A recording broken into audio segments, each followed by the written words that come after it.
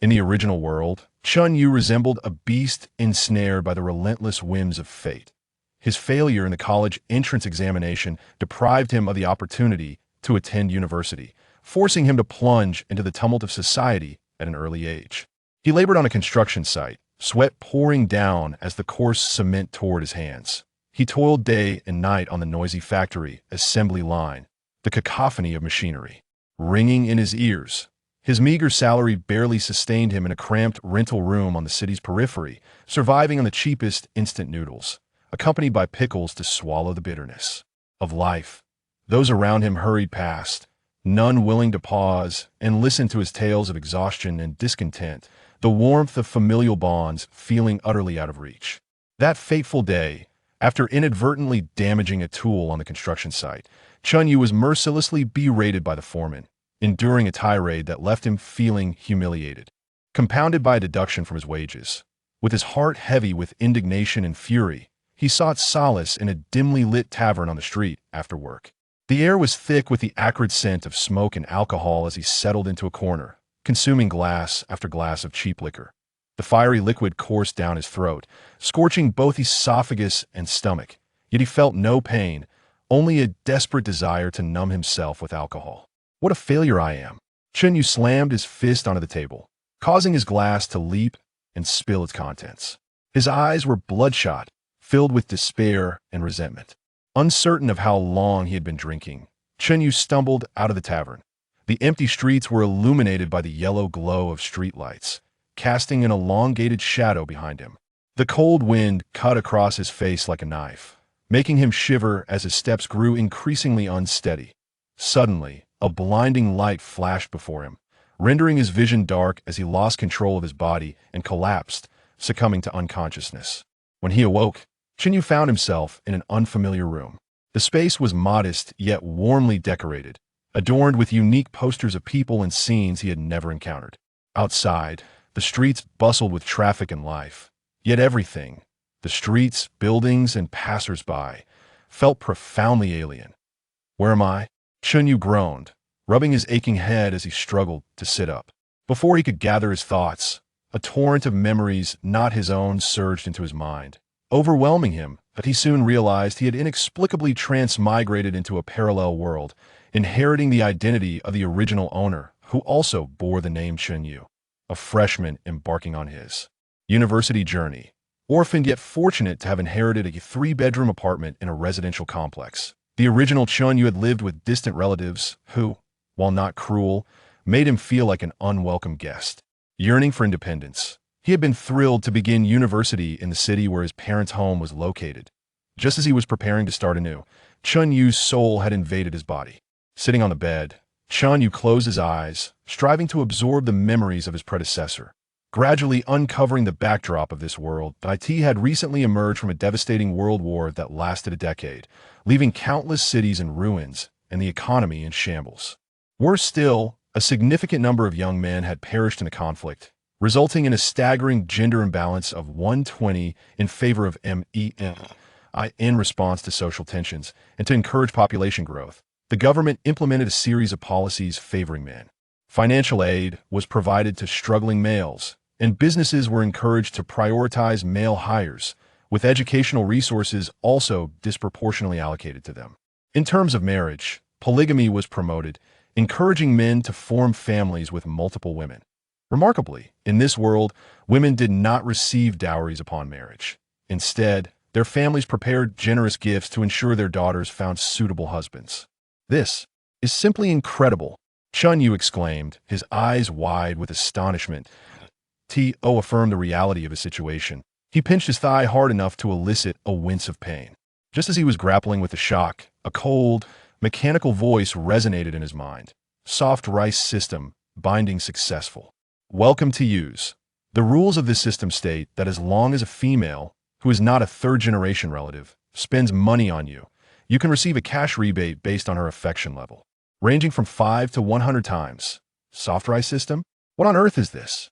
Chun Yu mused, perplexed, when a sudden, crisp knock interrupted his thoughts. Instinctively, he called out, "Come in," but was met only with more insistent knocking. Realizing the urgency, he rose to open the door. Standing outside was a young woman named Lin Yu, his neighbor from across the hall. Tall and graceful, she donned a white dress that perfectly accentuated her alluring curves, particularly her ample bosom, creating a captivating sight. Her long, raven hair was casually tied back, swaying gently with her movements. Her bright eyes sparkled with life, and when she smiled, they formed crescent moons. Her fair cheeks dimpled charmingly, evoking instant affection. Upon seeing Chen Yu, Lin Yu greeted him with a warm smile. "Hello, I'm Lin Yu, your neighbor from across the hall. I noticed you moving in the other day and have been wanting to say hi. The kind lady who helped you mention your name is Chen Yu and that you just started university, right?" It turned out that during the move, the original Chen Yu had exchanged a few words with the helping lady, from whom Lin Yu learned his name and basic circumstances. As she spoke, she lifted a basket filled with fresh fruits, crimson apples, golden bananas, and glistening purple grapes, making Chen Yu's mouth water. For a moment, he was taken aback, his gaze inadvertently lingering on Lin Yu's chest, but he quickly snapped back to reality, accepting the fruit basket. "Thank you, Lin Yu. Please, come in and have a seat. I'm still a bit disoriented from just arriving." As Lin Yu entered, she curiously surveyed the room, commenting, "It looks a bit messy in here. Let me help you tidy up." Without hesitation, she began to organize the scattered items on the sofa.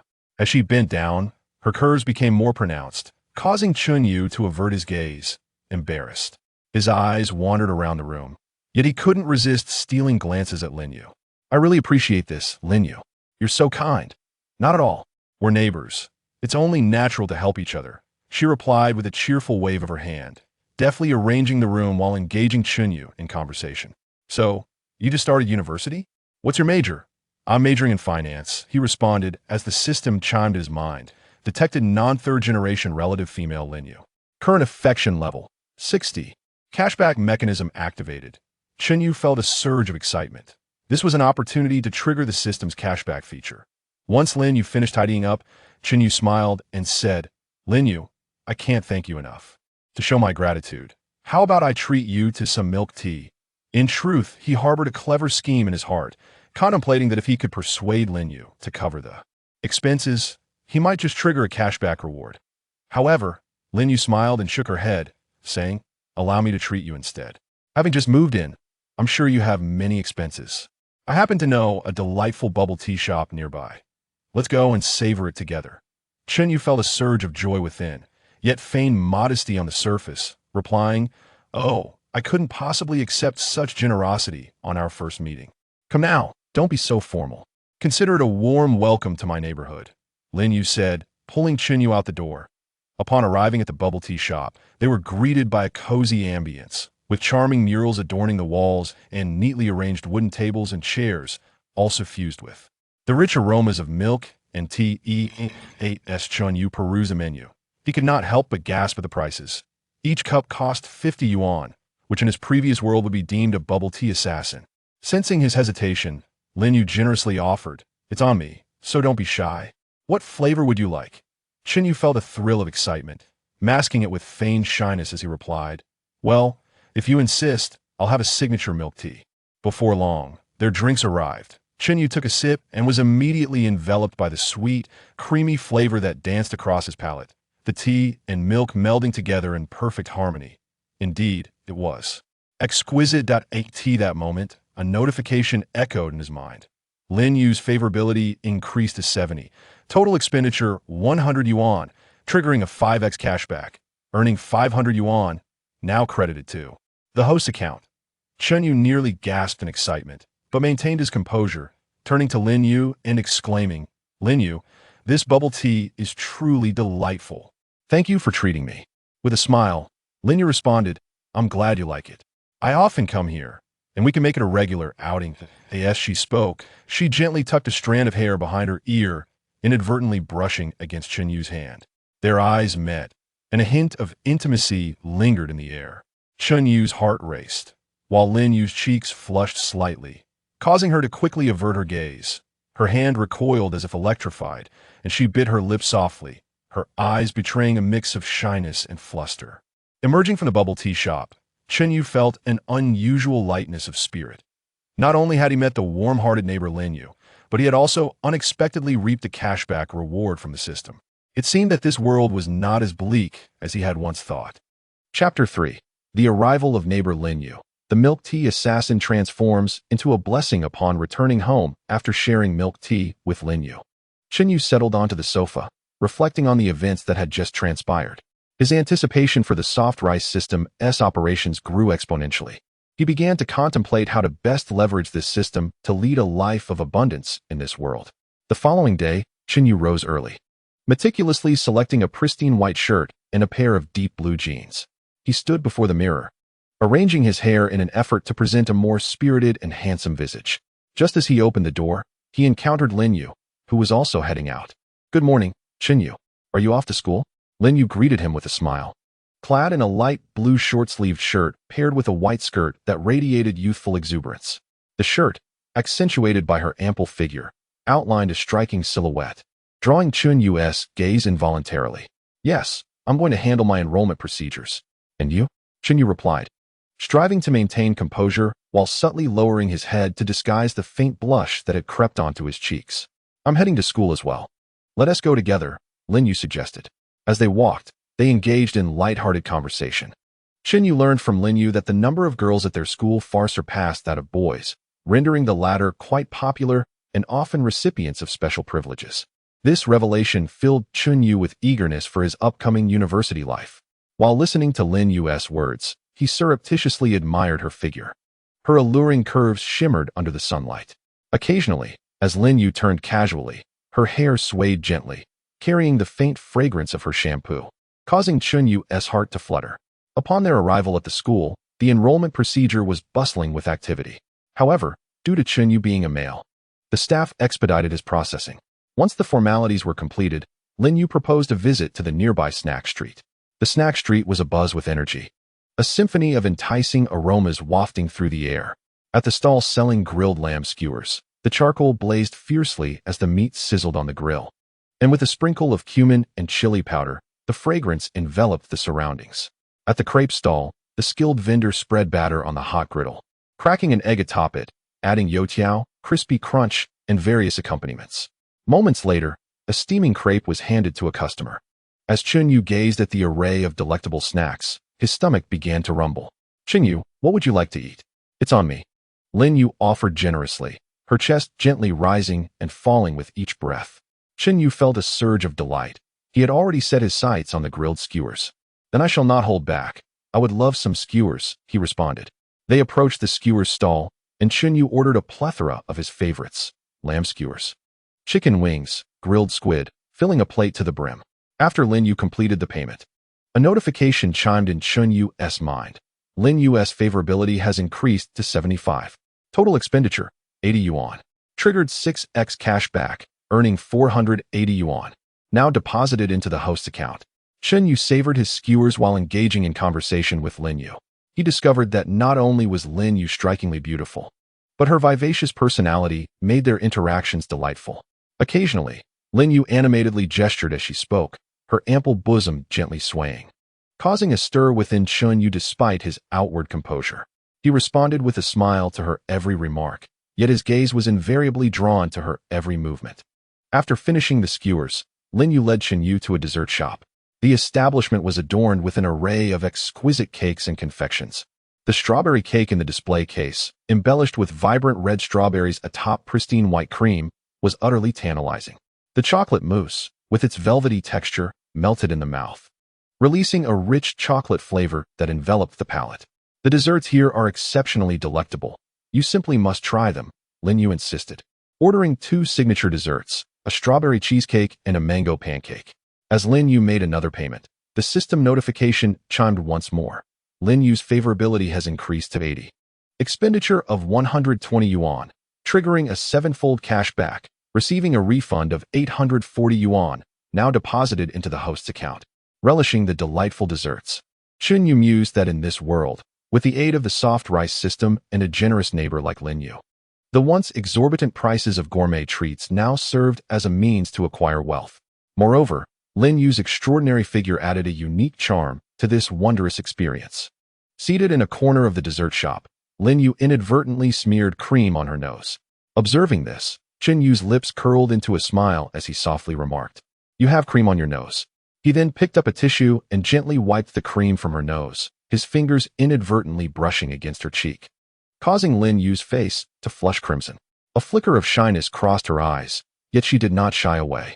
Chen Yu, captivated by her bashful demeanor, felt his heart race, the air thick with burgeoning intimacy. His hand lingered beside Lin Yu's cheek, trembling slightly, as if anticipating something. Lin Yu's breath quickened, her lips gently biting in anticipation, her gaze filled with tenderness and expectation. Upon exiting the dessert shop, dusk descended, the setting sun casting a warm glow upon the two, elongating their shadows. As they walked home together, although their words were few, an undeniable tension lingered in the air, enveloping their hearts. Chen Yu was filled with anticipation for his forthcoming university life, knowing that with the soft rice system's assistance, his collegiate experience would undoubtedly be extraordinary. Chapter 4. The initial exploration of a new world.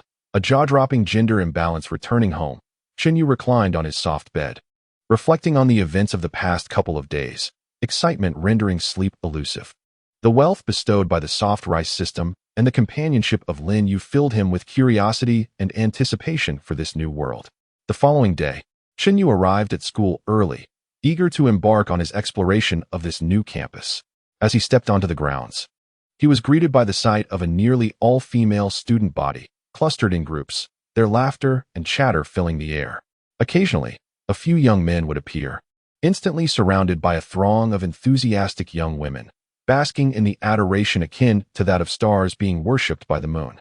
As Chen Yu walked along the tree-lined path of the campus, he felt the gaze of numerous females directed at him. The bolder ones unabashedly stared, their eyes brimming with curiosity and admiration, while the more bashful blushed and whispered among themselves.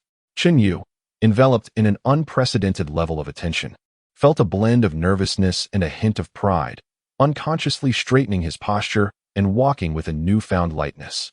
As he continued his stroll, Chen Yu arrived at the campus bulletin board, where various club recruitment posters, announcements for academic lectures, and school policy documents were displayed. Among them, a notice regarding student scholarships and financial aid caught his eye, stating that male students enjoyed priority review when applying for scholarships and that the amounts awarded were significantly higher than those for female students. This gender advantage is rather conspicuous. Chen Yu could not help but exclaim inwardly. He continued to peruse the bulletin board and discovered that the school had established elite clubs to encourage male participation in extracurricular activities, exclusively allowing males to join. These clubs were endowed with the finest mentors and optimal resources. Just as Chen Yu was engrossed in this revelation, he was suddenly startled by a melodious burst of laughter behind him. Turning around, he saw a group of girls approaching him.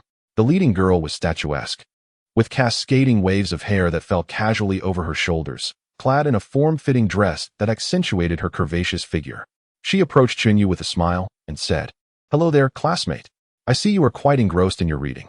Are you looking for a club? Would you like me to introduce you?" Chen Yu eagerly nodded. "Sure. Thank you.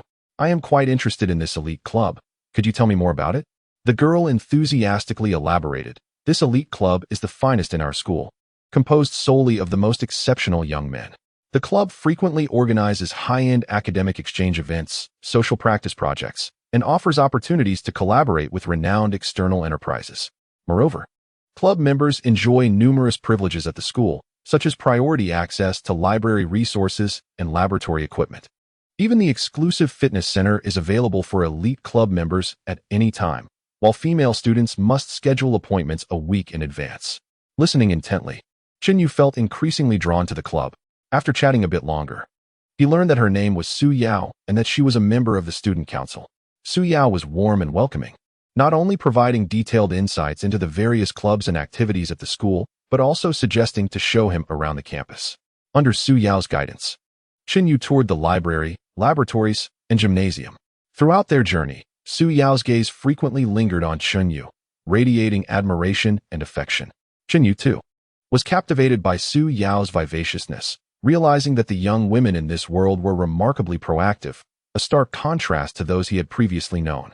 As they exited the gymnasium, they passed by the swimming pool, where a group of young men was being warmly attended to by numerous girls, who helped carry bags and handed out towels, creating a lively scene.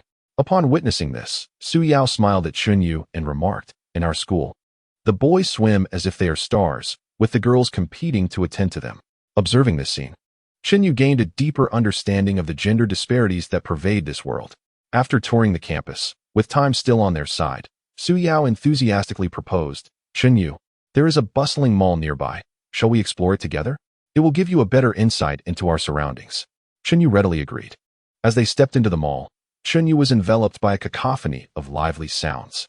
Everywhere he looked, tastefully arranged shops brimmed with an array of dazzling merchandise displayed in their windows.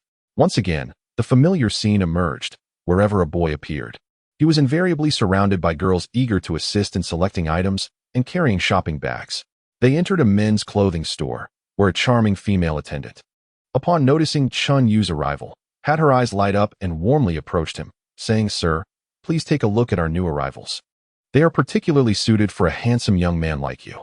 As she spoke, she held up a stylish jacket in front of him and turned to seek Su Yao's opinion, to which Su Yao responded with an approving smile. At the fitting room entrance, as Chun Yu emerged in the new attire, Su Yao's eyes sparkled with delight, exclaiming, "Chun Yu, you look absolutely stunning."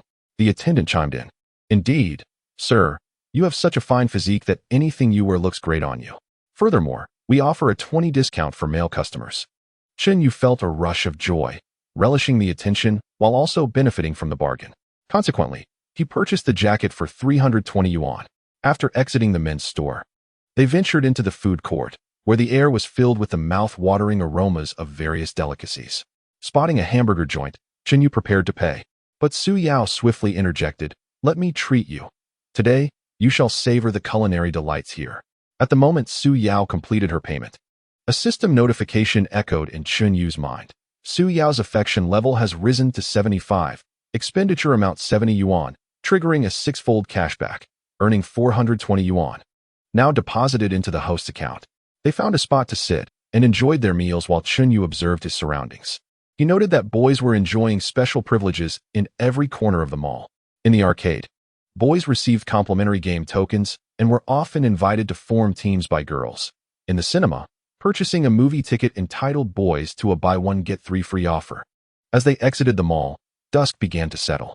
After bidding farewell to Su Yao, Chun Yu walked home. Reflecting on the experiences of the day at school and the mall, he acutely felt the profound differences stemming from the gender imbalance in this world. Boys held numerous privileges and advantages, and he, too, would embark on an extraordinary life in this new world filled with opportunities, aided by the soft power system.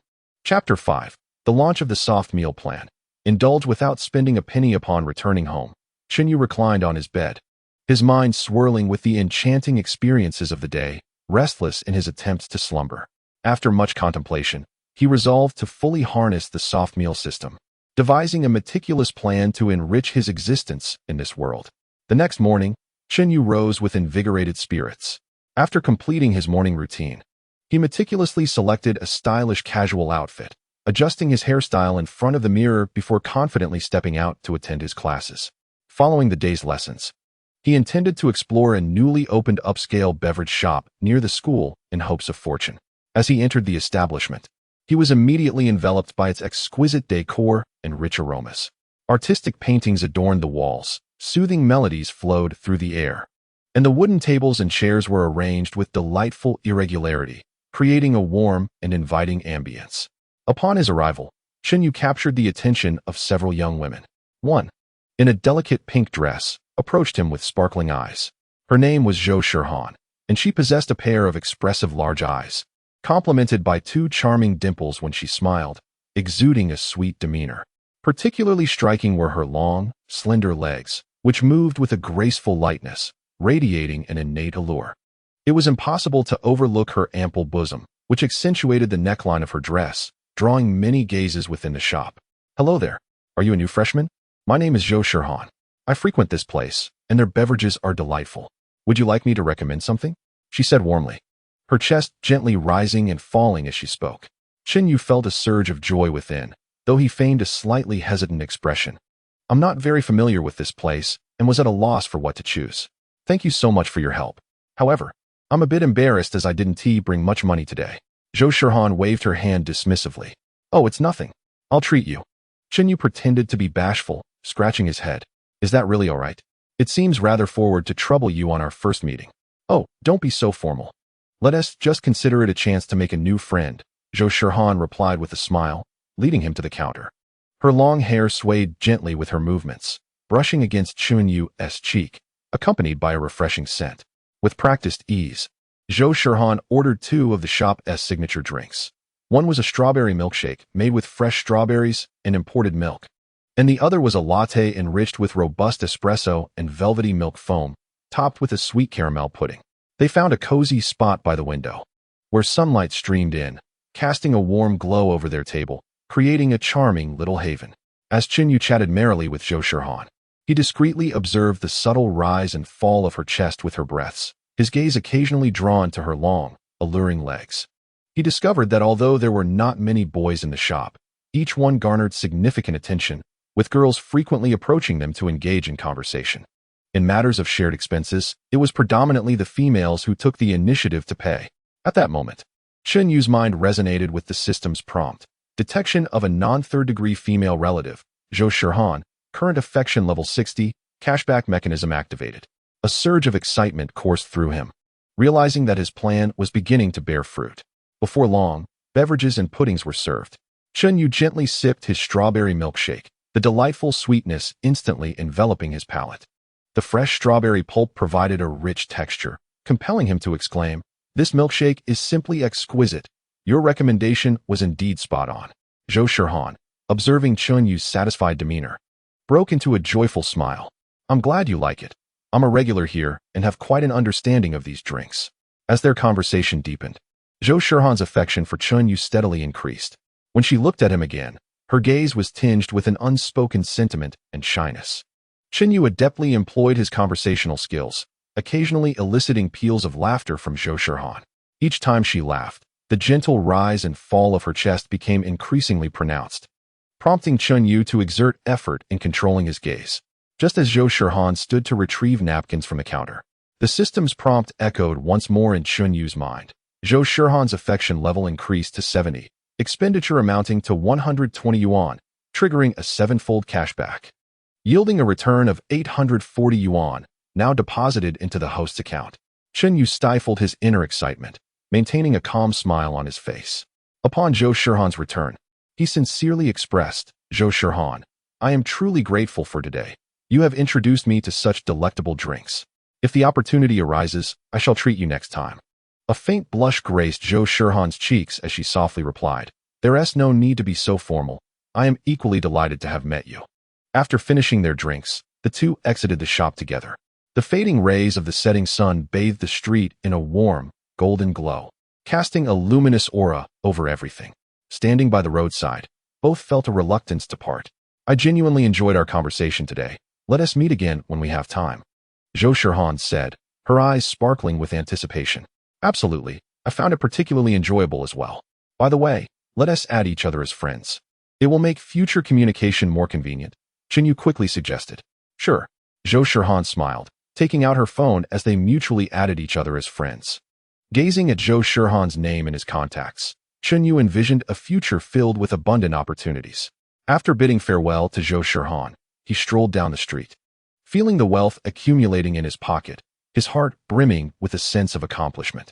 He recognized that his venture into this new realm had successfully taken its initial step. And in this world marked by gender imbalance, even greater opportunities awaited his exploration. Chapter 6. The dream of sudden wealth unfolds after parting ways with Zhou Shirhan. Chun Yu returned home with an uncontainable excitement, his steps light and buoyant. As he stepped into the room, he scarcely took the time to change his shoes before eagerly extracting his phone, his fingers trembling slightly as he opened the cashback records of the soft rice system. Upon seeing the credited amount of 840 yuan, Chun Yu's face flushed with excitement, and his mind involuntarily drifted back to the 500 yuan cashback he had earned while enjoying milk tea with Lin Yu. Although that had marked the system's inaugural success, this instance was markedly different. It was the fruit of his meticulously crafted soft rice strategy, a compelling testament to his proactive engagement with the system and the opening of the doors to wealth. In that moment, Chun Yu exuberantly murmured to himself, "This is merely the inception of my wealth accumulation. Surely, there will be much more to come." At this juncture, the money felt akin to a seed of hope, sown within him, nurturing boundless aspirations for a prosperous future. Overwhelmed by the ease with which this wealth had been obtained, Chunyu was singularly focused on treating himself. He meticulously selected a high-end Western restaurant that had only been a distant dream in his previous life, resolved to indulge in a culinary feast of opulence. As he pushed open the grand entrance of the restaurant, melodious classical music flowed like a gentle stream, enveloping him in its soothing embrace. The dazzling crystal chandeliers above cast a soft, enchanting glow, harmonizing beautifully with the snow-white tablecloths and the exquisitely elegant silver cutlery, collectively creating an ambience of ultimate romance and luxury. The air was imbued with the rich, savory aroma of steak, instantly awakening Chunyu's taste buds. The attentive waitstaff quickly noticed the entrance of Chunyu. Among them was a tall, graceful server with an alluring visage, who approached him with a buoyant step and a warm smile radiating enthusiasm. Clad in a fitted black uniform that accentuated her graceful silhouette, the red bow tie at her collar added a playful and lively touch. "Good evening, sir. Welcome. This way, please," she greeted him, her voice crisp and melodious, like a gentle mountain spring whispering in his ear. She expertly and elegantly guided Chunyu to an exceptional table by the window, where he could gaze down upon the bustling cityscape. At that moment, as the city lights began to twinkle, the vibrant world outside added a unique charm to his dining experience. Chunyu accepted the menu offered by the server. Its cover, crafted from fine leather, bore gilded lettering that signified the restaurant's exclusivity and prestige. He slowly perused the menu, his eyes gliding over the artistic names of each dish. The prices marked beside them dauntingly high for the average diner. Yet, at this moment, Chunyu felt no trepidation. The confidence bestowed upon him by the soft rice system assured him that wealth would continue to flow abundantly.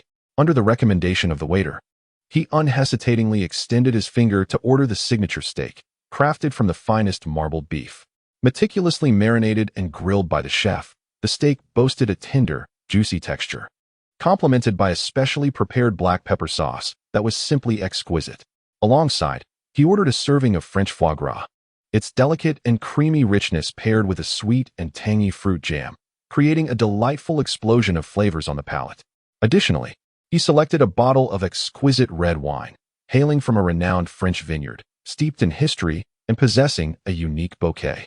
Its rich body and fragrant aroma formed a perfect harmony with the steak and foie gras.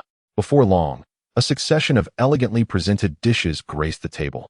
The steak was placed at the center of an ornate plate, surrounded by a luscious black pepper sauce, its surface glistening with an enticing char. Just the sight of it was enough to make one's mouth water. Chunyu gently picked up his knife and fork, slicing a small piece of steak to savor. The tender beef melted in his mouth, its robust flavor merging beautifully with the rich black pepper sauce, unleashing a delightful symphony of taste. The foie gras was served in a petite porcelain dish, artfully accompanied by the arranged fruit jam and crisp bread slices. He scooped a small piece of foie gras with a delicate spoon, savoring its silky texture that dissolved upon contact, while the sweet tart jam perfectly balanced the richness, immersing his taste buds in a luxurious indulgence. As Chunyu leisurely relished his meal, he discreetly observed his surroundings. He noted that the other gentlemen in the restaurant were universally enjoying special attentions. Single males often found themselves approached by females, who would smile and inquire about sharing a table or exchanging contact information, their eyes brimming with anticipation.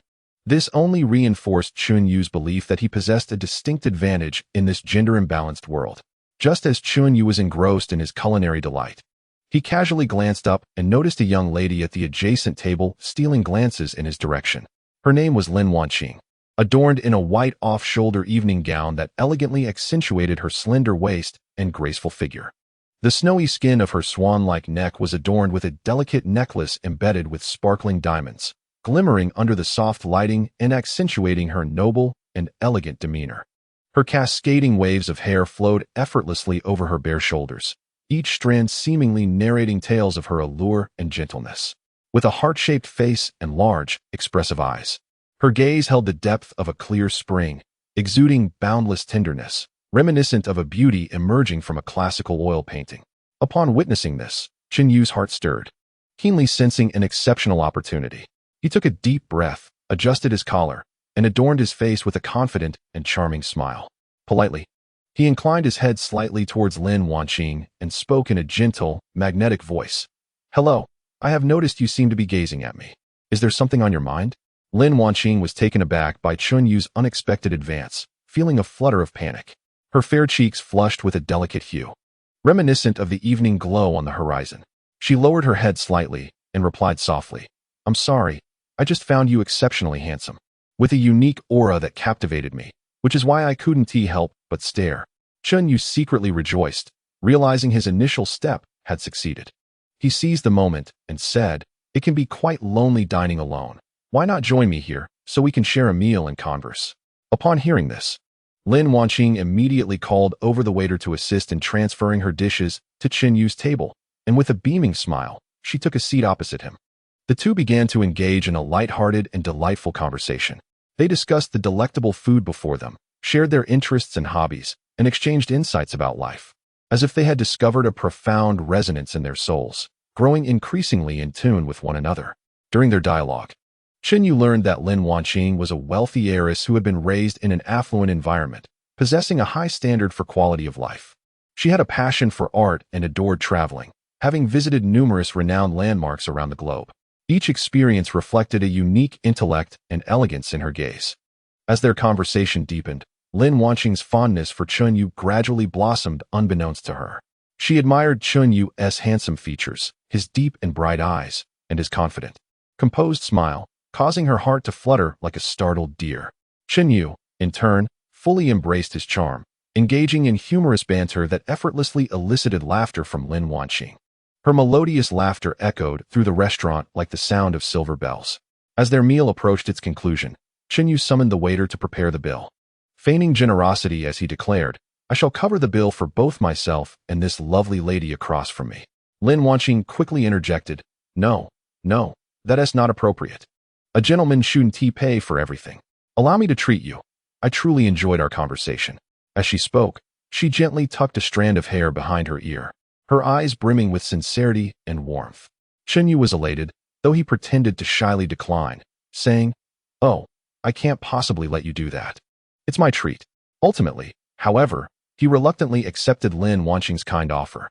Just as Lin Wanqing completed the payment, a system notification echoed in Chun Yu's mind. Detected non-blood relative female Lin Wanqing.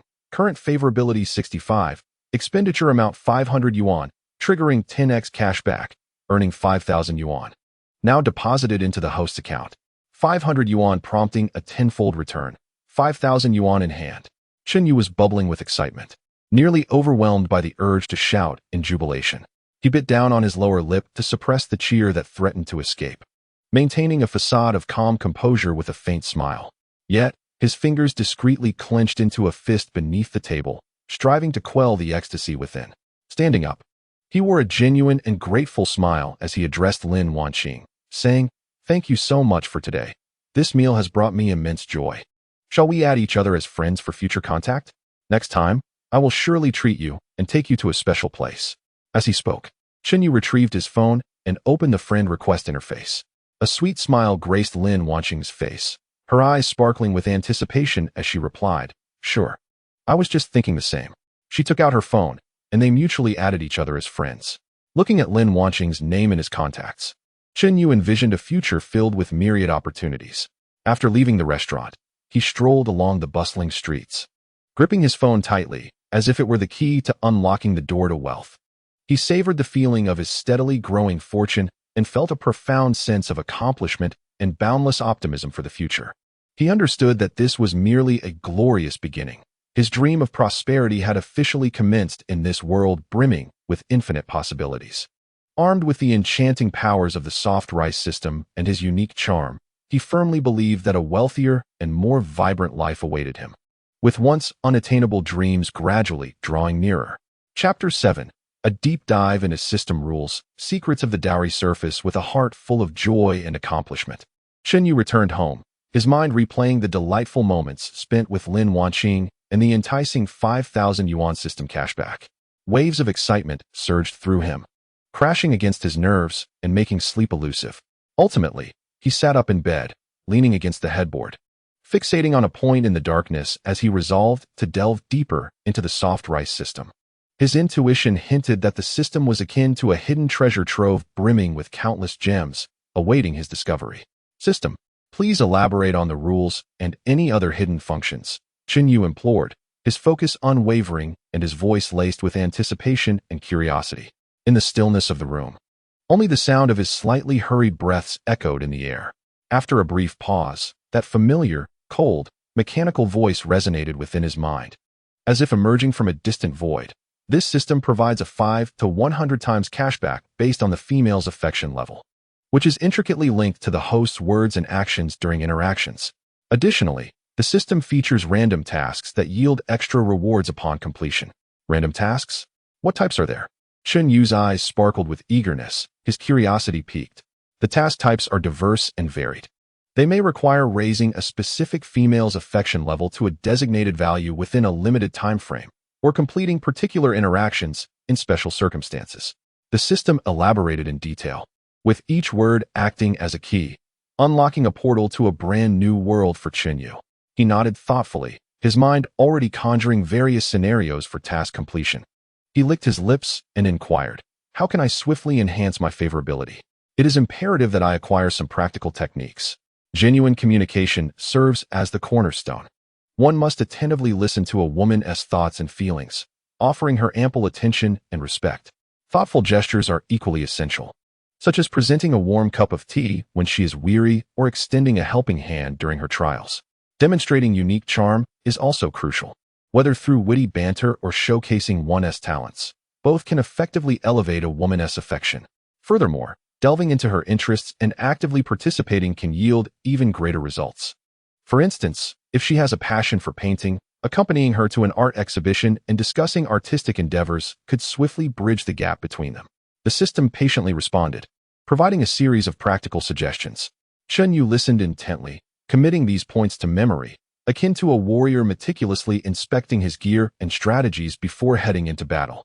Subsequently, he pondered the random tasks mentioned by the system, filled with anticipation, as though he could already see the bountiful rewards beckoning him. After studying the system's rules, his thoughts gradually drifted towards the unique marriage customs of this world. He recalled information he had previously learned. In this realm, women do not receive dowries upon marriage. Rather, the bride's family prepares a substantial dowry. This distinctive phenomenon undoubtedly presents an exceptional opportunity for cashback from the system, igniting his eagerness to uncover the details. The following day, the morning sun filtered through the window, gently illuminating Chun Yu's face and rousing him from slumber. After a brief wash, he made his way to school and arranged to meet Su Yao later that afternoon via phone. Upon learning she would reunite with Chin Yu, Su Yao was filled with delight and readily agreed. They decided to meet at a cozy dessert shop. The establishment boasted exquisite and elegant decor, with walls adorned by artful paintings and warm yellow lights softly enveloping every corner, while the air was rich with the aromas of cream and chocolate, creating an ambience reminiscent of a sweet dream. Su Yao, clad in a light blue floral dress, moved gracefully, her skirt swaying gently with her steps like vibrant flowers blooming in a gentle breeze. Her smile radiated warmth akin to the spring sun. Upon seeing Chun Yu, she approached briskly, greeting him enthusiastically. "Chun Yu, it's been ages. What prompted you to invite me today?" They settled at a window-side table, where Chun Yu, wearing a sincere smile, gazed at Su Yao and remarked, "I've been feeling a bit lonely and thought I'd seek your company," while also inquiring if you have any recommendations for fun places to visit this weekend. Su Yao's eyes sparkled with excitement as she replied, "There's a beautiful lake in the suburbs, Bibo Lake. The scenery is breathtaking, and you can even paddle a boat on the water. Previously, I had the pleasure of visiting with friends, and it was an experience brimming with intrigue." Upon hearing this, Chun Yu's eyes sparkled with anticipation. "Let us arrange a time to revisit this delightful place together." Su Yao responded with a cheerful smile, "Certainly. I shall reach out to a few more friends, and once we confirm a time, we shall embark on this adventure together." Chun Yu then inquired, "I have always been curious about the significance of a substantial dowry for brides. Could you enlighten me on this matter? I have heard there are many nuances involved." With a confident smile and a hint of pride in her gaze, as if declaring her expertise on the subject, Su Yao replied, "You have indeed asked the right person. A relative of mine is currently preparing for her daughter's wedding, and I have been actively involved. Thus I am well versed in the intricacies of dowries. The opulence of a dowry varies by family. Ordinary households typically prepare real estate and vehicles, which are considered basic necessities. In affluent families, however, the dowry can be quite extraordinary, often including company shares and exquisite jewelry. For instance, my relative intends to provide a lavish dowry for her daughter, comprising a grand villa in the city center, a limited edition sports car, a 5% stake in the family business, and a set of priceless emerald jewelry. Chun Yu raised his eyebrows in astonishment, his mouth slightly agape, his face a canvas of disbelief. Is it truly that extravagant? How is the dowry typically allocated? Surely, it is not entirely bestowed upon the groom. Su Yao took a sip of juice to moisten her throat and continued, generally. A significant portion of the dowry is entrusted to the groom, signifying both acknowledgement and support, as well as the hope that he will care for the bride. A portion serves as seed capital for their new household, intended for daily expenses and investments. Some funds are saved under the bride's name. Although the groom possesses a degree of control, as spouses share their lives together. Furthermore, the dowry is prominently displayed at the wedding, akin to a grand exhibition of wealth. Families wish for their daughters to marry with grandeur. The more lavish the dowry, the greater the pride, enhancing their standing among relatives and friends. Chun Yu listened intently, his mind conjuring images of opulent dowries, resplendent villas, gleaming sports cars, and dazzling jewels. His curiosity piqued. He asked, what if the groom treats the bride poorly? Would the dowry be reclaimed? Surely, one cannot allow the groom to benefit without consequence. Su Yao gently furrowed her brow, a hint of exasperation crossing her features as she explained. Although our society practices polygamy, infidelity among men is not uncommon. Some men, in their pursuit of novelty, may be drawn to other women despite having multiple wives. Others may feel they possess absolute dominion within the marriage, indulging themselves without restraint. However, such occurrences are relatively rare, as society tends to be more forgiving toward men. Yet, should the groom engage in particularly egregious behavior, such as domestic violence or confirmed infidelity, the bride's family will undoubtedly intervene to protect their daughter. They would not easily allow anyone to mistreat her. However, despite this, the dowry generally remains in the hands of the groom's family, and at most, during the division of property, the bride may strive for greater rights. Yet reclaiming the entirety of the dowry proves exceedingly difficult. Chun Yu felt a quiet elation within. The dowry seemed like a treasure trove awaiting his discovery. He found himself daydreaming about his future wedding, pondering the astonishing dowry he might receive. Would it be a lavish estate or an abundance of gold and silver treasures? After parting ways with Su Yao, Chun Yu strolled through the streets, basking in the sunlight that enveloped him. Yet it could not extinguish the fervent desire for wealth burning in his heart. At this moment, he was filled with anticipation for the myriad possibilities of the soft rice system, as well as a yearning for a substantial dowry. Chapter 8. Street Flirtation. Triggering system tasks. The day following his separation from Su Yao was bright and breezy. Chun Yu, harboring expectations for further adventures with the soft rice system, resolved to venture out and test his luck.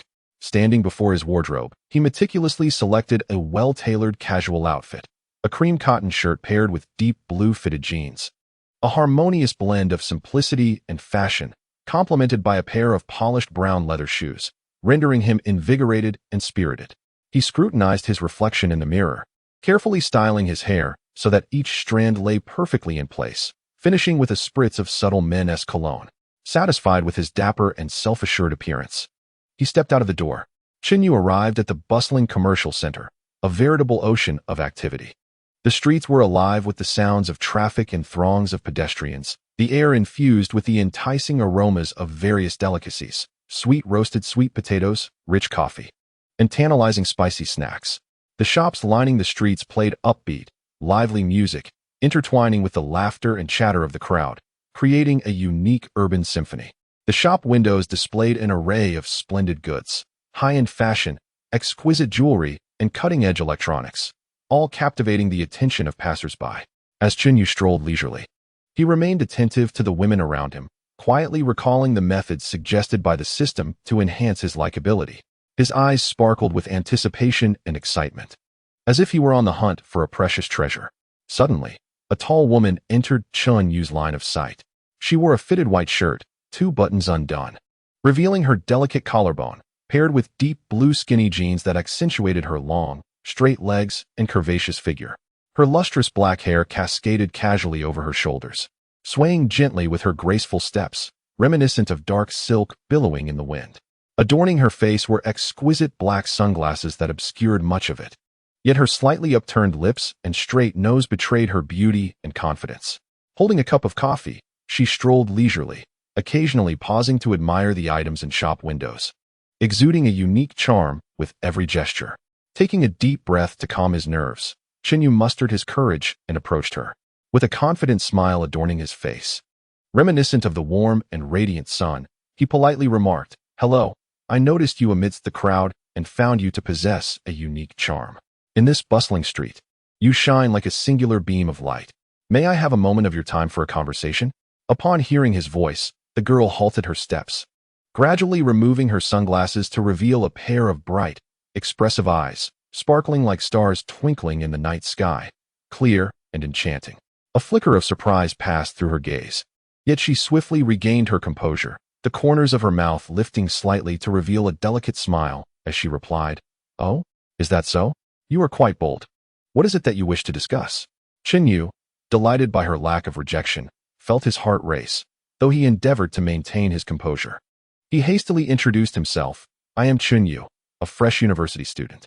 I find that while this city is vibrant and bustling, it can at times evoke a sense of solitude, as if one is lost in a sea of faces, unable to find someone who truly understands them. Encountering you here feels serendipitous, as if fate has conspired for our paths to cross." As he spoke, he attentively observed her expressions, striving to ensure his words were sincere and natural, with each syllable infused with the passion of his heart. Her laughter, sweet and melodious, resonated in the air like the chime of silver bells as she responded, "You are quite the charmer. My name is Xia Yubing, a photographer who enjoys capturing fleeting moments of beauty in this vicinity."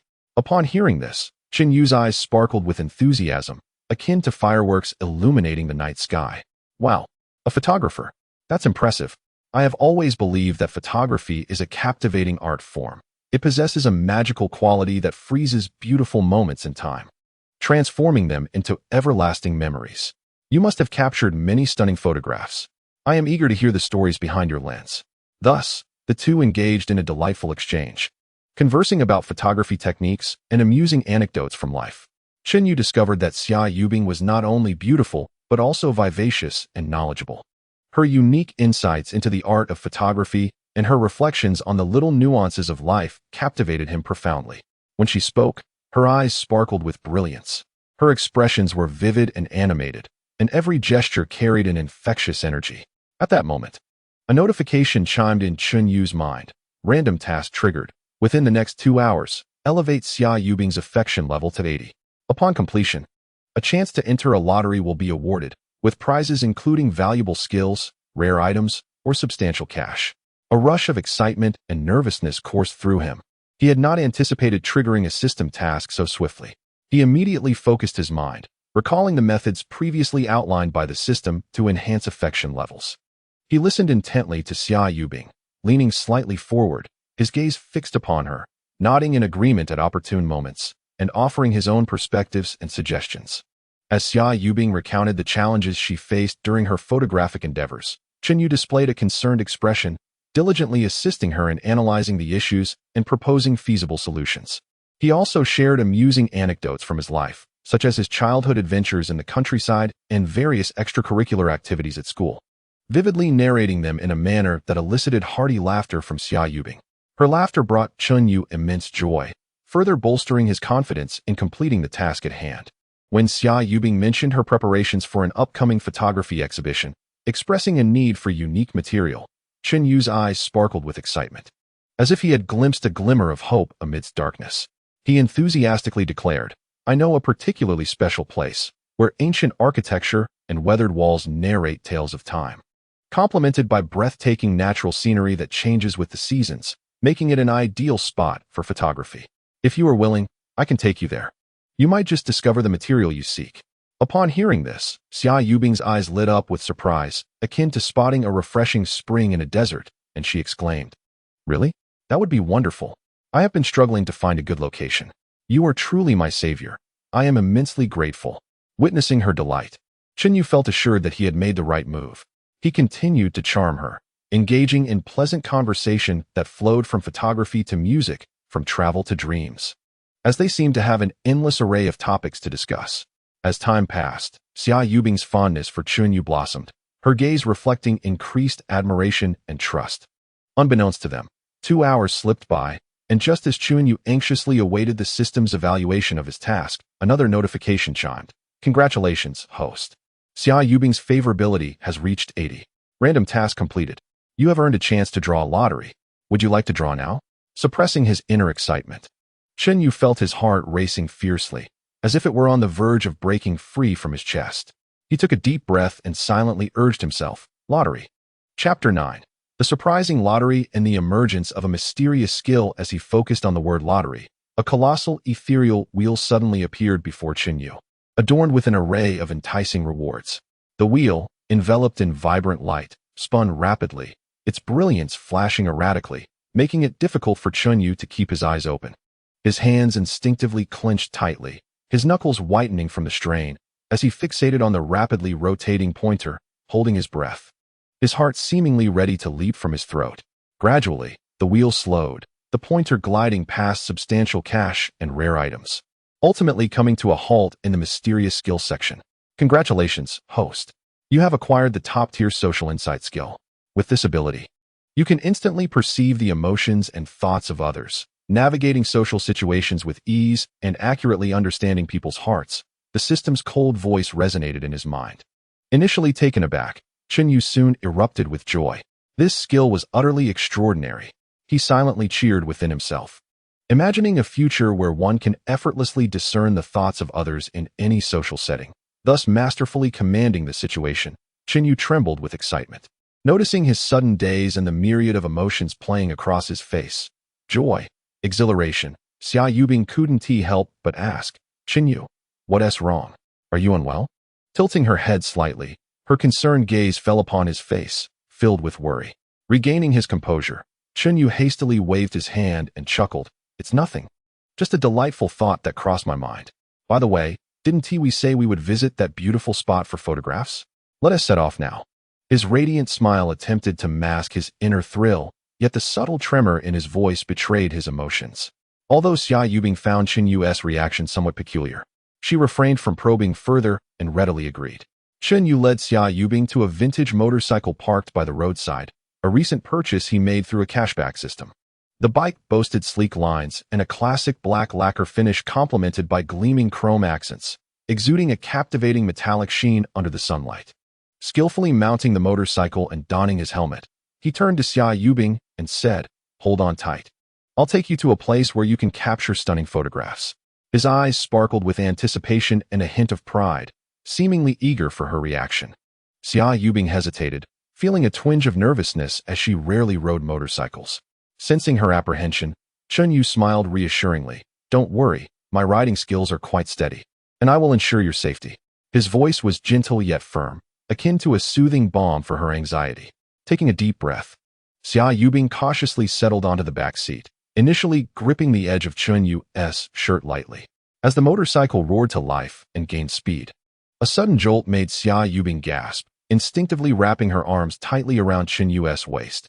He froze, acutely aware of the soft sensation against his back, his heart racing uncontrollably. A blush crept to his ears as he struggled to maintain his composure, his body involuntarily tensing. At that moment, he felt an unexpected stirring of desire, leaving him utterly embarrassed, silently praying that Xia Yubing remained oblivious, while he endeavored to appear nonchalant and focused on the road. The wind howled past their ears, and Xia Yubing's long hair danced wildly in the breeze. Her heart raced, half from the thrill of speed and half from the proximity to Chunyu. Perceiving her tension, he softly urged, Relax and take in the scenery. It's truly beautiful. Though his words were swept away by the wind, they penetrated Xia Yubing's heart. As she tilted her head slightly, she observed how the towering buildings flanking the road gradually gave way to lush trees and expansive fields. Sunlight filtered through the leaves, casting patches of golden light onto the pavement. A gentle breeze rustled through the fields, where waves of grain rolled, releasing a refreshing scent of rice. Wow, this is absolutely stunning. Xia Yubing could not restrain her excitement as she called out to Chunyu's retreating figure. her voice brimming with delight. Yu responded with a smile, saying loudly, "If you enjoy it, I can bring you here often in the future." A faint blush crept on Xia Yubing's cheeks, fortunately concealed by the strands of hair stirred by the breeze. After navigating a winding mountain path, they arrived at a serene little town where ancient buildings were artfully scattered, and the cobblestone streets meandered intricately, exuding a quaint charm from the shops lining the sides. As they strolled, they came upon an abandoned factory. The weathered walls and rusted iron gate were steeped in the poignant nostalgia of time gone by. Xia Yubing's eyes sparkled with inspiration as she promptly retrieved her camera, eagerly seeking the perfect angle for her shot. With a slight furrow of her brow, she bit her lip and murmured softly, "The lighting just feels a bit off." Yu, keenly attuned to her emotions, recognized her dissatisfaction with the light and composition. He proactively picked up a discarded wooden plank, adjusted the angle to reflect the light appropriately, and cheerfully suggested, "Try this angle. It might yield a delightful surprise." Following his advice, Xia Yubing adjusted her camera and pressed the shutter. The moment she glimpsed the photograph, her eyes lit up. "Yu, you are truly my muse. Thank you so much." She excitedly grasped his hand, her face radiant with joy.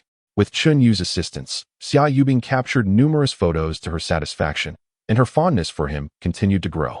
As the sun dipped below the horizon, painting the sky in shades of orange and red, Yu and Xia Yubing prepared to return home, their hearts full of cherished memories. Along the way, Xia Yubing shyly remarked, "Yu, I truly appreciate your help today. Without you, I wouldn't have taken such wonderful photos. Next time, let me treat you to dinner." Her cheeks flushed, her gaze held a glimmer of anticipation. Observing her rosy complexion, Yu perceived her affection and hope, smiling as he nodded.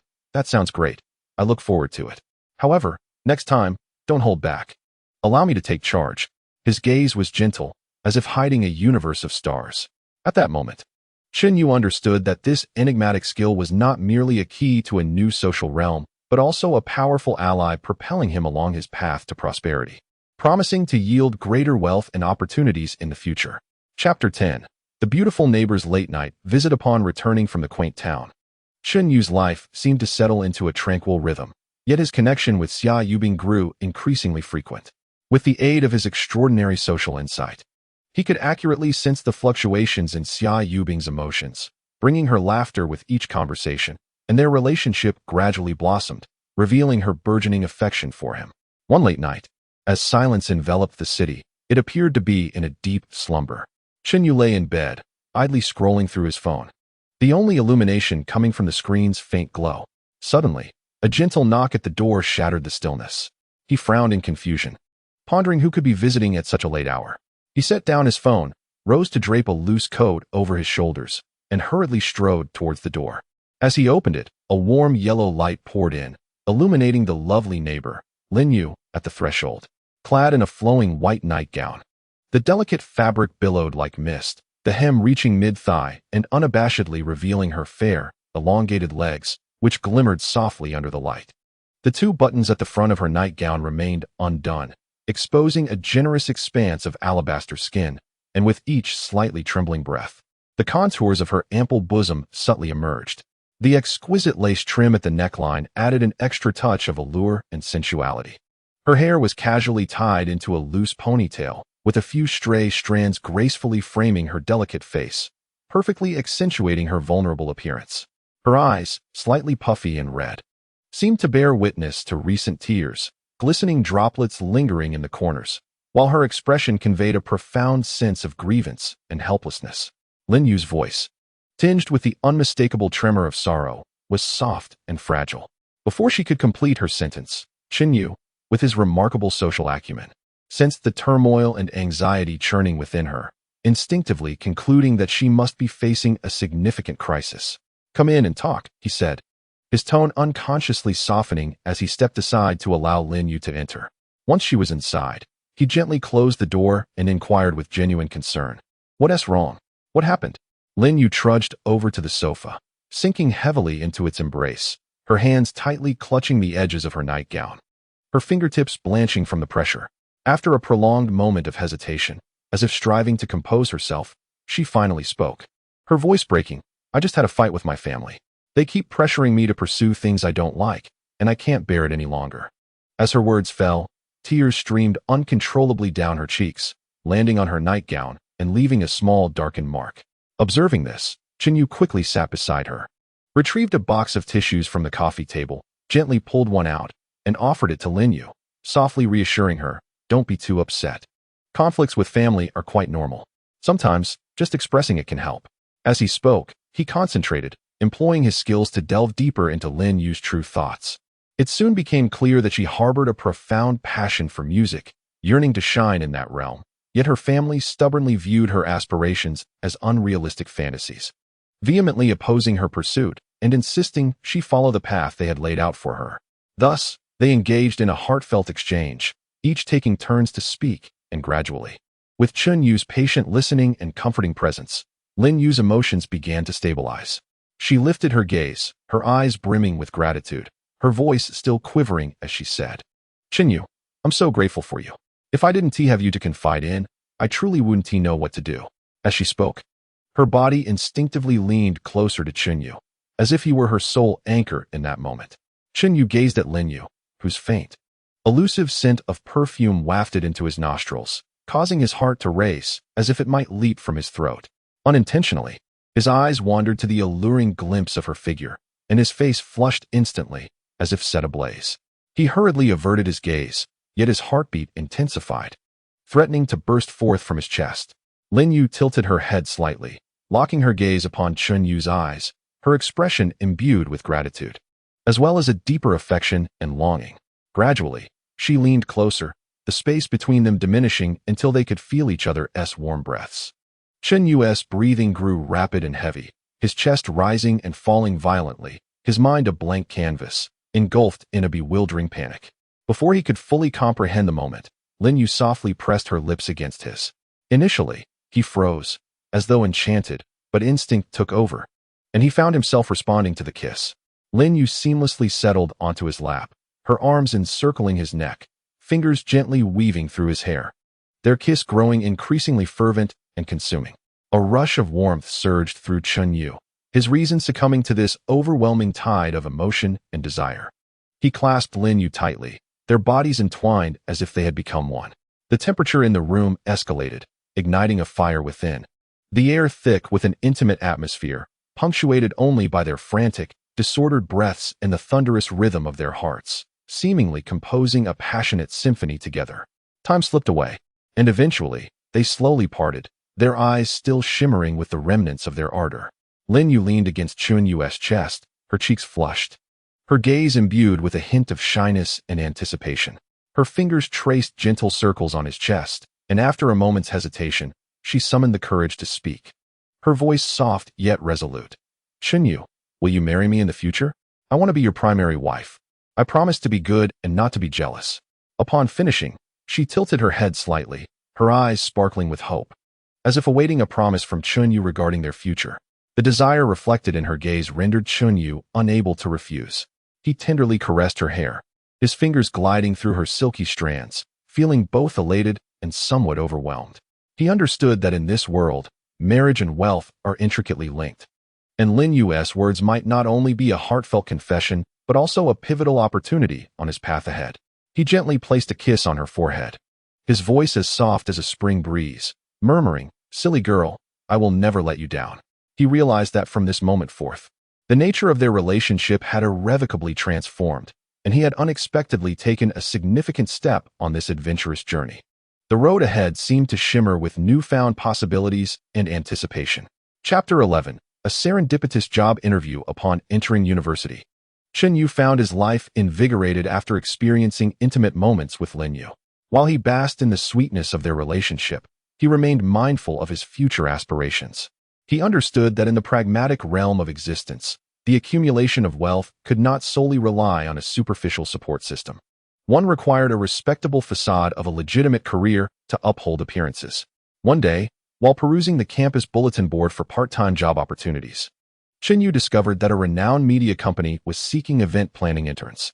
With the social insights he had garnered through his previous experiences, he felt confident that he could excel in this position. Thus, he meticulously prepared a resume and set off to the company for an interview. As he stepped into the media company's building, Chun Yu was immediately awestruck by the lavish interior. The expansive and luminous lobby was adorned with exquisite crystal chandeliers casting a soft glow, while the bustling employees, all women, exuded an air of professionalism with their polished appearances and purposeful strides. The entire establishment felt like a realm dominated by women in the workforce. After several rounds of interviews, Chun Yu's articulate and humorous responses, coupled with his array of innovative ideas, successfully propelled him to the final interview stage. The interviewer was none other than the company's owner, Su Qing. Seated behind an imposing desk, Su Qing wore a sharply tailored black suit that accentuated her curvaceous figure. Her cascading waves of hair framed her face, and her fiery red lips added to her commanding presence. As she perused Chun Yu's resume, a fleeting glimmer of appreciation flickered in her eyes. "Chun Yu, your performance has been commendable," she remarked, "but I have one more question to challenge you. If we were to plan a concert for a renowned singer, what aspects would you consider?" Su Qing lifted her gaze and locked eyes with Chun Yu, her expression one of scrutiny. Taking a deep breath, Chun Yu quickly organized his thoughts and responded methodically. "Miss Su, I believe it is imperative to first define the singer's style and target audience, as these elements would inform the concert's theme and stage design. In terms of promotion, leveraging social media and offline events would create a buzz around the event. Additionally, emphasizing interactive segments during the concert would enhance fan engagement." Listening intently to Chun Yu's response, Su Qing nodded slightly, a satisfied smile gracing her lips. "Indeed, your ideas are both innovative and feasible. In our industry, communication skills are paramount, and I have recognized your potential in this regard through your prior performance." With that, Su Qing rose from her seat, gracefully making her way to Chun Yu's side, the subtle fragrance of her perfume enveloping the air. "Chun Yu, I have decided to offer you the position with a generous salary of 20,000 per month. This is notably more than many full-time employees earn, and the flexible hours will undoubtedly accommodate your academic pursuits." The words of Su Qing left Chun Yu astounded, his eyes widening in disbelief at such unexpected fortune. The prospect of a university student earning such generous remuneration through part-time work was indeed beyond imagination. Before Chun Yu could fully recover from his astonishment, Su Qing continued, explaining that the company occasionally required employees to visit clients and scout locations. To facilitate his work, the company would provide him with a vehicle. With that, she produced a set of car keys and placed them on the table, the BMW emblem glinting prominently. "This is a car specifically prepared for you, and it will be yours to use from now on." Su Qing, this is all so sudden. Why are you being so kind to me?" Chun Yu inquired, his face a mask of confusion. Su Qing smiled softly, a glimmer of something deeper in her gaze. "From the moment you stepped into this office, I took notice of you. Although you are merely a university student, your confidence and unique charm are unmistakable. I believe you can bring a refreshing perspective to the company. I have always been inclined to provide opportunities to promising newcomers." A wave of joy surged within Chun Yu, as he discerned through his social acuity that Su Qing's regard for him extended beyond mere appreciation. There seemed to be an undercurrent of deeper sentiment.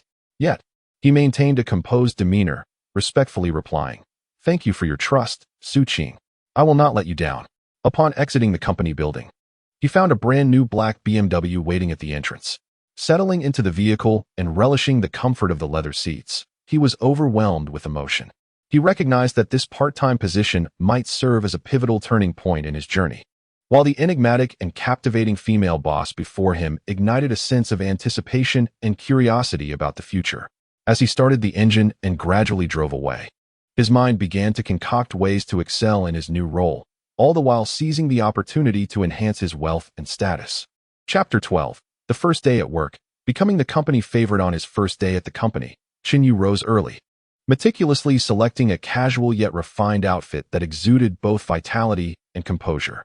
The moment he stepped into the office, the previously bustling workspace fell silent for an instant, followed by a collective gaze from his female colleagues. Some looked on with curiosity, while others openly expressed admiration. As he passed through the office area, a colleague with a high ponytail, Xiao Yin, bounded towards him like a joyful fawn, her face radiant with a bright smile. "Hi, Chun Yu. Welcome to our team," she exclaimed, extending her arms for a warm embrace. Chun Yu found himself enveloped in softness, the sensation causing his heart to flutter and his cheeks to flush slightly.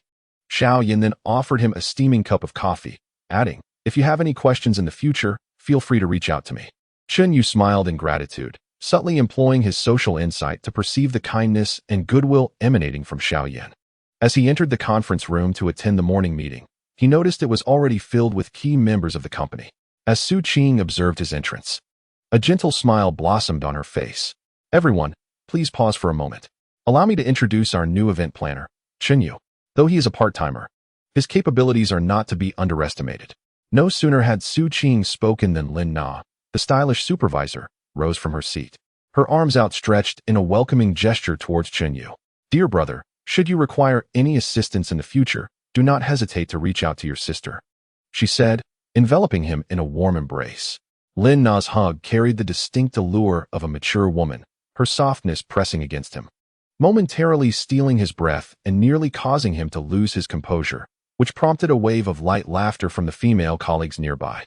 Chen Yu responded politely, acutely aware of the kindness that enveloped him within the meeting room. Once the morning meeting concluded, Su Qing summoned Chen Yu to her office, presenting him with a document. "This contains important information regarding an upcoming event. Familiarize yourself with it, and feel free to share any thoughts you may have." As Chen Yu accepted the file, their fingers inadvertently brushed against one another, and their eyes met. A fleeting glimmer of shyness and anticipation flickered in Su Qing's gaze. Upon returning to his workstation, Chen Yu diligently began to study the materials. At that moment, the petite colleague, Jia Yi, quietly approached him, glancing at his computer screen. "I've participated in some preliminary preparations for this event. I can share anything you'd like to know," she offered, playfully opening her arms to give him a gentle hug. Although Jia Yi was small in stature, she exuded a unique softness that momentarily caught Chen Yu off guard. Regaining his composure, he looked at her with gratitude and nodded in appreciation. During the lunch break, Chen Yu initially intended to order a simple takeout, but unexpectedly, several female colleagues gathered around him, as if orchestrated. One by one, they embraced him, each hug bringing a different sensation of softness that quickened his heartbeat and left his mind slightly dazed. Subsequently, they enthusiastically invited him to dine at a nearby restaurant. At the restaurant, conversation flowed freely as the women showered Chen Yu with care, inquiring about his life at school and his interests, treating him as if he were their own younger brother. In the afternoon, during a discussion about the event plan, Chen Yu proposed several innovative ideas that sparked excitement in the eyes of his female colleagues, who showered him with praise. One of the older colleagues, Sister Zhang, her eyes brimming with surprise and admiration, rose swiftly and approached Chen Yu, cradling his head in her hands before enveloping him in a warm embrace.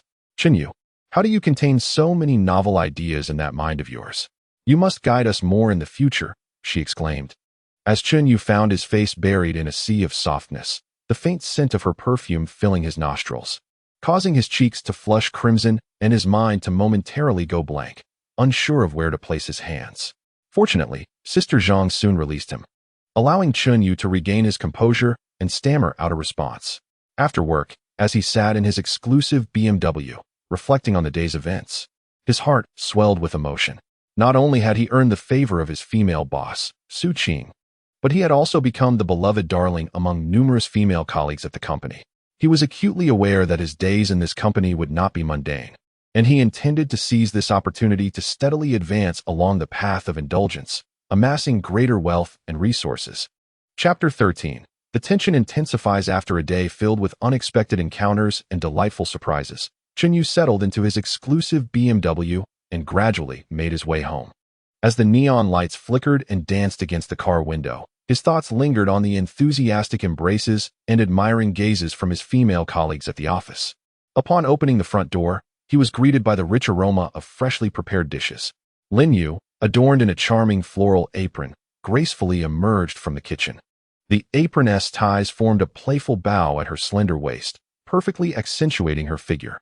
A sweet smile adorned her face, radiating warmth akin to the gentle sun of spring, while her voluptuous curves captivated the eye with every step she took. "You're back."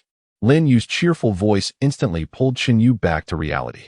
Gazing at her, memories of the day's events at the office flooded his mind. The tender embraces and longing looks from his female colleagues flashed through his thoughts like a revolving lantern, intertwining with Lin Yu's image and igniting a fervent desire within him. Unable to suppress his impulse any longer, he lunged toward Lin Yu, driven by an insatiable hunger akin to that of a wolf. His eyes sparkled with fervor as he swiftly enveloped her in his strong embrace. Lin Yu, startled by this sudden movement, instinctively gasped and recoiled. Yet before she could react further, Chun Yu's powerful arms had secured her tightly. His breath became rapid and heavy, warmth cascading over Lin Yu's neck as his hands, filled with urgency and longing, roamed restlessly across her body. His lips fervently sought hers, as if yearning to merge their very beings. Initially taken aback, Lin Yu instinctively attempted to push him away, but soon found herself swept up in the heat of his passion.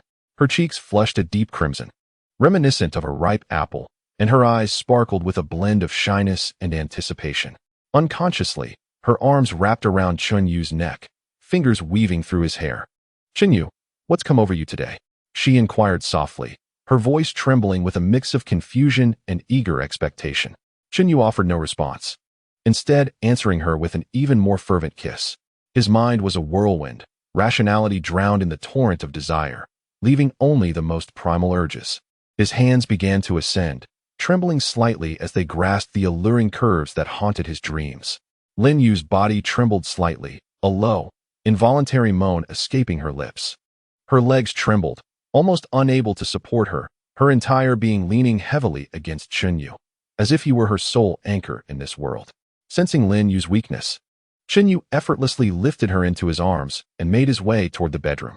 Inside, the curtains were not drawn, and the city lights streamed through the window, casting an ambiguous glow upon the two of them. Chun Yu gently laid Lin Yu onto the soft bed, his gaze greedily drinking in her beauty. Lin Yu reclined on the bed, her hair tousled across the pillow, her cheeks flushed like the dawn, and her eyes sparkling with a dreamy affection. She slightly parted her lips, breathing softly, seemingly awaiting Chun Yu's next move. Unable to contain the fire within him any longer, Chun Yu leaned down and captured Lin Yu's lips once more. His kisses trailed from her mouth, down her neck, along her collarbone, leaving a trail of fervent marks. The temperature in the room soared, as if ignited by an unseen flame, and the air thickened with an intoxicating atmosphere, leaving only the rapid, chaotic sounds of their breaths and pounding hearts, weaving together a passionate symphony. Clothes slipped from the edge of the bed one by one, and in this sultry ambience, the two freely expressed their love for one another, indulging in a night brimming with fervor and enchantment. Chapter 14, Culinary Adventures. Sweet troubles on the second day of his employment, as Chun Yu settled into his workspace without even powering on his computer. A crisp voice called out from behind him. "Chun Yu, good morning." Turning around, he saw Xiao Yan, who today wore a light yellow floral dress, its hem swaying gently with her movements, radiating youthful vitality. With her bright, sparkling eyes, Xiao Yan excitedly exclaimed, "I discovered an amazing private dining restaurant. The online reviews are stellar, and they say their signature dishes are in limited supply. Shall we try it for lunch today?" Before Chun Yu could respond, Jia Yi chimed in, playfully tugging at his arm. "Chun Yu, don't listen to her. My friend recommended a Japanese restaurant yesterday, where the ingredients are exceptionally fresh. Let's go there instead." The two of them exchanged persuasive words, each unwilling to yield. Just then, Lin Na approached with a smile, saying, "You all, stop bickering. I suggest we go for Western cuisine. I know a restaurant that is elegant and serves authentic dishes, perfect for relaxation." As Chun Yu felt a bit overwhelmed by their animated discussion, Su Qing emerged from the office. Hearing their debate, she smiled and said, "Since everyone is so enthusiastic, why not all go together? It's important to balance work with leisure." The female colleagues cheered at her suggestion, enthusiastically discussing their meal options. At noon, the group arrived at the private dining restaurant. The decor exuded a vintage charm, with wooden tables and chairs, and ink wash paintings adorning the walls, creating a tranquil and elegant atmosphere. The waiter presented the menu, which boasted a dazzling array of dishes, though the prices were rather steep. Xiaoyan eagerly volunteered to take the menu, suggesting, "Chun Yu, the braised pork here is particularly delectable, and you must try the sweet and sour carp." As she ordered an abundance of dishes, their vibrant colors and enticing aromas filled the table. Chun Yu savored the meal, yet his mind lingered on the anticipated system cashback. At last, as the dining experience concluded, Xiaoyan rose to settle the bill. Moments later, a cheerful notification echoed in Chun Yu's mind. Xiaoyan's affection level has risen to 75. Total expenditure, 800 yuan, triggering an 8x cashback reward. You have received 6,400 yuan, now deposited into the host's account. Concurrently, Jia Yi Lin Na, And others who participated in this outing also experienced a boost in their fondness for Chenyu, each unlocking varying multiples of cashback rewards, substantial amounts accumulating in his account. Despite his inner joy, Chenyu maintained a facade of calm. At that moment, Su Qing raised her glass and cheerfully proclaimed, "Chenyu, welcome to our company. I hope we can work together to achieve great success." The group raised their glasses in a toast, warmly welcoming him. After their meal, as they prepared to depart, Jia Yi suddenly remarked, "Chenyu, I haven't taken you to the Japanese restaurant I recommended. Shall we go there tomorrow at noon?" Xiaoyan, displeased, countered, "What restaurant? I know a hot pot place that offers authentic Sichuan flavors, which Chenyu will undoubtedly enjoy." The two began to bicker once more. Lin Na, amused, interjected, "Why don't you both let Chenyu choose?" Glancing at the two enthusiastic girls, Chenyu chuckled helplessly. "How about this? We visit one place at a time. Today we have private dishes, tomorrow we indulge in hot pot, and the day after we savor Japanese cuisine. What do you think?" Everyone agreed, nodding in approval. As they exited the restaurant, the sunlight bathed them in warmth. Chenyu gazed at these spirited female colleagues beside him, overwhelmed by emotion. In this world, due to the existence of the soft rice system, he not only led a life of abundance, but also garnered the affection and concern of so many girls. He understood that in the days to come, such sweet dilemmas might continually arise, yet he was prepared to relish this extraordinary journey of life. Chapter 15. A serendipitous encounter in the park, sweet little troubles on a warm weekend afternoon, with the sun's gentle rays and a soft breeze. Chenyu strolled through the city park alongside his girlfriend, Linyu. Upon entering the park, Chenyu was astounded by the sight before him. The throngs of people were predominantly dressed in light, summer attire, featuring a plethora of young women. They donned short skirts, shorts, or off-the-shoulder tops, their graceful forms radiating joy and laughter, while the male presence was notably sparse.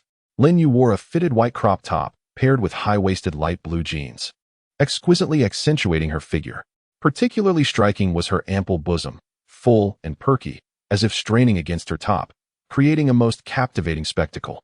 As beautiful women pass by, they cannot help but cast envious glances at Linyu, who stands beside the strikingly handsome Lin Yule. Their eyes betray no attempt to conceal their admiration, often lingering momentarily on Lin Yule's ample bosom. In a society where the gender ratio is severely imbalanced, discovering a man who is both handsome and exceptional is indeed a rare fortune, and Lin Yule's remarkable physique allows her to stand out among countless other women. Noticing the envious stares, Lin Yule tightened her grip around Chenyu's arm, her pronounced chest brushing lightly against his. A radiant smile blossomed on her face, her vanity receiving considerable gratification.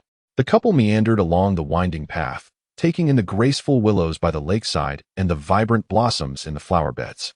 However, after a while, Chenyu felt a pang of thirst and licked his parched lips. With a thoughtful smile, Lin Yule said, "Wait here, I'll go buy some drinks. What would you like?" As she spoke, her generous bosom subtly rose and fell with her breath, momentarily capturing Chenyu's gaze. He chuckled and replied, "Anything is fine. Just choose what you like." After Lin Yule departed, Chenyu settled onto a nearby bench to await her return. At that moment, a girl on the lawn caught his attention. She wore a delicate light blue dress, its hem fluttering gently in the breeze, resembling a radiant flower in spring. She was struggling to fly a kite, which seemed to have a mind of its own, repeatedly crashing to the ground. Chenyu approached her with a smile, asking, "Do you need help?" Flying a kite requires a bit of technique. The girl looked up, her face brightening with a sweet smile, her eyes sparkling as she replied, "Really? Thank you so much. I've tried so many times without success." Taking the kite string from her, Chenyu demonstrated while explaining, when flying a kite, you need to run against the wind. Once you feel the kite pulling upwards, gently release the string, and it will soar. With that, he dashed a few steps forward, and the kite ascended steadily into the sky. The girl clapped her hands in excitement, her gaze fixed on Chenyu with admiration. Under his guidance, she successfully launched the kite, leaping joyfully and grabbing Chenyu's hand, exclaiming, "You're amazing. Thanks to you, I finally got my kite to fly. My name is Shi Yao, and what's yours?" With a smile, Chenyu replied, "I'm Chenyu." At that moment, Lin Yule returned with the drinks and spotted Chenyu with Shi Yao from a distance, momentarily pausing in her steps. As she approached, a polite smile graced her lips, but her eyes hinted at a subtle wariness as she softly inquired, "Chenyu, is this someone you know?" Her prominent bosom swayed slightly with her movements, drawing attention. Chen Yu promptly introduced, "This is Shi Yao. I was just teaching her how to fly a kite. This is my girlfriend, Lin Yule." Upon learning that Chen Yu had a girlfriend, Shi Yao displayed no surprise, for in this society where men are scarce and a system of polygamy is endorsed, it is quite common for a man to be surrounded by multiple women. She smiled graciously and said, "Sister Lin Yule, Chen Yu is truly impressive. Thanks to his help, I was able to fly my kite." Lin Yule's lips curled into a smile as she replied, "He simply loves to lend a helping hand." As she spoke, she proudly lifted her ample bosom, seemingly asserting her sovereignty. Shortly thereafter, Shi Yao appeared to recall something, retrieving her phone from her bag. She turned to Chen Yu and said, "Chen Yu, I am immensely grateful to you today. May I have your contact information? I would love for you to teach me more delightful activities in the future. It's perfectly fine if you bring your girlfriend along. We can all enjoy ourselves together." Lin Yu's heart sank, and she instinctively tightened her grip around the beverage bottle, her first instinct being to refuse. However, the words caught in her throat as she hesitated. She worried that Chen Yu might perceive her as a jealous woman, and after a moment's contemplation, she forced a smile, tugging at Chen Yu's sleeve, and feigned nonchalance, saying, "If you wish to leave your number, why not? We are all friends, and outings together would surely be lively." Yet, her bosom rose and fell in tumultuous waves, revealing her inner turmoil. Chen Yu, taken aback, glanced at Lin Yu, and upon seeing her acquiescence, felt he could not refuse Shi Yao any longer. Thus providing his contact details, Shi Yao expressed her gratitude with delight, agreeing to make plans for another day. Chen Yu, captivated by Shi Yao's eager gaze while sensing Lin Yu's tension, felt a wave of joy, grateful for this enchanting new world. Chapter 16. Cinema Antics. Since their parting in the park, Shi Yao frequently reached out to Chen Yu. Although Lin Yu felt a twinge of discomfort, she maintained an air of indifference each time. One day, Shi Yao sent a message announcing the release of a highly acclaimed romantic film, enthusiastically inviting Chen Yu to watch it together. Unable to resist Shi Yao's fervor, Chen Yu agreed and also invited Lin Yu. That evening, the trio met at the cinema entrance. Shi Yao donned a pink off-the-shoulder top paired with a white mini-skirt, exuding youthful vivacity. Upon spotting Chen Yu, her eyes sparkled, and she bounced over, affectionately taking hold of his arm, exclaiming, "Chen Yu, you finally made it. I've been waiting for ages." Lin Yu, dressed in a sleek black fitted dress that accentuated her curves, especially her full bosom, approached swiftly, discreetly removing Shi Yao's hand from Chen Yu's arm and looping her own around his. Wearing a polite smile as she addressed Shi Yao, "I apologize for the wait. We encountered a bit of traffic." Shi Yao pouted slightly and muttered under her breath, "I thought you two weren't coming." After purchasing their tickets, the trio entered the dimly lit theater, filled with the enticing aroma of popcorn and cola. Their seats were in the middle row, with Chen Yu seated centrally, flanked by Shi Yao and Lin Yu on either side. As the film commenced, Shi Yao eagerly opened the popcorn bucket, offering a piece to Chen Yu with a playful smile, saying, "Chen Yu, try this. The popcorn here is simply delightful." Chen Yu hesitated momentarily, instinctively glancing at Lin Yu, who was focused on the screen, seemingly oblivious to the interaction. Embarrassed, he opened his mouth and took a bite. Before long, Lin Yu also noticed Shi Yao's actions. With an air of nonchalance, she picked up the popcorn she had purchased and tenderly offered it to Chen Yu, saying, "Darling, have this. It's your favorite caramel flavor." Chen Yu looked at Lin Yu and, despite sensing a hint of jealousy in her gaze, hesitated momentarily before accepting the popcorn she offered. Shi Yao, unwilling to be outdone, seized a piece of popcorn and directly placed it into Chen Yu's mouth, deliberately remarking, "Chen Yu, this creamy flavor is the best. Do give it a try." Lin Yu's expression shifted slightly. She pinched Chen Yu's arm gently and chided, "Eating too much popcorn will make you thirsty. Here, have some cola." As she spoke, she brought the cola straw to his lips. Thus, throughout the film, Shi Yao and Lin Yu seemed to engage in a subtle competition, taking turns feeding Chen Yu popcorn and offering him drinks.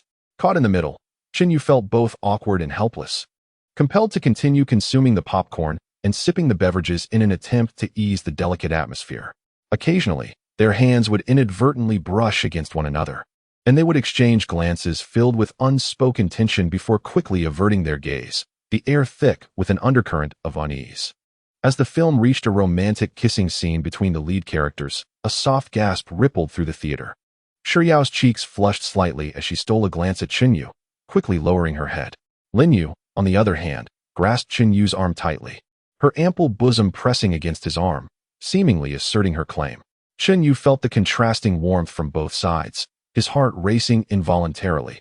He coughed lightly, attempting to redirect his focus.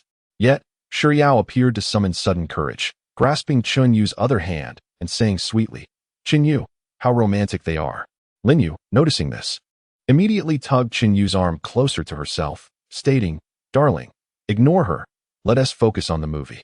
After enduring the film's duration, Chen Yu exhaled deeply as they exited the theater, the fresh air outside providing him with a sense of relief. Shiryao smiled and remarked, "Today's movie was truly wonderful. Let us watch another together next time." However, Lin Yu tightened her grip on Chen Yu's arm, asserting, "We'll discuss that later. Chen Yu has been quite busy lately." With that, she hurriedly led Chen Yu away. Shiryao remained rooted to the spot, watching their retreating figures, biting her lip and silently vowing to find an opportunity to spend time alone with Chen Yu again. On the journey home, Lin Yu remained silent, leaving Chen Yu feeling somewhat anxious, aware that she was likely feeling jealous. He gently held her hand, intending to offer an explanation, but Lin Yu preemptively stated, "I know that in this world, you will encounter many other women, but remember, I am your first and foremost wife." Chen Yu nodded earnestly, reassuring her, "Rest assured. You are the most important person in my heart." Chapter 17. The car purchase incident. During this period, Chen Yu, by navigating through various interactions with numerous beautiful women, had amassed over $1 million in system cashback through their patronage. On this day, he eagerly invited Lin Yu to accompany him to the 4S dealership, intending to procure a vehicle for daily commuting. After all, the vintage motorcycle he had previously ridden offered little protection against the elements. Though his part-time job provided a company car, it was ultimately not his own. Now that he had acquired wealth, armed with a system that promised even greater prosperity in the future, there was no need to compromise on his desires. Upon entering the spacious and well-lit showroom, he was greeted by a pristine array of brand-new automobiles, their metallic exteriors glistening alluringly under the illumination. The sales consultant, Xiaomin, a slender and youthful beauty clad in a tailored professional skirt that gracefully accentuated her curves, approached with a warm smile. Her sparkling eyes were fixed on Chen Yu as she greeted him with a voice sweet as honey. "Sir, welcome. I have delightful news for you. Male customers are currently enjoying a 20% discount on purchases. May I inquire which model piques your interest?" Before Chen Yu could respond, Lin Yu interjected, "We desire a vehicle that is both comfortable and prestigious. Price is of no concern." With that, she tightened her hold on Chen Yu's arm, her ample bosom brushing against him in a display of possessiveness as she cast a challenging glance at Xiaomin. Xiaomin maintained her cheerful demeanor and swiftly gestured toward a sleek and elegant luxury sedan, passionately extolling its virtues. "I highly recommend this newly launched luxury sedan. Its exterior design draws inspiration from top-tier supercars, ensuring it turns heads on the road. The interior is enveloped in the finest top-grain calf leather, offering a sumptuous tactile experience, complemented by a 128-inch central display that exudes technological sophistication. Moreover, its powertrain is formidable, with a 30T engine capable of delivering exhilarating performance, whether for urban commuting or high-speed cruising. Most importantly, after the discount, the value for money is exceptional. Acquiring such a prestigious vehicle at this price is quite rare." As Chen Yu listened intently, his eyes gleaming with admiration for the car, he circled it, occasionally caressing its surface and inspecting the interior. Just as he was poised to inquire further about the details, a strikingly alluring woman named Ai Li entered, clad in a form-fitting red mini dress that accentuated her enviable figure, particularly her voluptuous bosom that swayed enticingly with her every step, capturing the attention of many. Striding over to Chen Yu in her high heels, she playfully remarked, "Ah, handsome, you have excellent taste. Are you interested in this model? However, I believe that limited edition over there would suit you even better. It will undoubtedly turn heads when you take it out." As she spoke, she leaned closer to Chen Yu, her fingers lightly grazing the car's exterior. Lin Yu's expression darkened immediately, her ire palpable as she pulled Chen Yu protectively behind her, her chest heaving with indignation as she confronted Ai Li. "Who do you think you are? What business do you have here? This is my boyfriend. Do not attempt to seduce him." Ai Li, however, remained unperturbed, lightly tossing her voluminous waves of hair, a mocking smile gracing her lips. "What is the matter? Is merely looking forbidden?" In this society, exceptional men do not belong to you alone. With men so scarce these days, do you truly think you can monopolize such a handsome and accomplished one? How are other women supposed to survive? Good things are meant to be shared. One must not be so selfish, young lady. Chun-Yu stood awkwardly in the middle, his face flushed with embarrassment. Everyone, please calm down. I'm just here to buy a car. Yet, his words fell on deaf ears as the tension between the two women escalated. Lin-Yu trembled with rage, pointing an accusing finger at Ailey. If you keep bothering my boyfriend, I want to hold back. Ailey stepped forward, defiantly gazing at Lin-Yu. What will you do about it? If you possess the ability, keep your boyfriend in check and prevent him from attracting other admirers. Curious glances and whispers erupted from the surrounding customers and staff. Xiaomin, anxious and fidgeting, desperately attempted to mediate. Ladies, let us not escalate this. We're all here to view cars, so let us speak civilly. Ultimately, it was only through Chun-Yu's fervent persuasion that the commotion subsided, albeit temporarily. Yet, he knew deep down that in this society teeming with women, his future life would likely be riddled with such sweet troubles. Chapter 18. The temptation of luxury cars and the struggle to remain steadfast as the uproar in the 4S dealership reached a lull. Chun-Yu found himself escorted by Xiaomin to behold the limited edition Porsche sports car amidst the charged atmosphere between Ailey and Lin-Yu. When Xiaomin pressed the remote, the lights in the showroom converged on the car, illuminating its sleek lines that resembled a graceful cheetah. The metallic paint shimmered under the light, exuding a cold yet captivating allure, while the extravagant rims and low-slung body declared its speed and fervor.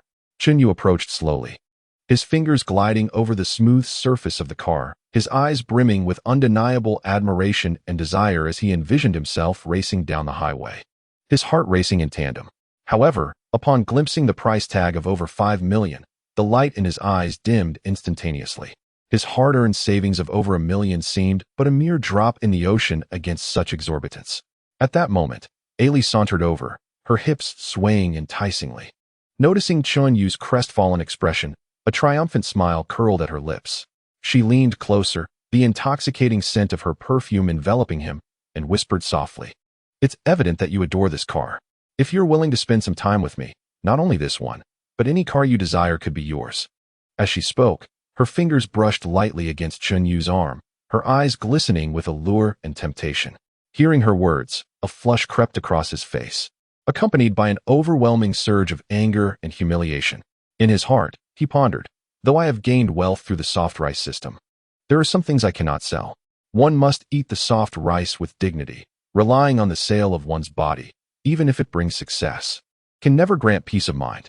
Upon reaching this point, he suddenly stepped back, evading Ellie's touch, and solemnly replied, "I appreciate your kindness, but I must decline." Lin-Yu, who had been following closely behind, felt her heart leap to her throat upon hearing Ellie's words. Only when Chun-Yu decisively rejected her did she breathe a sigh of relief. She quickly approached Chun-Yu, linking her arm with his, her ample bosom pressing against him as if to declare her claim to Ellie, while simultaneously expressing a hint of gratitude and warmth. Looking at Chun-Yu, she said, "I knew you wouldn't agree to her." Ellie appeared taken aback by Chun-Yu's refusal, a flicker of surprise crossing her face before she regained her alluring smile. "Handsome, you must think this through. If you miss this opportunity, you may not encounter such a favorable situation again." Chun-Yu resolutely shook his head. No need to say more. "I have made my decision." Just as Chun-Yu was about to pull Lin-Yu away, the saleswoman Xiaomin hurriedly stepped forward, her professional smile radiating urgency and sincerity. "Sir, please don't rush off. Our store offers car loan installment services. You only need to pay a down payment of $1 million to drive this car home, and the remaining amount can be paid off over several years with a very favorable interest rate. Given your circumstances, securing a loan should be quite straightforward." Upon hearing this, Chun-Yu paused, a glimmer of hope reigniting in his eyes. He quickly calculated in his mind that he had just over $1 million in system cashback, making the down payment entirely feasible, and the subsequent repayments could be supported by the system's continued accumulation of funds. Lin-Yu, feeling somewhat tempted, gently tugged at Chun-Yu's hand, whispering, "Why don't we consider it? You really like this car." After a moment of contemplation, Chun-Yu finally made up his mind, turning to Xiaomin and saying, "All right, let us proceed as you suggested. Please assist me with the down payment and purchase procedures." Xiaomin's face instantly brightened with a radiant smile as she eagerly replied, Of course, sir. Please wait a moment while I prepare the necessary documents.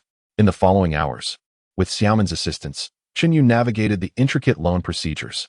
When he finally held the keys to the limited edition Porsche, settling into the driver's seat and embracing the exquisite interior and comfortable seating, he felt a profound sense of accomplishment.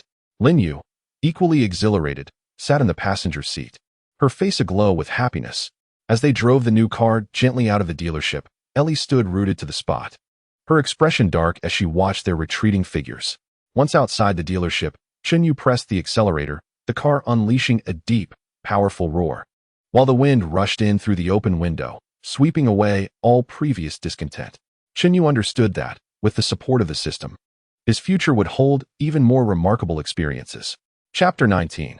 The new ripple caused by luxury cars. Chenyu, driving the brand new Porsche, cruised through the bustling streets of the city alongside Lin Yu. The afternoon sun cascaded upon the vehicle, flawlessly showcasing the sleek lines of the sports car and its gleaming metallic sheen. The robust engine produced a deep, rhythmic rumble, each gear shift accompanied by a melodious sound, as if heralding its extraordinary nature. Passers-by on the street turned their heads in curiosity, many of them pulling out their phones to capture the moment. A few young individuals chased after the sleek sports car, vocally expressing their admiration.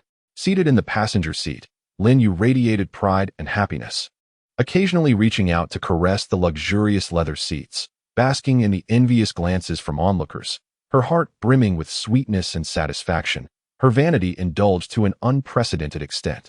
However, this blissful moment was short-lived. As they came to a steady stop at a red light, a crimson Ferrari gracefully pulled up beside them. The window slowly rolled down, revealing AI Li's heavily made-up face, tinged with displeasure. She cast a dismissive glance at Chenyu's car, the corners of her mouth curling upwards as she disdainfully remarked, "Humph. It's merely a car bought on loan. How proud of yourself can you be?" Her tone dripped with sarcasm, like a sharp needle that abruptly pierced the idyllic atmosphere that Chenyu and Lin Yu had cultivated. Upon hearing this, Lin Yu's fury ignited, her previously sweet visage contorting with rage. Her eyes widened, ready to retort, but Chenyu, quick-witted, gently pressed her hand down, signaling her to refrain from impulsiveness. With a faint smile on his face, he calmly turned to AI Li and said, "No matter how it came to be, as long as I like it. That's what matters." His voice was steady, imbued with a determination unshaken by external provocations. AI Li, however, had no intention of letting it rest. Arching an eyebrow as she continued her mockery, "What are you pretending to be high and mighty for? If you have the means, buy it outright." Her cutting voice was particularly grating against the backdrop of the bustling street. As the green light illuminated, Chenyu chose to ignore her, pressing the accelerator to depart. Finally free from AI Li, Chenyu and Lin Yu drove into an underground parking lot of a mall. They had hoped to escape trouble temporarily and relish a moment of tranquility, but just as they parked, they spotted Shi Yao gracefully stepping out of a nearby car. Dressed in a fresh floral sundress, she resembled a blooming flower in spring, brimming with youthful vitality. Upon seeing Chenyu's luxury vehicle, her eyes sparkled with delight, reminiscent of stars twinkling in the night sky, filled with surprise and curiosity. She hurried over, her voice laced with barely contained excitement as she exclaimed, "Chenyu, is this your new car? It's so cool." Before Chenyu could respond, Lin Yu, like a protective mother bear, interjected, "Yes, my boyfriend bought it. Aren't you envious?" Her tone carried a hint of boastfulness, her slightly elevated chin seemingly proclaiming her claim over him. Shi Yao pouted, a flicker of disdain crossing her face as she replied, "What is there to be envious about? I could buy one too." As she spoke, she deliberately leaned closer to Chenyu, her slender fingers gently gliding over the car's surface in a manner that seemed intimate, cooing, "Chenyu, can you take me for a ride next time?" Lin Yu's expression darkened instantaneously, her previously rosy cheeks flushed with anger. She forcefully pulled Shi Yao away, positioning herself as a solid barrier in front of Chenyu, declaring loudly, "Keep your distance from my boyfriend. Stop trying to tempt him." Shi Yao, unwilling to yield, straightened her back and retorted, "I merely asked him to take me for a ride. Why are you so anxious? It's not as if you are the only one who can spend time with him." Her eyes sparkled with a defiant light as she met Lin Yu's gaze without fear. The two exchanged words, neither willing to concede, and the atmosphere grew tense once more, as if the air were thick with the scent of gunpowder. Chenyu, caught in the middle, frowned in exasperation.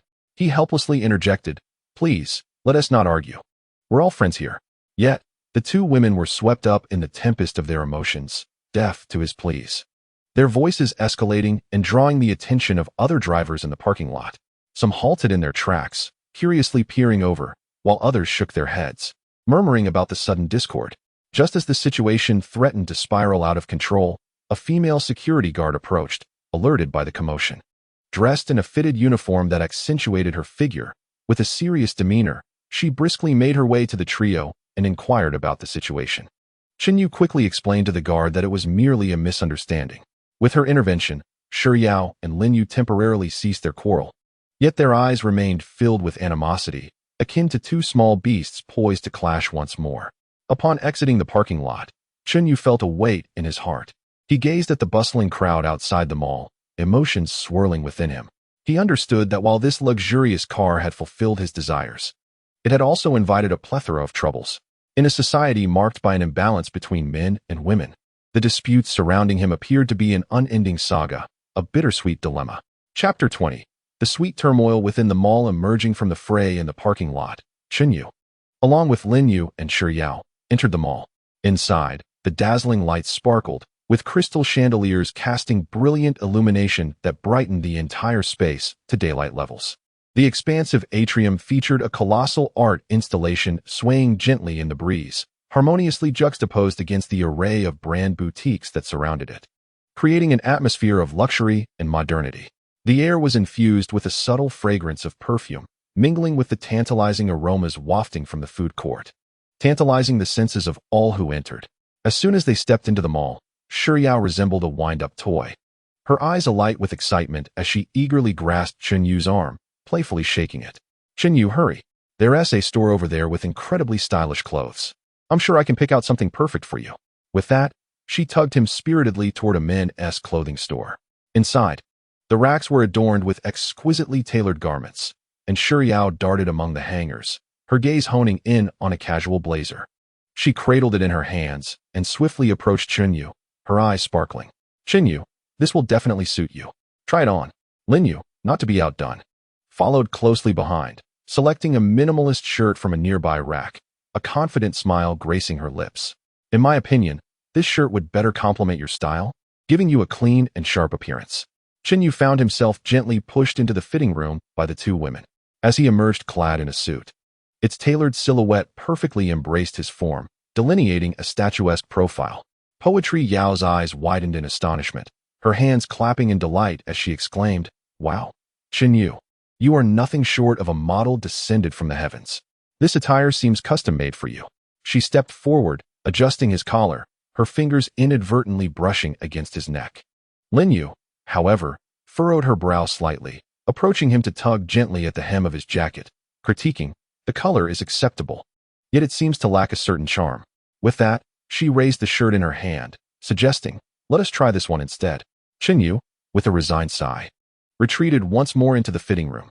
This time, as he emerged wearing the shirt, its soft fabric caressed his skin, and the minimalist design accentuated his refreshing aura.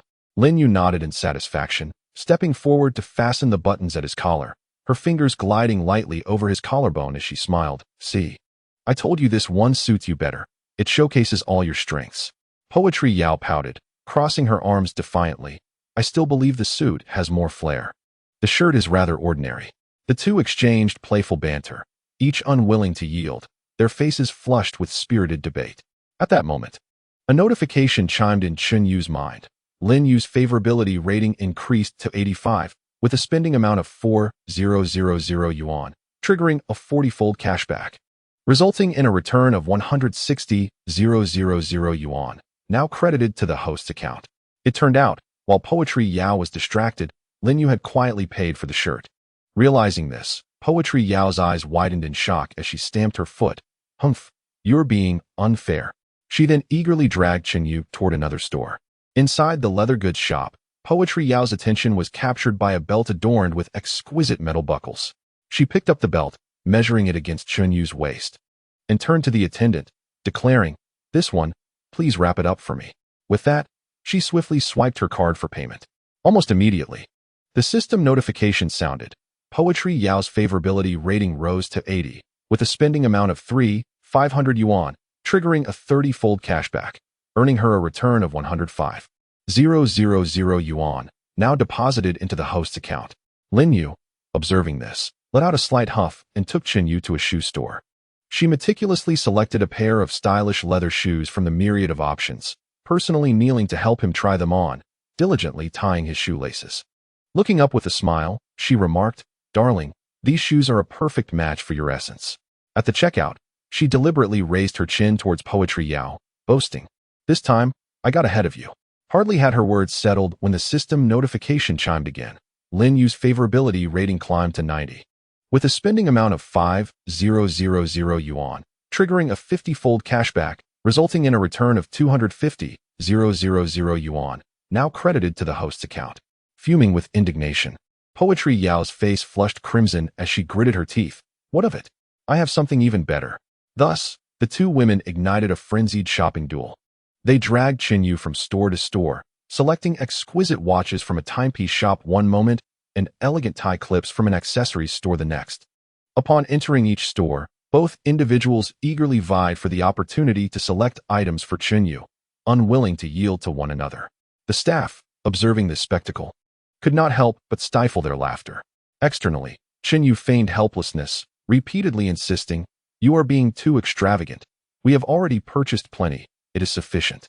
Yet internally, he reveled in joy, as the incessant notifications of cashback echoed in his mind, making him feel as though he were immersed in a delightful dream.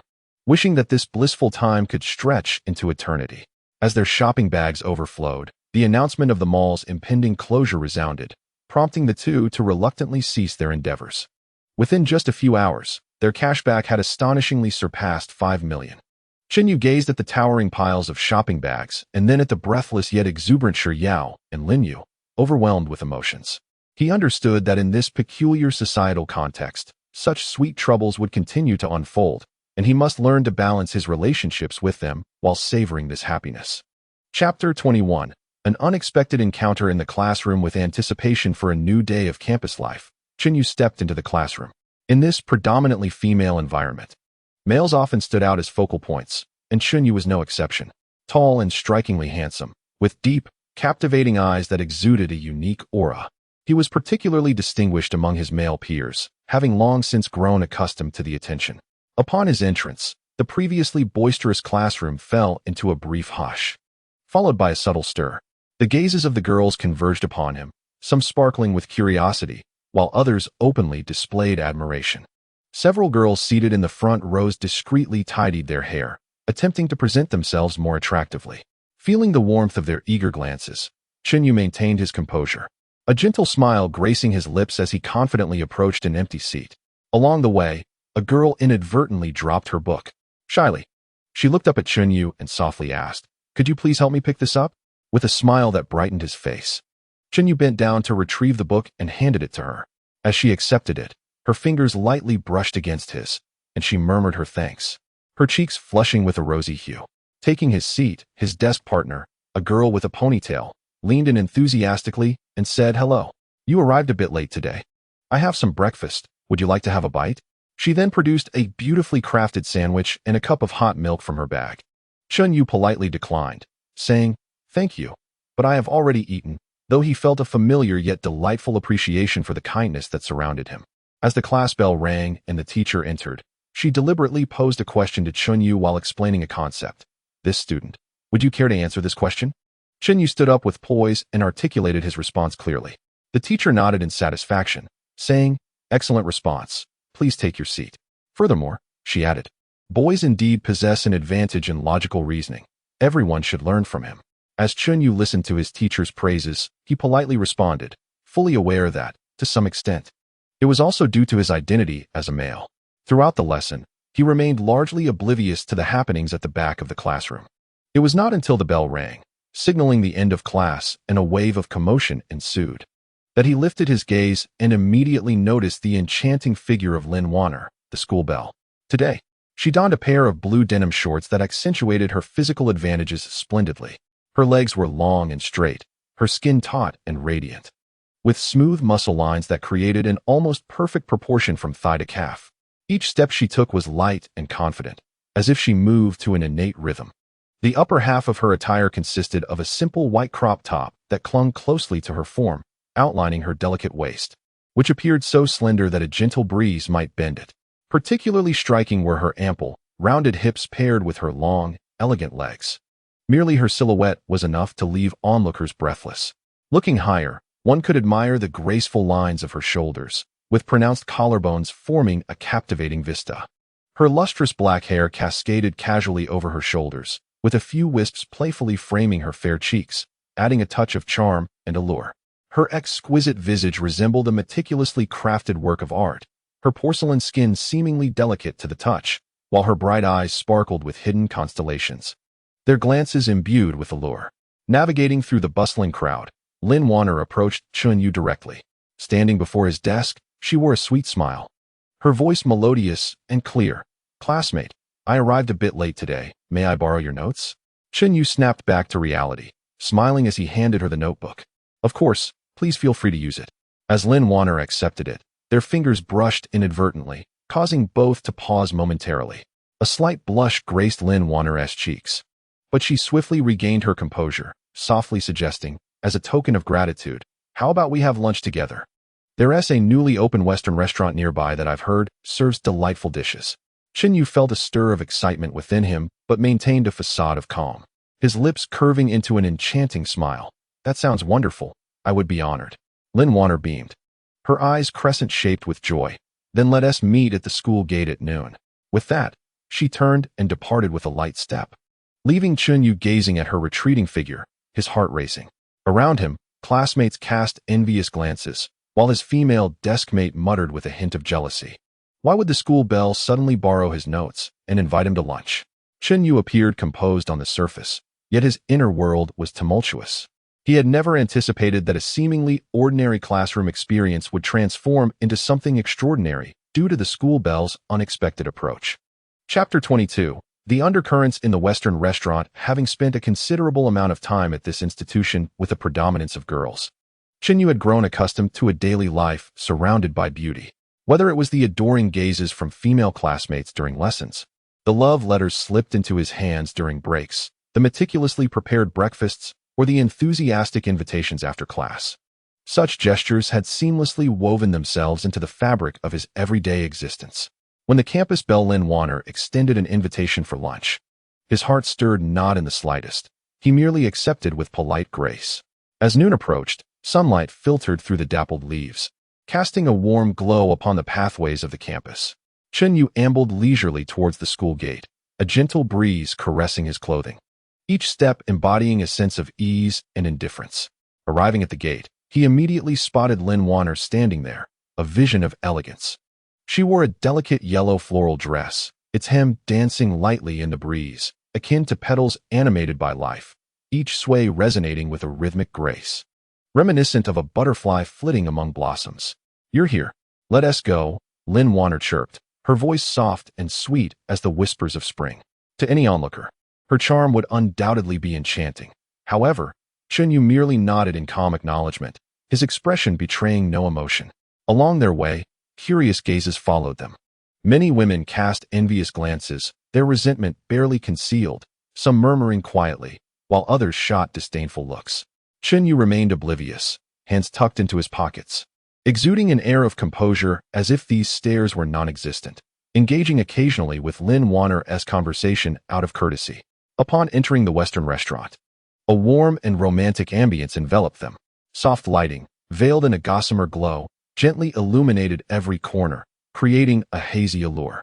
Soothing music flowed through the air like a gentle stream, its notes dancing around them like playful spirits. Exquisite decor, vintage oil paintings, splendid crystal chandeliers, and neatly arranged flowers all contributed to an atmosphere steeped in intimacy. A cordial waiter approached with a professional smile, guiding them to a window-side table. Lin Wanner deftly took the menu, her slender fingers gliding over the selections, inquiring about Chunyu's preferences before elegantly ordering dishes and a bottle of red wine, her every movement radiating gracefulness. During the meal, Lin Wanner spoke animatedly, sharing amusing anecdotes from recent campus happenings, delightful little episodes that elicited laughter, and discussing their hobbies. Her passion for photography, and her ability to capture beautiful moments through the lens. She delved into popular films, offering unique insights into their profound themes, as well as her academic pursuits, her research and reflections within her field. Her eloquence was remarkable, her insights profound, each utterance a gleaming pearl, radiating the light of wisdom. Yet, Chunyu merely responded politely, nodding and smiling occasionally, his long fingers idly swirling the wine glass, his gaze drifting towards the window, as if his thoughts were not wholly absorbed in their conversation. The pleasant scene was abruptly interrupted when the restaurant door swung open with a jarring creak, shattering the previously harmonious atmosphere. Zhou Xinxin entered, accompanied by a group of girls. Zhou Xinxin was also renowned as a beauty at the school, her pride evident in her demeanor, cascading waves of hair falling freely over her shoulders, clad in a form-fitting skirt that accentuated her alluring figure. She had always regarded Lin Wanner as a thorn in her side. Today, upon seeing Lin Wanner in the company of Qinyu, a flicker of resentment flashed in her eyes, her gaze sharp as a blade, wishing to pierce through the two before her. Some individuals simply relish the spotlight, oblivious to the means they employ. Intentionally raising her voice, her shrill tone cut through the restaurant, drawing the attention of surrounding diners. Lin Wanner's complexion shifted slightly. Her originally pale cheeks flushed with indignation, a hue of embarrassment ignited by anger, her eyes betraying a hint of displeasure, yet she swiftly regained her composure and elegance.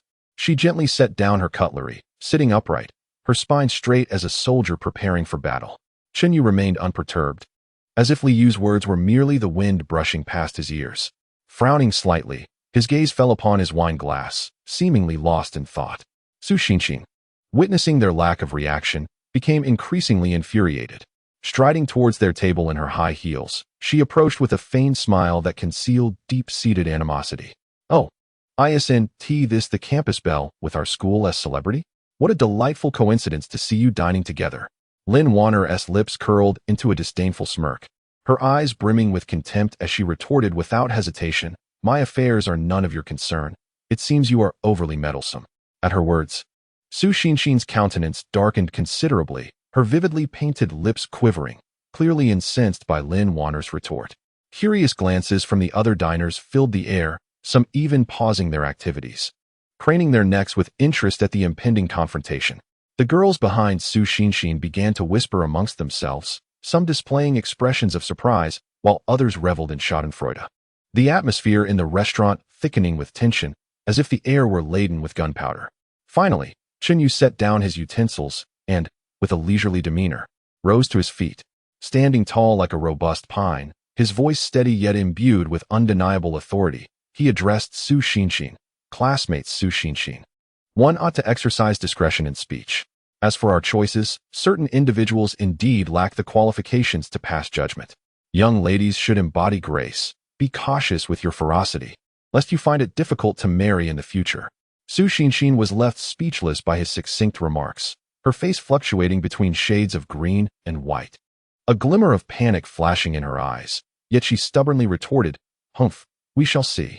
With that, she stormed off, her high heels echoing angrily against the floor. As the commotion subsided, both Qinyu and Lin Wanner found their moods affected. Lin Wanner glanced at Qinyu with a hint of apology, her eyes filled with guilt. "I'm sorry for involving you in this matter." Qinyu, maintaining a calm demeanor, gently shook his head, his tone measured. "It has nothing to do with you. She was the one out of line. Don't let her sour your spirits." Observing Qinyu's tranquil disposition, a flicker of curiosity stirred within Lin Wanner's heart. This man appeared unfazed by everything, truly a rarity. Chapter 23. A re-encounter on campus and new turmoil after the tumult at the Western restaurant. The charm of Qinyu and Lin Wanner's lunch was irrevocably diminished. After finishing their meal, Lin Wanner gracefully rose to settle the bill. At the very moment she swiped her card, a familiar notification sound echoed in Qinyu's mind. Ding. Lin Wanner has spent 800 yuan on behalf of the host, increasing affection to 85, triggering a 20-fold cash back, resulting in a refund of 16,000 yuan, which has been deposited into the host's account. A flicker of intrigue stirred within Qinyu, yet his expression remained composed. Lin Wanner turned back, offering Qinyu a gentle smile, softly suggesting, "Let's dine together again next time." Qinyu nodded in response with a smile, and although his heart was not overly stirred, He found himself with a deeper impression of this campus beauty as he watched her retreating figure, strolling along the tree-lined path of the campus. The afternoon sunlight filtered through the leaves, casting patches of golden light. With his hands tucked into his pockets, he savored the tranquility of the moment. As he walked, a familiar laughter suddenly reached his ears. Chenyu lifted his gaze to see Su Yao approaching, chatting animatedly with several girls. With her cascading waves of hair gracefully draped over her shoulders, every step she took accentuated her enchanting allure. Tall and statuesque, with long, slender legs, she wore a fitted white sports tank top paired with blue shorts that highlighted her delicate waist and voluptuous curves, radiating youthful vitality. Upon spotting Chenyu, Su Yao's eyes sparkled with delight, as if she had stumbled upon a treasure. After exchanging a few words with her companions, she hurried towards Chenyu. Chenyu, what a coincidence! She greeted with a radiant smile, her expression as bright as blooming flowers in spring. Chenyu returned her smile, replying, "Indeed, quite a coincidence. Where are you headed?" She gestured towards the nearby gymnasium, saying, "I'm about to join the badminton club for practice. Would you like to come along?" Initially inclined to return to the classroom for a rest, Chenyu found it hard to refuse the eager look in Su Yao's eyes and nodded in agreement. The two walked side by side towards the gym, with Su Yao chattering animatedly about amusing tales from the club, who had made a blunder during practice and who had just mastered a challenging receiving technique. Her narrative vivid and engaging. Chenyu listened quietly, occasionally chuckling, finding her innocence and charm endearing. Upon reaching the gymnasium and pushing open the door, a wave of youthful exuberance washed over him. Inside, only a handful of boys were present, while the rest were girls, resembling a vibrant sea of blossoms. The girls, clad in snug athletic wear, dashed and leaped across the court, exuding dynamism and vigor. Their movements created captivating curves, rendering the scene breathtakingly beautiful. Chenyu's gaze faltered momentarily before quickly averting, striving to maintain a natural demeanor. Su Yao swiftly immersed herself in the training, grasping her racket and gracefully darting across the court. Each stroke was executed with power and precision, her actions clean and decisive. Sitting at the sidelines, Chenyu found himself entranced by Su Yao's figure in the court, momentarily lost in thought. He discerned that Su Yao and Lin Wanner epitomized two distinctly contrasting archetypes. Lin Wanner exuded elegance and charm, while Su Yao radiated vitality, her exuberance infectious. During a training break, Su Yao approached, her brow glistening with perspiration, and eagerly accepted the bottle of mineral water offered by Chenyu, drinking deeply. "How did I do? Quite impressive, don't you think?" she inquired with a smile, confidence sparkling in her eyes. Chenyu nodded in commendation. "Remarkable. I never anticipated you were so adept at badminton." Su Yao beamed with pride. "Of course. I am a key player in the club." At that moment, the gymnasium doors swung open, and a throng of girls encircled a boy who entered. This boy was Zhao Yang, the captain of the school's basketball team.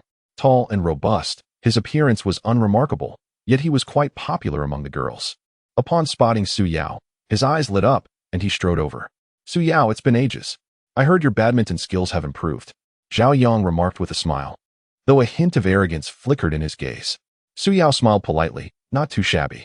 What brings you here?" Zhao Yang shrugged. "I was passing by, saw you training, and thought I would drop in." His gaze then shifted to Chenyu, a glimmer of rivalry evident in his eyes. "And who might this be?" Su Yao quickly introduced. "This is Chenyu, a freshman." Turning to Chenyu, she added, "Chenyu, this is Zhao Yang, the captain of the basketball team." Chenyu greeted him courteously, but Zhao Yang merely nodded coolly in response. The atmosphere grew subtly tense, and the surrounding girls began to murmur among themselves. Suddenly, Zhao Yang proposed, "Su Yao, how about a badminton showdown? Let us demonstrate your prowess to this young scholar."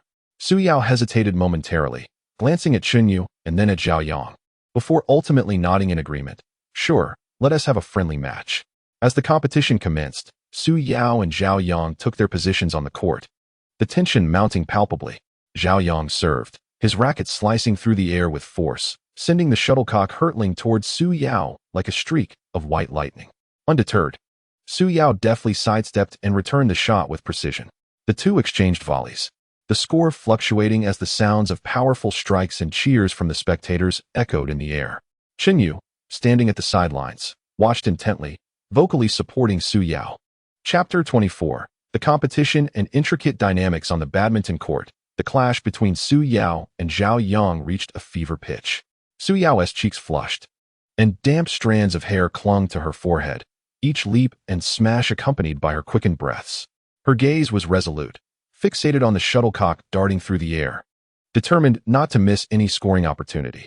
Zhao Yang, equally relentless, showcased the athleticism befitting a basketball captain, his strength and speed remarkable.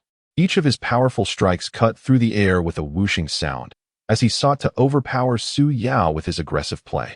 The score reached a pivotal 20-all, a crucial point that would determine the outcome of the match. Zhao Yang served, taking a deep breath as a fierce glint flickered in his eyes. He tossed the shuttlecock high into the air and swung his racket with force, sending the shuttlecock soaring like a bullet, accompanied by a sharp whistle, towards Su Yao's backcourt. Su Yao quickly retreated, her gaze unwaveringly fixed on the shuttlecock. With agile footwork, she positioned herself perfectly, and just as the shuttlecock was about to land, she leapt into the air, her body tracing a graceful arc. With a powerful smash, the shuttlecock rebounded with greater speed and strength. Zhao Yang hurriedly attempted to intercept it, but was a moment too late. The shuttlecock grazed the edge of his racket and landed within the lines. Su Yao had triumphed. The surrounding girls erupted in cheers, their excitement palpable as they rushed towards Su Yao, encircling her with radiant joy and pride. Gasping for breath, Su Yao beamed with a brilliant smile, sweat cascading down her cheeks and dripping onto the ground. Zhao Yang's expression darkened slightly. He furrowed his brow, a flicker of reluctance in his eyes. Yet he managed a strained smile and approached Su Yao, saying, "You played excellently. I concede defeat." Su Yao replied with a smile, "Thank you. You played very well too." Chen Yu approached swiftly, his eyes brimming with admiration as he looked at Su Yao. "You were incredible. Those smashes were simply phenomenal." Su Yao felt a blush rise to her cheeks upon receiving Chen Yu's praise, her eyes sparkling with delight. "Thank you. If it weren't for your encouragement, I might not have had such motivation." At that moment, the gymnasium's PA system crackled to life. "Attention, students. Tomorrow, the school will host a grand social event, and all students are warmly invited to participate." This announcement instantly stirred excitement, with the girls animatedly discussing and speculating about the event's format and content. Upon hearing the news, Zhao Yang's eyes lit up as he turned to Su Yao with a smile, saying, "Su Yao, how about we attend the social event together tomorrow? I know of several fun activities that are sure to delight you." Before Su Yao could respond, Chen Yu's phone buzzed with a text message from Lin Wanner. "You're coming to the social event tomorrow, right? I'm looking forward to attending with you." Chen Yu's lips involuntarily curled into a smile as he envisioned Lin Wanner's charming smile and graceful demeanor. Without much hesitation, he quickly replied, "Sure. I'm looking forward to it." Su Yao noticed the smile on Chen Yu's face, and a pang of disappointment surged within her. Nevertheless, she forced a smile and casually asked, "Whose message is that? You look so happy." Chen Yu replied candidly, "It's from Lin Wanner. She invited me to the social event tomorrow." Su Yao paused for a brief moment, quickly regaining her composure and responding with a smile. "That's wonderful. Being invited by the school beauty is quite an honor for you." Chen Yu remained oblivious to Su Yao's subtle shift in demeanor, still basking in the joy of his acceptance. He imagined the scene with Lin Wanner at the event, filled with eager anticipation. Unbeknownst to him, this seemingly simple decision, akin to a stone cast into the tranquil surface of a lake, stirred ripples of emotion within Su Yao's heart, evoking a pang of bitterness, and infused Zhao Yang's gaze with an added tinge of hostility. The social gathering had, unbeknownst to all, transformed into a stage where myriad emotions and thoughts intertwined and collided, heralding the onset of a tale fraught with undercurrents. Chapter 25. The undercurrents of the social gathering. On the day of the gathering, the campus auditorium was adorned in a dreamlike fashion. A grand crystal chandelier cast down its resplendent glow, while colorful balloons and twinkling light strips embellished the surroundings. The stage was draped in vibrant fabrics, and cheerful music flowed from the speakers. Chen Yu entered the auditorium clad in a casual, yet stylish ensemble, immediately capturing the attention of many. He was scanning the room for Lin Wanner when, all of a sudden, a gentle hand gracefully entwined with his arm. Turning around, he found it was Lin Wanner. She wore a delicate light blue off-shoulder evening gown, its hem swaying like gentle waves, perfectly showcasing her elegant demeanor. "You finally made it. I've been waiting for you." Lin Wanner beamed, her voice soft and melodious. Chen Yu replied with a smile, "I was a bit delayed on the way." Sorry to have kept you waiting." The two shared a knowing smile and walked deeper into the auditorium side by side. At that moment, Zhao Yang and Su Yao also made their entrance. Zhao Yang, dressed in a sharply tailored suit, attempted to project an air of confidence, though a hint of despondency lingered in his eyes. Su Yao donned a fitted white dress that accentuated her statuesque figure and alluring curves. Yet her gaze continually drifted toward Chunyu. As the gathering commenced, the host exuberantly introduced the various activities. The first event was a couples compatibility challenge, and Lin Wanner eagerly pulled Chunyu to participate. During the questioning, Lin Wanner consistently anticipated Chunyu's preferences with uncanny accuracy, their synergy winning them rounds of applause. Observing Lin Wanner's confident smile and their seamless interaction, Su Yao felt a sharp pang in her heart. She averted her gaze, concealing the melancholy in her eyes. Noticing Su Yao's emotional shift, Zhao Yang gently placed a hand on her shoulder, offering words of comfort. "Don't dwell on it. Let's partake in something else." Su Yao managed a faint smile and nodded in acknowledgement. The next segment was a free dance session, and Lin Wanner led Chunyu onto the dance floor. Her movements were light and graceful, harmonizing perfectly with Chunyu, as if they were seasoned dancers. Envious glances were cast their way, accompanied by constant expressions of admiration. Su Yao stood aside, watching Chunyu and Lin Wanner dance, her emotions a tumultuous blend. Seizing the moment, Zhao Yang mustered the courage to invite Su Yao to dance. "Let's join in as well. We shouldn't let them have all the glory." After a moment of hesitation, Su Yao accepted Zhao Yang's invitation. On the dance floor, Chunyu and Lin Wanner became the center of attention, while Su Yao and Zhao Yang endeavored to showcase themselves. However, Su Yao's thoughts were far from the dance. Her gaze inevitably wandered back to Chunyu. Suddenly, lost in her reverie, her foot slipped, nearly causing her to stumble. Zhao Yang, quick-witted and agile, swiftly supported her. "Are you all right?" he inquired with genuine concern. Su Yao shook her head gently, murmuring, "I am fine, thank you." Yet her gaze remained fixed on Chunyu, her heart burdened by an increasing sense of loss. Meanwhile, Chunyu and Lin Wanner twirled and leaped in the dance floor, reveling in the splendid moment. Lin Wanner, captivated by Chunyu's focused expression, felt a warm surge within her. She leaned slightly closer and softly expressed, "I am truly happy today. Thank you for accompanying me." Chunyu smiled in return, "I am equally delighted. I hope for more opportunities like this in the future." However, they remained oblivious to Su Yao, who silently observed them from the corner, her eyes brimming with sorrow and helplessness. Zhao Yang clenched his fists, a flicker of unwillingness flashing in his eyes. What was meant to be a joyous gathering had transformed into a tumultuous undercurrent due to tangled emotions. Chapter 26. The eruption of conflict and emotional choices. As the lights of the ballroom illuminated, the lively music flowed through the air like a gentle stream, weaving a dreamlike melody. The vibrant lights danced like fairies among the bustling crowd, casting ethereal shadows that felt otherworldly. At the center of the dance floor, Chunyu and Lin Wanner moved with grace, resembling two elegant butterflies in a delicate ballet.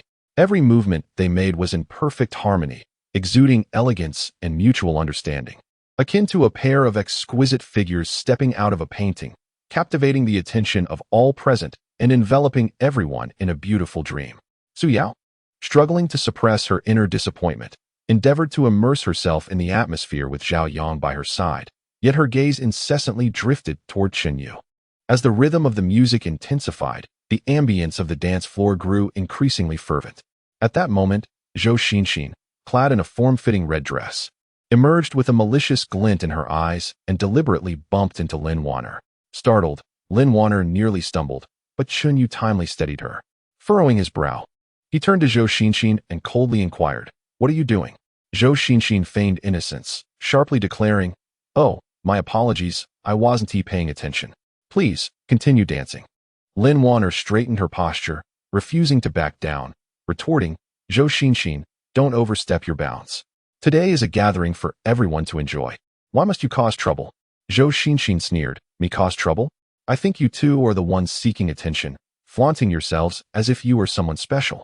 The crowd quickly gathered, and the once vibrant dance party fell into an abrupt silence, all eyes fixated on the trio, the tension palpable like a taut bowstring.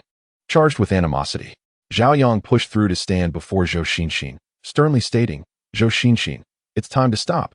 Don't create chaos here." Zhou Xinxin cast him a disdainful glance, Mind your own business. My affairs with them are none of your concern.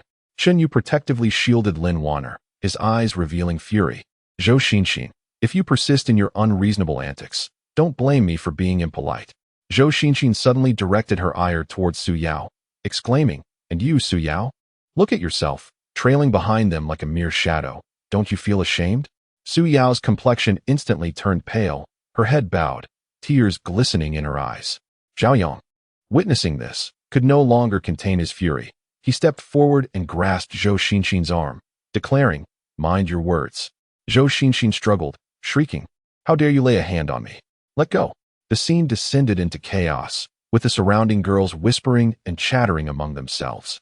Just as the tumult escalated, Teacher Wang hurried over, his brow furrowed and expression stern, commanding loudly, enough. What kind of behavior is this in school? Upon hearing the teacher's voice, the crowd momentarily froze and released their grips, the atmosphere settling into silence. Teacher Wang cast a severe glance around, first addressing Zhao Yang. As the captain of the basketball team, how can you resort to violence? Then turning to Zhou Xinxin, he continued, and you, instigating trouble, what kind of decorum is this? He solemnly added, this is a social gathering, an occasion for everyone to strengthen bonds and engage in meaningful exchanges, so let us focus on what truly matters. Under the teacher's mediation, the conflict temporarily subsided. Chen Yu observed Lin Wanner and Su Yao, a tumult of emotions swirling within him. He recognized the necessity of confronting his feelings for both of them. This incident made him realize that amidst this intricate emotional whirlwind, evasion was no longer an option. Fortunately, in a world where the gender ratio is skewed and the government endorses polygamy, children can make choices. How fortunate it is that he desires both. Chapter 27. Weekend excursion. In this era of gender imbalance, where males are scarce, the handsome Chen Yu undoubtedly stood out as a focal point within the crowd. Chen Yu's carefree demeanor led him to confidently embrace the idea of incorporating both Lin Wanner and Su Yao into his life under the framework of polygamy. The previous incident at the ball did not waver his resolve. Rather, it intensified his eagerness to deepen his connections with them. As the weekend approached, Su Yao found herself reminiscing about her earlier conversation with Chen Yu, where he inquired about enjoyable local spots. She had recommended Bibo Lake and promised to invite him along when she visited with friends. Now, having meticulously planned the outing to Bibo Lake, she felt a mixture of shyness and anticipation as she dialed Chen Yu's number.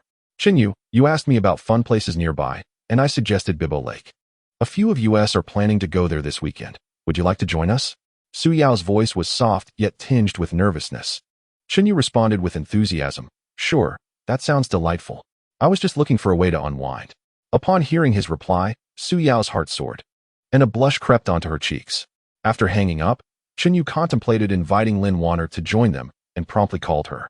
Upon receiving the invitation, Lin Wanner felt a thrill of joy. After a moment's reflection, she eagerly accepted. Having already developed deep feelings for Chen Yu, she was determined not to miss this opportunity to spend time with him. On the serene morning of the weekend, sunlight filtered through the dappled leaves, casting a golden hue on the ground. Chen Yu, Lin Wanner, Su Yao, and several of Su Yao's friends gathered at the school gate. Among Su Yao's friends, Li Yu, with her cheerful and carefree personality, sports a neat bob haircut and possesses two deep dimples that emerge when she smiles.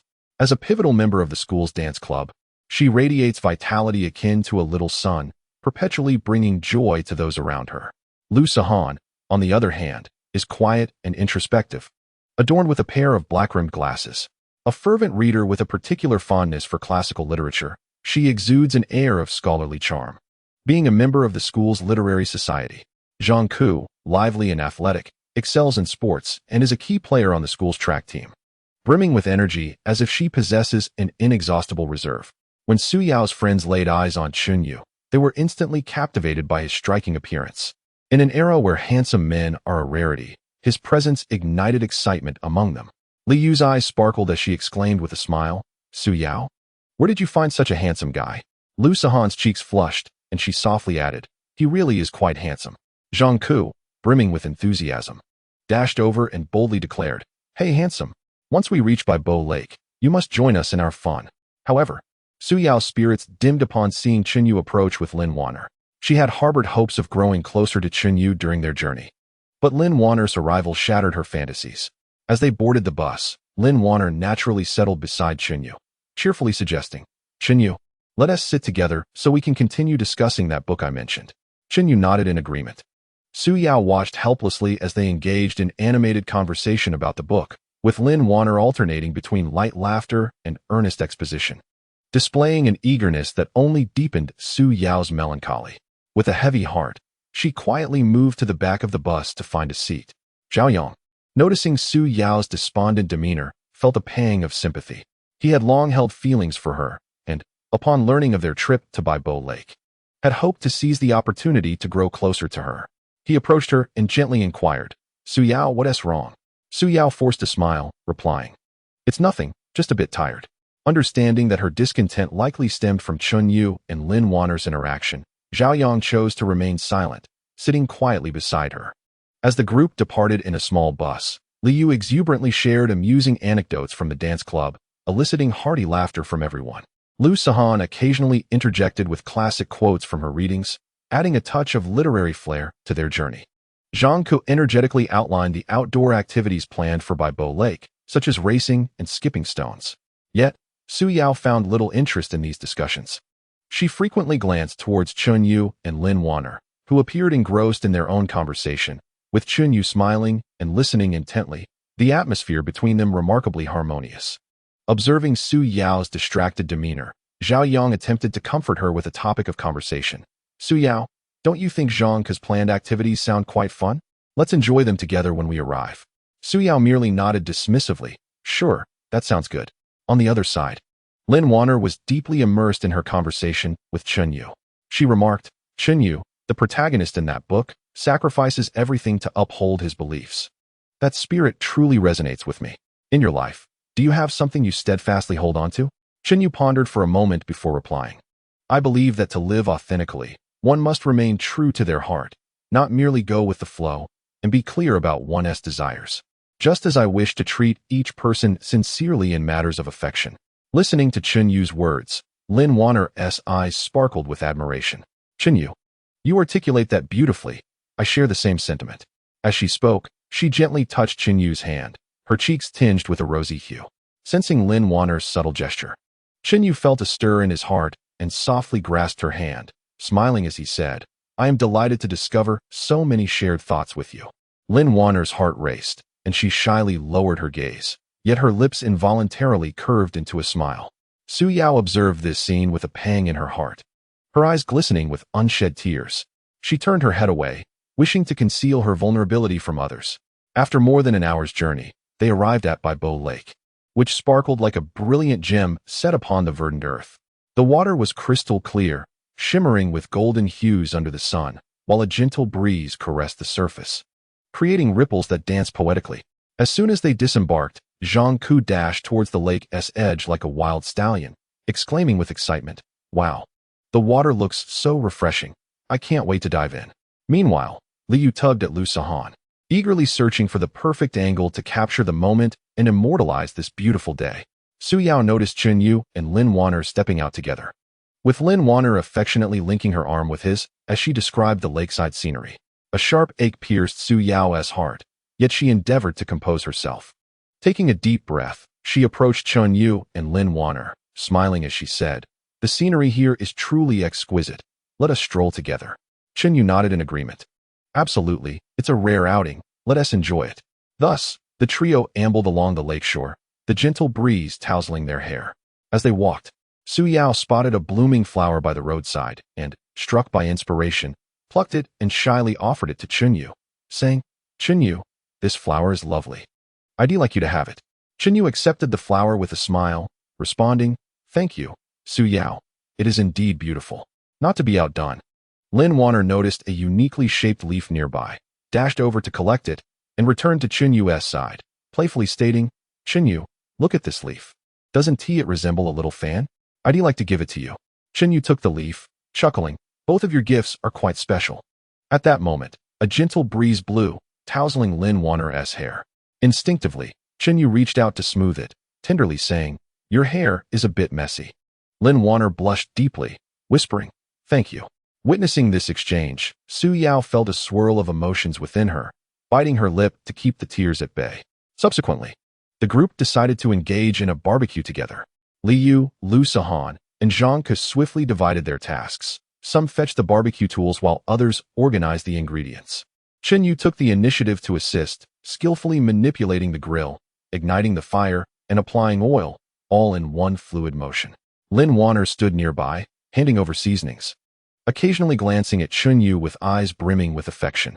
Although Su Yao felt a twinge of sadness within, she joined in, helping to skewer the ingredients. Throughout the barbecue, laughter and joy filled the air. Liu recounted amusing anecdotes from dance rehearsals, eliciting hearty laughter from everyone, even managing to lift Su Yao's spirits on several occasions. Once Chen Yu grilled a skewer of meat, he first offered it to Lin Wanner, saying, "Wanner, try my culinary skills." Lin Wanner accepted it, took a bite, and her eyes sparkled. "Wow, Chen Yu, this is delicious." Observing them, Su Yao felt a pang of envy, just as Chen Yu handed another skewer to her, saying, "Su Yao, you should give it a try." Su Yao accepted it and softly replied, "Thank you." As she savored Chen Yu's grilled meat, her heart felt a little lighter. After the barbecue, the group made their way to the lake for a boat ride. Chen Yu, Lin Wanner, Su Yao, and Zhao Yang boarded the same boat. As they embarked, Lin Wanner naturally linked her arm with Chen Yu's, causing a sharp ache in Su Yao's heart, yet she quietly stepped onto the boat. Zhao Yang followed behind, his heart heavy upon witnessing Su Yao's forlorn expression.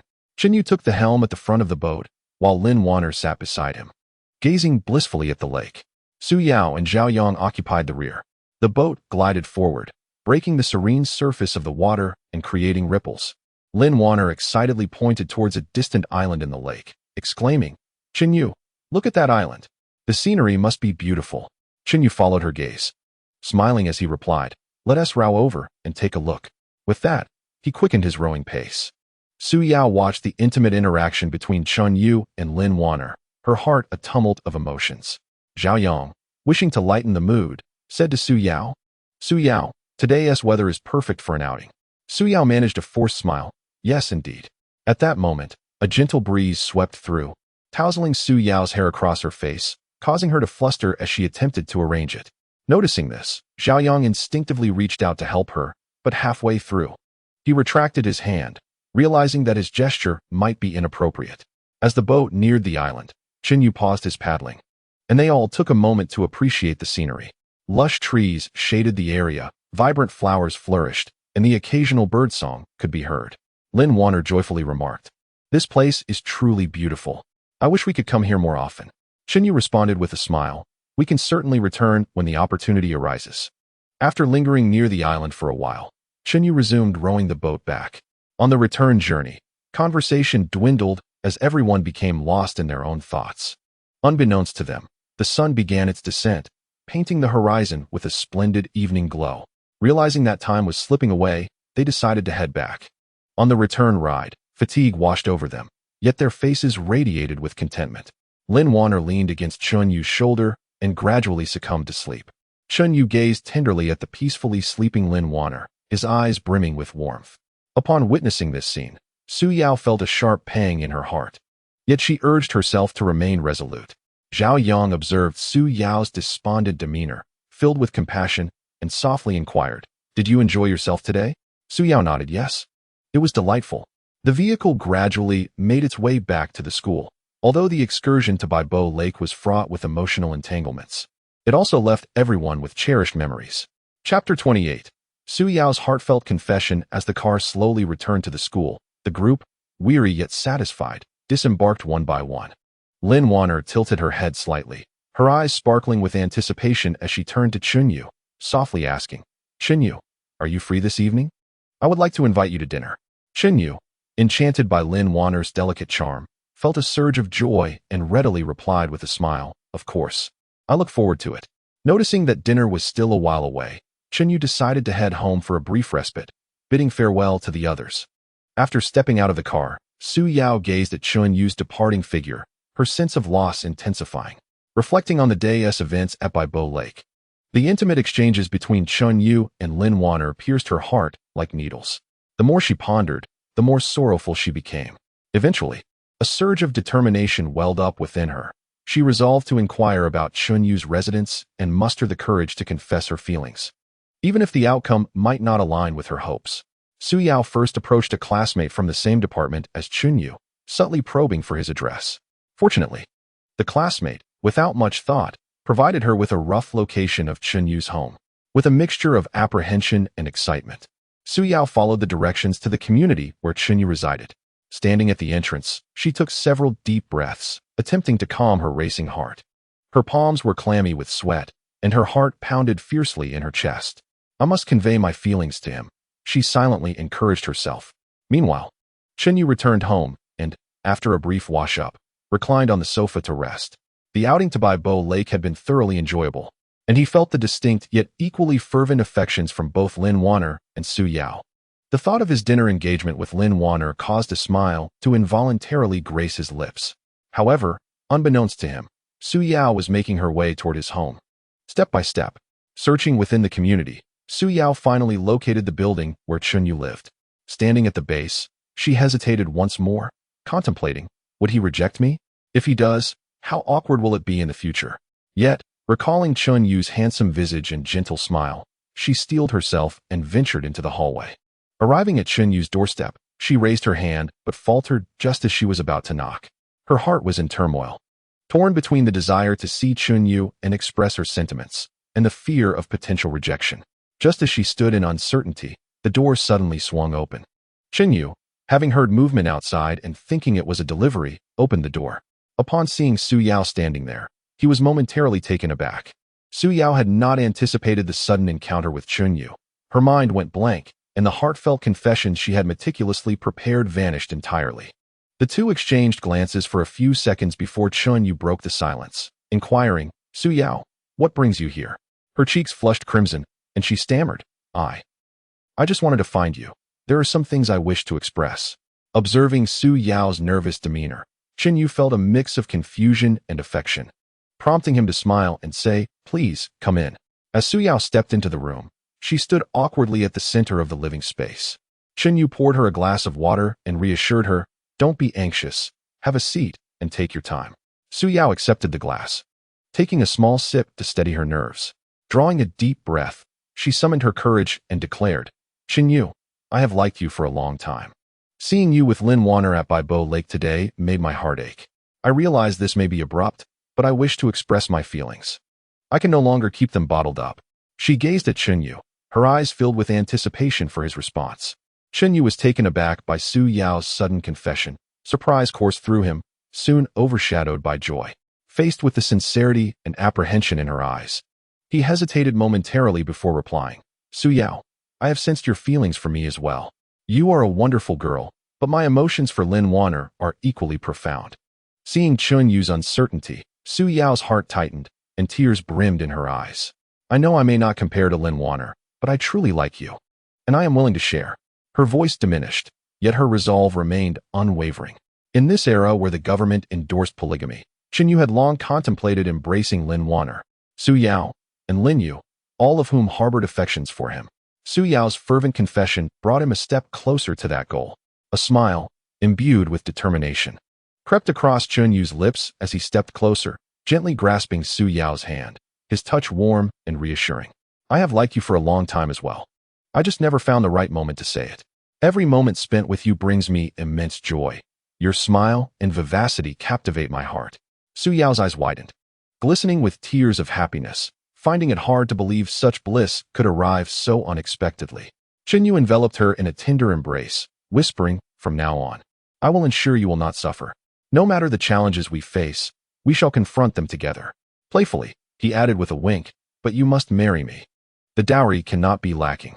Resting against him, Su Yao nodded vigorously, her tears dampening Chunyu's attire.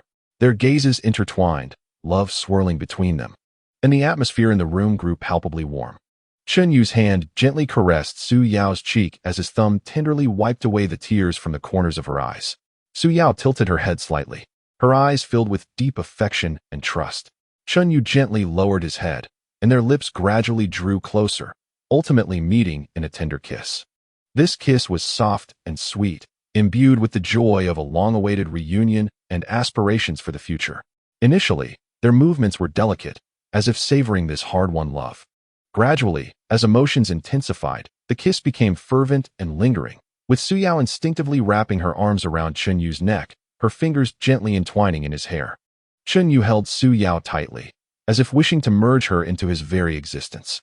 After the fervor subsided, as he embraced Su Yao, Chen Yu began to contemplate how to confront Lin Wanner, envisioning a future where they could all coexist. He understood that the days ahead would be vibrant, and he would embark on a new chapter of life within this intricate yet sweet emotional whirlwind. Chapter 29. An unexpected encounter after the passion. The room was suffused with an ambiguous atmosphere. Su Yao's cheeks were flushed, her hair tousled, as she languidly lay in Chen Yu's embrace, her gaze dreamy. Still enveloped in the sweetness and heat of the moment, relishing the intoxicating afterglow, Chen Yu gently caressed her hair, a satisfied smile gracing his lips, as they radiated an aura uniquely belonging to lovers. Suddenly, a light, lively footstep echoed from outside, followed by a creak as the door was flung open. Lin Yu bounded in like a cheerful fawn, a large bag of snacks and 2 movie tickets in her hands. Her smile froze instantly, her eyes widening in disbelief as she nearly dropped her belongings. "I was going to invite you to watch a movie together," she stammered, her voice trembling involuntarily, her gaze darting anxiously between the tightly embraced couple. Su Yao and Chen Yu were startled by the unexpected entrance, their bodies jolting in surprise. Su Yao let out a terrified shriek, hastily pulling the blanket around herself, her face blazing red, the heat emanating from her seeming capable of igniting the air. Chen Yu swiftly sat up, grabbing nearby clothing to cover himself, his expression a mix of embarrassment and tension, his mouth opening to speak, yet finding no words. The air in the room felt as if it had solidified, the silence suffocating, broken only by the frantic breaths of the 3 individuals. Lin Yu's eyes welled with tears, struggling to hold them back as her voice quivered. "Did I interrupt something?" Chen Yu steadied himself, attempting to shatter the awkward silence. "Lin Yu, please don't misunderstand. It's not what you think." But as the words left his mouth, he realized the futility of his explanation. It was commonplace for a man in this world to have multiple women. Su Yao bowed her head, her hands gripping the blanket tightly, her nails turning white, wishing she could disappear into a crack in the floor, overwhelmed with embarrassment. Chen Yu took a deep breath, striving to compose himself, internally mocking his own flustered state. "What am I panicking about? After all this time, my mindset still hasn't fully adapted." Lin Yu managed a smile that was more painful than tears. "It's all right. I just came at the wrong time." Yet behind that smile lies an inescapable sadness and sense of loss. In truth, Lin Yu has always understood that in this era of scarce men, whether for the purpose of replenishing the population or addressing the issue of single women, polygamy is an unavoidable reality. Moreover, a man as exceptional as Chen Yu cannot possibly be monopolized, though she often observes Chen Yu interacting with other girls. Feeling a pang of jealousy, she had silently prepared herself for this eventuality, never anticipating it would arrive so swiftly. As Chen Yu gazed at Lin Yu, a sharp pang of guilt washed over him like a tidal wave. He realized that the time had come to clarify matters. "Lin Yu, please take a seat. There are certain things I must explain to you," he said, his tone shifting to one of seriousness.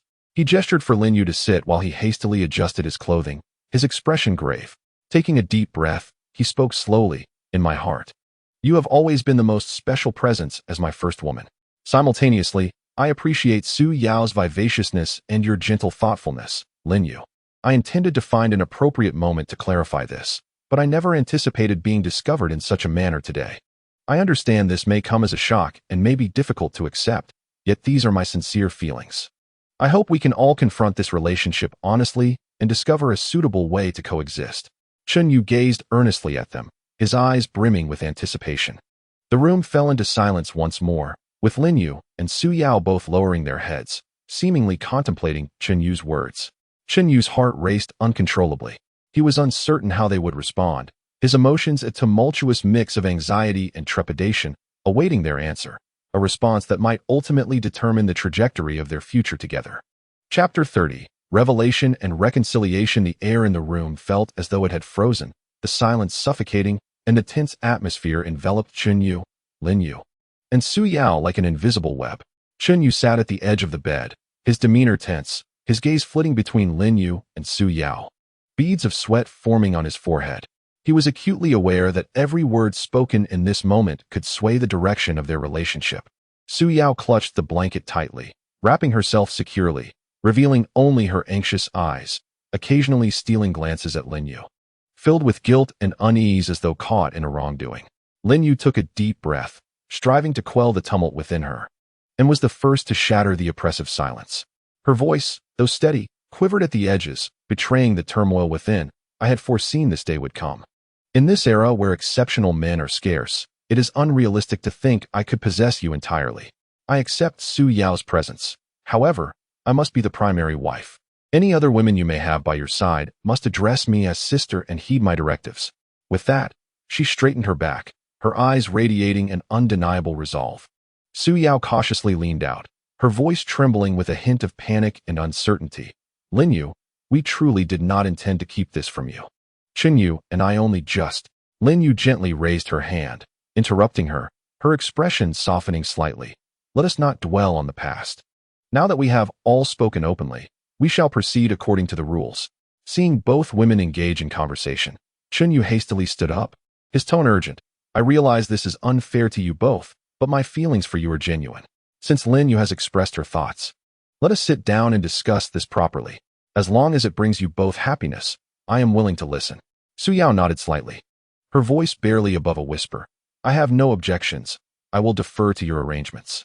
Subsequently, Lin Yu and Su Yao settled onto a nearby sofa, embarking on a calm and amicable dialogue. Lin Yu spoke first, her tone sincere. Su Yao, we both care for Qin Yu. From now on, let us be good sisters.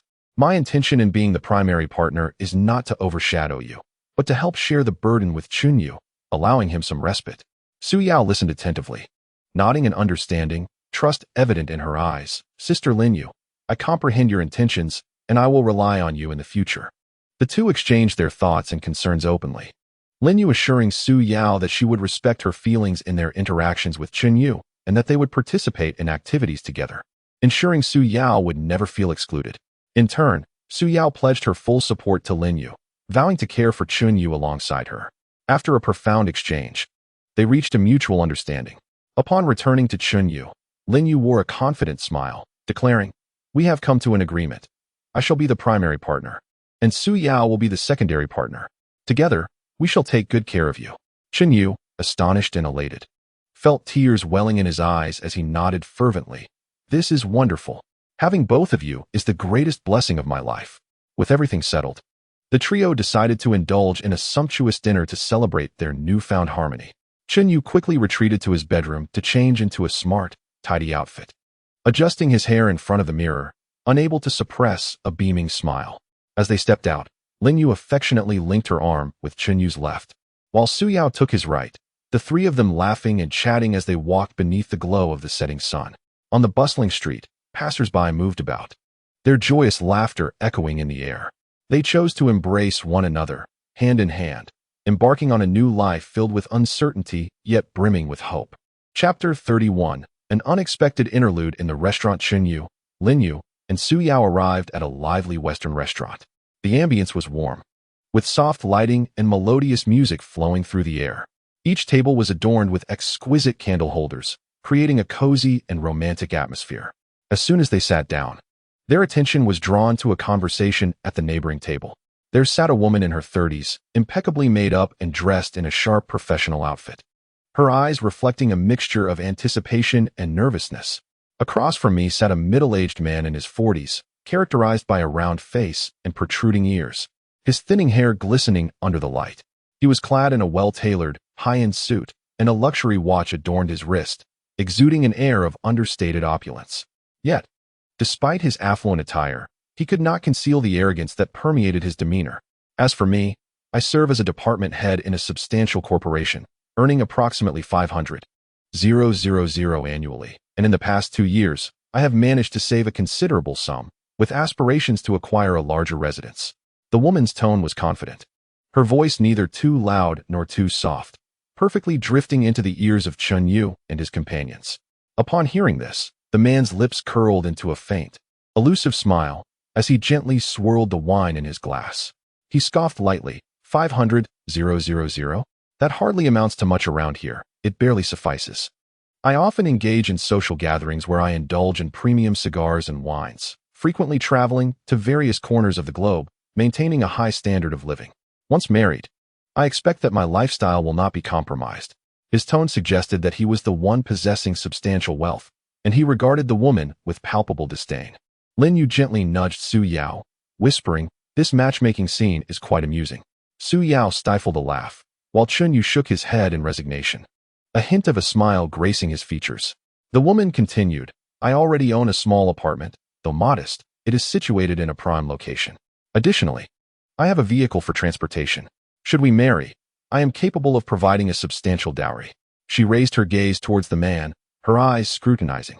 Upon hearing this, the man's eyes sparkled with interest. He leaned forward, an air of determination on his face, and eagerly declared, "Since you are sincere, I shall be forthright. I currently have 7 wives. Should you marry me, you would be the 8th. Among my 7 wives, the one with the least means brought a Mercedes worth over 500,000 as her dowry, so you cannot offer less. Otherwise, you will hold little status in this household." He spoke with brazen conviction, his eyes glinting with greed, as if he perceived this matchmaking as a mere transaction of interests. At that moment, a waiter approached to take Chun Yu and his companion's orders. After placing their orders, Chun Yu smiled at Lin Yu and Su Yao, remarking, "It seems that material conditions hold significant weight in the pursuit of a partner." Meanwhile, the matchmaking continued. The woman furrowed her brow slightly, hesitating before saying, "The dowry will certainly not be lacking. I will provide what is necessary. However, I hope that after marriage, we can mutually respect each other and share household responsibilities. My work keeps me busy, and I cannot manage everything alone." Her tone was gentle, yet her stance remained resolute. The man's expression darkened instantly. He leaned back, arms crossed, disdain etched on his face as he retorted, "A woman, regardless of how busy she is, must tend to the home. Household chores are inherently a woman's duty. I navigate numerous social engagements, and managing myself is already exhausting enough. If you cannot handle this, then what is the point of marriage? I truly cannot comprehend the women of today. They seem entirely unaware of their roles. Considering your age, you should consider yourself fortunate to meet someone like me. Otherwise, given your circumstances, marrying would be quite a challenge." He lifted his chin, his eyes radiating arrogance and scorn as he brazenly assessed the woman, as if evaluating a lowly commodity. After a brief pause, the man straightened his back and, with a hint of complaint in his tone, remarked, "You have no idea how arduous it is to satisfy the needs of so many wives each day. Were it not for the call of the state to promote population growth and provide a home for you single women, I would never take on so many spouses. I am sacrificing myself for the greater good of society." As he spoke, he shook his head, his expression suggesting he viewed himself as a remarkable hero. Lin Yu couldn't help but mutter softly, "This uncle has such high demands. He possesses little ability, yet expects the woman to do everything." Su Yao nodded in agreement. Indeed, a balding, rotund old man, yet he seems to believe he is superior. Chun Yu laughed and said, "Let us not be distracted by others. Let us enjoy our meal." With that, he lifted his glass and took a gentle sip. At that moment, the blind date at the adjacent table appeared to reach an impasse. The man continued to enumerate the woman's faults, while she, displaying visible impatience, had grown cold in her demeanor. Eventually, she coldly declared, "This is unsuitable," and rose to leave. The man sat there, fuming and muttering, "Women these days are truly difficult to please." This unexpected eavesdropping led Chun Yu, Lin Yu, and Su Yao to contemplate love and marriage more deeply while savoring their meal. They recognized that in this era of a surplus of women and a scarcity of men, it is exceedingly challenging for women to find a partner with whom they share mutual affection and compatible values. Yet, the 3 of them, united in understanding and tolerance, were presently immersed in a rare happiness, relishing their beautiful moments together. Meanwhile, Lin Warner stood at the school gate, the streetlight casting a long shadow of her figure. She occasionally rose onto her toes, peering into the school, her eyes brimming with anticipation. Clutching a small gift she had prepared for Chun Yu, a delicate and charming trinket she had crafted herself. As time ticked away, the flow of pedestrians dwindled, and Lin Warner's smile gradually faded, replaced by a look of disappointment and confusion. She glanced at her phone, finding no messages from Chun Yu. A wave of worry washing over her. Why hasn't Chun Yu arrived yet? Has something happened? She attempted to call him, only to discover his phone was turned off, intensifying her anxiety. At that moment, Chen Yu was enjoying dinner with Lin Yu and Su Yao in the restaurant, the atmosphere warm and cheerful. He was entirely absorbed in the company of the two lovely ladies, having long forgotten his promise to Lin Wanner. Lin Wanner waited at the school gate for an extended period, until a security guard reminded her that the school would soon close, prompting her to leave reluctantly. She trudged home, her footsteps heavy, with tears welling in her eyes. She could not comprehend why Chen Yu would treat her this way. Had she done something wrong? Upon returning to her dormitory, Lin Wanner sat on her bed, hugging her knees and silently weeping. She gazed at the trinket in her hand, her heart aching. This gift, once filled with affection, now appeared painfully conspicuous. Chapter 32. A fracas in the cafeteria. The morning sunlight filtered through the dappled leaves, struggling to penetrate the heavy curtains and casting a gentle glow upon the disheveled bed. Chen Yu stirred from a state of fatigue akin to a hangover, while Lin Yu and Su Yao remained in slumber beside him. Memories of the previous night surged like a tide, and an involuntary smile crept upon his lips. Recalling the revelry, he rose quietly, completed his morning rituals, and made his way to school, humming a light tune as he walked briskly towards the classroom.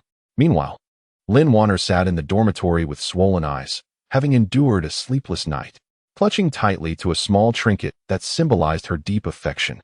Her gaze was devoid of the usual warmth and anticipation, replaced instead by anger and resolve. She silently vowed to confront Chen Yu and demand clarity. The bell signaling the end of the final morning class rang, and Chen Yu stretched lazily, preparing to head to the cafeteria for lunch. Just then, Lin Yu and Su Yao entered the classroom, chatting and laughing, making a beeline for Chen Yu. Lin Yu affectionately linked her arm with his, cheerfully exclaiming, "Chen Yu, let us go to the cafeteria together." Su Yao chimed in, "Yes, yes. After such a long class, you must be starving." Chen Yu nodded with a smile, and the three of them set off towards the dining hall. Along the way, Lin Yu and Su Yao attended to him with great care, adjusting his collar and inquiring about the morning lessons, their intimate demeanor suggesting a bond that was anything but ordinary. At noon, the school cafeteria buzzed with activity, filled with the delightful aroma of food. Chen Yu, Lin Yu, and Su Yao occupied a table by the window, enjoying their meal while engaging in lively conversation. Lin Yu, her face alight with joy, picked up a piece of sweet and sour pork and placed it into Chen Yu's bowl, gently urging, "Chen Yu, give this a try. It's particularly delicious." Su Yao quickly offered him a spoonful of exquisite soup, teasingly saying, "First, have some soup. It's good for your stomach." Chen Yu gazed at the two lovely ladies, his face radiating happiness. At that moment, Lin Wanner entered the cafeteria accompanied by several classmates. Already feeling wronged and furious due to Chen Yu's abandonment, she was taken aback to see him seated so intimately with Lin Yu and Su Yao, sharing laughter and camaraderie. The sight pierced her heart, and her hands instinctively clenched, her nails digging into her palms.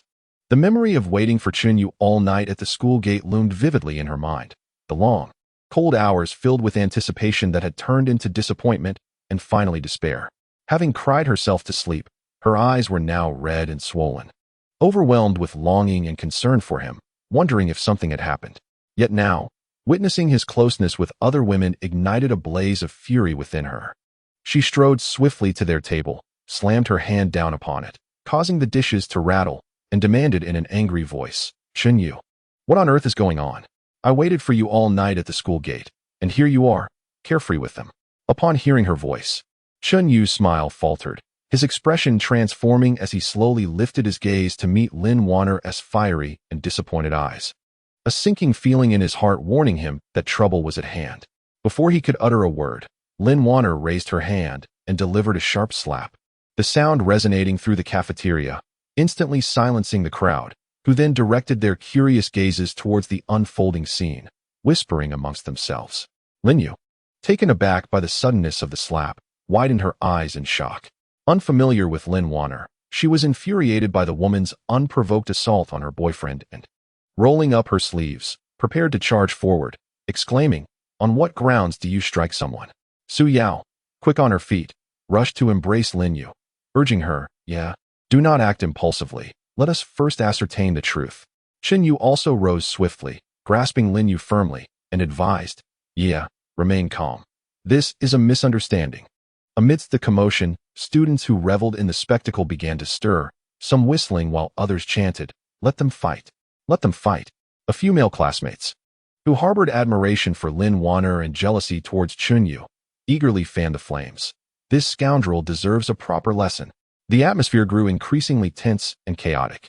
At this juncture, Lin Wanner, consumed by rage, was beyond reason and could not hear any explanations.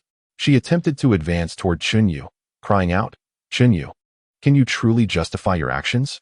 Her companions, witnessing her distress, hurriedly restrained her from behind, simultaneously urging her, "Wanner, do not act rashly. Stay composed." Yet Lin Wanner continued to struggle fiercely, her emotions in turmoil. Lin Yu, equally defiant, did not relent, glaring at Lin Wanner with fury. "What madness is this? Striking someone without cause. This matter is far from over." The two exchanged heated words, neither yielding. In the midst of the chaos, cafeteria staff arrived in haste. A robust woman, clad in a neat uniform, furrowed her brow and bellowed, "Cease this uproar. This is a cafeteria, not a battleground. If this continues, I will require written apologies from all of you." Her staff quickly intervened, separating the agitated crowd. The raucous students, seeing the authority figure, quieted down, closing their mouths in compliance. Seizing the moment while everyone's attention was diverted to the staff, Lin Wanner abruptly broke free from her classmate's grasp. Seizing a plate of braised pork from the table and forcefully slamming it atop Chunyu's head. The greasy sauce cascaded down his hair and face, staining his clothes, leaving him in utter disarray. Following this, Lin Wanner shot Chunyu a fierce glare before weeping as she fled the cafeteria. Lin Yu remained seething, her breath heavy with anger, while Su Yao sighed in resignation. Chunyu stood frozen, the pointed stares and murmurs of his peers prickling at him, filled with deep remorse. After the uproar in the cafeteria, Chunyu, his face flushed with embarrassment and remnants of greasy meat clinging to his hair, hastily departed under the scrutinizing gazes of others. Lin Yu and Su Yao, filled with concern, hurriedly followed. Once settled in the car, Lin Yu erupted, her brows furrowing in indignation as she vented. "What is the matter with that Lin Wanner? She barges in and causes a scene. What kind of insanity is this? Truly outrageous. Does she think her status as the campus belle makes her untouchable?" Her chest heaved with agitation as she waved her hands, as if to expel the fury within her. Seated beside her, Su Yao gently attempted to placate her, saying, "Yeah, please calm down. The situation has already unfolded as it is." She softly patted Lin Yu's shoulder. Chunyu slumped in the back seat, his face etched with regret. Lamenting internally how joy could so swiftly turn to sorrow, he had completely botched things up. Gazing out the car window, his expression was vacant, his mind in disarray, filled with the image of Lin Wanner's furious countenance, leaving him utterly disinterested in Lin Yu's complaints. Once, every moment shared with Lin Wanner was a beautiful memory. Her striking beauty and enchanting figure were indelible marks upon his heart. He had thought that good fortune was within reach. Yet who could have anticipated such a turn of events? Now, it appeared that all his previous efforts might be in vain. Upon returning home, Chunyu made his way directly to the bathroom. Lin Yu and Su Yao followed him inside, turning on the shower and meticulously helping him wash his hair. Warm water cascaded down from above, yet it could not wash away the sorrow that weighed heavily on Chunyu's heart. As she rinsed, Lin Yu continued to murmur, "Chunyu, you must distance yourself from that lunatic in the future." Chunyu offered a wry smile and shook his head, opting for silence.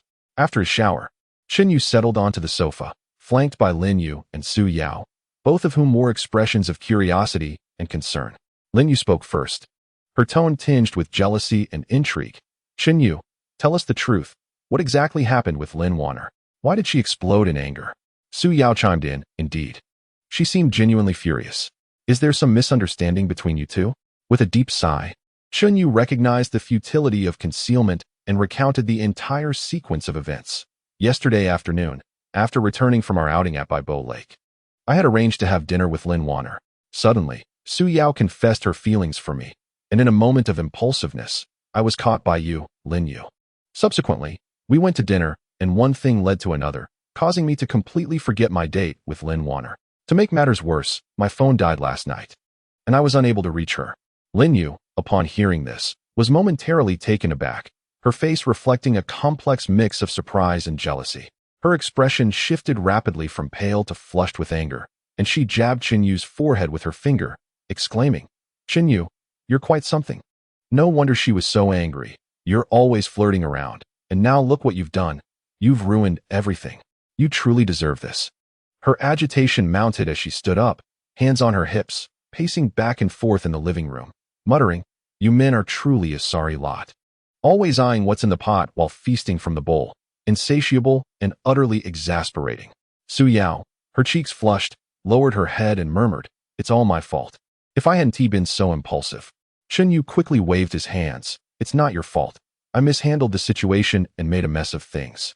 Chapter 33. Attempting to mend things, the trio fell into silence, the atmosphere growing heavy. After a considerable pause, Lin Yu halted her pacing and looked at Chen Yu, asking, "Now that things have come to this, what do you intend to do?" With his brow furrowed, Chen Yu pondered for a moment before replying. "I wish to apologize to her in person, no matter how harshly she may scold me. I must express the guilt that burdens my heart." Lin Yu crossed her arms, a hint of jealousy lacing her voice as she remarked, "Oh, you're quite invested in this, aren't you? Why do you not seem remorseful towards me?" She turned her head aside, her lips slightly downturned, her face a canvas of dissatisfaction. Su Yao's eyes sparkled as she proposed, "Shall we go together? There is strength in numbers, and perhaps we can persuade her." Lin Yu shot a glance at Su Yao and retorted, "What are you doing trying to stir the pot? If she sees you, it will likely exacerbate her anger." Feeling unjustly treated, Su Yao lowered her head once more. Chen Yu rubbed his temples, exasperated as he explained, "Yeah? Please don't say that. I feel guilty towards both of you. However, I truly hurt Lin Wanner deeply." Lin Yu shot him a scornful look, scoffing. "You realize you hurt her deeply, yet you didn't consider the consequences at that time? Now, look at you, waiting and writing letters for her. It seems you are still infatuated with her beautiful face and figure." Chen Yu wore a helpless expression, uncertain how to respond. The farce in the cafeteria was akin to a boulder cast into a tranquil lake, sending ripples of gossip cascading throughout the campus. The news of the freshman finance major being publicly chastised by the campus bell in the cafeteria spread like wildfire. In no time, whether in classrooms, cafeterias, or dormitories, everyone was eagerly discussing the incident.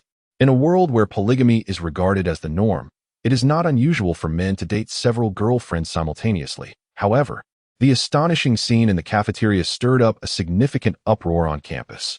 What truly piqued everyone's interest was the question of what could provoke the usually composed and haughty campus belle, Lin Wanner, to disregard her image and physically confront Chen Yu. This question ignited the gossip-monger's curiosity like a wildfire, leading to a plethora of exaggerated rumors. "Have you heard? Chen Yu got the campus belle pregnant and then abandoned her," prompting her to lash out. One girl whispered mysteriously to her companion, "Oh, I heard that Chen Yu promised to buy her a limited edition handbag, but failed to deliver." Leaving her feeling deceived, another girl promptly countered, speaking with conviction. At that moment, another girl excitedly interjected, No, I heard that he has been gallivanting with other women every night and hasn't been with the campus belle for a long time," leaving her unsatisfied, which is why she exploded. These outrageous rumors spread rampantly across the campus, growing more exaggerated with each retelling. The following day, Chen Yu arrived early at the library frequented by Lin Wanner, acutely aware of the curious gazes from his peers and the whispers that followed him. He waited at the entrance for an entire morning, the passing crowd continually pointing and murmuring, yet he did not catch a glimpse of Lin Wanner. He then went to her classroom. As the bell rang, students streamed out, but upon seeing him, Lin Wanner turned to leave. Chen Yu attempted to follow, but the crowd obstructed his path. "Look, that's Chen Yu. I'm so curious about what he did.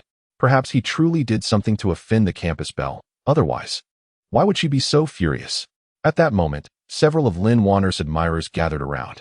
The leader of the group, with a disdainful expression, sneered, "What exactly did you do to Wanner? You better confess before we are forced to take action." Chen Yu furrowed his brow, unwilling to entertain these baseless accusations as he attempted to depart. However, his adversaries were relentless, one of them stepping forward to obstruct his path. "What's wrong? Feeling guilty? You're not leaving until we settle this today." Chen Yu took a deep breath, his tall and robust stature, honed from a lifetime of laborious toil on construction sites, awakened an innate ferocity within him. He took a bold step forward, his gaze sharp as an eagle's, locking onto the leader of the group, whose imposing presence instinctively compelled him to retreat a half step. Chen Yu scoffed, his voice deep and commanding, "I'll reiterate. My matters with Wanner are none of your concern. Don't think I'm intimidated by your numbers. Should it come to blows, I won't hold back." With that, he rolled up his sleeves, revealing his muscular forearms, and waved them with an air of intimidation. Observing this, the others hesitated, their bravado faltering as they unconsciously retreated a little. Seizing the moment, Chunyu forcefully pushed past the person in front of him and strode away, leaving the group exchanging glances in confusion. That evening, Chunyu returned home, wearied and disheartened. Lin Yu and Su Yao approached him, and upon seeing his expression, they exchanged a glance, remaining silent. Chunyu settled onto the sofa, retrieving a letter he had penned. He read it once more, filled with his contrition and cherished memories of the two girls. He addressed Lin Yu and Su Yao. "Tomorrow, I will leave this letter at her dormitory. I will wait for her one last time." Upon hearing this, Lin Yu's jealousy flared, and she remarked sarcastically, "You're quite persistent. Such unwavering dedication is almost touching." Chunyu looked at her helplessly. "Yeah, please spare me the sarcasm. I genuinely wish to resolve this matter." Lin Yu turned her head away, ignoring him. On the third day, Chunyu stood beneath Lin Wanner's dormitory, delivering the letter to the dormitory matron, requesting her to pass it on to Lin Wanner, before waiting below. As moments ticked by and the sun dipped lower in the sky, hunger and fatigue gnawed at him, yet he remained resolute. At last, Lin Wanner appeared, clutching the letter he had written. Upon spotting Chunyu, she hesitated momentarily. He hurried forward. Just as he opened his mouth to speak, Lin Wanner coldly interjected, "Go away. I don't want to hear your explanations." With that, she turned to leave. Chunyu, anxious and desperate, called out, "Wanner, I realize my mistakes. Please grant me another chance. I truly regret it. I haven't slept or eaten well these past few days, consumed by thoughts of you." Lin Wanner halted, her back to him, her shoulders trembling slightly. "What is the point of saying this now? Do you know how hopeless I felt waiting for you that night?" Chunyu felt his eyes welling with tears as he replied, "I know I am beyond forgiveness, but please believe that my feelings for you are genuine. Grant me a chance to make amends." Lin Wanner remained silent for a long while, ultimately choosing not to turn back as she entered the dormitory. Chunyu gazed at her retreating figure, a tumult of emotions swirling within him, uncertain if their relationship could ever be salvaged. Meanwhile, not far away, Lin Yu observed the entire scene, biting her lip, her feelings of jealousy and dissatisfaction intensifying. Chunyu returned home in a state of despair, as though his very spine had been extracted, collapsing onto the sofa with vacant eyes fixed upon the ceiling, his heart consumed by the indelible image of Lin Wanner's resolute departure. Lin Yu, hidden away in her room, was overwhelmed with a sense of injustice and reluctance. Tears brimmed in her eyes as she recalled Chunyu's profound affection for Lin Wanner, leaving her heart heavy with an inexplicable bitterness, questioning her own significance in his life. Meanwhile, Su Yao stood nearby, anxiously alternating her gaze between Chunyu and Lin Yu's room, feeling helpless and uncertain of how to offer comfort. For several consecutive days, Chunyu wandered through life as if possessed by a lost spirit, utterly disinterested in all matters, even the meals placed before him proving unpalatable. Observing his desolation, Lin Yu felt a mix of anger and compassion. Ultimately, she could no longer endure the silence that shrouded them. She settled beside Chunyu, her tone tinged with awkwardness. "Do you intend to remain in this state of gloom indefinitely? Even if Lin Wanner cannot forgive you, life must go on." Chunyu managed a wry smile, shaking his head. "I understand, yet I simply cannot let her go." At that moment, Su Yao's eyes sparkled with inspiration. She excitedly slapped her thigh and exclaimed, "I have a solution. I know Lin Wanner's close friend, Nie Xiaoyu. We can enlist her help. She surely understands Lin Wanner's thoughts better and may assist us in persuading her." Lin Yu and Chunyu exchanged glances, a flicker of hope igniting in their eyes. Without delay, they urged Su Yao to reach out to Nie Xiaoyu. At the school tea shop, when Nie Xiaoyu met them, her expression was somewhat complex, a hint of wariness in her gaze as she initiated the conversation. "Su Yao, what brings you to seek me out? And why have you brought them along?" Su Yao grasped Nie Xiaoyu's hand urgently, imploring, "Xiaoyu, I genuinely need your assistance this time." Chunyu realizes his mistakes. He truly loves Lin Wanner and cannot bear to be without her. "Please help us." Chunyu promptly rose, his demeanor earnest. "Xiaoyu, I am aware of the unforgivable error I have committed. I beseech you to guide me. I would do anything to win Wanner back." After a moment of silence, Nie Xiaoyu sighed softly. "In truth, Wanner has not fared well these past few days either. She appears strong on the surface, yet I know she still cares deeply for you. She has lost her appetite, and although she does not voice it, I am certain you remain in her thoughts. Upon hearing these words, a tumult of emotions surged within Chunyu. Guilt and gratitude intertwined as he realized that Wanner, like him, was tormented by their love. Suddenly, the phrase "where there is a will, there is a way" surfaced in his mind, illuminating a potential strategy. Perhaps persistent affection could sway her heart. Clenching his fists, determination gleamed in his eyes as he addressed Nie Xiaoyu. Thank you, Xiaoyu. I now know what I must do. From that moment forth, Chunyu embarked on his patient pursuit. Each morning, before dawn, he would position himself beneath Lin Wanner's dormitory, waiting quietly. Once she emerged, he would follow at a respectful distance, neither intruding nor allowing her to forget his presence. In class, he would occupy a corner of the room, silently observing Lin Wanner's silhouette. During the intermission, Lin Wanner and her classmates ventured to the library, and he discreetly followed, finding a spot not far away to sit. Occasionally their eyes met, and Lin Wanner would always swiftly turn her head away. Yet, Chunyu could sense that the initial anger in her gaze had morphed into a complex emotion. Lin Yu and Su Yao, observing Chunyu's unwavering determination, felt a twinge of sentiment, although Lin Yu still harbored a hint of jealousy. Witnessing Chunyu's earnest efforts to win back Lin Wanner left her with no choice but to let him be. Meanwhile, Su Yao silently supported Chunyu, occasionally offering him suggestions. As days passed, Chunyu's persistence gradually bore fruit. One day, while Lin Wanner was dining in the cafeteria, Chunyu sat at his usual spot nearby. When Lin Wanner finished her meal and stood to leave, she accidentally left a book on the table. Chunyu quickly picked it up and rushed after her. He handed her the book, softly stating, "Your book." Lin Wanner accepted it, hesitated for a moment, and quietly uttered a thank you. Those simple 2 words ignited a flame of hope within Chunyu. He realized that his efforts were beginning to yield rewards. Chapter 34.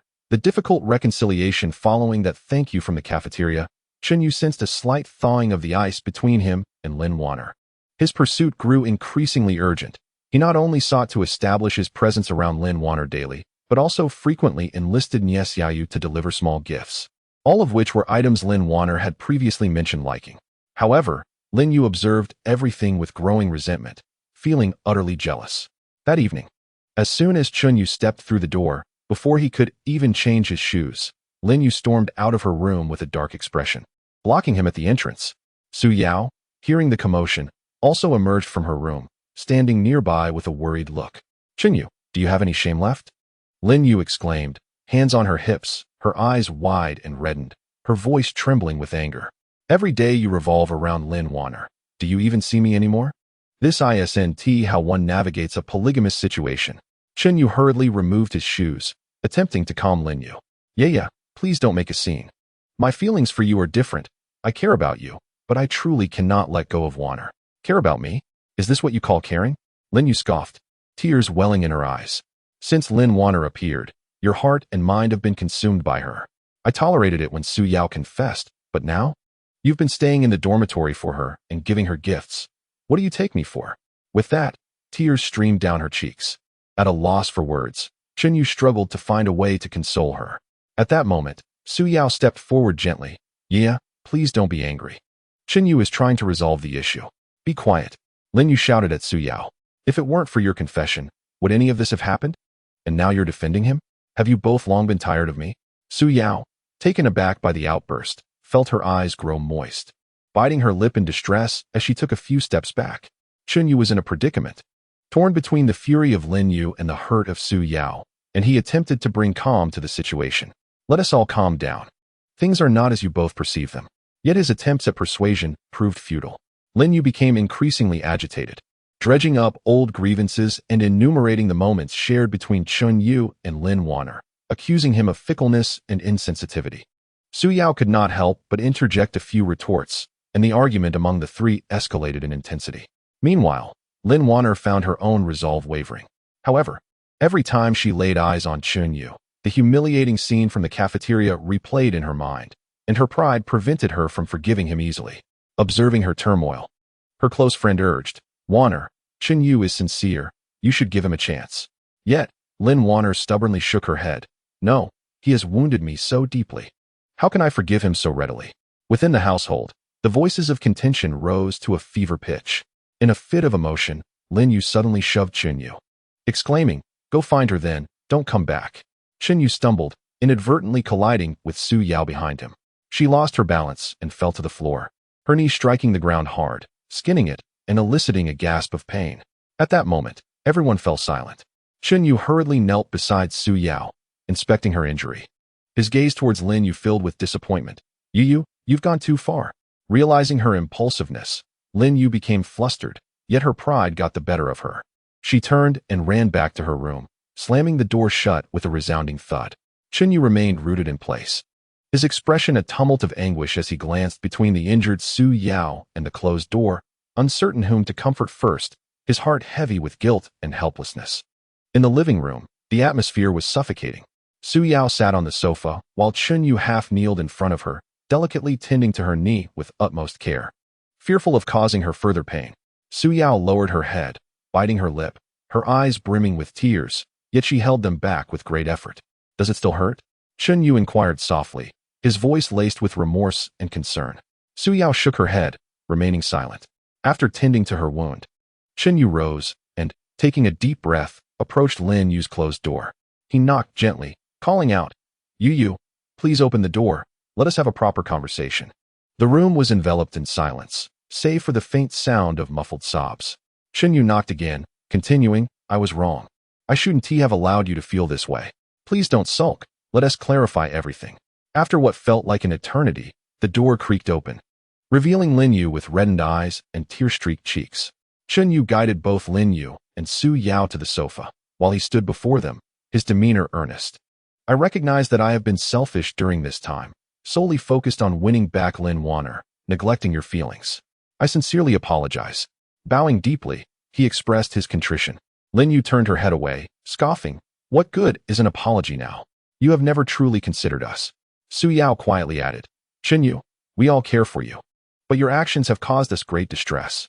Gazing at them with seriousness, Chen Yu replied, I acknowledge my mistakes. My feelings for you have never wavered. My inability to let go of Lin Wanner stems from the genuine hurt I caused her, and I wish to make amends.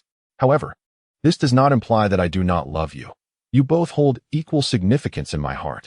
Lin Yu listened, turning her head with lingering anger in her eyes. So what do you intend to do from now on? Chen Yu contemplated for a moment before responding. I will strive to balance my relationships with each of you, ensuring that none of you feel neglected again. As for Lin Wanner, I will continue my efforts, but I will no longer act recklessly as I did before. Lin Yu raised her head to meet Chen Yu's gaze. You must adhere to your words. We trust you this time. Su Yao smiled gently and nodded. I will always believe in you. The atmosphere among the three began to ease. Chen Yu understood that while the conflict had been temporarily resolved, there remained a long journey ahead to truly mend their relationships. In the days following his reconciliation with Lin Yu and Su Yao, Chen Yu diligently fulfilled his promises. He created little surprises for them, engaging in conversations and taking walks, hoping to compensate for the companionship that had been lacking. Lin Yu and Su Yao gradually sensed his sincerity, and smiles returned to their faces. Meanwhile, Chen Yu's pursuit of Lin Wanner continued unabated. He understood that any lapse in effort could jeopardize all that he had accomplished thus far. Every morning, before the first rays of sunlight fully illuminated the campus, Chen Yu would wait beneath Lin Wanner's dormitory, following her discreetly once she stepped outside, silently guarding her until she reached her classroom. During classes, although he was physically present in his own, his thoughts were consumed by Lin Wanner. As soon as class concluded, he would hastily make his way to her classroom's vicinity, longing for a glimpse of her during breaks. Days passed in this manner without interruption, regardless of scorching heat or inclement weather, his figure consistently appearing on time. Lin Wanner transitioned from initially ignoring him to occasionally glancing his way, her attitude slowly shifting. One day, Nie Xiaoyu approached Chen Yu, her expression filled with joy and anticipation. Chen Yu, Wanner seems to be in a much better mood lately. She no longer resists you as she once did. Perhaps you could try speaking with her in person again. Upon hearing this, Chen Yu's eyes sparkled with excitement, and he eagerly inquired, Really? Did she say anything? Nie Xiaoyu shook her head. She didn't say much, but I can sense her attitude is softening. Chen Yu resolved to seize this opportunity. He meticulously selected a gift, a limited edition art book that Lin Wanner had long desired, and penned a heartfelt letter, expressing his reflections, his longing for her, and his commitments for the future. The following day, Chen Yu arrived early at Lin Wanner's dormitory. When she appeared, he took a deep breath and approached her. Lin Warner paused slightly at the sight of him, a flicker of complex emotions crossing her face. "Warner, this is for you," Chinyu said, extending the gift and letter with both hands, his voice tinged with nervousness. "I hope you will take a look. I genuinely acknowledge my mistakes and have been striving to change." Lin Warner accepted the gift, remaining silent for a moment before responding, "I will have a look. But don't get your hopes up." Chinyu gazed into her eyes earnestly, saying, "That's all right, as long as you are willing to give me a chance. I will wait."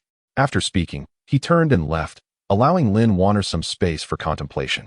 Subsequently, Chinyu continued his daily vigil, following her steadfastly. At last, on a sunlit afternoon, Lin Warner took the initiative to seek out Chinyu. She gazed at him, her eyes no longer harboring anger or estrangement, and softly said, "I have witnessed your persistence, and I am willing to grant you another chance." Upon hearing this, Chinyu's eyes instantly brimmed with tears, his heart overflowing with joy and gratitude. Chapter 35. Reconciliation. Hearing that Lin Warner was willing to give him another opportunity, Chinyu's eyes welled up once more, filled with elation and appreciation. He looked at Lin Warner, his voice slightly choked with emotion. "Warner, thank you. I promise I will not let you down again." Lin Warner gently nodded, a barely perceptible smile gracing her lips, and the long-standing gloom between them finally dissipated. Joy surged within Chinyu like a roaring tide, overwhelming him before he could fully comprehend it. In a moment of excitement, he lunged forward, wrapping his long arms around Lin Warner, and then his lips eagerly pressed against hers. Lin Warner was momentarily taken aback, but soon ignited by Chinyu's passion, she fervently responded, her hands instinctively encircling his neck. The surrounding world seemed to fall silent, leaving only the rhythm of their heartbeats and the warmth of their breaths. After a long while, they slowly parted, both cheeks flushed with a delicate pink hue. Lin Warner gently punched Chinyu's chest playfully, chiding, "You, truly incorrigible." Chinyu chuckled, scratching his head, his eyes brimming with affection. Before Chinyu could fully savor the sweetness of the moment, Lin Warner's expression turned serious as she spoke. "I would like to meet your other two girlfriends so we can have an open discussion." Chinyu was momentarily taken aback, but soon grasped Lin Warner's intentions, nodding vigorously. "Of course, they are both wonderful individuals, and I am certain you will all get along splendidly." Thus, Chinyu meticulously arranged a warm gathering, selecting his living room as the venue, adorned with an array of exquisite snacks and fruits. Lin Yu and Su Yao, having received the news in advance, arrived early, filled with a mix of anxiety and curiosity.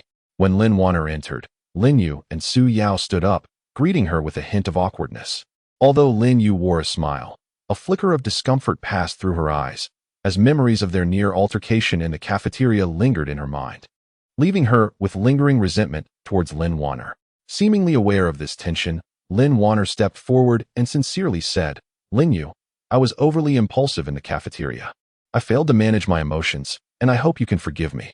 Lin Yu was momentarily taken aback, surprised that Lin Warner would be the first to address the incident and even offer an apology. After a moment's hesitation, she replied, "It was all a misunderstanding, all instigated by that rascal Chinyu. Anyone in my position would have wanted to give him a piece of their mind." She shot a glare at Chinyu.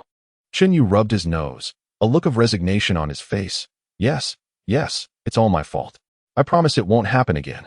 Su Yao, stifling a laugh from the sidelines, chimed in, All right, let's not dwell on Chinyu any longer." As everyone gathered together, an initial awkwardness lingered in the air. Observing this, Chinyu swiftly picked up the platter of pastries, his face adorned with a beaming smile as he navigated between the three. Come.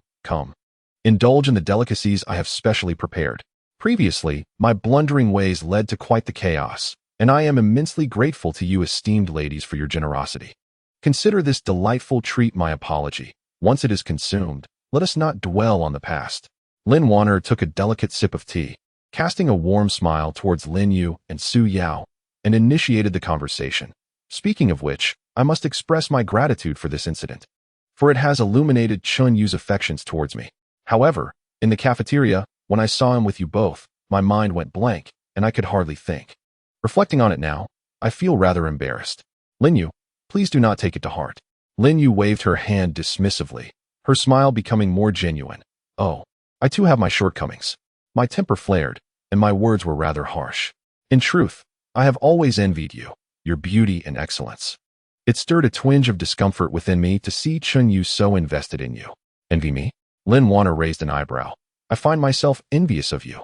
Your straightforward nature surely makes your interactions with Chunyu more effortless. I, on the other hand, often held myself back, thus missing out on precious moments with him. Su Yao interjected with a playful smile. You two should cease your mutual modesty. Let us collectively keep a close watch on Chunyu, ensuring he does not err again. Lin Wanner nodded enthusiastically. Indeed. Take, for instance, the time he completely forgot our date. It must not be overlooked. We ought to establish a rule. Should he ever again exhibit such forgetfulness, he must face a fitting punishment. Lin Yu's eyes sparkled with interest. I think that's a splendid idea. If he incites any of our displeasure again, let him run 10 laps around the playground and see if he dares to do so again. Chapter 36. Sweet everyday life and new challenges as dawn broke. Gentle rays of light filtered through the sheer curtains, softly illuminating Chunyu's bedroom. He gradually awakened, noting that Lin Yu, Su Yao, and Lin Wanner remained ensconced in slumber, their rhythmic breathing intertwining into a tender melody. Gazing upon their serene, sleeping faces, Chunyu's heart swelled with happiness and contentment, prompting him to plant a gentle kiss upon each of their foreheads. Good morning. Lin Yu was the first to awaken, her eyes still heavy with sleep yet adorned with a sweet smile as she softly wrapped her arms around Chunyu's neck. Soon after, Su Yao opened her eyes, playfully blinking before leaning in to plant a kiss on Chunyu's cheek. What delicious treats await us today? Lin Wanner sat up, rubbing her eyes, and chuckled. You all seem to think solely of food. Despite her teasing tone, the affection in her gaze was unmistakable. After a quick wash, the girls convened in the kitchen. Lin Yu donned an apron, ready to showcase her culinary skills, while Lin Wanner assisted in washing vegetables, creating a warm and inviting atmosphere throughout the kitchen.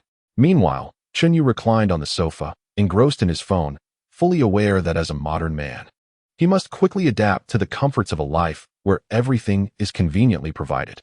After all, if one cannot endure even such comfortable days, what purpose does it serve to marry numerous women? Is it merely to have them as decorative vases for admiration?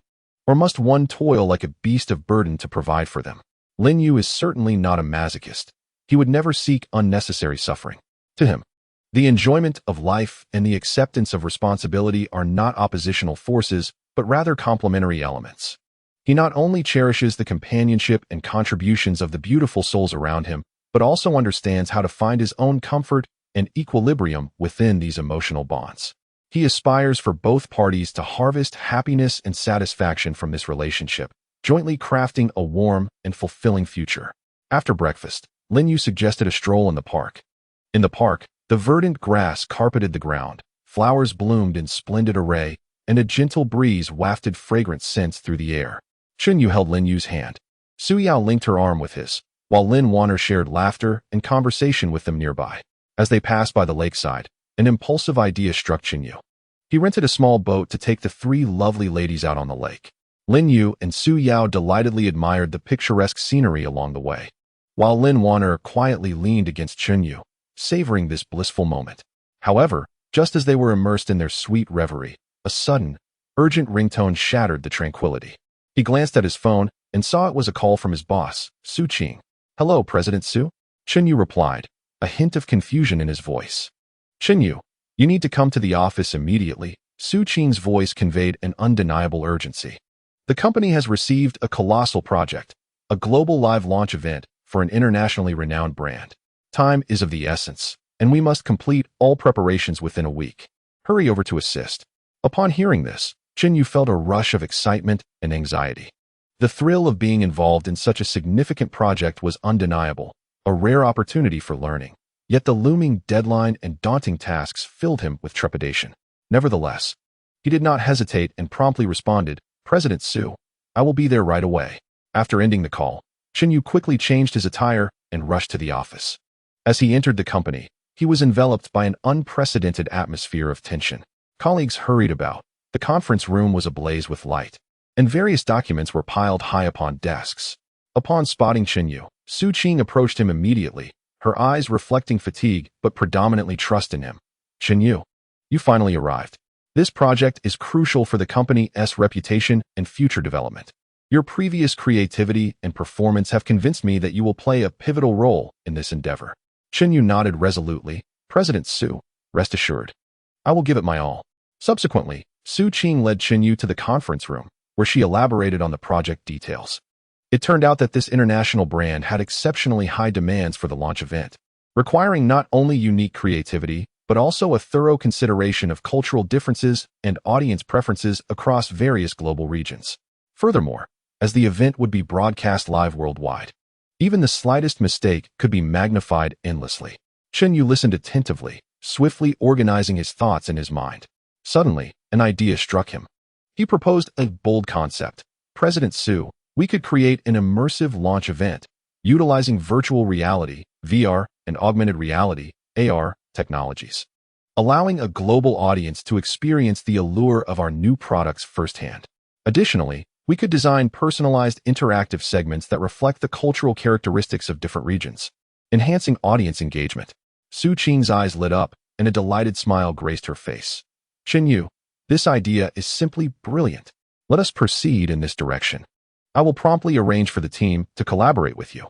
Consequently, Yu immersed himself in the demanding tasks ahead. He and his team worked tirelessly day and night, continuously refining the details of the plan while communicating and coordinating with the technical team to ensure the flawless presentation of VR and AR technologies. During this period, his colleagues expressed admiration for his dedication and expertise. While assisting in organizing materials, Xiaoyan could not help but give Yu a thumbs up. Yu, you are remarkable. For such a complex project, you managed to establish clarity so swiftly. I must learn from you in the future. Playfully, she embraced Yu, the softness of her touch invigorating him instantly. Lin Na approached and patted Yu on the shoulder. Little brother, we owe much to you. If this project succeeds, I shall treat you to a grand feast.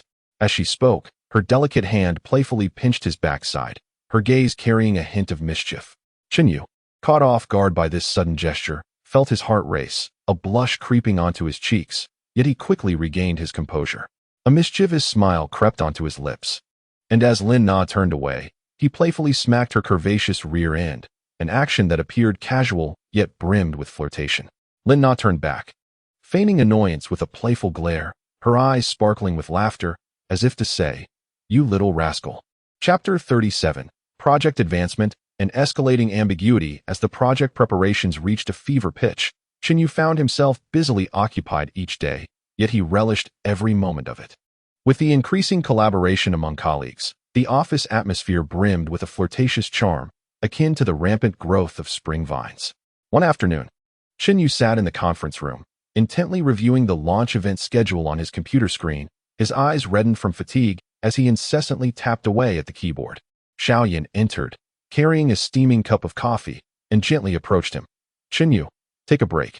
Enjoy a cup of coffee to invigorate yourself. As she placed the coffee beside him, she leaned against the back of his chair, her softness inadvertently brushing against his shoulder, while her hair lightly grazed his cheek, enveloping him in a delicate fragrance. Yu's heart fluttered, and he looked up to see Xiaoyan's face flushed, resembling a ripe apple, as she playfully chided. What are you staring at? Hurry and drink. Just then, Lin Na entered the conference room, witnessing the scene with a slight smile playing on her lips as she teased. What are you two up to? Don't let the project progress fall behind. Yu awkwardly scratched his head, while Xiaoyan stood upright, like a startled fawn. Lin Na approached, her fingers gently gliding over Yu's documents. I have reviewed the proposal, and it is quite commendable. However, certain details require further refinement. As she spoke, her hand naturally rested on Yu's arm, giving it a gentle squeeze, her eyes brimming with admiration and concern. In a bid to make the interactive segment of the press conference more captivating, Yu and his team members engaged in fervent discussions, often at an impasse. At that moment, Su Qing entered, and after listening to their ideas, she offered her own suggestions. Yu nodded enthusiastically as he listened, suddenly exclaiming, Miss Su, your idea is simply brilliant, aligning perfectly with my thoughts. In a moment of spontaneity, he grasped Su Qing's hand, which caused her to momentarily freeze, her cheeks flushing. Yet she did not withdraw her hand. They exchanged glances, and an unusual tension filled the air. That evening, Yu remained alone in the office, diligently revising the proposal. After finishing her tasks, Su Qing passed by and, noticing the lights still on, entered the office. Yu, are you still working? Don't overexert yourself. Her voice soft and laced with concern. Chen Yu looked up and, with a weary smile, replied, Miss Su, it's all right. I want to finalize the proposal as soon as possible. Su Qing approached him, gently smoothing his slightly disheveled hair, causing Chen Yu's heart to race. He looked up, meeting her affectionate gaze. The distance between them diminished, and just as they were about to touch, the office door swung open, and Xiao Yan and Lin Na entered, arms laden with documents. Ah! Xiao Yan and Lin Na gasped in unison at the scene before them. Su Qing and Chen Yu instantly recoiled. Su Qing awkwardly adjusting her attire, saying, You arrived just in time. Let us see if there are any issues with this proposal. Xiao Yan and Lin Na exchanged glances, a flicker of disappointment in their eyes, but they quickly regained composure and stepped forward to discuss the proposal with Chen Yu. In the midst of this busy yet subtly ambiguous project, Chen Yu sensed that his relationships with these female colleagues were quietly shifting. He found himself becoming increasingly entangled in this whirlwind of emotions and career, relishing every moment while harboring a silent anticipation for what the future might hold. Chapter 38. United efforts for a successful completion as the final 3 days leading up to the product launch approached. The entire company was enveloped in an atmosphere of tense urgency, akin to a finely tuned machine operating at full throttle, where each member functioned as a crucial cog, exerting their utmost for the ultimate success. Chen Yu primarily played a supportive role in this project, yet his enthusiasm and dedication were on par with any core member of the team. As the sole male in the company, Chen Yu inadvertently became a unique presence within the group, tirelessly moving between departments each day. In a flurry, he hurriedly carried a hefty stack of documents from the planning department to the marketing department, each sheet laden with crucial details regarding the press conference procedures and the guest invitation list. Shortly thereafter, he was drenched in sweat while assisting the logistics team in transporting materials. Those exquisite stage props and promotional posters were promptly delivered to their designated locations thanks to his diligent efforts. Amidst the tense and oppressive work atmosphere, Chen Yu always found a way to introduce moments of levity. On one occasion, Xiao Yan, overwhelmed by the necessity to communicate intricate equipment details with suppliers, had made numerous phone calls only to be met with evasion and obfuscation, leaving her in a state of utter frustration. Observing her distress, Chen Yu quietly slipped out of the office and soon returned with a slice of Xiao Yan's favorite cheesecake and a steaming cup of milk tea. He gently placed the treats on her desk, smiling as he said, Sister Xiao Yan, let go of those worries for now. Have a piece of cake and a sip of tea to replenish your energy. Everything will surely resolve itself. Upon seeing the delightful offerings, Xiao Yan's eyes brimmed with tears, but she quickly transformed her sorrow into laughter, lightly patting Chen Yu on the shoulder. You little rascal, always so thoughtful. Thank you. Lin Na oscillated between the conference hall and the company, fully immersed in the design and supervision of the on-site arrangement, meticulously scrutinizing every detail. One time, when a last-minute adjustment was required for the setup plan, Lin Na found herself in a whirl of confusion, grappling with a disarray of design blueprints. Chen Yu noticed Lin Na's furrowed brow as she faced a cluttered table of papers, her hair slightly disheveled, with strands clinging to her perspiring forehead. He approached her briskly, softly saying, Sister Lin Na, let me assist you. With that, he deftly began to organize and categorize the blueprints, his movements both skilled and swift. Once he finished, noticing Lin Na still wore a frown, Chen Yu's mind sparked with inspiration, and he cheerfully inquired, Sister Lin Na, do you know why superheroes wear tight suits? Lin Na instinctively shook her head, her face a picture of bewilderment. Chen Yu, intentionally building suspense, paused for a moment before solemnly declaring, because saving people is urgent.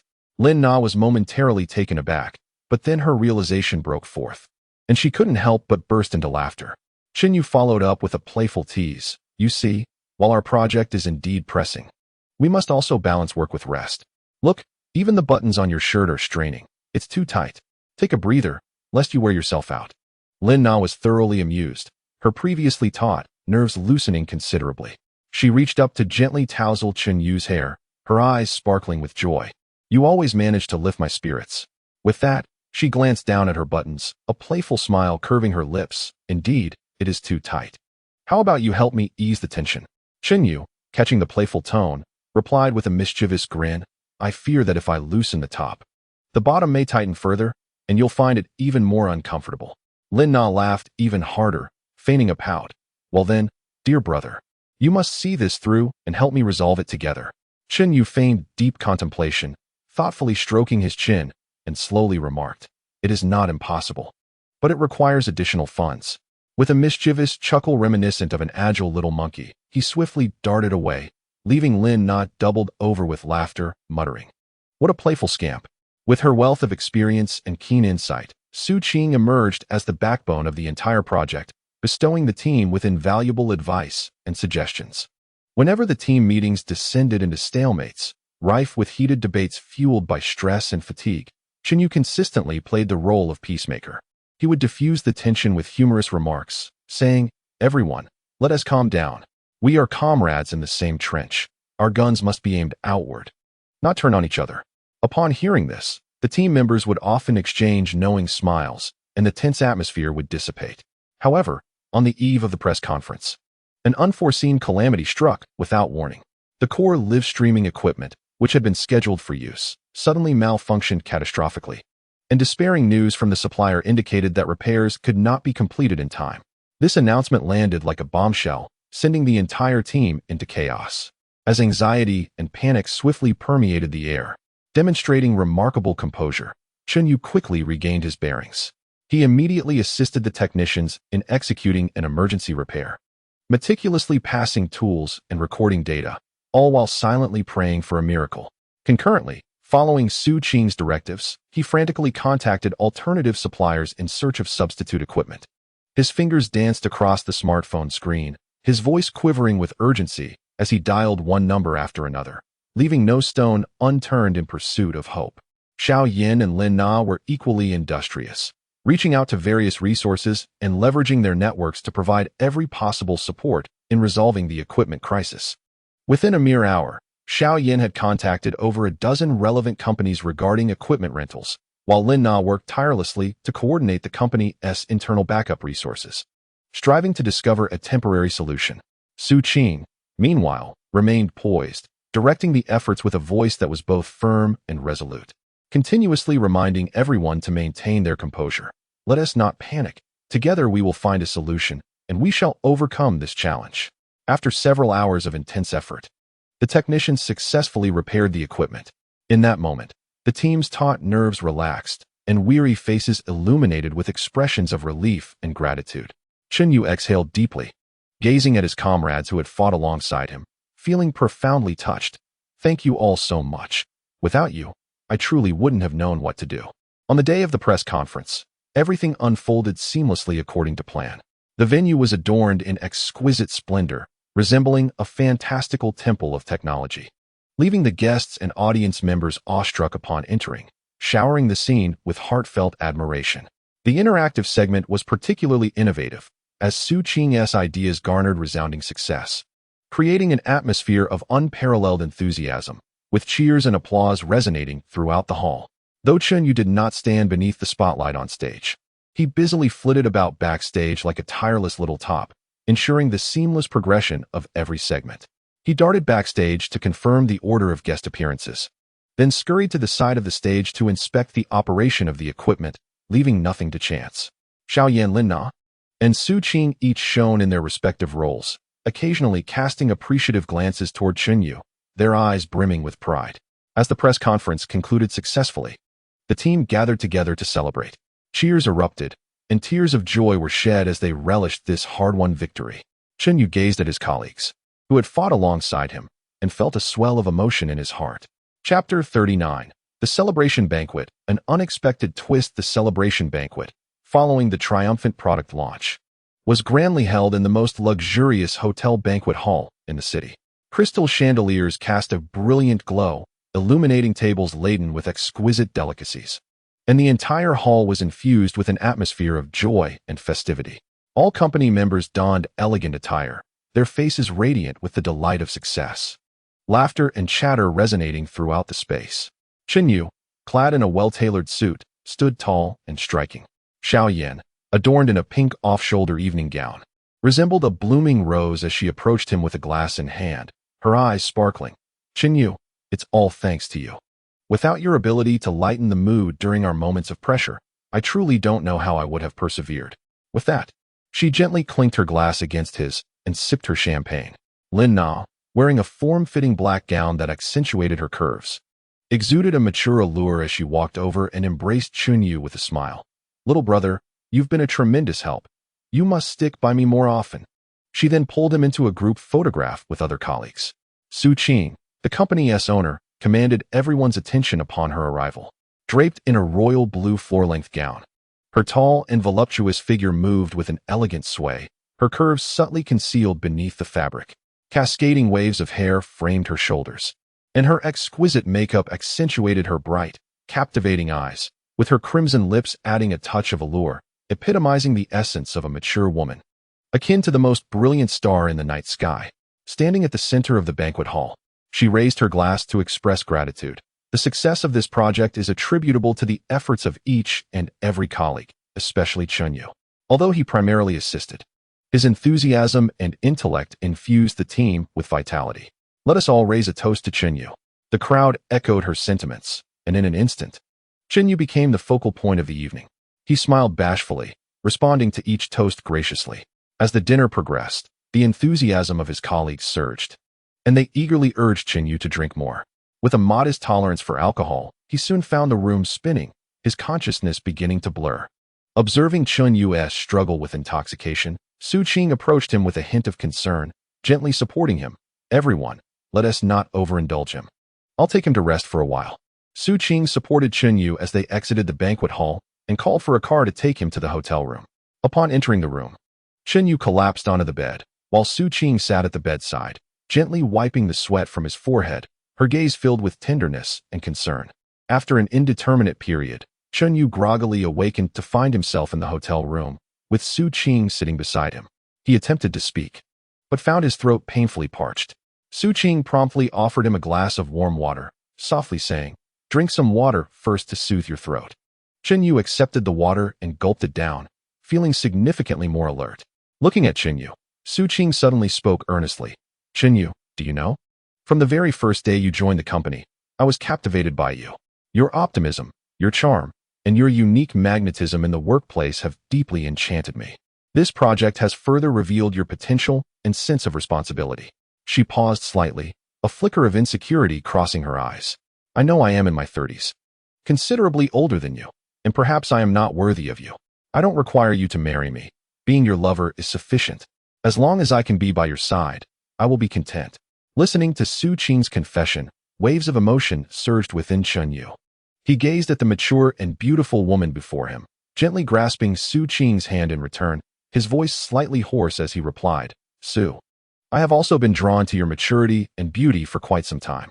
Before he could finish, a fiery light ignited in Su Qing's eyes, and she eagerly extended her arms, pulling Chunyu onto the bed. Her movements were urgent and filled with desire, her soft form pressing closely against him, arms entwined around his neck. Chunyu felt as if the world was spinning. Before he could fully comprehend the situation, Su Qing's lips pressed fervently against his, radiating warmth and deep affection. Overwhelmed by her sudden passion, his mind blanked, yet he instinctively reciprocated her fervor. The air in the room seemed to ignite, an atmosphere of intimacy enveloping them as they became entwined in a passionate whirlpool, releasing the emotions they had long suppressed. At that moment, reason and restraint crumbled entirely, leaving only an endless intertwining of love and impulse. Chapter 40. The Dilemma of Work and Love. The day after the celebration banquet, Chunyu returned to the shared home he had with Lin Yu, Su Yao, and Lin Wanner, his body weary and laden with complex emotions. As he pushed open the door, the aroma of delicious food wafted towards him. Lin Yu, Su Yao, and Lin Wanner were already bustling in the kitchen, preparing a sumptuous feast to properly nourish Chunyu after his hard work. Lin Yu, with her sharp eyes, was the first to notice Chunyu's arrival. She quickly set down her spatula and hurried towards him, gently caressing his cheek, her eyes glistening with unshed tears. "Chunyu, look at you. You've become so thin from working on the company project." Su Yao rushed over, taking Chunyu's hand, her expression filled with concern as she chided him. "Exactly. You're juggling part-time work and your studies. How can you push yourself so hard?" Lin Wanner emerged from the kitchen, gazing at Chunyu with warmth, gently sighing. "No matter how important the work is, you mustn't exhaust yourself." Chunyu gazed at their concerned expressions, feeling a warmth in his heart. yet a shadow of unease lingered. The group sat around a table laden with delectable dishes, and after a moment's hesitation, Lin Yu finally spoke. Qin Yu, we've deliberated for quite some time, and we think you should consider resigning from that part-time job. Look at how many men are currently unemployed, comfortably resting at home. We can take care of the financial burdens from now on. It pains us to see you work so hard. Su Yao nodded vigorously in agreement, exclaiming, Indeed. We don't want you to wear yourself out. We'll take care of you from now on. Lin Wanner softly added, We are capable of making your life easier. You needn't strain yourself so much. Qin Yu furrowed his brows, contemplating for a moment before responding slowly, I understand your concern. But my work is not solely about earning money. Though it is demanding, it allows me to learn a great deal and gives my life a sense of fulfillment. I do not wish to be like some men who squander their days in idleness, relying on their wives for sustenance. I aspire to build a future through my own efforts alongside you all. Lin Yu bit her lip, tears glistening in her eyes as she spoke with a hint of grievance. We do not wish to deprive you of your right to strive. We only worry for your health. What will we do if you push yourself to the brink of illness? Su Yao tugged at Qin Yu's arm, playfully imploring. Just listen to us, will you? As she spoke, the softness of her form brushed against his arm. Qin Yu furrowed his brows once more, pondering before gently voicing his thoughts. I recognize your care for me, yet I have my own aspirations. I intend to resign from this part-time job, but I do not wish to remain idle. I plan to invest and start my own business. At this revelation, the three women were momentarily taken aback. Lin Yu was the first to regain her composure, expressing her concern. Starting a business carries significant risks. What will you do if you fail? Su Yao pouted, adding yes. It would be better to heed our advice and rest at home. Qin Yu patiently explained, I understand your worries, but this is my dream. I do not wish to depend on others. I want to carve my own path through hard work.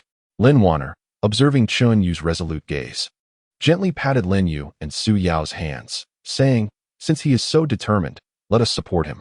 While entrepreneurship does entail risks, even if he were to fail, we would still be here for him. Let us consider it as supporting his passion. Lin Yu and Su Yao exchanged glances, hesitating for a moment before ultimately nodding in agreement. Qin Yu looked at them, his heart brimming with gratitude, and embraced the three tightly. Thank you for your understanding and support. I will strive diligently and not let you down. Chapter 41, Birthday Schemes. Prelude to entrepreneurship. Ever since deciding to embark on his entrepreneurial journey, Qin Yu's mind was consumed with thoughts of securing startup capital. He meticulously calculated that, during this period, he had amassed over 8 million through the cashback funds obtained from the generous spending of the lovely ladies in his life. Though Lin Yu, Su Yao, and Lin Wanner all hail from affluent backgrounds, particularly Lin Wanner, who, as a wealthy heiress, had long proclaimed her willingness to financially support his entrepreneurial endeavors, Qin Yu felt an innate sense of unease. After all, they had not yet formally wed, and his deep-seated masculinity made it difficult for him to accept their monetary assistance. I am a person of principles.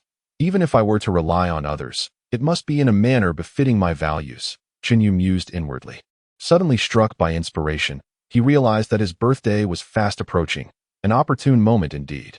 He contemplated that by hosting a grand celebration, he could invite a multitude of friends and, in doing so, receive a plethora of gifts.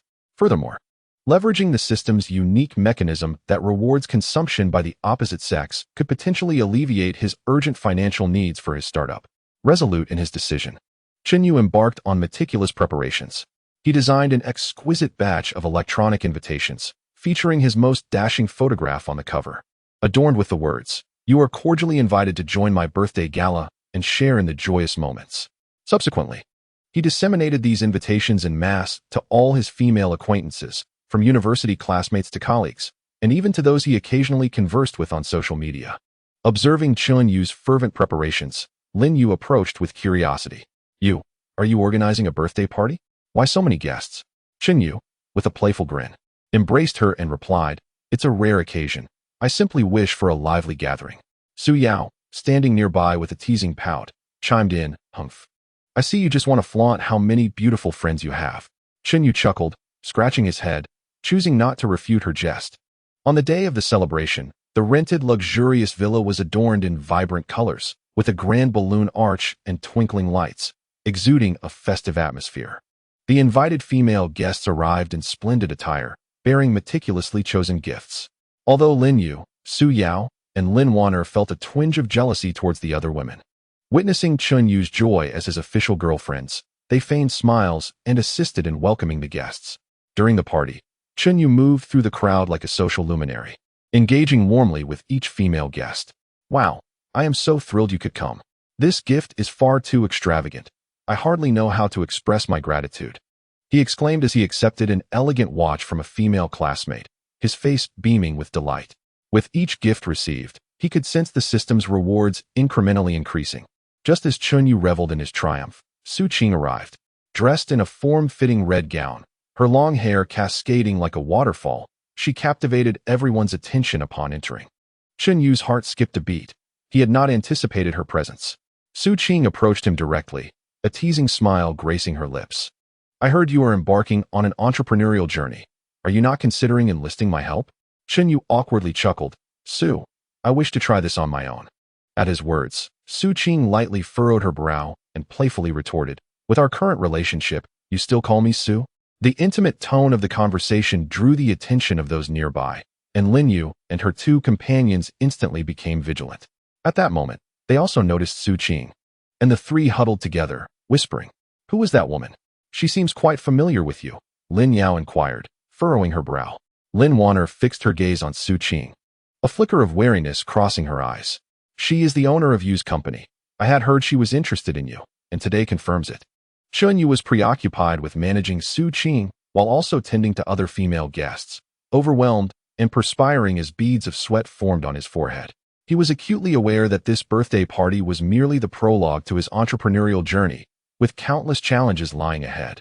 Su Qing's unexpected appearance, coupled with the evident jealousy of his girlfriends, rendered an already complicated situation increasingly precarious. Yet, with no retreat in sight, he gritted his teeth and pressed onward in pursuit of his entrepreneurial dreams. Chapter 42: Lavish Gifts, Surprises.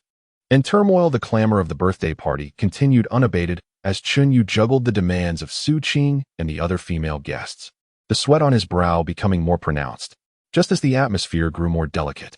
A mysterious smile graced Su Qing's lips as she produced an exquisite black gift box from her handbag and presented it to Chun Yu. "Ah Yu, happy birthday. This is a small token of my appreciation." Instinctively, Chun Yu accepted the box, and as his fingers brushed its surface, a notification echoed in his mind, detected that Su Qing's favorability has risen to 95. Spending amount, 2,000,000 yuan. Triggered 80 times cash back. Gaining a return of 160,000,000 yuan. His eyes widened in shock, nearly losing his grip on the gift box as he looked at Su Qing with a mixture of astonishment and confusion. Leaning closer, Su Qing whispered, "Open it and see. I hope you like it." As he slowly opened the box, a limited edition Patek Philippe watch lay quietly nestled in the velvet lining, its case adorned with delicate diamonds that sparkled brilliantly under the lights. Gasps of awe erupted from the surrounding guests, while Lin Yu, Lin Yao, and Lin Wanner wore increasingly grim expressions. Before Chun Yu could fully recover from his astonishment, Lin Yu clenched her teeth and, pulling Lin Yao and Lin Wanner aside, the three conferred in hushed tones. Shortly thereafter, they returned, carrying a massive golden gift box.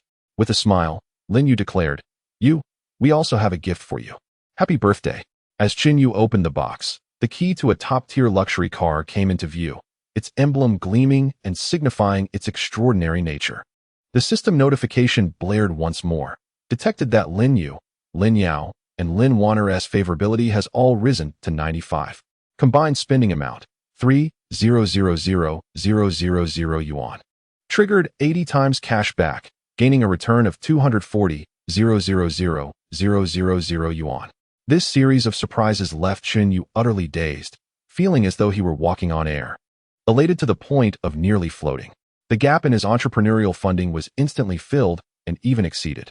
However, before he could bask in his joy for too long, Su Qing suddenly linked her arm with his and, with a provocative glance at Lin Yu and the others, asked, "Ah Yu, is the entrepreneurial funding sufficient? Why not consider embarking on an entrepreneurial venture together with me? With my experience and resources, I am confident that we can elevate your career to new heights." Lin Yu instantly flared up, stepping forward to shield Chun Yu. "What do you mean? Yu is our boyfriend. If he is to start a business, We will support him together without your interference. Su Yao also stood her ground, hands on her hips. Indeed. Don't think you can insert yourself just because you've given a gift. We are not to be trifled with. Although Lin Wanner remained silent. The hostility in her gaze was unmistakable. The atmosphere became charged with tension, and the other female guests cast curious looks, whispering amongst themselves. Chunyu stood at the center, feeling overwhelmed. On one side was Su Qing, who had bestowed a lavish gift and extended an olive branch, and on the other were his jealous and aggrieved girlfriends. He knew that a single misstep could ignite a conflict. Taking a deep breath, he spoke slowly. Sister Su Qing, I appreciate your kindness, and I truly like your gift. I will seriously consider your proposal. However, Lin Yu and the others have always supported me. We have shared many experiences together, and this bond is incredibly precious to me. As he spoke, he grasped Lin Yu's hand, offering her a reassuring glance. Upon hearing this, Su Qing's expression shifted momentarily, but she quickly regained her composure. Very well. I shall await your response. With that, she elegantly turned and departed. Chunyu watched her retreating figure, then glanced at his girlfriends. Realizing that while his entrepreneurial journey had yet to commence, the entanglement of emotions was already deepening. Chapter 43, Substantial Funds. The dream of film the day after the birthday party, Chunyu was still reveling in the dizzying joy of his newfound wealth. Suddenly, a notification resonated in his mind. The substantial cashback amount will be transferred to your account under the name of the family's Overseas Trust Fund. The source of the funds is legitimate and can be used and disclosed normally. Chunyu was both astonished and elated as he gazed at the string of numbers in his bank account. His initial intention of merely dabbling in entrepreneurship had completely transformed. Now, with billions at his disposal, a greater ambition ignited within him to establish a film company and invest in movie production, bringing the blockbuster films of the original world to this parallel universe. Chunyu summoned Lin Yu, Su Yao, and Lin Wanner to the living room. Taking a deep breath before declaring, My dear ones, I have something important to share with you. In fact, the funds I have at my disposal are far more substantial than you might imagine, several billion. The girl's eyes widened in shock. Lin Yu incredulously asked, You? Where did you acquire such a large sum of money? Chunyu explained, It is from my family's Overseas Trust Fund.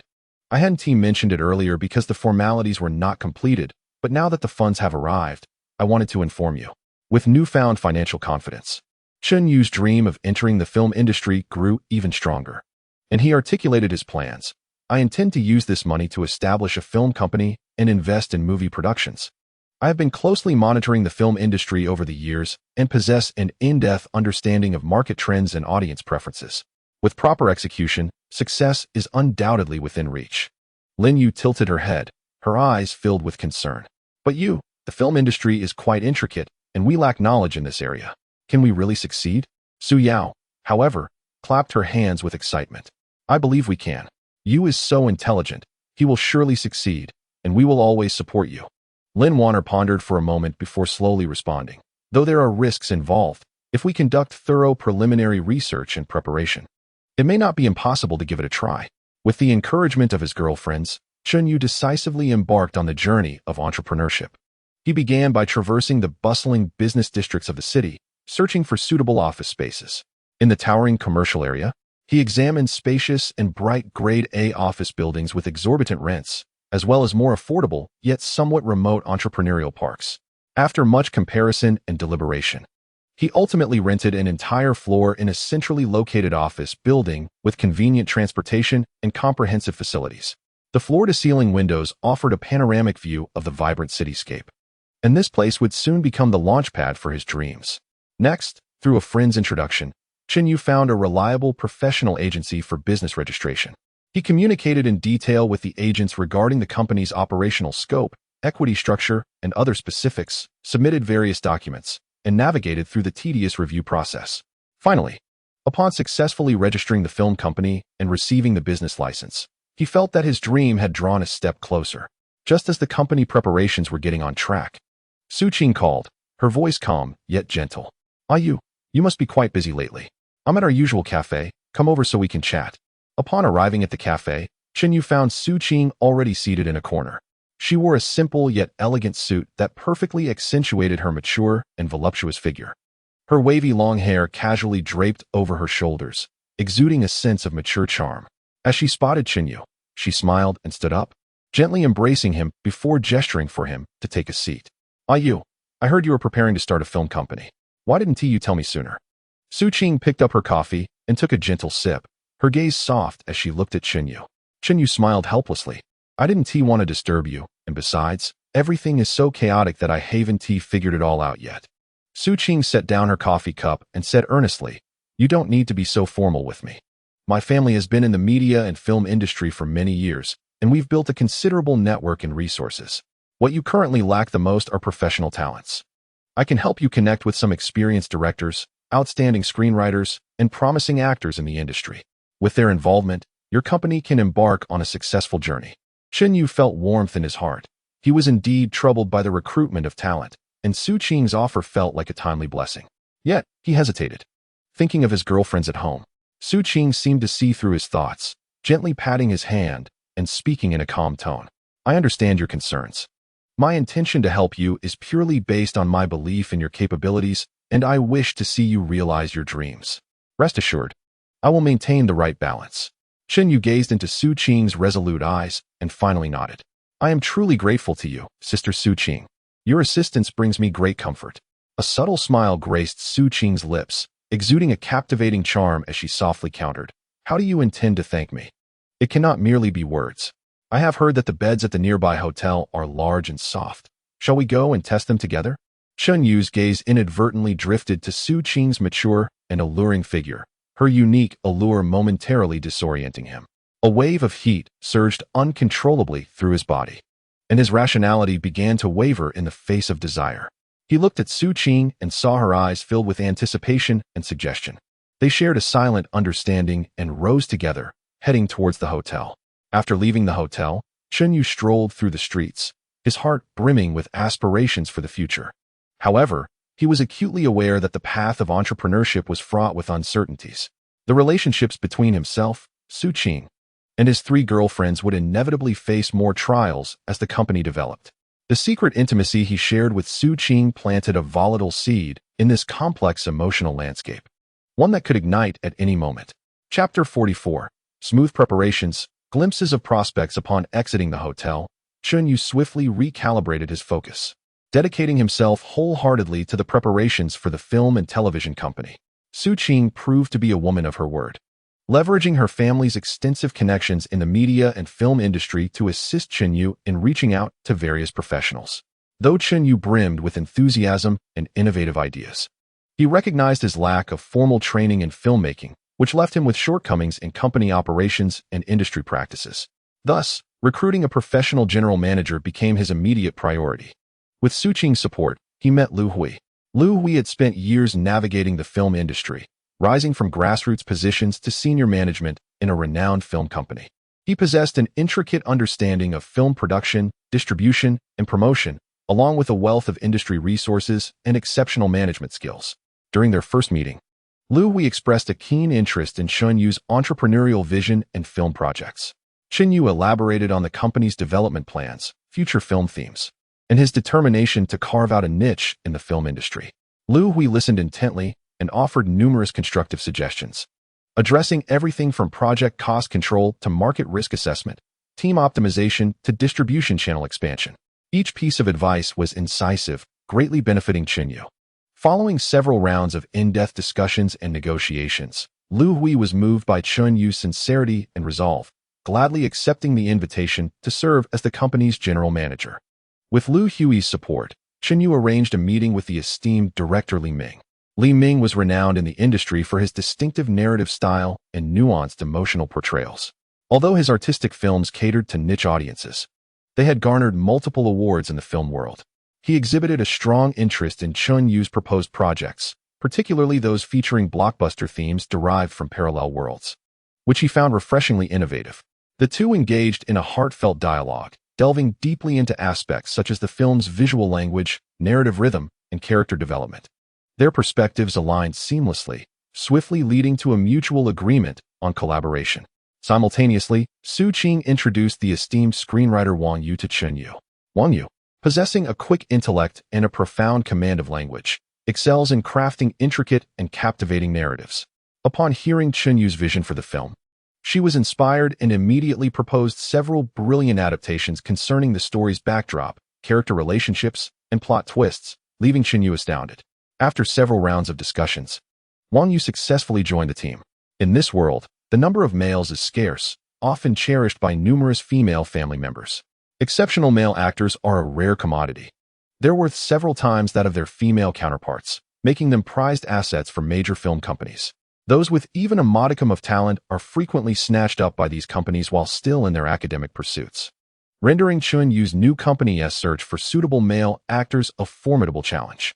Fortunately, the abundance of female talent provided a wide array of choices for actresses. With the support of Su Qing's family resources, Chen Yu's team commenced the recruitment of female actors. After rigorous selection and strict auditions, they successfully recruited 3 outstanding exclusive actresses.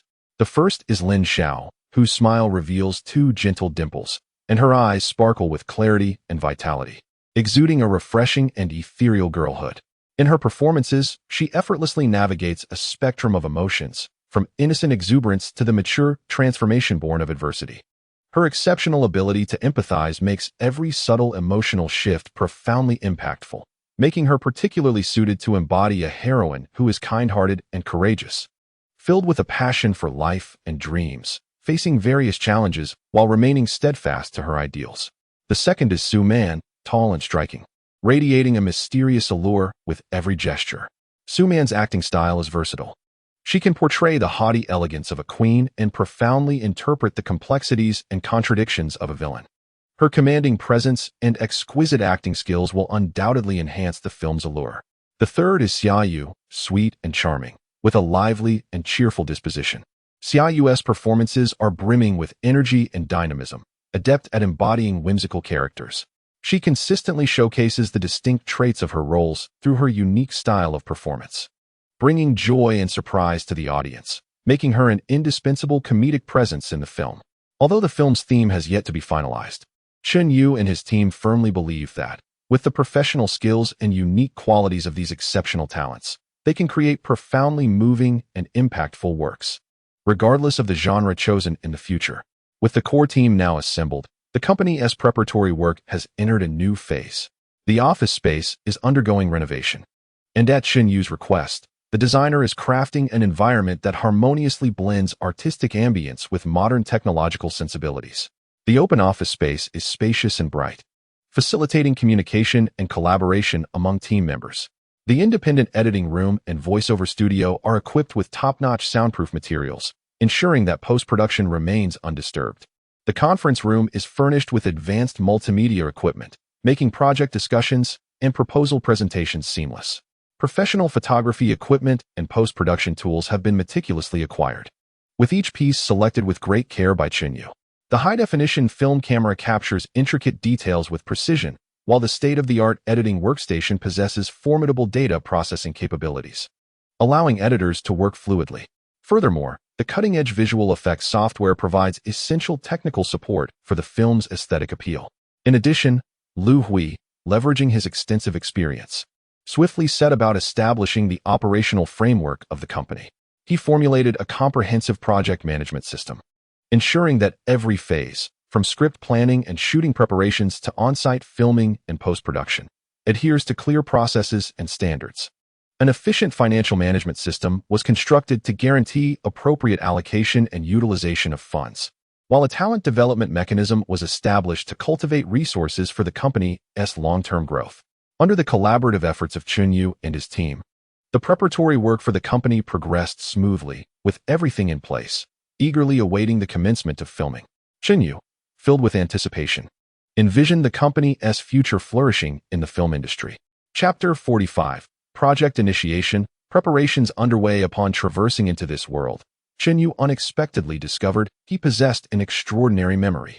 With every past experience, every book read, and every film watched vividly etched in his mind, as if they had occurred just yesterday.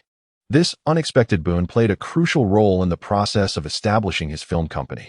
Once the core team was assembled and the initial preparations took shape, Chen Yu found himself deeply contemplating the theme of the film.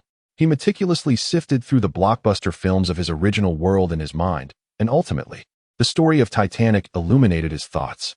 With his exceptional memory every scene, every line of dialogue. And even the subtle shifts in the characters' expressions were vividly clear in his mind. This poignant love story, transcending social classes and defying the boundaries of life and death, garnered countless tears and accolades from audiences in the original world. Shin-yu firmly believed it could similarly ignite a fervor for cinema in this world. Once the theme was confirmed, he eagerly immersed himself in the narrative crafting.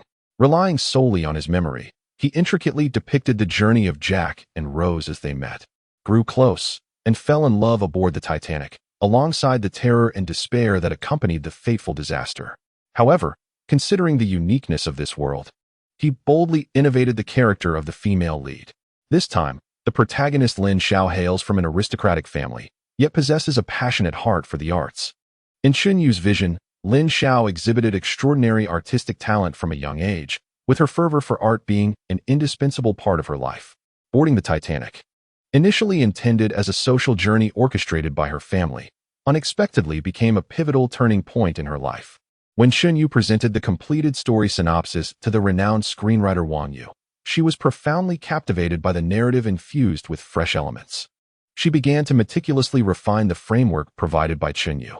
In the screenplay, Lin Xiao not only embarks on a poignant romance with the male protagonist aboard the ship, but also seizes her leisure moments to sketch.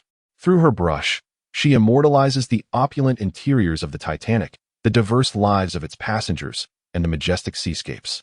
As disaster struck, with flames spreading and seawater flooding in amidst the chaos, Lin Xiao, undeterred by danger, rushed into her cabin to rescue her artwork, the very essence of her artistic aspirations.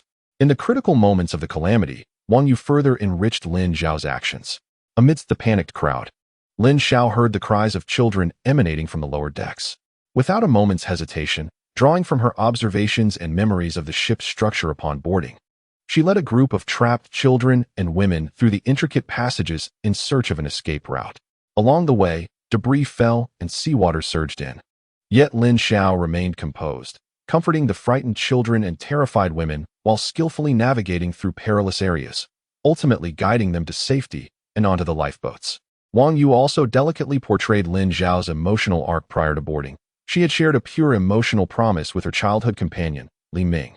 However, familial pressures and societal expectations compelled her to remain with her current fiancé, Zhao Xian. Upon encountering the male protagonist, she swiftly succumbed to a fervent love. Yet, whenever she reveled in the sweetness of this romance, Li Ming's silhouette would haunt her thoughts, evoking a sense of guilt.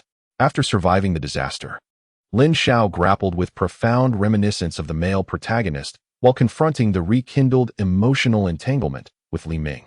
Throughout this journey, Lin Xiao gradually learned to confront her inner self, reevaluating love and life, leading to a more nuanced and profound emotional landscape. Regarding the story's conclusion, Wang Yu and Chun-yu engaged in numerous discussions and ultimately decided on a bold premise. In this version, Lin Xiao does not survive the shipwreck. As the ship's structure crumbles and the merciless sea devours all, Lin Xiao and the male protagonist embrace tightly, sinking together into the depths. However, their love story endures through the accounts of survivors and the diary and paintings left behind by Lin Xiao.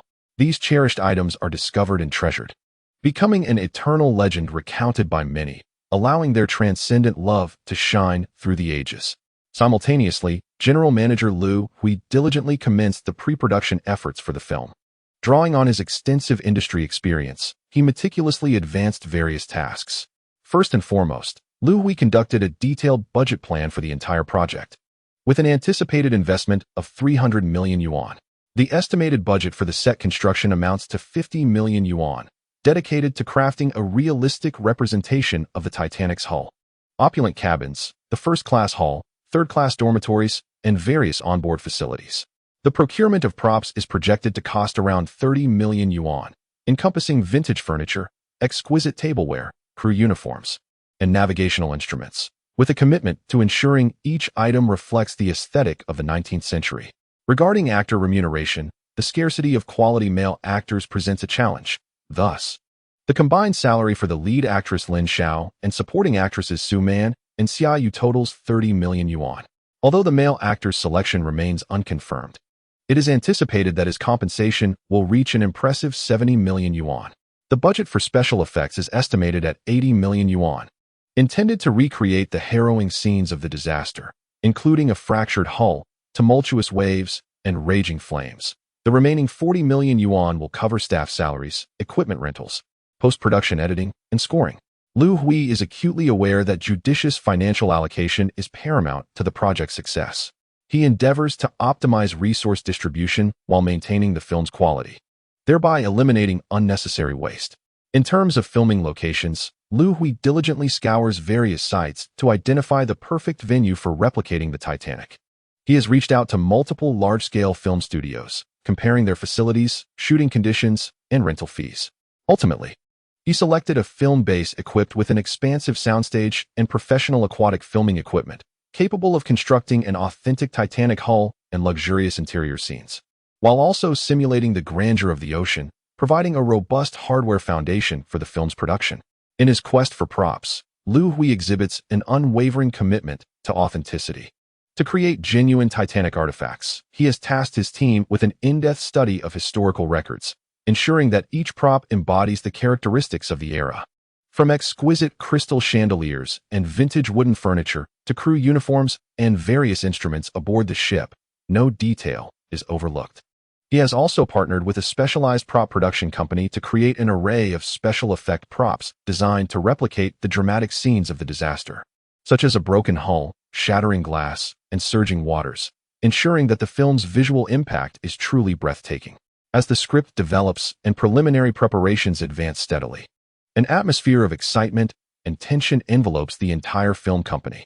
Chen Yu observes his team members, busy and focused, filled with anticipation and confidence. He recognizes that this film, which embodies his dreams and aspirations, is on the cusp of transforming from a mere concept into reality. He is determined to lead his team in crafting a remarkable chapter within the realm of the global film industry. Chapter 46. The key cast is finalized as the script gradually takes shape. The initial preparations are proceeding with urgency, making the selection of a suitable male actor a pressing priority for Chen Yu and his team. In a world where male talent is scarce, exceptional male actors are an even rarer commodity, making the competition exceedingly fierce. Liu Hui has leveraged all his connections to inquire about promising male actors. He reached out to major talent agencies, participated in various actor recommendation meetings, and even ventured to art schools in search of fresh talent. Although actors under long-term contracts with film companies can still accept roles from other firms, most male actors who fit the character profile and possess the requisite acting skills are either fully booked with conflicting schedules or present exceedingly demanding collaboration terms that far exceed their budget. Just as Chen Yu and Liu Hui were at their wits' end over the selection of male actors, Su Qing brought forth a significant piece of news. At an industry gathering, she had met a young actor named Shen Yi. Graduating from a prestigious art institution, Shen Yi, though relatively new to the scene, had garnered attention in the industry with his remarkable performances in several niche art films, earning him a loyal fan base. Upon hearing this news, Chen Yu immediately instructed Liu Hui to arrange a meeting with Shen Yi. In a serene cafe, Chen Yu, Liu Hui, and Shen Yi convened. Chen Yu elaborately introduced the film project, narrating the poignant love story of Titanic, which transcends life and death, along with his interpretation and expectations for the character. Shen Yi was profoundly captivated by this unique narrative, especially upon learning about the protagonist, Jack, a painter of humble origins. Imbued with a free spirit and a courageous pursuit of love, intrigue shimmered in his eyes. To facilitate Shen Yi's understanding of the character, Chen Yu recounted some classic scenes from the film. From the embrace of Jack and Lin Xiao against the sea breeze at the bow of the ship to their unwavering support for one another during the calamity, Shen Yi was enthralled, vivid images dancing in his mind. He felt as though he had stepped aboard the Titanic, embodying the valiant Jack. Subsequently, Liu Hui presented the preparatory efforts the company had invested in this film, including lavish shooting locations, a top-tier special effects team, and meticulously crafted props, instilling in Shen Yi a sense of the company's sincerity and determination for the project. While Shen Yi acknowledged the company as strength and the professionalism of the team, he voiced his concerns, given that this would be his first time as the lead in such a significant commercial blockbuster, questioning his own ability to meet the demands. Chen Yu discerned Shen Yi's apprehension and encouraged him, stating, "I have faith in your acting skills and potential. You possess a unique aura that aligns perfectly with Jack's character. Furthermore, we have a professional screenwriter, director, and team who will wholeheartedly support you throughout the filming process, helping you to embody this role. This is not merely a challenge. It is an opportunity for you to shine brilliantly in the realm of acting. After a profound exchange, Chun-Yi was moved by Chun-Yu's sincerity and passion for the film, though, admittedly, the compensation played a significant role, leading him to decide to accept the role. The two parties further discussed details such as the shooting schedule and ultimately reached a collaborative agreement. With Chun-Yi confirmed as the lead, the entire film company was invigorated. Liu Wei promptly conveyed the delightful news to screenwriter Wang Yu and director Li Ming, both of whom expressed immense satisfaction with Chun-Yi's inclusion, believing that his persona and acting prowess would significantly enhance the film. Subsequently, Chun-Yi dedicated himself to an in-depth study of the script, striving to comprehend the intricate emotional landscape of the character Jack. He engaged in numerous discussions with screenwriter Wang Yu, exploring the nuances of Jack's personality traits and emotional transformations, aiming to portray every subtle nuance of Jack's feelings with utmost precision. Concurrently, he commenced rigorous physical training and specialized swimming exercises to ensure he was thoroughly prepared for the filming of the shipwreck scenes. With the lead role firmly established, the film's preparatory efforts advanced considerably. Chun-Yu observed his team's invigorated demeanor, his heart brimming with hope. He understood that as long as everyone worked in unison, this film would undoubtedly achieve success, etching a vivid mark in the annals of cinematic history. Chapter 47. The official start of filming. Dreams set sail with the lead actor Chun-Yi finalized. The preparations for the film Titanic entered a critical sprint phase. All staff members were wholly devoted, diligently readying themselves for the commencement of filming. As the proprietor, Chun-Yu recognized the paramount significance of teamwork. He placed complete trust in his skilled personnel, judiciously delegating responsibilities without the need to micromanage every detail. The filming location had long been constructed, and upon entering the studio, the colossal model of the Titanic appeared to have emerged from the depths of history. The first-class cabin glittered with crystal chandeliers, their brilliance casting a radiant glow upon the intricately carved wooden furnishings, while the soft carpet enveloped the floor in opulence. Although the third-class quarters were modest in size, they exuded a warm, rustic charm, with aged beds and simple tables and chairs, faithfully recreating the essence of common folks' living spaces. Surrounding the ship was a simulated oceanic backdrop, where professional wave-making equipment churned the cascading waves, harmonizing with meticulously calibrated lighting that alternated between bright daylight and the foreboding gloom of an impending storm, magnificently encapsulating the mystery and grandeur of the Atlantic in 1912.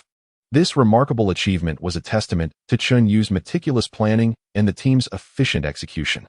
On the day of the filming ceremony, the studio buzzed with excitement, adorned with fluttering ribbons and suspended balloons. Chun-Yu, Liu Wei, director Li Ming, screenwriter Wang Yu, along with the entire cast and crew, gathered together. Standing before the crowd with resolute eyes and a resonant voice, Chun-Yu proclaimed, "Today, our film officially begins shooting. This is our shared dream, the inception of our mark in the global film industry. Though challenges lie ahead, I firmly believe that through our collective effort and talent, we shall create a profoundly moving masterpiece." The audience erupted into thunderous applause, cheers echoing as sparks of anticipation and exhilaration shimmered in everyone's eyes. With a decisive and commanding shout of action from director Li Ming, the crew swiftly transitioned into a focused filming state. The first scene depicted the Titanic gracefully departing the harbor, where passengers aboard reveled in laughter, filled with dreams of the journey ahead. To capture this grand scene, the production team employed hundreds of extras, while the costume designers meticulously curated an array of vintage garments to suit their diverse styles. The props team painstakingly arranged every corner of the ship, from the fluttering flags to the neatly placed suitcases, each element vividly reflecting the characteristics of the era. Chun-Yi and Lin Xiao stood at the bow, the sea breeze playfully tousling their hair, their gazes intertwining, infused with love, curiosity, and a yearning for the unknown world ahead. Director Li Ming focused intently on the monitor, ensuring that no detail escaped his scrutiny, ready to provide professional guidance at any moment.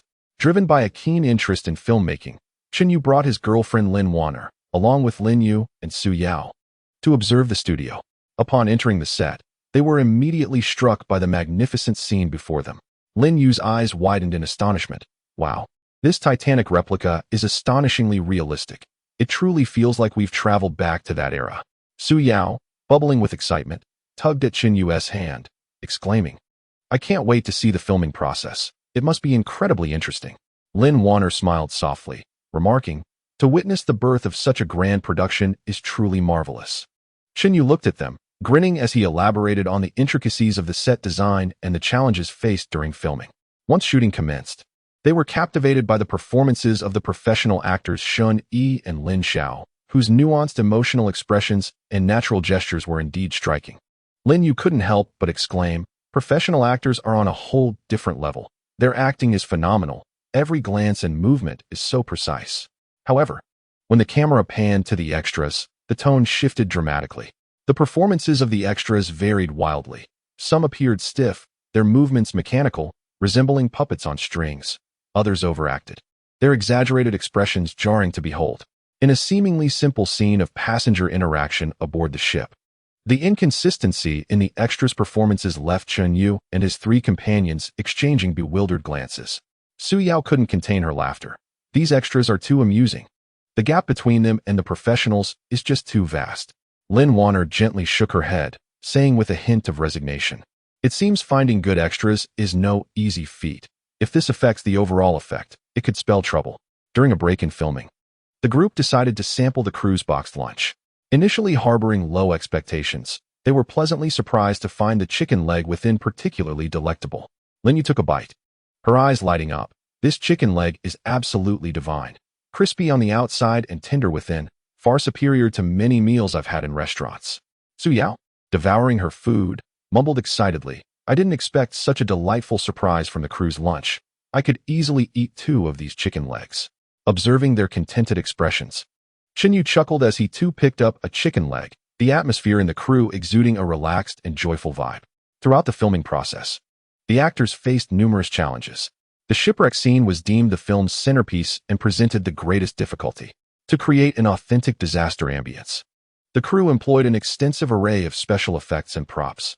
A colossal fan simulates the howling of a tempest, while the lighting flickers ominously, creating an atmosphere of impending doom. Chilled to the bone, Shun Yi and Lin Xiao struggle for survival amidst the onslaught of specially crafted seawater that engulfs them from all directions. Their performance must convey not only the characters' terror and despair, but also the fluidity and aesthetic grace of their movements while ensuring their own safety. On set, lifeguards remain on standby, and crew members vigilantly monitor the actors' conditions to guarantee a smooth shooting process. Although challenges inevitably arise during filming, the robust teamwork proves invaluable. On one occasion, a sudden malfunction in the filming equipment caused severe lag in a crucial camera feed, halting production. Technicians swiftly gathered to diagnose the issue and replace parts with remarkable urgency. General Manager Lu Hui orchestrated the various parties with composure while simultaneously reaching out to equipment suppliers for technical assistance. Chen Yu observed quietly from the sidelines, offering timely suggestions without intruding upon the professional's process. After several hours of diligent effort, the equipment was restored, allowing filming to resume.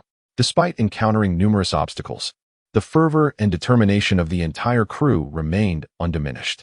United in purpose, they overcame challenge after challenge. As shooting progressed, the nascent form of the film began to take shape. Chen Yu, witnessing the bustling activity on set, was filled with a profound sense of reflection. He understood that this film represented not only his personal aspiration, but also the collective labor of the entire team. He eagerly anticipated the day of its release, hoping to deliver a breathtaking audiovisual feast to the audience and to take a resolute first step along his cinematic journey. Chapter 48: Setbacks and Growth as a University Student. Chen Yu had to balance his studies with the demands of the film shoot, necessitating frequent trips between campus and set. Fortunately, he recognized that expertise lies in specialization.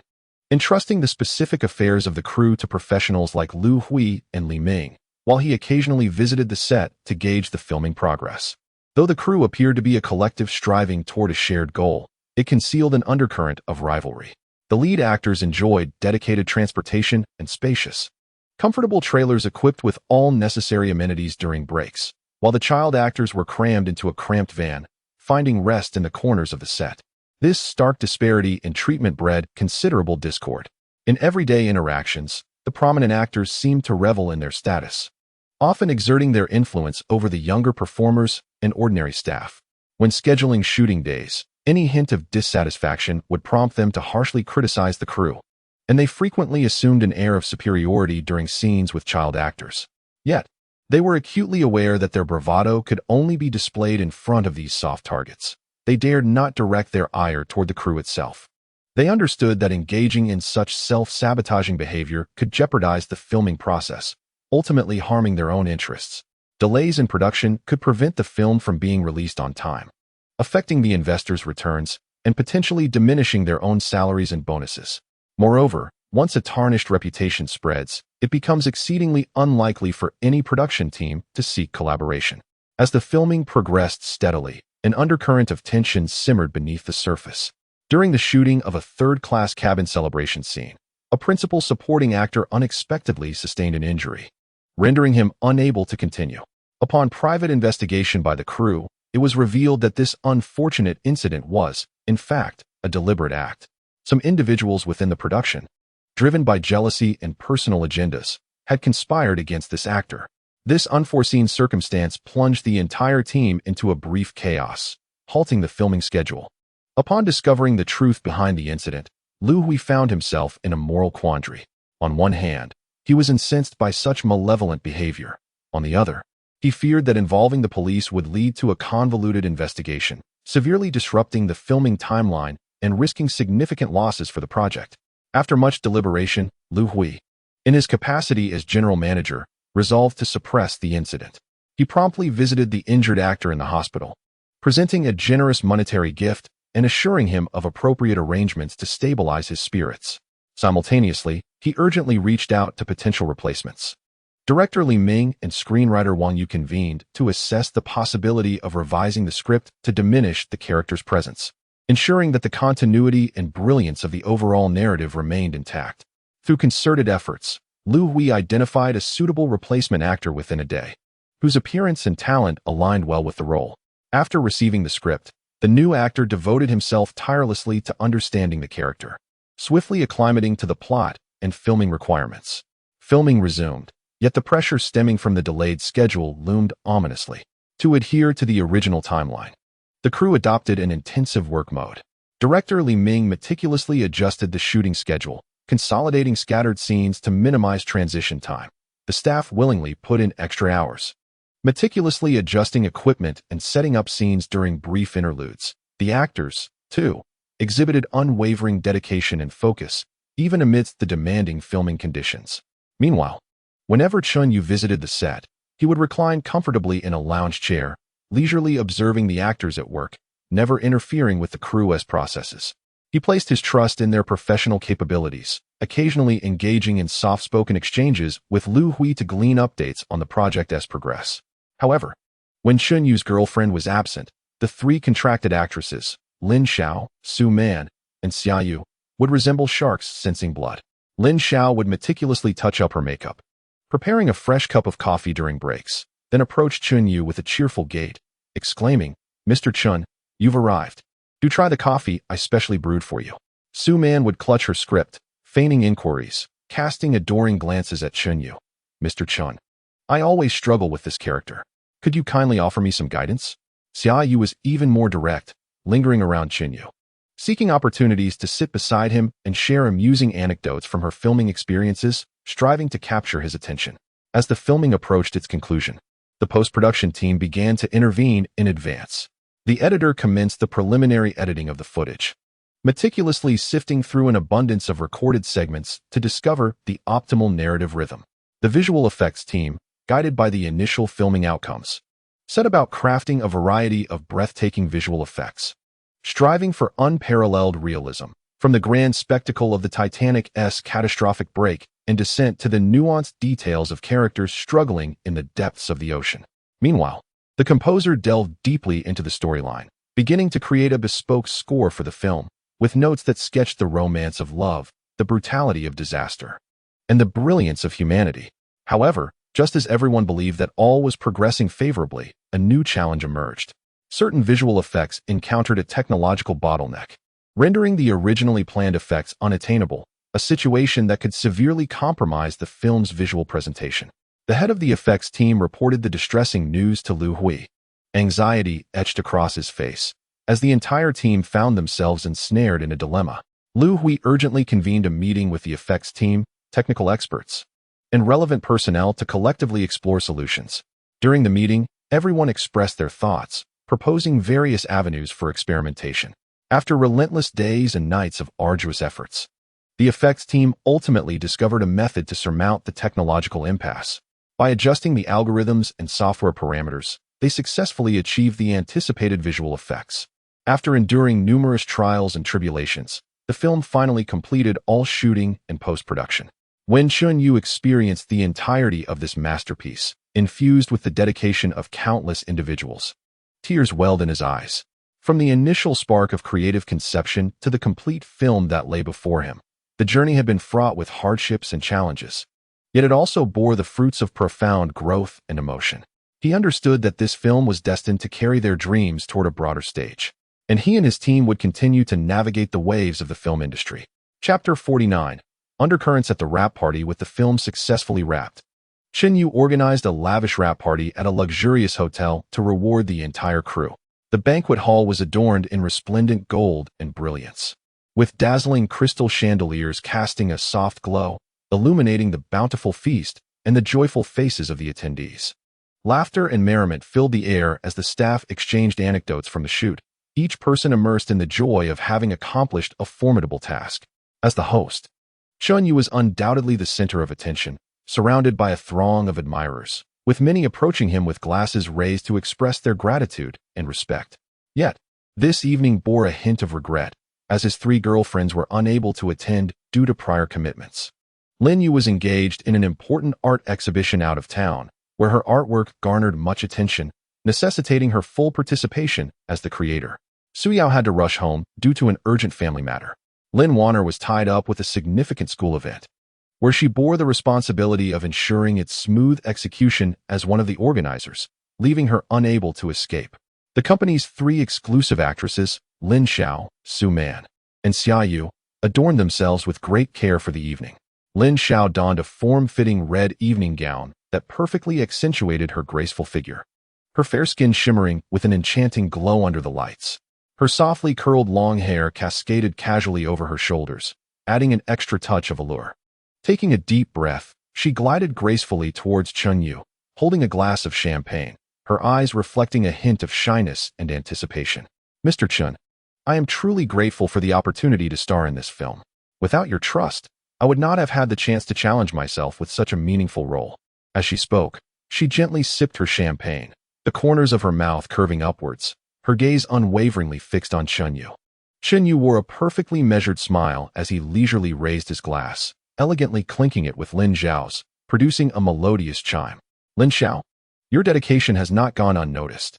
From your stunning audition to the meticulous crafting of each scene during filming, it is your talent that has brought this character to life. The future holds great promise for you.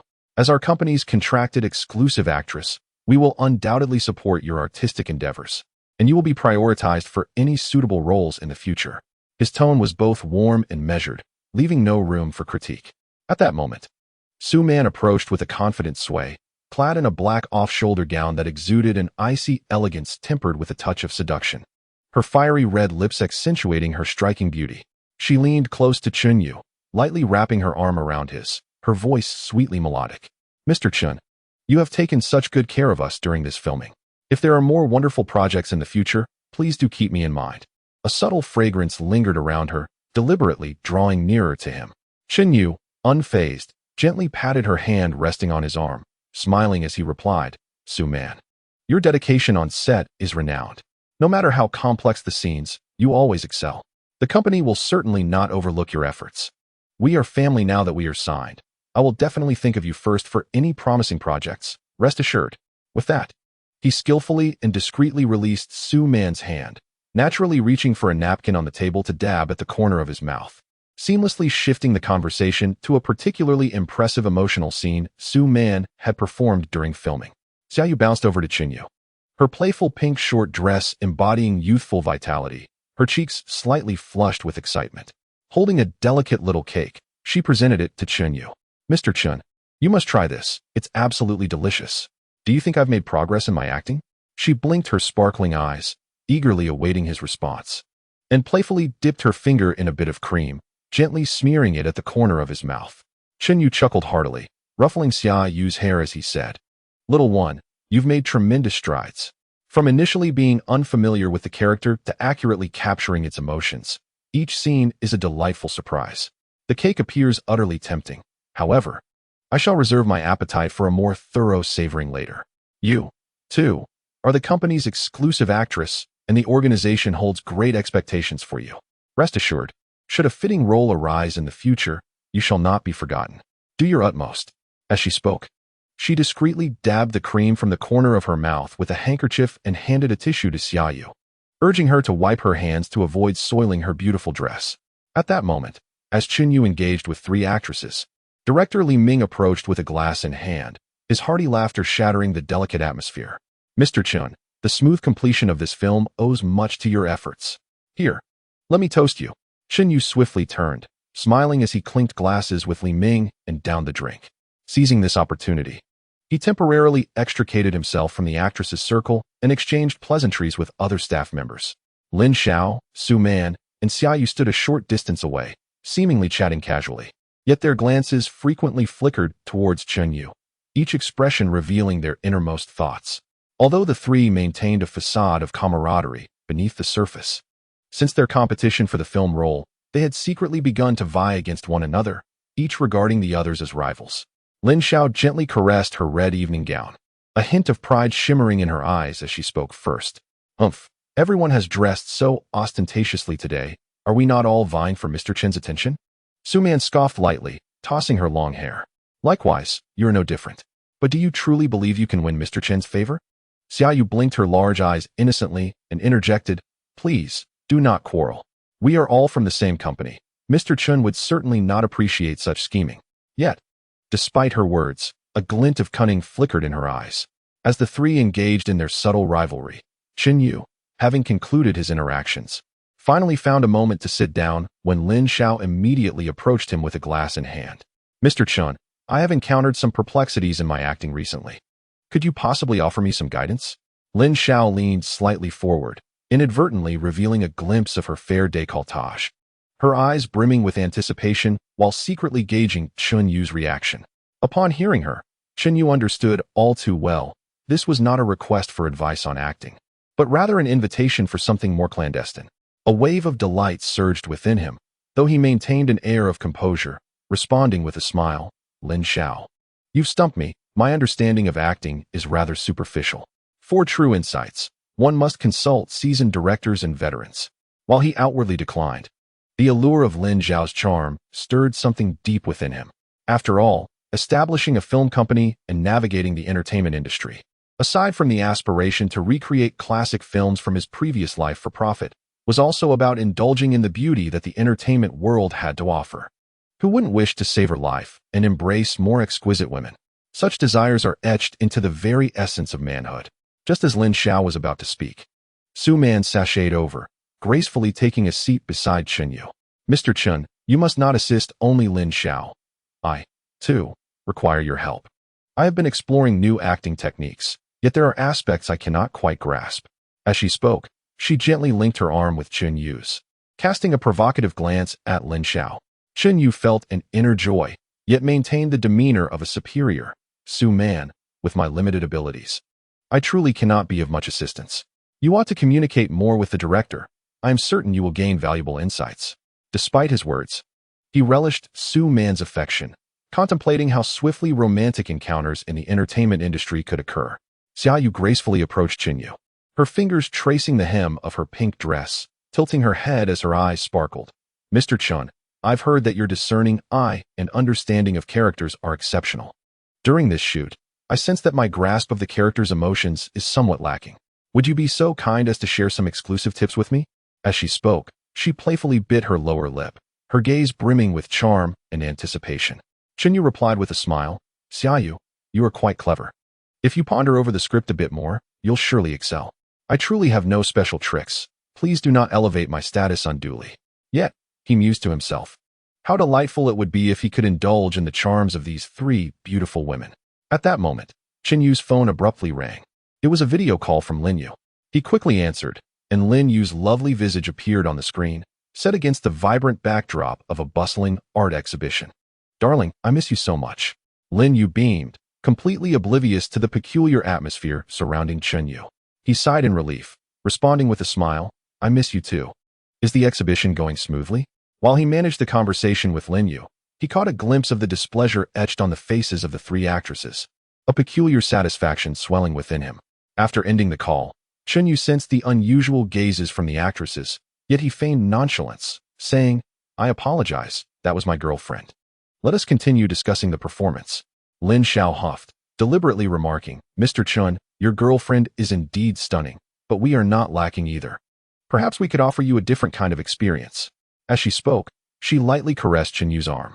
A shiver ran through him, nearly causing him to lose his composure. Suddenly, emboldened by the support of his system, he thought, why hesitate? If he desired it, he should act.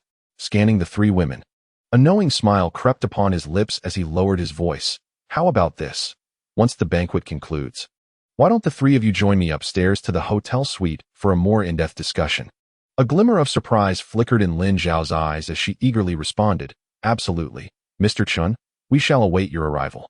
Su Man and Xia Yu exchanged glances, hesitating for a moment before blushingly nodding in agreement. Chen Yu's heart raced as he gazed at the trio of enchanting women before him, filled with exhilaration and anticipation for the fulfilling experience that lay ahead. Chapter 9. Secret Rendezvous. As the excitement of the wrap party began to wane, guests departed one by one, leaving only the staff to tidy up the aftermath. Seizing the opportunity amidst the crowd, Chen Yu stealthily made his way to the hotel front desk and secured a luxurious suite on the top floor. The moment he received the room key, his heart raced uncontrollably, and visions of Lin Xiao, Su Man, and Xia Yu, each with their unique allure, flooded his mind, igniting an indescribable thrill within him. He took out his phone and sent the room number to the three women before casually exiting the hotel, waiting in a nearby garden. The gentle night breeze brushed against him, yet it could not quell the heat that surged within his heart. Meanwhile, Lin Xiao, Su Man, and Xia Yu, appearing nonchalant, followed the crowd out of the hotel after the banquet. Donning hats and masks, they shrouded themselves completely, though their eyes betrayed a mix of tension and anticipation. Once they confirmed that no one was watching, they stealthily returned to the hotel. The sound of Xia Yu's heartbeat echoed distinctly in the quiet corridor, and with anxiety, she tugged at the hem of her garment, murmuring, I'm still a bit scared. What if someone finds out? Lin Xiao shot her a sharp glare, impatience flickering across her face as she coldly retorted, what are you afraid of? We're already here. Since we accepted Mr. Chen's invitation, do you think there's any room for regret now? Unless you intend to abandon this line of work. You've concealed yourself so well, who would recognize you? Do you really think you're an international superstar? Xia Yu felt stung by her words, her eyes slightly reddening as she bit her lip and muttered, I am just a bit worried. Su Man sighed softly, placing a reassuring hand on Xia Yu's shoulder, saying, all right, don't be afraid. We're here for you. The three approached the elevator, which opened slowly, and they cautiously stepped inside. Every second in the ascending elevator seemed to tug at their nerves. When the doors opened on the top floor, Chen Yu stood at the door, waiting. Upon seeing the three women, he paused momentarily before breaking into a meaningful smile. You've all arrived. Come in. The room was suffused with an ambiguous atmosphere, the lighting dimmed and soft under Chen Yu's adjustment. Lin Xiao was the first to remove her mask, tossing her long hair back, and smiled. Mr. Chun, now you can share with us the secrets of performance, right? Her tone held a hint of teasing, yet her gaze remained fixed on him. Su Man also removed her mask, stepping closer to Chen Yu and gently linking her arm with his. Yes, Mr. Chun, we can hardly wait. Xia Yu stood awkwardly to the side, removing her mask and quietly saying, Mr. Chun, I genuinely wish to improve my acting skills. Chen Yu looked at the three women before him, an overwhelming desire surging within him. Clearing his throat, he feigned composure. Of course, since I promised you, I will not go back on my word. However, performance is about immersing oneself in the experience. As he spoke, his hand unconsciously rested on Lin Zhao's shoulder. Lin Xiao did not shy away. Instead, she leaned into his embrace, playfully saying, Mr. Chun, You must teach us well. Su Man, not wanting to be outdone, wrapped her arms around Chun Yu's waist. Mr. Chun, teach me first. The temperature in the room gradually rose, the air thickening with ambiguity. Chun Yu became utterly lost in this tender realm, his hands wandering between the three women, reveling in this luxurious moment of affection. However, after the passion subsided, Chun Yu lay back on the expansive bed, contentedly drifting into slumber. Chapter 50. Grand Premiere. Dreams unfolding outside. The horizon began to blush with the first light of dawn, the faint rays filtering through the heavy curtains, casting a gentle glow upon the disheveled bed. Chun Yu slowly awakened from the fatigue of a night of revelry, his mind clouded and dulled by the remnants of intoxication. Beside him, Lin Xiao, Su Man, and Xia Yu remained in slumber, their features appearing exceptionally serene in the morning light, a stark contrast to the alluring fervor of the previous night.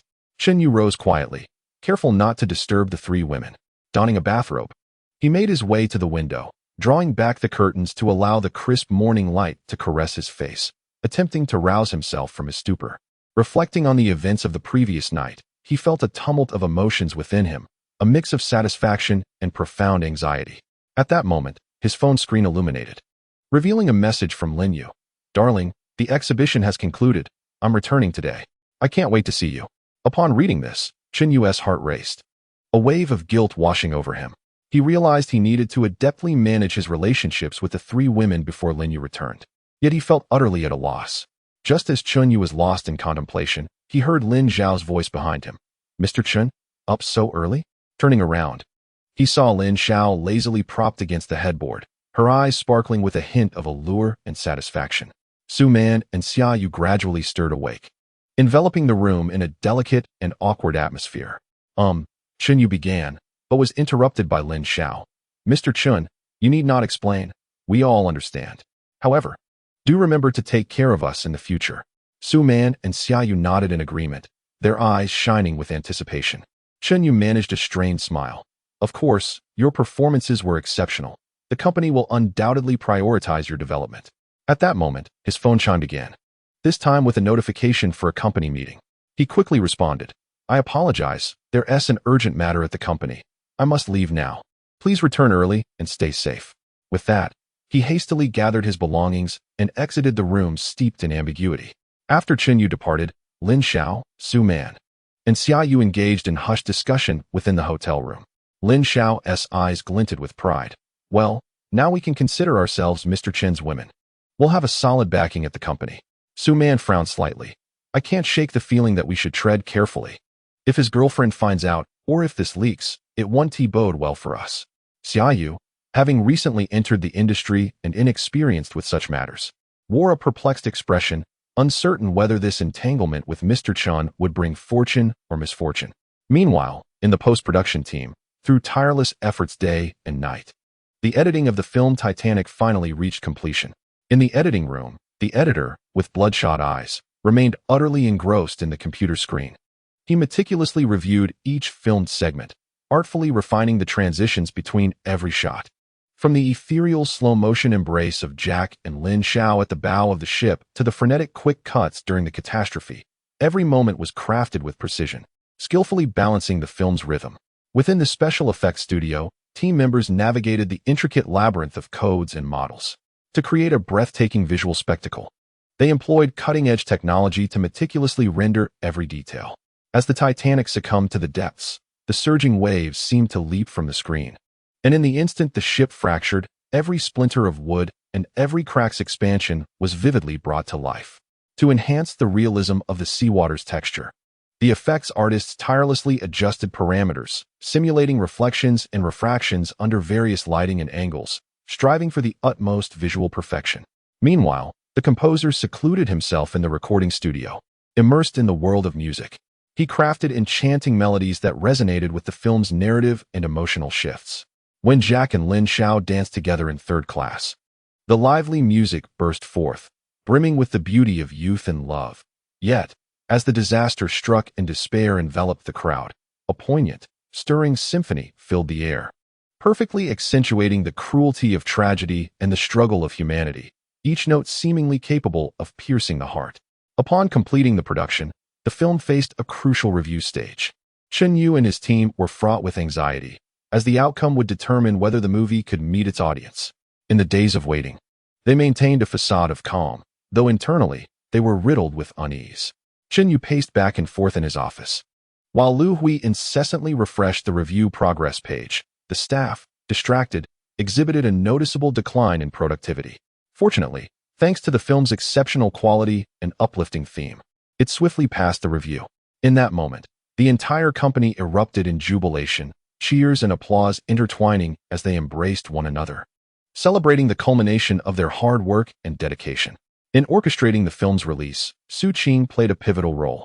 With extensive connections in the film distribution realm, she proactively communicated and coordinated with major cinema chains.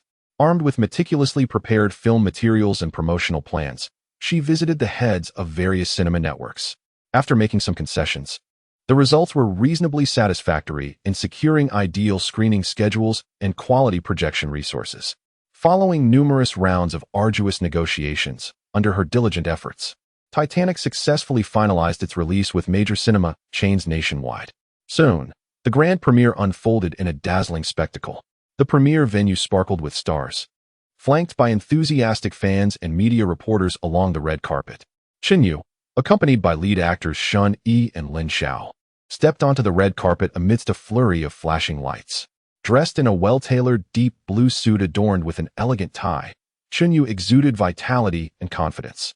Beside me, Lin Xiao appeared ethereal in a flowing white gown that trailed gracefully to the ground, adorned with dazzling crystals, reminiscent of a celestial being descended to earth.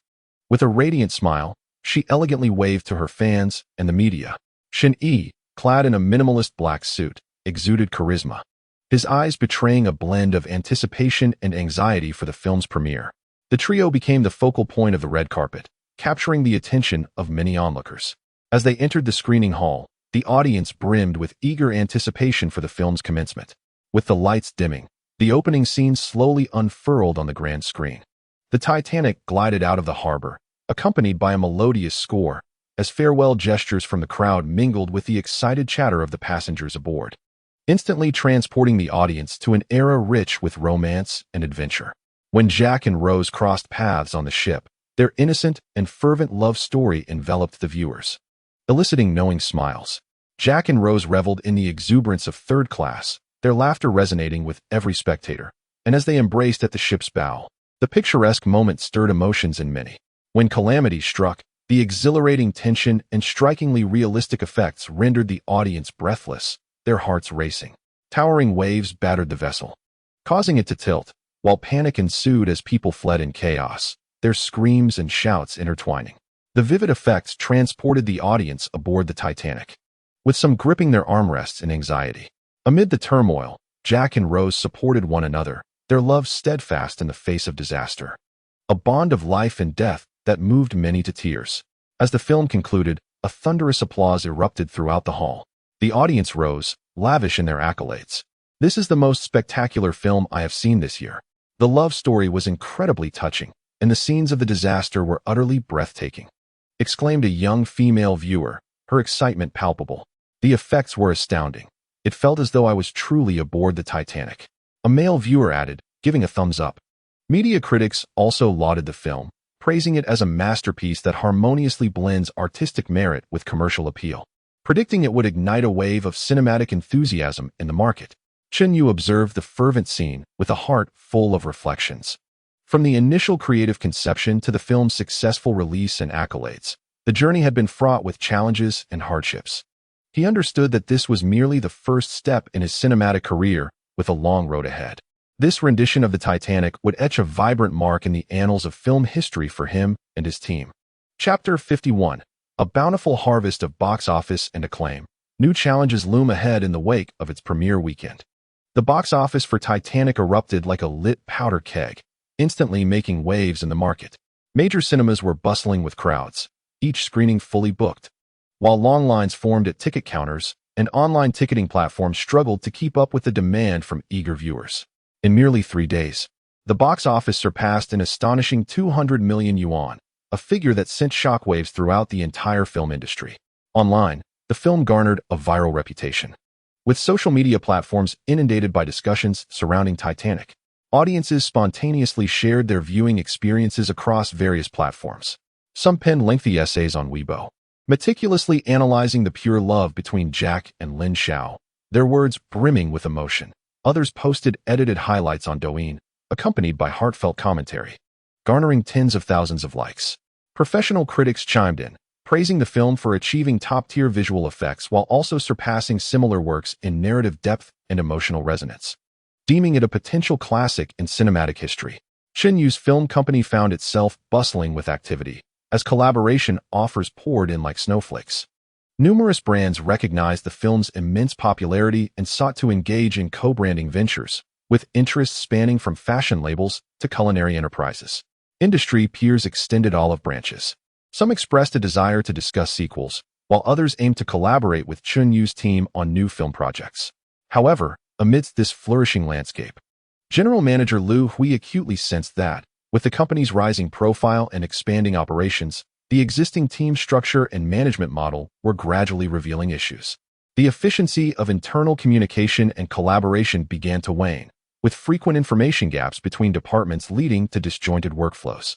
For instance, when the marketing department crafted new promotional strategies, their lack of awareness regarding the production department's progress caused promotional content to diverge from the film's actual highlights, significantly diminishing its impact. The issue of talent scarcity also became increasingly pronounced. As the volume of business surged, the company urgently required more skilled screenwriters, directors, and visual effects artists. Yet the current recruitment channels and training systems were inadequate to meet the rapidly growing demand. Simultaneously, some veteran employees began to exhibit signs of professional burnout in the face of suddenly increased workloads and heightened expectations, leading to a noticeable decline in their enthusiasm for work. Burdened by these concerns, Lu Hui hurried to Qinyu's office to report the situation. He knocked on the door, and upon receiving permission, entered, only to find Lin Xiao present as well, her complexion flushed and her attire somewhat disheveled. Lu Hui's heart raced as he instantly grasped the complexity of their relationship, realizing that Lin Xiao was not someone to be trifled with. Noticing Lu Hui's entrance, Lin Xiao greeted him with a perfectly measured smile. "Mr. Lu, it's been a while." Lu Hui responded politely, but quickly shifted his focus to Qinyue, earnestly outlining the challenges the company was currently facing. "Director Chun, the phenomenal success of Titanic has presented us with unprecedented opportunities, yet the internal risks must not be overlooked. The team structure urgently requires optimization, as the efficiency of communication and collaboration across departments is alarmingly low. Furthermore, the talent gap is widening, and even seasoned employees have begun to show signs of complacency. These issues must be addressed promptly, otherwise, they will adversely affect the company's future development." Qinyue listened attentively to Lu Hui's report, nodding in agreement. He has always adhered to the principle that specialists should handle professional matters, and he promptly stated, "Lu Hui, since you have such keen insights, take the reins. You shall lead the relevant rectification plans and execution strategies. Do not hesitate to request any resources you need to coordinate. It is imperative that these issues are resolved swiftly." With Qinyu's authorization, Lu Hui felt reassured.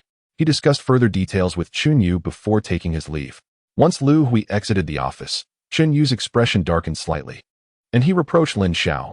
"You come here during working hours. Do you wish for the entire company to be aware of our relationship? The company is at a critical juncture. If any unfavorable rumors circulate, the repercussions could be severe." Lin Xiao, however, remained unfazed. With graceful steps, she approached Qinyue, wrapping her arms around his neck and playfully retorting, "I simply missed you. I thought of how hard you work and wanted to help you relax, so I couldn't resist coming over. Please don't be angry, Chun." As she spoke, she gently nuzzled his cheek. After a brief pause, she mischievously winked and added, "Just now, when I was helping you unwind, you seemed quite pleased. Why blame me now that it's over?" Qinyue found himself both amused and exasperated. He helplessly patted Lin Xiao's behind and urged, "All right, enough of this banter. Quickly leave before someone sees us. That would be troublesome." Reluctantly, Lin Xiao released her embrace, straightened her attire, threw a flirtatious glance at Qinyue, and turned to exit the office. Qinyue watched her retreating figure, rubbing his temples, acutely aware that he must delicately maintain a balance between his personal and professional life.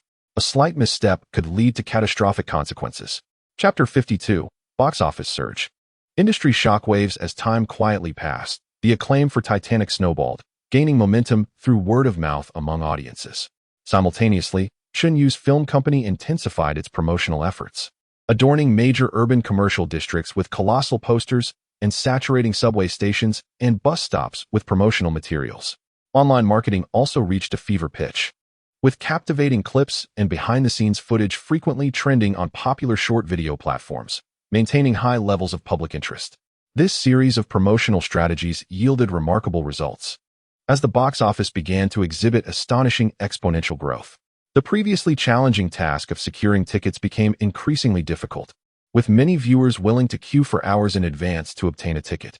Some popular screenings sold out within minutes of ticket release, causing the cinema's ticketing system to temporarily crash under the overwhelming traffic. Larger cinemas astutely recognized the film's booming popularity and proactively increased their screening schedules. High-end cinemas, boasting grand screens and luxurious viewing amenities, have not only augmented their daily screening schedules, but have also prioritized prime-time slots for Titanic.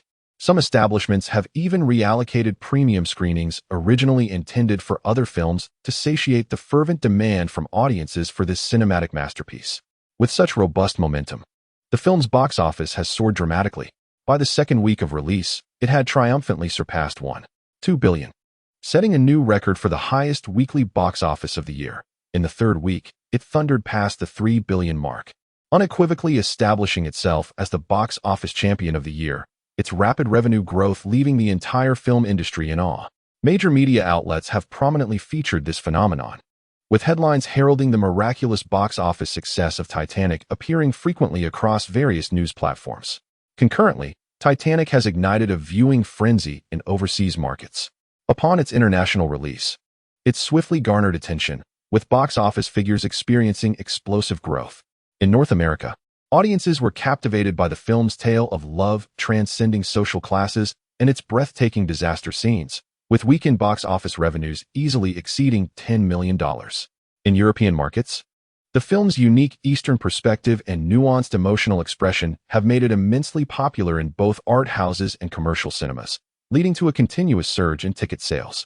In other Asian countries and regions, the film has drawn large audiences into theaters, capitalizing on its widespread cultural resonance. Industry professionals are also eager to predict the film's ultimate box office performance. Renowned box office analyst Lee Yong expressed his insights on a professional forum. Given the current domestic and international box office trends and market enthusiasm for Titanic, it is highly probable that, with stable future screenings, the total box office could challenge the $5 billion threshold. This film has not only achieved remarkable commercial success, but has also provided new perspectives and directions for the development of the film industry. Esteemed film critic Wong Lin noted in a column that Titanic, with its unique narrative, stunning special effects, and precise market positioning, has successfully captured the hearts of global audiences. Based on current trends, a box office of $5 billion does not seem unattainable. Within the industry, competitors gaze on with envy. Peers have organized internal viewings to delve into the reasons behind the film's success, seeking to glean insights.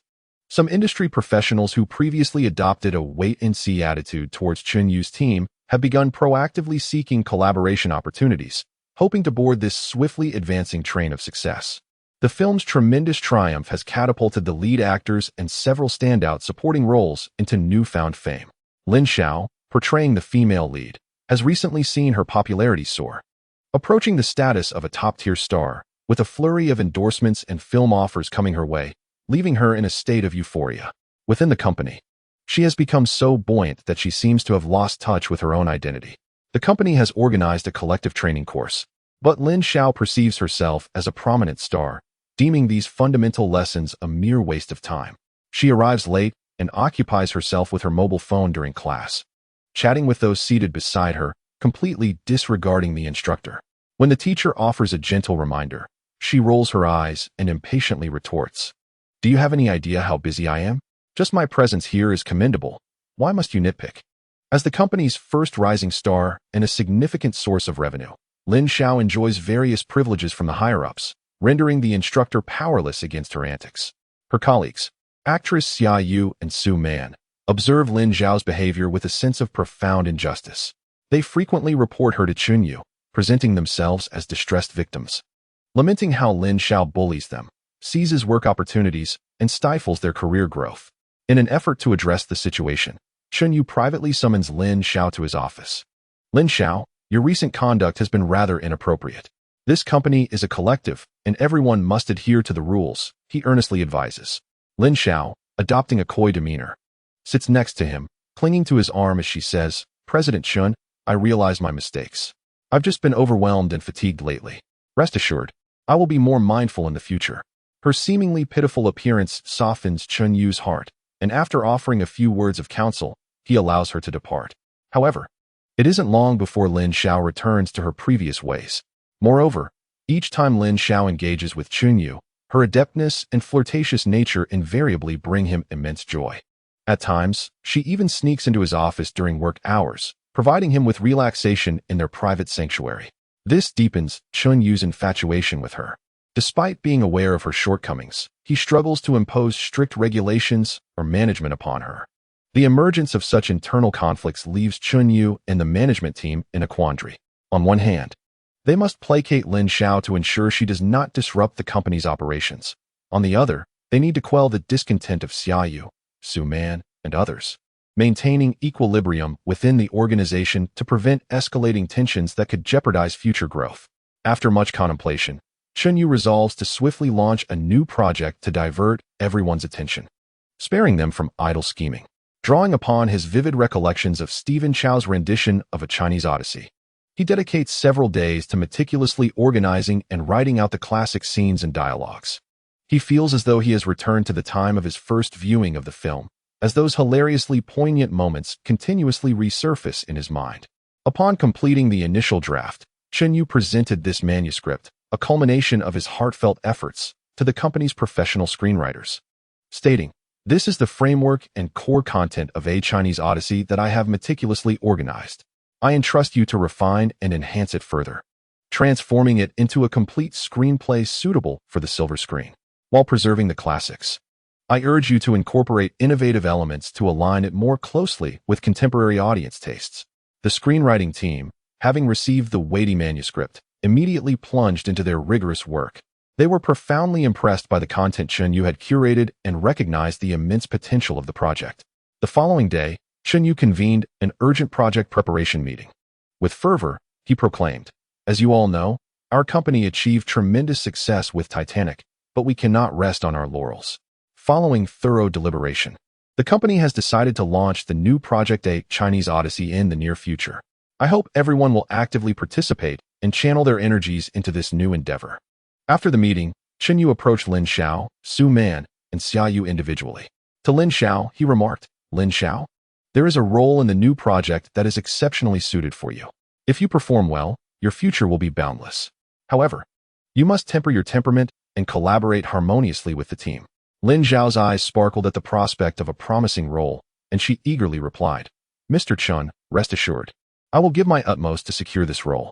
Turning to Su Man and Xiaoyu, Chun Yu conveyed, This project also presents a wonderful opportunity for both of you, and I hope you seize it.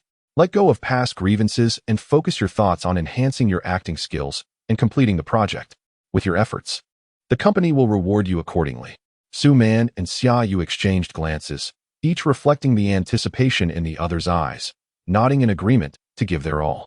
As the preparations for the new project gradually unfolded, the atmosphere within the company underwent a significant transformation. Everyone became engrossed in brainstorming and preparing for the new play, leaving behind previous intrigues and rivalries. Observing the industrious and orderly environment, Chun Yu felt a quiet sense of relief. Chapter 53, Joyous Celebration Banquet. Amidst the fervent atmosphere of Titanic achieving remarkable box office success and garnering accolades both domestically and internationally, Chun Yu decided to host a grand internal celebration for the team. He meticulously selected a picturesque resort as the venue, nestled far from the clamor of the city, surrounded by verdant mountains and lush trees, with fresh and pleasant air. The resort was adorned with festive decorations, colorful balloons filled every corner, and a massive banner proclaiming Titanic's celebration gala fluttered in the breeze. On the evening of the celebration, all employees arrived at the resort in high spirits aboard a chartered bus. Given that a majority of the company's staff were women, The entrance of the resort resembled a fashion runway, with female employees donning a variety of exquisite dresses. Their makeup impeccable, laughter and joy echoing in the air. The moment Chun Yu made his appearance, he was immediately surrounded by a throng of jubilant colleagues. Mr. Chun, the tremendous success of this film is entirely attributable to your astute leadership. From project conceptualization to investment, you single-handedly shouldered the entire responsibility. Had it not been for the company's exclusive funding, this blockbuster would not have been possible. Xiaomei from the marketing department, her eyes sparkling with admiration, exclaimed, "Indeed, Mr. Chun, your decisiveness in choosing to invest exclusively is remarkable. Without you, we would have never had the opportunity to partake in such a triumphant endeavor," echoed Xiaolin from the publicity department, her gaze filled with adoration. Chun Yu smiled and waved his hand dismissively. "Let us not shower all the praise upon me. This achievement is the result of our collective effort, and each member's contribution is indispensable." Nevertheless, being surrounded by the adulation of numerous female employees filled him with delight. Soon after, everyone gathered in the banquet hall of the villa, where the ambience was radiant, and tables were laden with sumptuous delicacies and exquisite wines. Standing on the stage, Chun Yu gazed upon the familiar and exhilarated faces in the audience, his heart brimming with emotion. He raised the microphone, his voice resonant and heartfelt. "This film, Titanic, is solely funded by our company, and every step from preparation to release was fraught with challenges. Along this journey, everyone has invested tremendous effort, from project preparation to filming, and through post-production and distribution, each phase relied on your dedication. The success of Titanic is a testament to our entire team's honor." Thunderous applause and cheers erupted from the audience, with the female employees enthusiastically screaming in delight. As the banquet reached its zenith, someone initiated a chant. "Mr. Chun, sing one. Mr. Chun, sing one." The crowd's enthusiasm grew increasingly fervent. Unable to decline, Chun Yu took the microphone and chose a classic song. As the music began, he started to sing, but after just a few lines, it was evident that he was quite off-key. His voice fluctuated erratically, the rhythm completely askew, and in some instances, he even lost his pitch entirely. Yet, the female employees in the audience seemed oblivious to his shortcomings, continuing to cheer wildly. "Wow, Mr. Chin sings with such character. What charisma!" exclaimed the vivacious intern Xiaoxian. "Absolutely, Mr. Chin's voice is filled with love for our company. It surpasses that of professional singers," chimed in Sister Zhang from the finance department, her face glowing with enthusiasm. After concluding the song, Chun Yu smiled sheepishly. "I have embarrassed myself. I have embarrassed myself." Yet, the applause and cheers grew even more thunderous, with female employees rising to their feet, applauding and cheering for him. Some even whistling as if he had just delivered a spectacular concert. Subsequently, director Li Ming took to the stage to share unforgettable moments from the filming process. With misty eyes, he recounted how the crew tirelessly worked day and night during the filming of the shipwreck scenes, with everyone united in their commitment to deliver the most breathtaking visual effects. Lead actors Shun Yi and Lin Xiao also took the stage to express their gratitude to the team. Shun Yi, visibly moved, stated, "It is the professionalism and passion of everyone that allowed me to immerse myself fully in my role. The success of this film belongs to each and every one of us." Lin Xiao expressed her heartfelt sentiments. "Here, I have experienced the warmth and strength of a united family, and I hope that together we can create even more splendid moments in the future." After the banquet concluded, everyone gathered on the outdoor lawn of the villa, where a bonfire was lit, and they encircled it, singing and dancing joyously. The female employees joined hands, dancing merrily around the fire, their flowing skirts swirling gracefully like blooming flowers. Chun Yu also joined the revelry, laughing and singing alongside the employees, fully savoring this rare moment of relaxation. As the night deepened, the celebration neared its conclusion, yet the employees' enthusiasm remained undiminished. They took a group photo to immortalize this unforgettable moment, collectively looking forward to future glories. Standing on the lawn, Chun Yu gazed at the lively scene, his heart brimming with aspirations for the future. He firmly believed that the company's tomorrow would be even brighter. Chapter 54. Ascending the throne. The fervor surrounding Titanic continued to soar in the days that followed, with box office figures relentlessly climbing. Despite the film having been released for quite some time, theaters remained packed, and audience enthusiasm showed no signs of waning. As the popularity of other concurrent films gradually dwindled, Titanic unambiguously secured its position as the annual box office champion. The domestic box office skyrocketed to $5 billion, and the overseas earnings were equally remarkable, amassing $2.4 billion. Combined, the total box office reached an astounding $7.9 billion, far exceeding the initial projections made by industry professionals. Upon the announcement of this news, a tidal wave of excitement swept through the entire film industry. Major media outlets prominently featured headlines celebrating this achievement, declaring Titanic's box office legend and the emergence of a new cinematic champion. Colleagues within the industry sent congratulatory messages, ostensibly expressing their joy. Yet internally, they were filled with a complex mix of emotions, envying Chun Yu's team's success while secretly admiring their vision and capability. Consequently, Chun Yu's Xingyao Film Company ascended to the spotlight within the industry. The company's recognition and influence surged exponentially, attracting the attention of countless industry elites. Many aspiring screenwriters, directors, actors, and various film professionals eagerly submitted their resumes, yearning to join this miracle-making team. The company's phone lines were inundated with job inquiries, and its inbox overflowed with a deluge of application emails daily. Concurrently, an array of business collaboration invitations poured in like snowflakes. Internationally renowned brands proactively sought partnerships, hoping to leverage the film's popularity to launch co-branded products, ranging from clothing and accessories to various merchandise. Major streaming platforms also extended olive branches, competing for the film's online streaming rights, proffering increasingly enticing offers, and even engaging in fierce bidding wars to secure the rights. Even foreign film production companies have expressed their intentions to remake the story of Titanic, aspiring to bring it to the big screen from diverse cultural perspectives, proposing various collaborative schemes in generous terms. In the face of this sudden and immense success, along with numerous temptations, Chun Yu and his team remained level-headed. During a high-level company meeting, Chun Yu, with a serious demeanor, remarked, "This success presents us with opportunities, yet it also poses significant challenges. We must not allow ourselves to be blinded by our achievements. We need to thoughtfully consider the future direction of the company." His team members nodded in agreement. After a vigorous discussion, the company resolved to cautiously select collaborative projects, ensuring that each partnership would yield long-term benefits and development. They conducted thorough investigations and assessments of the credibility, strength, and prospects of potential partners. Concurrently, they intensified efforts to attract and cultivate talent, optimizing the internal structure and establishing a series of training programs and incentive mechanisms to draw more outstanding individuals to the company. As the script for the A Chinese Odyssey project gradually took shape through the efforts of the writers, news about the casting began to circulate within the company. Aware of the significance and complexity of the casting process, Chun Yu decided to initiate it early, allowing ample time to find the most suitable actors while also giving them time to immerse themselves in their roles. He and the directing team compiled a lengthy list of candidates and extended invitations to many talented actors, hoping to assemble a formidable leading cast. Upon learning this, Lin Xiao rushed into Chun Yu's office.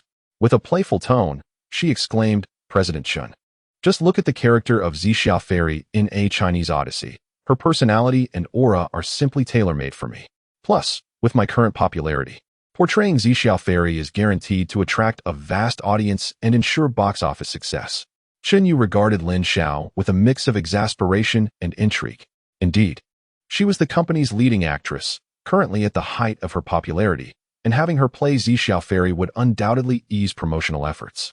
However, he was also concerned that her temperament and attitude might disrupt the overall atmosphere of the production. Before Chun Yu could respond, Su Man and Xia Yu entered together. Su Man spoke up eagerly, "President Chun, we too wish to vie for the role of Zixia Fairy. We have been diligently honing our acting skills in hopes of landing significant roles. Moreover, we are younger and can better embody the youthful vibrancy of Zixia Fairy." Xia Yu chimed in, "Yes, President Chun, please give us a chance. We promise not to disappoint you." Faced with the requests of these three women, Chun Yu found himself in a difficult position. He understood that casting decisions not only impacted the individual actors' careers, but also the film's success. Thus, he resolved to hold an open audition, granting all capable actors the opportunity to compete. On the day of the audition, the company's conference room was filled with actors eager to showcase their talents. Lin Xiao, Su Man, and Xia Yu meticulously prepared for their auditions, donning the attire of the celestial figure, Zixia Fairy, and adorning themselves with exquisite makeup, each exuding an ethereal charm. Lin Xiao was the first to take the stage, embodying Zixia Fairy with confidence and poise, her every gesture reflecting the demeanor of a superstar.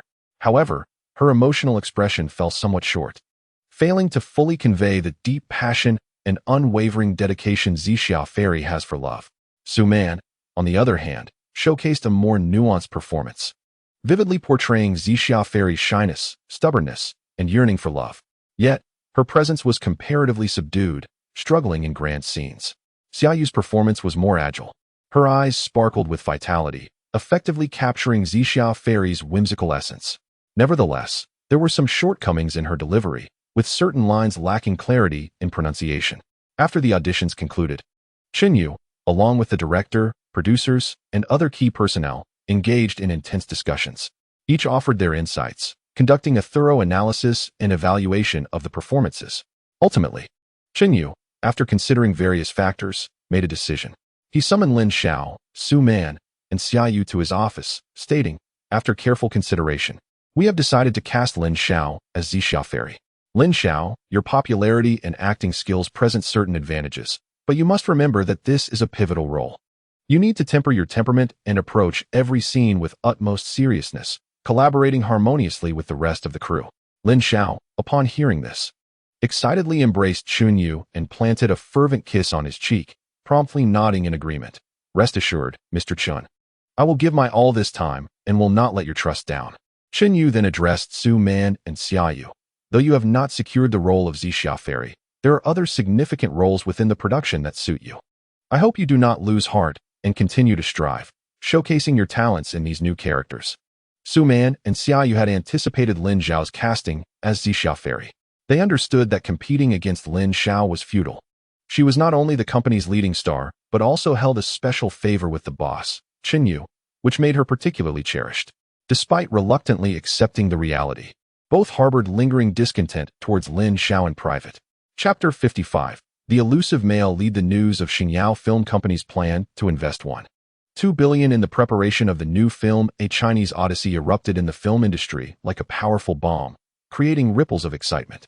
Media outlets flocked to report, inundating the public with coverage, while industry insiders and fans alike eagerly speculated on how Chun Yu would reimagine this classic work.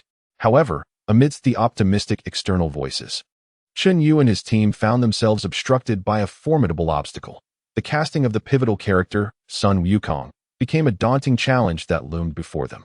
Chun Yu's criteria for the role of Sun Wukong were notably exacting, as he harbored a distinctly clear and unique vision for this character in his mind. In his perspective, Sun Wukong must not only embody the audience's ideal of the Monkey King in terms of appearance, possessing an agile demeanor and a robust physique, but also demonstrate a profound mastery of acting. He must adeptly portray the evolution of Sun Wukong, from the stone monkey born from the essence of heaven and earth, through his audacious rebellion during the upheaval in heaven, to his growth and transformation on the journey to the west, navigating the intricate emotions and inner turmoil of each phase. In pursuit of the most suitable candidate, the casting team embarked on an exhaustive search. They traversed various film studios and performing arts institutions, meticulously sifting through a vast array of actor profiles, tirelessly organizing one audition after another. After interviewing dozens of actors, it became evident that they either lacked certain qualities or were starkly different from the image of Sun Wukong that Qinyu envisioned. One moderately renowned middle-aged actor, celebrated in the industry for his solid acting skills, auditioned dressed in a simple Sun Wukong costume. His movements and lines were executed with fluidity and ease. However, to Qinyu, his performance lacked the exuberance of youth. Every gesture bore the weight of adult sophistication and experience, devoid of Sun Wukong's innate vibrancy and insatiable curiosity about the world. He resembled a performer confined within predetermined boundaries, unable to escape the invisible shackles. Another young newcomer bore a slight resemblance to Sun Wukong, with a fit physique and a glimmer of cleverness in his eyes. During the audition, he was brimming with enthusiasm, striving for perfection in every action. Yet, when it came to the subtleties of emotional expression, such as the complexities of Sun Wukong's love for Zixia Fairy, he faltered. His performance remained superficial, failing to convey the character's profound tenderness and inner conflict, rendering the role insipid and hollow. As the preparation progressed, other aspects such as script refinement, communication with the special effects team, and the design of scene props were steadily advancing. However, the vacancy for the male lead felt like a thorn, piercing the hearts of Chun-Yu and his team. Dissenting voices began to emerge within the company. Some anxiously suggested lowering the standards to secure an actor, fearing that delays would lead to significant losses. Yet, Chun-Yu remained resolute, asserting, "The Sun Wukong in A Chinese Odyssey is the soul of this film. I refuse to compromise for the sake of expediency. I would rather invest more time to find the one who can truly bring Sun Wukong to life."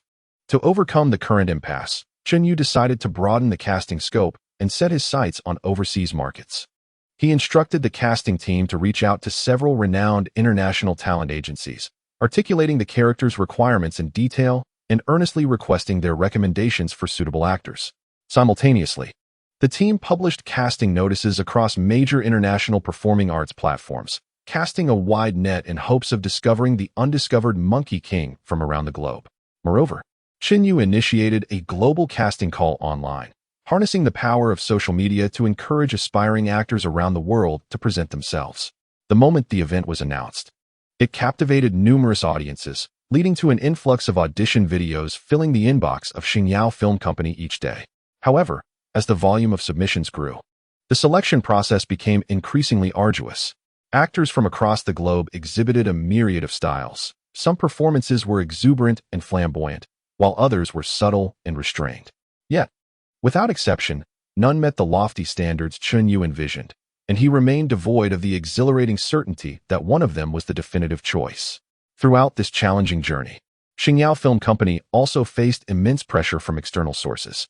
Competitors eagerly awaited Chun-Yu's potential missteps, while certain media outlets began to voice skepticism, suggesting that his excessive fastidiousness could lead to a stalemate or even the project's demise. Nevertheless, these negative sentiments did not waver Chun-Yu's resolve. He immersed himself in actors' profiles and audition tapes, diligently comparing and analyzing, his eyes brimming with determination and tenacity. He firmly believed that with unwavering persistence, the actor capable of perfectly embodying Sun Wukong was undoubtedly waiting in some corner, destined to encounter a Chinese Odyssey. His mission was to discover this talent and collaboratively forge a cinematic masterpiece. Chapter 56. A fortuitous encounter on campus in preparation for a Chinese Odyssey. Chun-Yu found himself overwhelmed, neglecting his academic responsibilities. One day, he finally managed to carve out time to attend class, his mind preoccupied with the search for the male lead, laden with worries. As he walked along the familiar tree-lined path of the campus, surrounded by vibrant, youthful female classmates dressed in summery attire, he found no inclination to appreciate the scenery. Suddenly, the sounds of girls' laughter and playful banter pierced through his thoughts. Instinctively raising his gaze, he spotted a group of 5 fashionably dressed girls surrounding a boy approaching from a distance. The young man was clad in trendy apparel, his shirt casually unbuttoned at the collar, revealing a quirky t-shirt beneath. With a head of slightly tousled curls, he strutted as if on a runway, his hands carelessly shoved into his pockets, exuding an unparalleled swagger. His strides were bold and exaggerated, shoulders bouncing, head swaying, and his nose almost pointed skyward, adorned with an expression that radiated extreme arrogance and indifference, as if the entire campus were his personal domain, with everyone else merely serving as background. The moment Chun-Yu laid eyes on him, his footsteps halted abruptly, his eyes widening in astonishment, frozen in place. The boy's visage bore an uncanny resemblance to the lead actor from A Chinese Odyssey, renowned for his absurdist humor, Zhou Xingqi. Every feature, from the iconic thick brows and large eyes to the slight asymmetry of his smile, seemed to have stepped straight out of the film. Chun-Yu's heartbeat surged uncontrollably, pounding like a drum, as a powerful premonition washed over him. Could it be that the long-sought-after Sun Wukong was right before his eyes? Without hesitation, he strode forward, stopping a few paces from Hu Hansen, his face adorned with an enthusiastic smile. With urgency and politeness, he greeted, "Hello, fellow student. My name is Chun-Yu, and I represent Xingyao Film Company, which is currently preparing for a new film titled A Chinese Odyssey." Upon hearing this, Hu Hansen's previously indifferent gaze flickered with surprise. He halted his steps, casting a sideways glance to scrutinize Chun-Yu from head to toe, a smirk of disdain curling at the corners of his lips, as if he were observing a peculiar oddity. Before he could utter a word, the nearby girls began to chatter animatedly. Undeterred, Chinyu continued, I just saw you, and I was truly astonished. You resemble the male lead Sun Wukong from a Chinese Odyssey so remarkably. We have been searching for an actor for this role for quite some time, and your appearance and demeanor are exceptionally fitting. Would you be interested in auditioning? Upon hearing this, Hu Hansen's face displayed disbelief, as if he had just heard the most ludicrous joke, and he burst into laughter, his tone laced with derision. Are you joking? Acting? Just because you say so? I should. Who do you think you are? I have no time to indulge in your absurd antics. I'm busy enjoying campus life with my friends. With that, he deliberately draped an arm around one of the girls beside him, preparing to depart with an air of arrogance. Chen Yu's heart sank, and he quickly stepped forward, exclaiming, Wait, please don't decline just yet. This truly is a rare opportunity. It wouldn't hurt to learn more about it. Have you heard of the film Titanic that our company previously produced? We are investing significantly in a Chinese Odyssey as well, and it will be crafted with utmost care. At the mention of Titanic, Hu Hansen's movements momentarily faltered, the mockery on his face softening slightly, yet he still wore an air of haughtiness. So what if it's Titanic?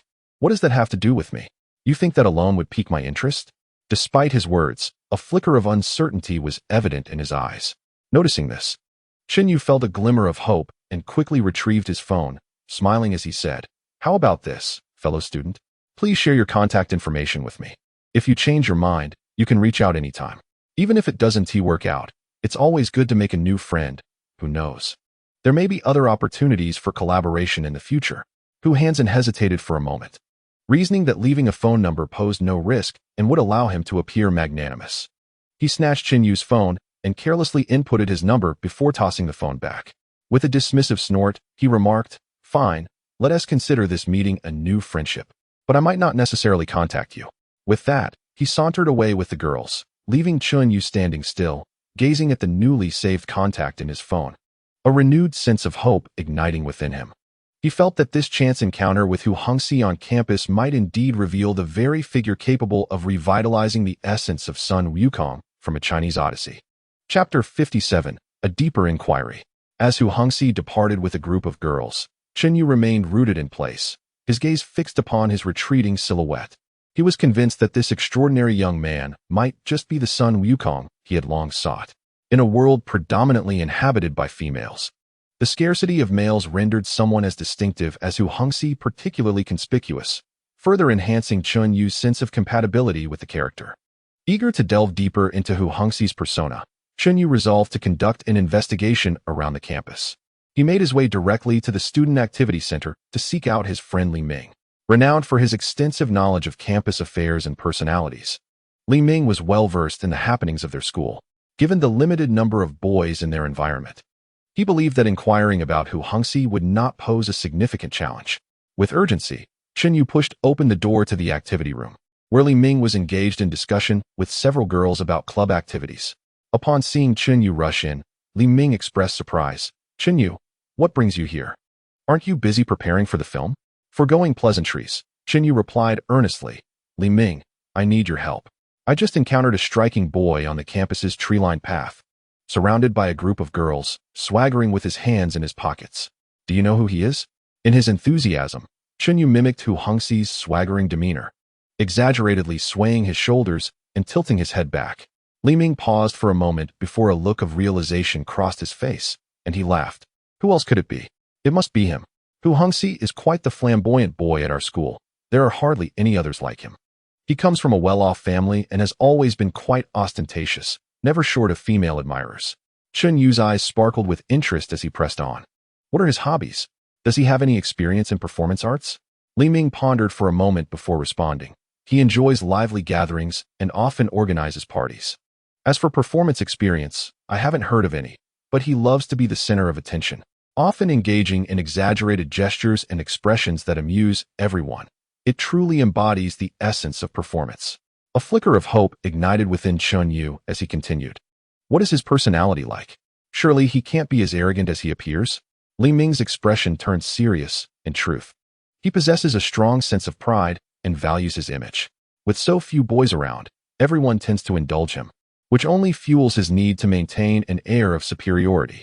However, I've heard that he has a sensitive side. His family has high expectations of him, and he feels significant pressure, which may explain his rebellious facade. After departing from the activity room, Chen Yu made his way to Hu Hongxi's classroom to gather more information from his classmates. One bespectacled girl reminisced, Hu Hongxi is quite the handful in class, often interrupting the teacher, yet his ideas are refreshing, and he sometimes brings laughter to the classroom. Another girl chimed in, despite his seemingly arrogant demeanor, he's genuinely kind. The last time a girl felt unwell, he voluntarily escorted her to the infirmary, grumbling about the inconvenience, yet he was very considerate. Through extensive inquiries, Chen Yu gained a more comprehensive understanding of Hu Hansan. He discovered that although Hu appeared brash and rebellious, his inner world was teeming with passion and creativity, as well as a remarkable talent for performance. Chen Yu firmly believed that with proper guidance, Hu Hansan could undoubtedly become a unique Sun Wukong in a Chinese odyssey. Determined to take the initiative, Chen Yu decided to reach out to Hu Hansan once more. This time, he aimed to convey the allure of a Chinese odyssey and the boundless potential that lay within Hu. Chapter 58. A sincere invitation. After concluding his investigation, Chen Yu eagerly dialed Hu Hansen's number. On the other end, he heard Hu's nonchalant voice. Hello? Who's this? Chen Yu took a deep breath, striving to make his tone sound warm and sincere. Hu Hansan, it's Chen Yu. We met a few days ago on campus. I was the one discussing a Chinese odyssey with you. Recognizing Chen Yu's voice, Hu responded with a hint of mockery. Oh, it's you. What? Still hoping to get me to act? Chen Yu quickly replied, precisely. After these past few days of reflection, I am even more convinced that you are the person I've been searching for. Please don't rush to decline. I would like to discuss this project with you in detail. Shall we meet somewhere? Hu hesitated for a moment, contemplating that he had nothing better to do, and decided it wouldn't hurt to listen. Thus, he agreed to meet. The two arranged to convene at a quiet cafe near the school. Chen Yu arrived early at the cafe, meticulously prepared with the outline of a Chinese odyssey, concept art, and previous works from Starshine Film Company, eagerly awaiting Hu's arrival. A while later, Hu Hansan sauntered into the cafe with his hands in his pockets. He casually seated himself across from Chen Yu and glanced at the materials on the table, saying, All right, go ahead. I'm curious to hear your thoughts. Seeing this, Chen Yu began to speak animatedly. He elaborated on the charm of a Chinese odyssey, detailing its absurd comedic moments, deeply touching love stories, and profound explorations of fate, painting each detail vividly. Next, he shared behind-the-scenes anecdotes from Starshine Film Company's production of Titanic and the remarkable achievements they had attained, allowing Hu Hansan to genuinely grasp the company's prowess. Moreover, Chen Yu paused, his eyes shining with intensity as he looked at Hu Hansan. I've come to understand that you possess a natural talent for performance. Those exaggerated gestures and expressions, along with your ability to mimic stars, are your shining qualities. The role of Sun Wukong requires precisely your unique expressiveness.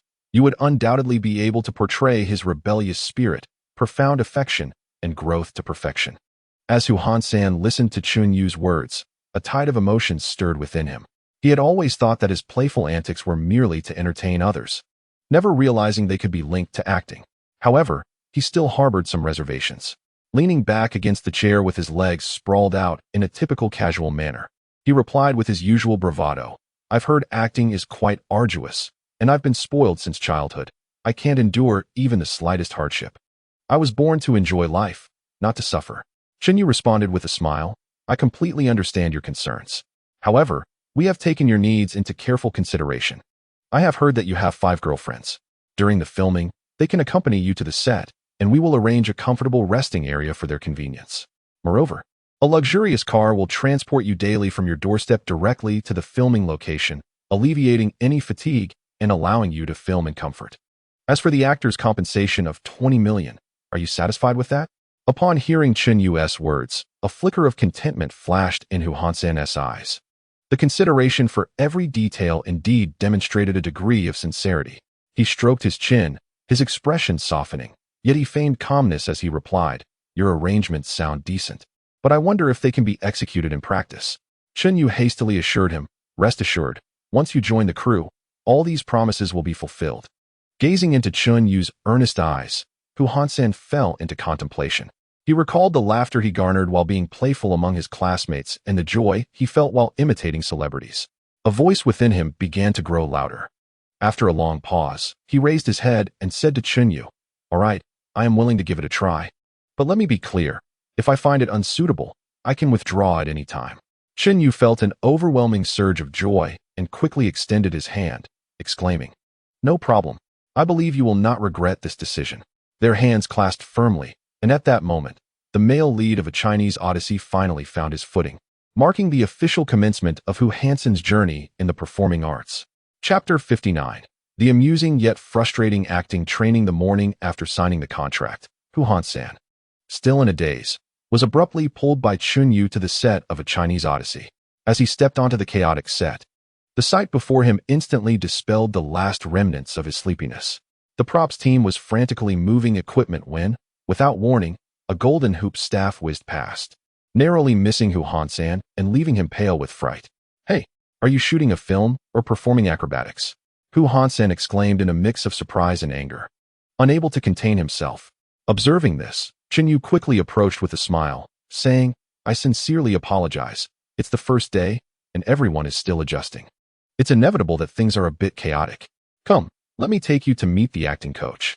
We need to ensure you receive proper training before we begin filming." Hu Hansen scoffed, a look of disdain on his face. "Training? I was born to act. Do I really need training?" However, as he entered the training room and beheld the stern, piercing gaze of the acting coach, Mr. Wang, an unwelcome sense of trepidation washed over him.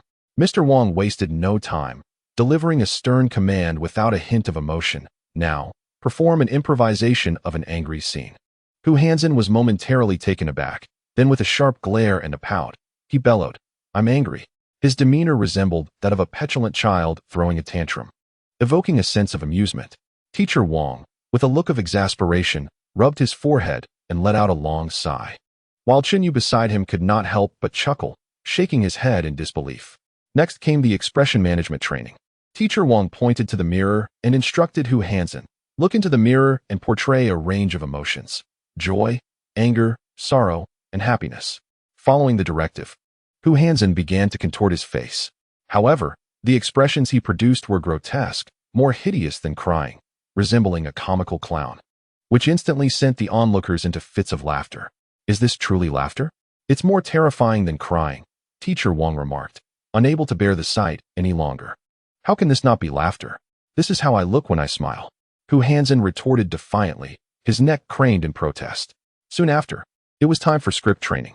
As Hu Hansen opened his mouth, the lines spewed forth like a machine gun, at a pace so rapid that it was nearly impossible to comprehend, interspersed with a thick regional accent, resembling a chaotic stew. Teacher Wang swiftly called for a halt, sternly instructing, "Slow down, articulate each word clearly." With his face flushed in frustration, Hu Hansen struggled to stumble through a section, misreading the classic line, "Once there was a sincere love presented before me, as once there was a straight love placed before me," which instantly turned the set into a joyous uproar. Finally, when the much-anticipated break arrived, Hu Hansen's 5 girlfriends came to visit. Upon seeing his woeful, exhausted visage, they were instantly filled with concern. "Darling, this filming is too grueling. Let us just stop, shall we?" one of the girlfriends exclaimed with empathy. Just as Hu Hansen was about to agree, Chunyu, quick on his feet, interjected with a broad smile, "Ladies, you may not know, but Hansen possesses a remarkable talent for acting. If he perseveres, he will undoubtedly become a superstar." Upon hearing this, Hu Hansen felt invigorated, as if he had received a shot of adrenaline. "Yes, I am destined to become a superstar. What are these minor challenges in comparison?" The afternoon training resumed, this time focusing on mimicking actions. Teacher Wang played a classic clip of Sun Wukong's iconic movements and instructed Hu Hansen, "Follow along and try to imitate as closely as possible." With unwavering focus, Hu Hansen stared at the screen, endeavoring to replicate the gestures. Yet, his attempts were anything but graceful. His movements were stiff, akin to a rusty robot, and he often mirrored actions awkwardly, each gesture filled with an inherent humor that left everyone present doubled over in laughter. At last, the day's training concluded, and Hu Hansen collapsed to the ground, utterly spent, exclaiming, "I never imagined filming could be this arduous. It's 100 times more challenging than managing 5 girlfriends." Chunyu patted his shoulder encouragingly, saying, "Don't be disheartened. Tomorrow we continue. I have faith that you will succeed." Hu Hansen rolled his eyes and replied with exasperation, "Fine. For the sake of that 20 million in remuneration and my future as a superstar, I shall endure a little longer." Chapter 60. The hilarious daily life on set after enduring several days of grueling and merciless honing of his acting skills. Hu Hansen finally awaited the significant day when A Chinese Odyssey would officially commence filming. Before dawn had fully broken, as the first light of morning merely brushed the horizon with a pale hue, Yu rushed into Hu Hansen's room like a tempest, forcibly pulling him from the warm embrace of slumber with the Sandman. The two then sped towards the filming location with great haste. Upon their arrival, Hu Hansen immediately noticed a vibrantly colored crimson table set at the center of the site. The table was laden with an array of offerings. A roasted pig gleamed enticingly, exuding an irresistible aroma. The fruits were lush and glistening. The flowers bloomed splendidly, releasing their sweet fragrance, and several robust incense sticks were wafting curling smoke, adding an air of mystery and solemnity to the surroundings.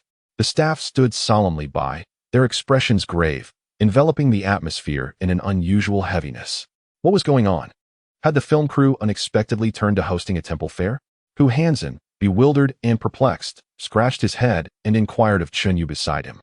Yu quickly and patiently explained, "This is a traditional custom of worship before the filming begins.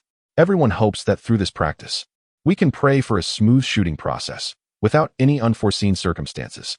Upon hearing this, Hu Hansen's eyes widened in astonishment, resembling two copper bells, as he exclaimed, "There's such a custom? I thought we could just start filming right away." At that moment, the director approached with a stick of incense in hand. His steps measured and composed. He handed the incense to Hu Hansen, saying, "Come, Hansen, as the lead actor, you shall take the lead in offering prayers for good fortune." Though Hu Hansen's face betrayed reluctance, he accepted the incense and clumsily imitated the director's actions, fervently bowing. He muttered under his breath, "O deities above, please bestow your blessings upon us, ensuring a smooth shoot. Let us not have any more embarrassing blunders like during training, otherwise I would feel quite uneasy about that 20 million remuneration." After concluding the prayer, Hu Hansen turned to leave, but inadvertently kicked the table leg. With a loud creak, the entire offering table shook violently, and the plump roasted pig teetered precariously, nearly toppling to the ground. "Oh my goodness!" Hu Hansen exclaimed, hastily reaching out to steady it. In his fluster, he accidentally knocked over the nearby flowers, their vibrant petals cascading to the ground like snowflakes. The surrounding staff gasped in shock, their faces turning as pale as paper, as if they had witnessed an ominous omen. "You clumsy fool, how could you be so careless?" the director scolded, his anger palpable as he glared at Hu Hansen. Hu Hansen, his face flushed with embarrassment, quickly scratched his head and stammered an apology. "I truly beg your pardon. It was not my intention. The ground is exceedingly slippery." As he spoke, he furtively glanced around, only to find the curious gazes of his peers fixed upon him, causing a shiver of unease to run down his spine. After considerable effort to restore order, the crew prepared to officially commence the first shot. Hu Hansen inhaled deeply, striving to compose himself, fully focused and awaiting the director's cue. However, at the very moment the director called out action, the previously clear sky inexplicably darkened, ominous clouds gathering like tumultuous waves. Almost immediately, torrential raindrops began to pelt the ground, splashing up in numerous droplets. "No way!" Hu Hansen exclaimed, tilting his head skyward, exclaiming with a look of helplessness, "Has the deity misunderstood my request? I clearly wished for a smooth shoot, not rain." Seeing the commotion, the crew hurriedly erected a rain shelter, cautiously tending to the equipment. Meanwhile, Hu Hansen stood alone in the downpour, instantly drenched like a drowned rat. He muttered incessantly, "What on earth is happening? Why now of all times?" Yu rushed over, offering him a towel and reassuring him, "Do not panic. This is merely an accident. We shall resume filming once the rain ceases." Yet, the rain showed no signs of abating. Instead, it intensified, the torrential downpour seeming to threaten to engulf the entire world. The atmosphere on set grew increasingly oppressive, with concern etched on every face, as whispers circulated about whether this heralded an ominous beginning. Only Hu Hansen stood apart, finding amusement in the deluge. He began to frolic in the rain, whimsically mimicking a classic dance scene, his voice warbling an off-key tune. His ludicrous antics elicited laughter from the previously solemn crew, momentarily dissipating the gloomy tension that hung over the set. As the rain subsided and the clouds parted, sunlight once again graced the set of A Chinese Odyssey, and the crew finally prepared for the official shoot. The initial shot featured Hu Hansen as Sun Wukong, dramatically descending from the clouds. Positioned on a wire harness, he was yanked into the air by the crew, soaring like a kite released from its string. This was meant to be a majestic and awe-inspiring moment. However, to everyone's astonishment, as he took off, Hu Hansen began flailing wildly in midair, shouting, "Help! Why is this so terrifying?" It turned out he suffered from a severe fear of heights, and the sudden sensation of being suspended in the air left him utterly panicked. The crew gaped in disbelief, their expressions seemingly questioning, "Is this truly the Sun Wukong we know?" The director, exasperated, bellowed, "Cut! Hu Hansen, you portray the legendary Monkey King. Sun Wukong, can you not summon a touch of the great sage's grandeur?" Trembling in midair, Hu Hansen responded with a quivering voice, "Director, this has nothing to do with grandeur. My legs feel as weak as noodles. Why don't you give it a try?" Chen Yu, sensing the dire situation, hurried over, offering soothing words and promising to find him a psychologist to help him overcome his acrophobia. After a heartfelt persuasion, Hu Hansen reluctantly composed himself and re-entered the filming state. After a struggle, they finally completed the wire work scenes, leading to the exhilarating confrontation between Sun Wukong and the Bull Demon King. The actor portraying the Bull Demon was a burly figure, and in his fervor to make the scene more convincing, he struck with excessive force. With a loud crack, he inadvertently broke the golden staff in Hu Hansen's hands. Bewildered, Hu Hansen held up the broken staff, staring blankly at the Bull Demon King, his eyes silently questioning, "What does this mean?" The Bull Demon King, equally stunned by the unforeseen circumstance, appeared contrite and quickly bowed in apology. "I'm truly sorry. My friend, I misjudged my strength, and I sincerely apologize." Laughter erupted across the set, while Hu Hansen, seemingly invigorated, began to playfully brandish the broken staff. Dancing and gesturing, he spontaneously crafted a humorous rhyme, "The golden staff, now in two. Filming has left me in this rue. I'd rather be at home to chew." His comical antics and witty verse left everyone in stitches, unable to stand upright from laughter. The director, torn between amusement and exasperation, shouted, "Hu Hansen, are you here to act or merely to entertain?" At last, when the break arrived, Hu Hansen's 5 girlfriends came to visit. Upon seeing him disheveled and with a torn garment, they were instantly filled with concern. One girlfriend, her eyes glistening with tears, scolded, "How can your production team treat Hansen this way? It's utterly excessive." Yet, Hu Hansen wore a smug expression, reclining comfortably in a chair, relishing the attention and pampering from his girlfriends, while boasting to the crew around him, "See this? This is my treatment. You can only envy it." In the afternoon, the filming progressed to the classic confession scene between Sun Wukong and Zixia Fairy. With glimmering eyes and tender tones, Zixia Fairy softly declared, "My beloved is a legendary hero. One day he shall come riding on clouds of 7 colors to marry me." Just as Hu Hansen was preparing to respond with heartfelt emotion, a fly buzzed into his space, flitting annoyingly before him. In an instant, his romantic demeanor vanished, replaced by irritation. He swatted at the fly, muttering incessantly, "Why is this fly so bothersome, ruining my moment?" The actress portraying the celestial being, Zixia, Lin Xiao, was infuriated, stamping her feet in frustration, while the director wore a grim expression, his face pale with anger, plunging the entire set into chaos once more. Chapter 61. The chaos of special effects shooting. Following a series of continuous filming mishaps in recent days, the crew arrived at a pivotal phase of special effects shooting. This time, Hu Hansen was required to vividly embody the character of Sun Wukong as he performed his magical feats against a green screen, with dazzling effects to be seamlessly integrated during post-production. Before the shooting commenced, the special effects supervisor, holding a tablet, earnestly and patiently explained to Hu Hansen, "When we begin filming, imagine that you are gripping the golden staff tightly and immerse yourself completely in casting your powers. Your movements must be grand, and your expressions as exaggerated as possible to truly convey the formidable aura of Sun Wukong's magic." Listening to this, Hu Hansen displayed a hint of impatience, dismissively nodding, I got it. It's just a few gestures, simple enough." As the official cue to start filming was given, Hu Hansen began to wield the prop golden staff, launching into his distinctive performance. He bounded across the green screen like a wild stallion, his movements devoid of logic or coherence, chanting, "Hey ha! Witness the prowess of this old son. I'll transform into a giant watermelon, then a colossal chicken leg." The special effects supervisor, watching in exasperation, jumped anxiously, shouting, "That's not how it's done. You need to envision yourself battling demons, not performing tricks for amusement." However, Hu Han-san was entirely lost in his own world, becoming increasingly oblivious to reality. Suddenly, he flung his arm, hurling the golden staff with force, and proceeded to make a series of bizarre hand gestures, bellowing, "Super Saiyan transformation." This unexpected display left the crew members astounded, and after a brief silence, they erupted into hearty laughter. The director, furious, threw the script to the ground with a thud, exclaiming, "Hu Han-san, what on earth are you doing?"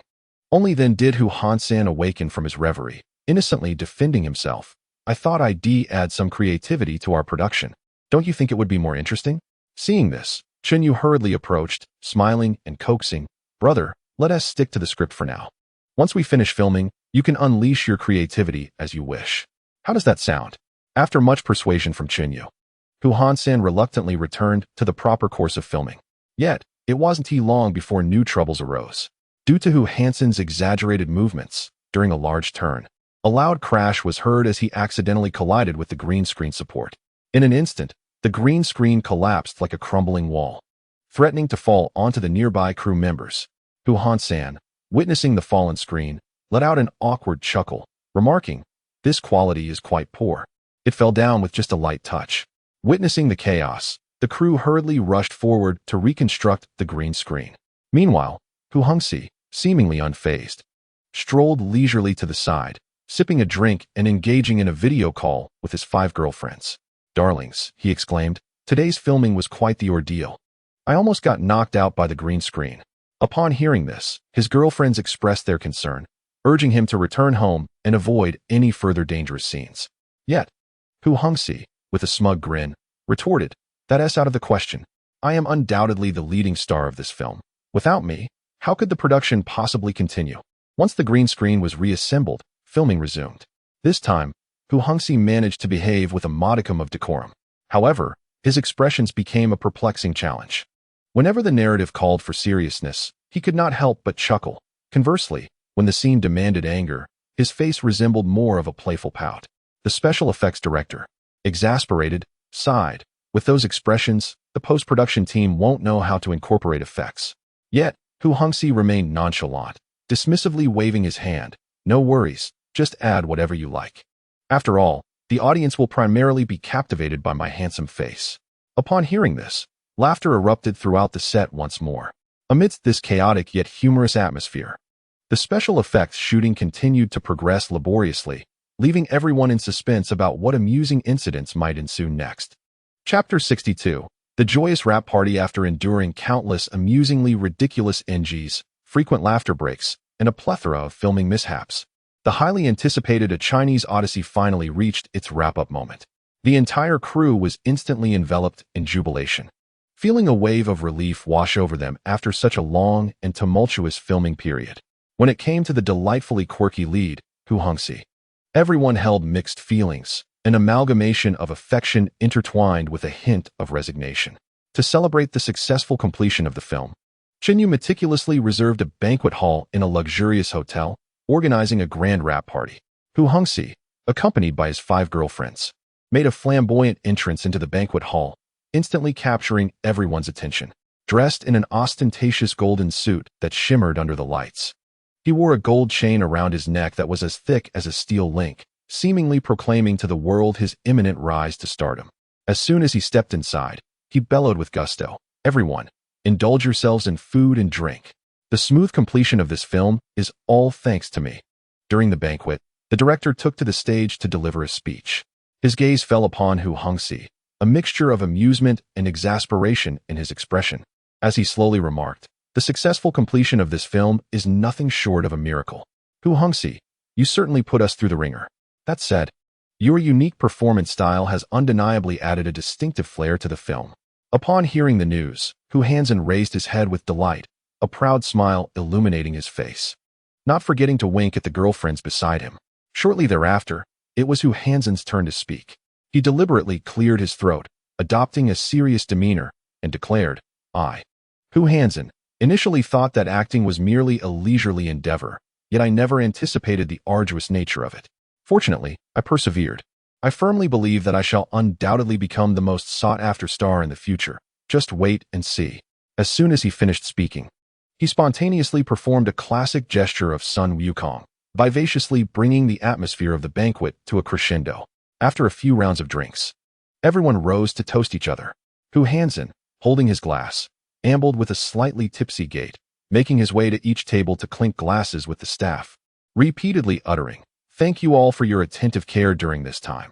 If there are any good projects in the future, do not forget me." Perhaps due to his eagerness to drink, he stumbled after just a few steps, tripping over a table leg and uncontrollably diving headfirst into a nearby cake. In an instant, his face was smeared with cream, rendering him a comical sight. His 5 girlfriends rushed over in a flurry. Seeing Hu Hansen's awkward yet amusing state, they felt both pity and amusement, quickly reaching out to wipe the cream from his face. However, Hu Hansen paid no mind. Instead, in a playful spirit, he scooped a handful of cream and smeared it directly on one of his girlfriend's faces. This act ignited a raucous cream battle. The banquet hall descended into delightful chaos, with the staff also caught up in the infectious merriment, joining in the fray. Laughter and shrieks intertwined, reverberating throughout the hall. Chunyu stood aside, observing this chaotic yet joyous scene, shaking his head helplessly yet unable to suppress a smile of contentment. The rap party shed the tension and pressure of filming, replaced instead by an atmosphere brimming with joy and boundless anticipation for the future. Amidst the laughter and cheer, the filming of A Chinese Odyssey officially reached its conclusion, while Hu Hansen's dramatic journey in the performing arts was merely beginning. Chapter 63. Amusing anecdotes of movie promotion. The joyous reverberations of the rap party had yet to dissipate when A Chinese Odyssey swiftly transitioned into its promotional phase. As the male lead, Hu Hansen naturally found himself at the center of attention, inundated with various promotional activities. During his inaugural appearance at a grand movie press conference, Hu Hansen inadvertently created a humorous situation. He arrived clad in a dazzlingly eccentric outfit, adorned with sequins as if he had just stepped out of a disco, starkly contrasting with the solemn ambience of the event. The host introduced him with an awkward expression, yet he remained unfazed, seizing the microphone upon taking the stage. "Hello, everyone. I am Hu Hansen, the one who plays Sun Wukong. Have you all eaten today?" The media reporters in the audience exchanged glances, soon erupting into a fit of light laughter. During the press conference, a reporter posed a question. "Mr. Hu Hansen, what do you consider the greatest challenge during the filming process?" Hu Hansen scratched his head and, without hesitation, replied, "The greatest challenge? Undoubtedly, it's getting up early. Every day, I engage in a strenuous battle with my bed, and it is quite tormenting." This elicited a hearty laugh from the crowd, while the director sighed in exasperation, silently wishing for fewer embarrassing moments from him in the future. During the promotional period, Hu Hansen also recorded a variety show. On the day of filming, he rose early, intending to dress meticulously. However, in a flurry of confusion, he mistakenly used hair gel as facial cleanser, resulting in a comical mess on his face. By the time he realized, his hair resembled a bird's nest, utterly unmanageable. Thus, he hastily donned a hat and rushed out, reassuring himself, "This is called fashion, you know." Upon arriving at the variety show set, the other guests, all seasoned stars and veterans of the entertainment industry, were already in place. As Hu Hansen entered, he boisterously greeted everyone. "Oh, you're all here. I hope you'll take good care of this newcomer today." His loud voice startled even the host beside him. As the program commenced, the host introduced Hu Hansen. "Welcome our leading man from A Chinese Odyssey, Hu Hansen. I hear you portray Sun Wukong in the film. Is the pressure intense?" Hu Hansen pounded his chest and boldly declared, "Pressure? What's that? When Hu Hansen takes the stage, there's nothing I can't handle." His confidence amused the guests. The first game segment involved imitating classic film characters. When it was Hu Hansen's turn, he drew the character of Xiao Yanzi from My Fair Princess. His eyes bulged like copper bells as he dramatically exclaimed, "Your Majesty, do you remember the summer rain lotus by the Daming Lake?" His exaggerated gestures and peculiar accent had the audience in stitches, with some laughing to the point of tears. The host quickly reminded him, "Hansen, that's Xiao Yanzi, not Sun Wukong." Hu Hansen scratched his head. "Oh dear, I'm just so used to performing. Let me try again." Yet, in his second attempt, traces of Sun Wukong still lingered, sending the audience into another round of laughter. While sharing behind-the-scenes anecdotes from the film, Hu Hansen recounted a humorous incident where he was frightened to tears by the wire work, vividly mimicking his terrified expressions and shouts, causing the guests to double over with laughter. An elder teased, "Hansen, with your talent for performance, it would be a shame not to pursue comedy." Hu Hansen proudly replied, "Actually, I aim to incorporate comedic elements into a Chinese Odyssey to bring everyone a delightful surprise." In the punishment segment of the game, the losers were to consume a specially crafted dark dish. Unfortunately, Hu Hansen found himself in this predicament, gazing at the food emanating a peculiar odor. He frowned. "Can this be eaten? I hope it won't upset my stomach." However, for the sake of entertainment, he pinched his nose and took a bite. Immediately feeling nauseous, his expression contorting humorously, which incited another wave of laughter. As the recording concluded, both the director and Chun Yu breathed a sigh of relief. Although Hu Hansen had been a source of constant mishaps throughout, he had successfully infused the show with humor, soaring its popularity. Everyone eagerly anticipates that this individual, renowned for his comedic brilliance on variety shows, will bestow upon a Chinese Odyssey an unexpectedly impactful promotional effect. Chapter 64. The premiere turmoil. As the fervor ignited by the variety show publicity had not entirely waned, the highly anticipated A Chinese Odyssey was graced with a grand and extraordinary premiere. The venue sparkled with stars, resembling a dreamlike realm, while media reporters stood poised with their cameras. And fans awaited with bated breath, each harboring an intense eagerness to catch a glimpse of the film. Hu Hansen, as the indisputable protagonist of the film, naturally became the focal point of the event. In a bid to dazzle the audience at the premiere, Hu Hansen spared no effort, meticulously preparing an extravagant retro suit. The towering shoulder pads seemed to promise a different sky, while the pants, wide as a skirt, appeared to carry the rhythm and flamboyance of an 80s disco with every step, as if he had traversed time from that exuberant era. However, just as he was about to depart, an unforeseen calamity struck. The accompanying bow tie had mysteriously vanished.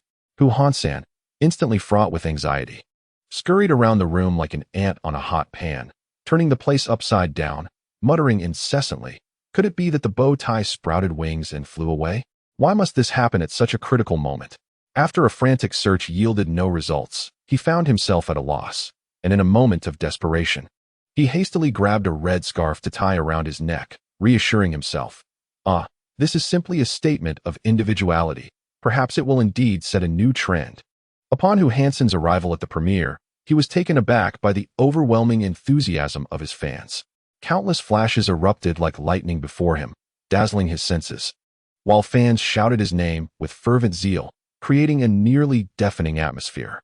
Instantly, Hu Hansen slipped into his role, as though a switch had been flipped, and began to strike various outlandishly exaggerated poses. One moment he mimicked Superman taking flight, arms outstretched and chest puffed, as if he were about to soar into the heavens. The next, he imitated a crab scuttling sideways, swaying comically, leaving the security personnel nearby utterly dumbfounded.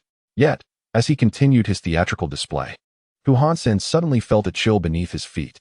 Instinctively glancing down, he discovered that one of his shoe heels had mysteriously disappeared. After a brief moment of contemplation, he decided to take matters into his own hands, forcefully removing the heel from his other shoe as well, and continued on in flat shoes, nonchalantly proclaiming to the surrounding fans, "Hey, this way of walking feels solid and grounded." The fans initially paused in surprise before erupting into laughter.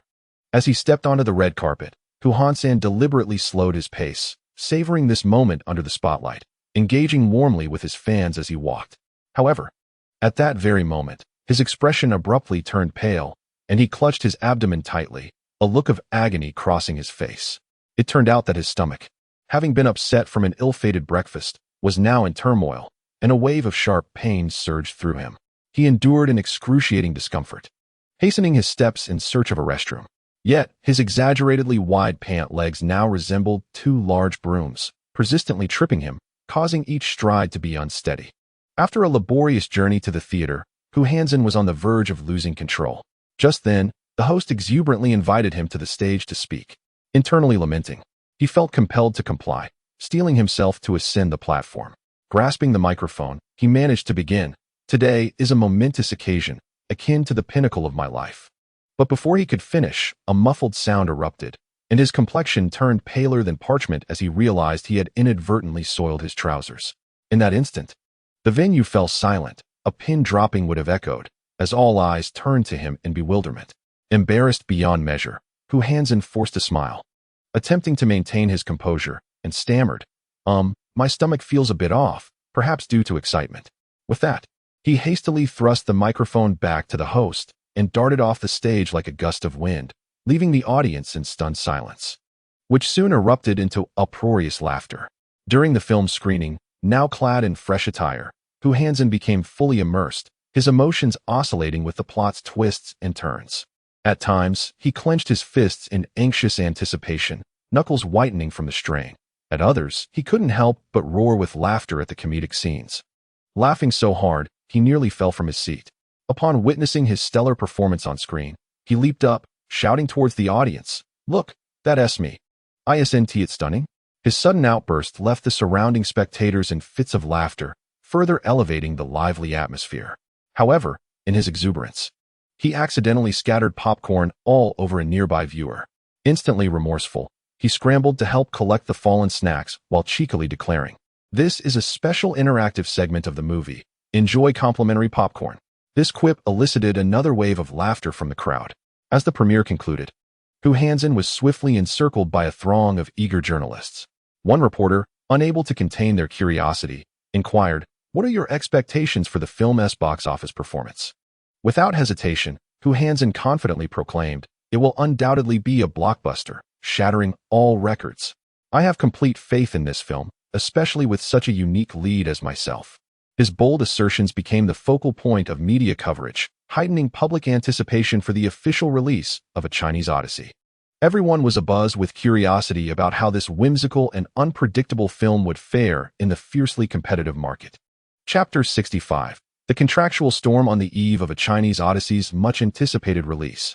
Chun Yu exerted every effort and devised intricate strategies to successfully recruit Hu Hansen under the banner of Xingyao Film and Television. Despite its relatively short history, Xingyao Film and Television has emerged as a dazzling new star in the film industry, having already made a remarkable impression in a fiercely competitive market with its phenomenal masterpiece, Titanic. Moreover, Xingyao Film and Television has played a pivotal role in elevating Lin Xiao, who has now ascended to the ranks of top-tier actresses, showcasing its undeniable potential for growth. Chun Yu deliberately chose an elegant and artistically infused private dining establishment for a meeting with Hu Hansen. Before long, Hu Hansen entered with an ostentatious gold chain around his neck, dressed in loose-fitting yet stylish attire, swaggering confidently into the venue. Upon his arrival, he bellowed with his boisterous voice, "Chun Yu, you summoned me so mysteriously. Could it be that the movie hasn't even premiered yet, and you're already ready to shower me with a substantial bonus?" Seeing this, Chun Yu quickly rose to greet him with a beaming smile, warmly inviting him to take a seat, his expression radiating a sense of unyielding determination as he proclaimed, "Hansen, I have come to you today with an opportunity far more enticing than any bonus. I intend to assist you in ascending to the throne of stardom." As a succession of exquisitely crafted dishes graced their table, Chun Yu poured Hu Hansen a refreshing juice and commenced his persuasive endeavor. "Hansen, take a moment to ponder. Once A Chinese Odyssey officially debuts, your unique and captivating performance is bound to ignite a fervor across the internet. At that time, endorsements and high-quality film offers will undoubtedly flood in like a tide. However, without a reliable management company to support and safeguard you, such invaluable resources may slip through your fingers, which would be an immense pity." Upon hearing this, Hu Hansen's eyes briefly sparkled with undeniable anticipation, though he remained cautious as he inquired, "You're not referring to your fledgling Xingyao Film and Television, are you?" Chun Yu eagerly nodded, his eyes brimming with passion and sincerity as he affirmed, "Indeed, it is Xingyao Film and Television. Although we are a relatively new company, our strength is formidable. You have witnessed the tremendous success of Titanic, and we have also successfully launched Lin Xiao into stardom. If you choose to join us at Xingyao Film and Television, the company will treat you as a star artist, fully committed to promoting you. We will tailor exclusive high-quality scripts for you, and you will have first choice of premier film resources. In the future, you will be chauffeured in luxury vehicles, attended to by a dedicated personal assistant. reside in a spacious and opulent villa, and attend only the most prestigious fashion galas. Just imagining such a scene is truly magnificent. As he spoke, Shin Yu presented a stack of materials to Hu Han-san, showcasing not only glamorous photos of Lin Xiao at various high-profile events, but also a detailed blueprint for Xingyao film and television's future development. Gazing at the images, Hu Hansen's eyes shimmered with envy and excitement. However, his concerns lingered as he asked, "The contract 1T contain any excessively stringent conditions, will it? I wouldn't want to be bound so tightly that I lose all sense of freedom." Shin Yu hurriedly waved his hand and patiently explained, "Absolutely not. Our contract terms are exceedingly flexible, offering you an industry-leading share of the remuneration, thereby safeguarding your interests. Furthermore, the company guarantees you a major production film each year. We have unwavering confidence in A Chinese Odyssey, and a series of high-quality projects have reserved a crucial leading position for you." To reassure Hu Hongxi, Shin Yu promptly took out his phone, dialed the number of the company's renowned screenwriter, and switched to speaker mode. The screenwriter on the other end of the line praised Hu Hongxi's performance effusively, revealing that he was meticulously crafting a script for a grand production, eagerly awaiting Hu Hongxi's signature to tailor the protagonist to his unique characteristics. Upon hearing this, Hu Hongxi could no longer contain himself. He slammed the table and declared loudly, "All right, Shin Yu, with such sincerity, I shall sign." However, he added a caveat, "But let me be clear, if the company dares to go back on its word, I will hold you accountable." Shin Yu, suppressing his inner excitement, swiftly retrieved the prepared contract from his bag. Hu Hongxi glanced over it briefly and then boldly signed his name, triumphantly announcing, "From this day forth, I, Hu Hongxi, shall be the emblem of Xingyao films." After signing the contract, Hu Hongxi, brimming with excitement, began to dance exuberantly in the restaurant, attracting curious glances from those around him. Shin Yu observed Hu Hongxi's antics with a mix of satisfaction and subtle concern. He understood that this lively character might stir up a plethora of amusing incidents within the company. However, one thing was certain: the days ahead would undoubtedly be filled with exuberance. As the signing was finalized, the release date of A Chinese Odyssey drew near, presenting Hu Hongxi with his real test. The forthcoming collaboration with Xingyao Films promised to ignite a marvelous and thrilling synergy, leaving everything steeped in an enticing unknown. Chapter 66. The madness of opening day. A Chinese Odyssey finally made its debut amid immense anticipation. Before dawn had even pierced the night, Hu Hongxi was jolted from his slumber by the exuberant ringing of his agent Lu Jia's phone. "Hongxi, wake up! Quickly check the box office numbers." Lu Jia's voice crackled with barely contained excitement. Hu Hongxi, still groggy, fumbled to unlock his phone. As the rapidly ascending box office figures flashed before his eyes, he instantly awoke. Within mere hours of the morning, the box office had already surpassed 50 million. At this rate, breaking 200 million on the first day no longer seemed like a fanciful dream. Ecstatic, he leapt from his bed and shouted, "Goodness, this momentum is astounding. It seems my journey to stardom has taken a solid step forward." Unable to contain his joy, Hu Hongxi resolved to visit the cinema in person. Eager to experience the audience's reaction to the film firsthand, he meticulously selected an extravagant hat and adorned himself with a pair of striking sunglasses, deliberately cultivating an air of mystery as he swaggered into the cinema. Upon entering the screening room, he overheard a nearby audience enthusiastically discussing the hilariously amusing moments he had portrayed in the film. Unable to suppress his delight at the compliments directed towards his performance, he erupted into a proud laugh. This sudden outburst instantly drew the attention of those around him, prompting someone to mutter quietly, "Doesn't he resemble Hu Hansen?" Without a moment's hesitation, Hu Hansen removed his sunglasses and bellowed, "Indeed, you are not mistaken. The very person stands before you." In an instant, the entire cinema erupted like a powder keg, buzzing with excitement. The spectators surged forward like a tidal wave, clamoring for Hu Hansen's autograph or a chance to capture a photograph with him. The crowd swelled, spilling from the screening room into the cinema lobby like a flood breaking its banks. Welcoming all, Hu Hansen eagerly signed autographs while animatedly conversing with his fans, inquiring, "What do you think of my portrayal of Sun Wukong? I invested considerable effort into this role." At that moment, a small fan, her cheeks flushed with excitement, exclaimed, "Brother, your falls in the movie were so hilarious that it made my stomach ache from laughter." Hu Hansen, upon hearing this, couldn't help but burst into laughter himself, saying, That was not a deliberate design. The filming was riddled with mishaps, yet it surprisingly became a highlight of the film. It seems that sometimes unexpected moments can yield delightful surprises. As more fans flocked to the scene, the order disintegrated entirely. The crowd began to jostle and press against one another. Despite the cinema staff's desperate attempts to restore order, they found themselves utterly incapable of managing the chaos. In the tumult, someone accidentally fell to the ground, followed by a cacophony of piercing screams. Observing the escalating situation, the cinema manager, in a state of exasperation, hastily dialed the police.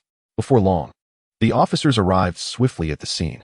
Meanwhile, Hu Hansen remained blissfully absorbed in the joyous interactions with his fans, oblivious to the gravity of the situation until a police officer approached him with a serious demeanor, stating, "Please cooperate with us to maintain order and prevent any danger." Only then did Hu Hansen awaken to the enormity of the situation, offering an awkward smile as he called out to the fans, "Everyone, please do not push. Listen to the police, or I might just become a criminal." With the police methodically guiding the crowd, order was gradually restored. Hu Hansen, escorted by the officers, left the cinema in a somewhat disheveled state. This unexpected frenzy had undoubtedly rendered Hu Hansen the talk of the day, igniting a fervor that further fueled the success of A Chinese Odyssey. Meanwhile, in the office of Xingyao Film, General Manager Lu Hui was frantically juggling mounting responsibilities. With the meteoric rise of the film, various media outlets eagerly sought to interview Hu Hansen, while numerous brands extended olive branches, with preliminary endorsement offers exceeding 50 million. Lu Hui, clutching the phone, anxiously urged Hu Hansen's agent, Lu Jia, to swiftly contact him, emphasizing the importance of not letting such a fortuitous opportunity slip away. At that moment, Hu Hansen was completely engrossed in the unexpected celebrity treatment, surrounded by a throng of enthusiastic fans in a shopping mall, ecstatic and somewhat oblivious. He regaled his admirers with amusing anecdotes from the filming. Suddenly, he collided with a glass door with a resounding thud. Wincing in pain, he rubbed his head and awkwardly chuckled, jesting, "Why must this door be so adversarial?" Nevertheless, considering the film's success, with first-day box office earnings nearing 200 million, I shall take the high road and not dwell on it. His comical misfortune elicited roars of laughter from the surrounding fans, who promptly captured the moment on their phones. This humorous incident swiftly circulated online, acting as a powerful catalyst that propelled the film's box office to new heights. Chapter 67. The Endorsement Dilemma. After finally extricating himself from the bustling scene in the mall, Hu Hansen hurried back to the company. Upon entering, he was immediately drawn to the vibrant atmosphere in the conference room, where his agent Lu Jia and general manager Lu Hui were engrossed in a fervent discussion, leaning over a table cluttered with documents, seemingly oblivious to their surroundings. As Hu Hansen stepped inside, Lu Hui gestured him over, stating, "Hu Hansen, you've arrived just in time. We were hoping to discuss endorsement opportunities with you." Hu Hansen approached eagerly, his eyes widening in surprise at the sight of an array of endorsement contracts spread across the table. "Goodness, I can't believe there are so many brands seeking my endorsement." Among the plethora of contracts, an international sports brand offered a substantial endorsement fee in the millions. Boasting an image of vitality and health, a luxury car manufacturer presented an enticing deal, promising not only a generous fee but also the gift of the latest model sports car.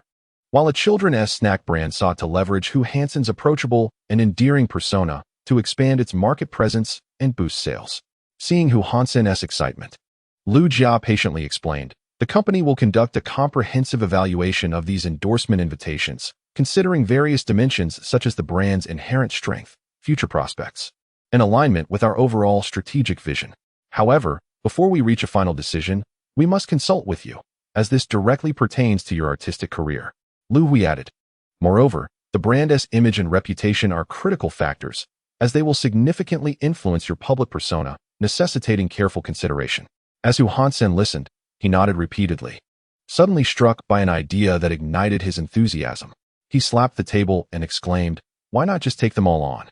With my skills, I'm not worried about handling these endorsements." Lu Jia and Lu Hui exchanged glances filled with resignation. A wry smile crept onto Lu Jia's face as he patiently advised, "Hansen, that's simply one to-do. Think carefully, a person's time and energy are finite.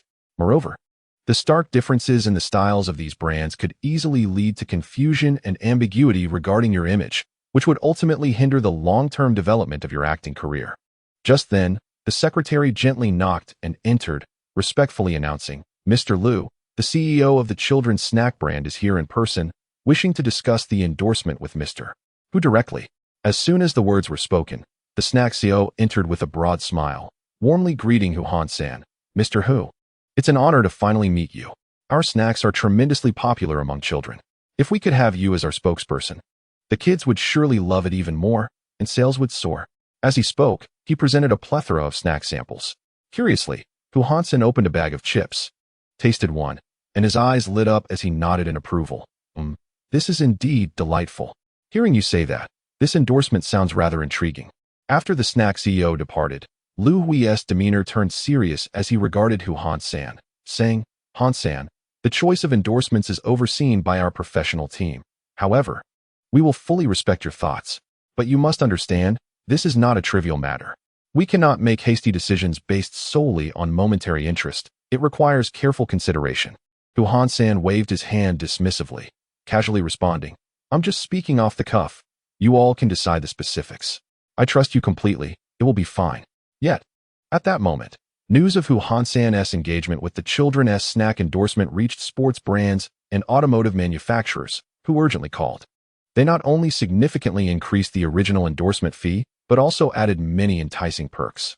Liu Jia and Liu Hui exchanged concerned glances, realizing that the subsequent endorsement choices would likely be fraught with complications. Although Hu Han-san had temporarily delegated authority to them, his carefree nature suggested that unexpected developments could arise during the process. Chapter 68. The exuberant celebration feast within just 2 weeks. The box office of A Chinese Odyssey soared like a wild stallion, effortlessly surpassing the 2 billion mark and undeniably establishing itself as a blockbuster of the year. To commemorate this remarkable achievement, Xingyao Films hosted a grand and extraordinary celebration banquet at the most prestigious luxury hotel in the city. On the evening of the banquet, the hotel's banquet hall resembled a palace from a dream, adorned with the utmost opulence. A resplendent crystal chandelier hung majestically from the ceiling, casting a dazzling yet gentle glow that harmonized beautifully with the meticulously arranged golden decorations surrounding it, creating an opulent spectacle. The air was infused with the rich bouquet of champagne mingling with the delicate fragrance of fresh flowers, enveloping the space in an intoxicating atmosphere. The dining table was adorned with an array of exquisite delicacies from land and sea, each dish a meticulously crafted work of art, showcasing unparalleled refinement in both presentation and color. Hu Han-san, clad in a meticulously tailored silver suit, sparkled with sequins that shimmered under the lights, as if draped in a galaxy of stars. Upon entering the banquet hall, he instantly captivated the attention of all, akin to a radiant superstar gracing the scene. His face radiated with his signature confident smile, and his eyes sparkled with uncontainable excitement and pride, as if proclaiming his illustrious achievements to the world. Meanwhile, the esteemed boss, Chen Yu, donned a perfectly tailored dark suit, exuding an air of calm dignity. Standing shoulder to shoulder with Hu Han-san, he naturally became the center of attention, surrounded by a throng of celebrities and executives from the entertainment industry. Amidst the anticipation of the crowd, the director ascended the stage to deliver his address. His words were imbued with reflections of gratitude and delight for the film's remarkable success. The director emphasized that despite the unexpected challenges faced during filming, it was Hu Han-san's distinctive acting style and his vibrant, passionate performances that infused the character with unique charm and soul, making him an indispensable element of the film's triumph. Standing in the audience, Hu Han-san held his head high, exuding pride as he exchanged playful glances with those around him, silently conveying his self-assuredness that elicited laughter from nearby stars. Once the speech concluded, the banquet commenced in earnest. Hu Han-san, with a glass in hand, eagerly navigated through the crowd, his enthusiasm akin to a blazing fire. After a few drinks, his spirits soared even higher, his eyes sparkling with excitement. Unintentionally, he caught sight of a small band in the corner of the hall, and under the influence of the moment, he dashed over without hesitation. Seizing the microphone from the lead singer, with exuberance, he declared, "On such a joyous occasion, I must sing a song to celebrate our film's success." Before he could finish, he belted out a hilariously off-key rendition of the heroic song. His unique voice, akin to a wild stallion, was utterly devoid of melody. And coupled with his exaggerated gestures and uninhibited demeanor, he instantly ignited the atmosphere to a fever pitch. Stars laughed uncontrollably, some doubled over in mirth, while executives shook their heads in amusement, their faces aglow with delight.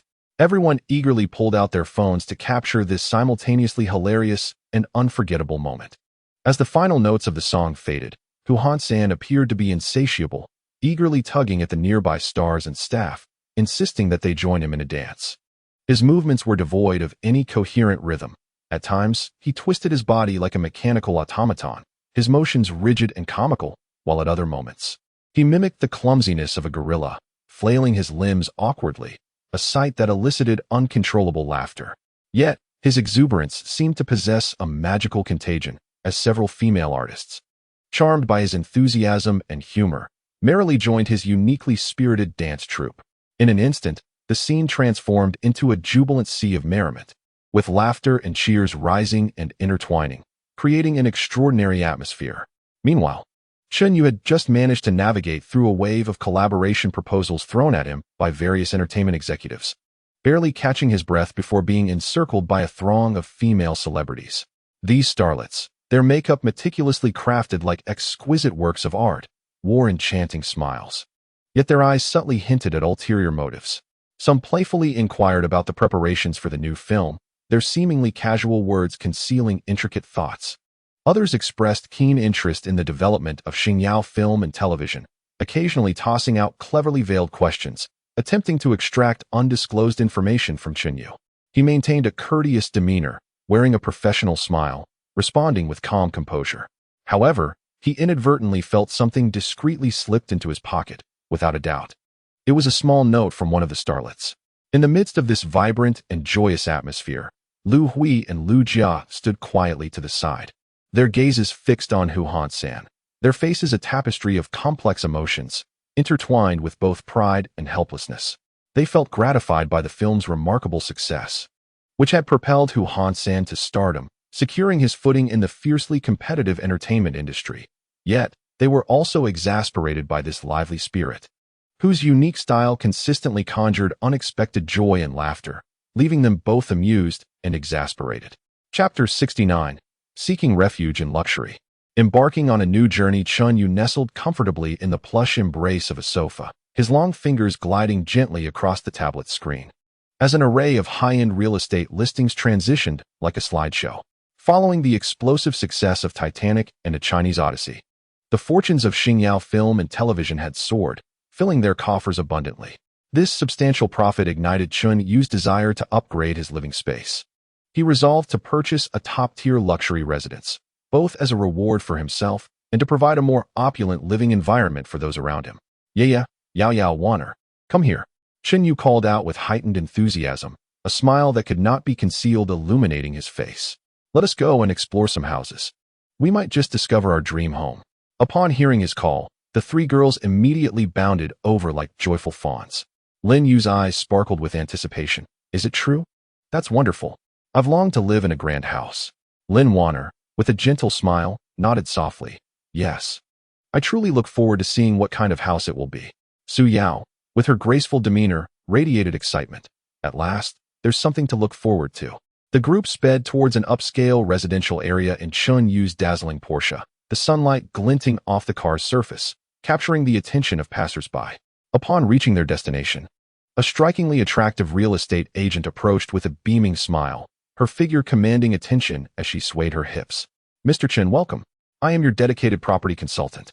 This area boasts the finest residences in the city, complete with stringent security and comprehensive amenities. Surrounded by high-end shopping centers and prestigious educational institutions, perfectly suited to your status and needs. As she spoke, her gaze lingered briefly on Chen Yu before politely sweeping over the three young women. They first arrived at a European-style villa, resembling a palace with its cream-colored facade adorned with exquisite carvings, exuding luxury and prestige. Upon entering, the 6-meter-high spacious living room took their breath away. A magnificent crystal chandelier sparkled like a brilliant star, casting radiant light, while the marble floor gleamed, reflecting the silhouettes of everyone present. Lin Yu, bubbling with excitement like a playful rabbit, bounced around the house, darting towards the expansive kitchen and then racing to the outdoor balcony, exclaiming, "Wow, this house is so big and beautiful. Hosting parties here will be absolutely amazing." Su Yao quietly observed the room's layout and remarked softly, "The natural light is splendid. And there are plenty of bedrooms, so we needn't worry about accommodating guests in the future." Lin Warner crossed her arms and casually scanned her surroundings, curling her lips in disdain. The decor is indeed resplendent, but the spatial arrangement seems rather awkward. Living here would necessitate significant renovations. However, Chen Yu furrowed his brow, feeling a lingering absence of warmth and comfort. Noticing his expression, the attractive agent quickly stepped forward, leaning slightly as she pointed out the surroundings. "Mr. Chen, this style is a classic European design, grand and prestigious, favored by many successful individuals." Lin Yu couldn't help but steal a few more glances at the agent's pronounced curves. Next, they arrived at a modern minimalist villa, characterized by clean lines and abundant use of natural wood and glass, creating a stylish yet nature-friendly atmosphere. In the courtyard, a vast heated swimming pool shimmered invitingly, surrounded by rare and vibrant flowers that filled the air with their fragrance. Lin Yu was instantly captivated by the pool, cheering joyously, "I adore this pool. I could swim every day in the summer." Lin Warner approached the smart home control panel, casually fiddling with it before scoffing.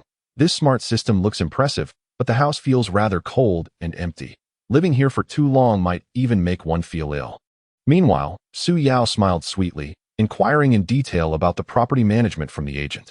The real estate agent patiently answered questions while subtly showcasing her expertise, her curvaceous figure accentuated by her tailored professional attire. Chen Yu surveyed the interior, feeling quite satisfied with the villa's design and amenities. Yet it still fell short of his vision of an ideal home. Ultimately, the agent led them to a grand residence styled in traditional Chinese courtyard aesthetics. Upon arriving at the entrance, the agent proudly proclaimed, "Mr. Chen, this is our town's treasure, sprawling over 10 acres and valued at a staggering 3.8 billion. As the grand door creaked open, it felt as though they were stepping into a paradise. The exquisite garden was adorned with rockeries, flowing water, and lush bamboo, exuding a poetic serenity. Inside, the decor was rustic yet elegant, with solid wood furniture emanating a subtle aroma of timber, each room arranged to evoke warmth and comfort. Entering the master bedroom, a magnificent carved wooden bed captured their attention, with a stunning landscape painting hanging above, as if inviting the essence of nature into the space. Lin Yu joyfully flopped onto the bed, exclaiming, "This bed is so comfortable. It feels like living in a grand ancestral home from ancient times." Su Yao approached the window, gazing out at the courtyard, her face blossoming with a smile of contentment. "I truly feel at home here. It's warm and reassuring." Lin Warner caressed the wooden furniture, her eyes sparkling with interest. "Oh, the craftsmanship and the materials. This is the work of a true expert. Living here truly embodies the essence of home." Chen Yu scanned the surroundings, his heart brimming with joy. This place offered the tranquility and warmth he yearned for, without sacrificing elegance. He turned to the agent and confidently declared, "This is the one. Please assist me with the paperwork." The three young women erupted in cheers upon hearing Chen Yu's decision. They knew that in this love-filled new mansion, they would embark on an even happier life, creating countless cherished memories. Chapter 70. The Joy of Moving In. A warm celebration having secured the traditional Chinese courtyard mansion valued at 3.8 billion and spanning 10 acres, Chen Yu swiftly organized the subsequent arrangements. From fine-tuning the renovation details to customizing and purchasing furniture, he was hands-on in every aspect, striving to transform the mansion into his dream home. With the efforts of him and his girlfriends, the residence was revitalized within just a few weeks, awaiting their official move-in. On moving day, the sky was clear and bright. A gentle breeze rustled through the bamboo in the courtyard, as if welcoming the new owners.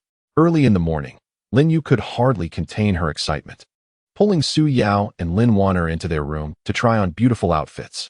"Yao Yao, how do you think I look in this pink dress? Today marks the grand day of our new home, and I must dress up." Lin Yu twirled in front of the mirror, her face radiating joy. Su Yao gently adjusted the hem of her dress, smiling as she said, "You look lovely. You can pull off anything. We all must look beautiful today." Lin Warner leaned against the bed, flipping through a fashion magazine, casually remarking, "Whatever we wear is fine. After all, the house is the real star." Yet, despite her nonchalance, She meticulously selected a simple yet elegant outfit. Chen Yu donned a casual suit as he directed workers in the courtyard, overseeing the final arrangements of the last items. A strikingly attractive female agent arrived to lend her assistance, skillfully coordinating various tasks while occasionally offering Chen Yu thoughtful suggestions. Mr. Chen, placing this ornament here will beautifully complement the adjacent rockery, enhancing the overall ambience of the courtyard, she pointed out, gesturing towards a corner of the garden. Chen Yu nodded in agreement, fully acknowledging her professional expertise. By midday, all items were properly arranged, and Chen Yu decided to host a warm housewarming party at his new residence, inviting only a few of his closest friends.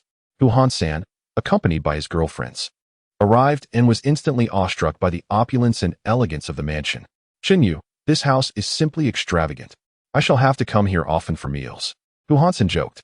Chen Yu patted his shoulder in welcome, saying, You are always welcome. This will be your second home. During the party, guests gathered around the stone table in the courtyard, savoring delectable dishes and fine wines. Lin Yu, as the hostess, enthusiastically shared every detail and design of the house with the guests. Look at this open-air tea room. We can sip tea while admiring the moon at night. Isn't it delightful? And that heated swimming pool allows for winter swimming. She spoke animatedly, her face beaming with pride. Meanwhile, Su Yao quietly prepared tea for everyone. Her movements graceful and refined, filling the air with the fragrant aroma. Please try the tea I've brewed. May we all find joy and harmony in our new home. Su Yao gently expressed. Lin Wanner, shedding her usual aloofness, joined in to share her visions for the future. I plan to fill that study with my favorite books and nurture a few pots of orchids, retreating there during my leisure to enjoy my own time. Chen Yu gazed at the girls and friends around him, his heart brimming with happiness and contentment. He raised his glass and spoke earnestly. Thank you all for joining my housewarming party today. This journey has been enriched by your companionship and support. This home is not merely a residence. It is our haven of happiness. May we create countless beautiful memories together. Everyone raised their glasses, laughter and joy resonating throughout the courtyard, adding warmth and cheer to this splendid day. As the party concluded, friends departed one by one, and Chen Yu strolled through the courtyard with the girls. The moonlight cascaded like water upon them, casting silhouettes of bliss. They understood that from this moment onwards, in this love-filled mansion, their new life had officially commenced. Chapter 71, A Substantial Windfall. Acquiring a private hospital, the exuberance of the housewarming celebration had not yet fully dissipated when Chen Yu received a phone call that quickened his pulse. On the other end, the voice of the financial director trembled with excitement. Mr. Chan, the box office accounting for Titanic has been completed, totaling 32.8 billion, both domestic and international. After hanging up the phone, Chen Yu, brimming with exhilaration, paced back and forth in the living room, his face unable to conceal his overwhelming joy. Yeah, Yao Wanner, come here. Chen Yu's voice trembled slightly. The three girls hurriedly rushed from their respective rooms, their eyes filled with confusion. What's the rush? Lin Yu asked first. Taking a deep breath, Chen Yu endeavored to calm his excited heart. The box office for Titanic has fully come in, 328 billion. We have truly achieved great success this time. As he slowly articulated the final figure, the staggering amount left everyone present gasping in astonishment. Lin Yu's eyes widened as she leaped with excitement, exclaiming, Wow, that's so much money. We can buy so many things we love. As she spoke, her mind was already flooded with images of beautiful clothes and exquisite jewelry. Su Yao smiled gently, her eyes sparkling with joy. This is all a result of your hard work. I'm genuinely happy for you. Although her demeanor was gentle, the thought of a more secure future brought about by this wealth could not conceal her excitement. Lin Wanner raised an eyebrow, a smirk curving her lips. Not bad. It seems our future days will be even more interesting. She was already calculating how to invest this fortune in intriguing projects. With the immense wealth at hand, Chen Yu was acutely aware of the need to diversify his investments. One weekend, he arranged to meet Su Qing at a tranquil private club, beneath the soft lighting. They sipped rich coffee while casually discussing their recent happenings. During their conversation, Su Qing inadvertently mentioned, I have a friend whose family is experiencing some financial turbulence and is thinking of selling their Hong Kong private hospital. Chen Yu was taken aback. He had heard of Hong Kong Private Hospital, renowned for its advanced medical equipment and professional team, dominating the high-end healthcare sector. Why would such a well-known hospital suddenly be for sale? Chen Yu asked, puzzled. Setting her coffee cup down, Su Qing's expression grew serious as she slowly explained. You know that in our world, the gender ratio is severely imbalanced, with a scarcity of males, leaving many women unable to find partners, not wanting to end up alone. Women are increasingly considering having children on their own, which has led to a booming artificial insemination industry. Nearly every hospital now offers this service. It's a highly lucrative field with intense competition. For a hospital to engage in this, the key is to have willing male donors.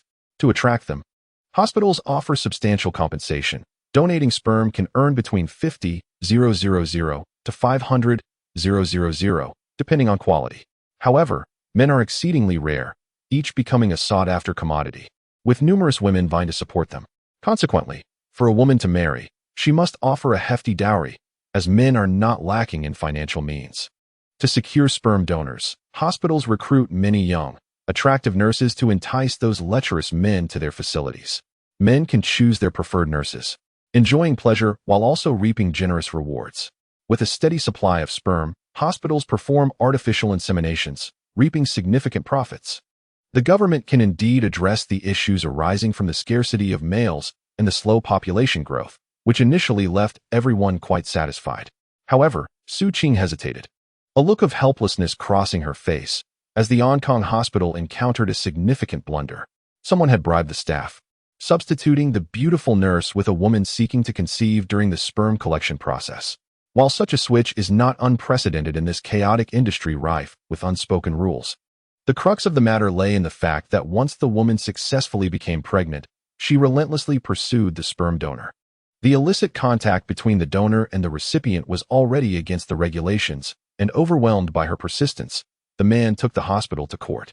This incident stirred up quite a storm, resulting in substantial financial penalties for the hospital and a hefty fine imposed by the government. Coupled with the already fractured family financial chain, they were left with no choice but to sell the hospital. Upon hearing this, Chen Yu felt a stirring in his heart.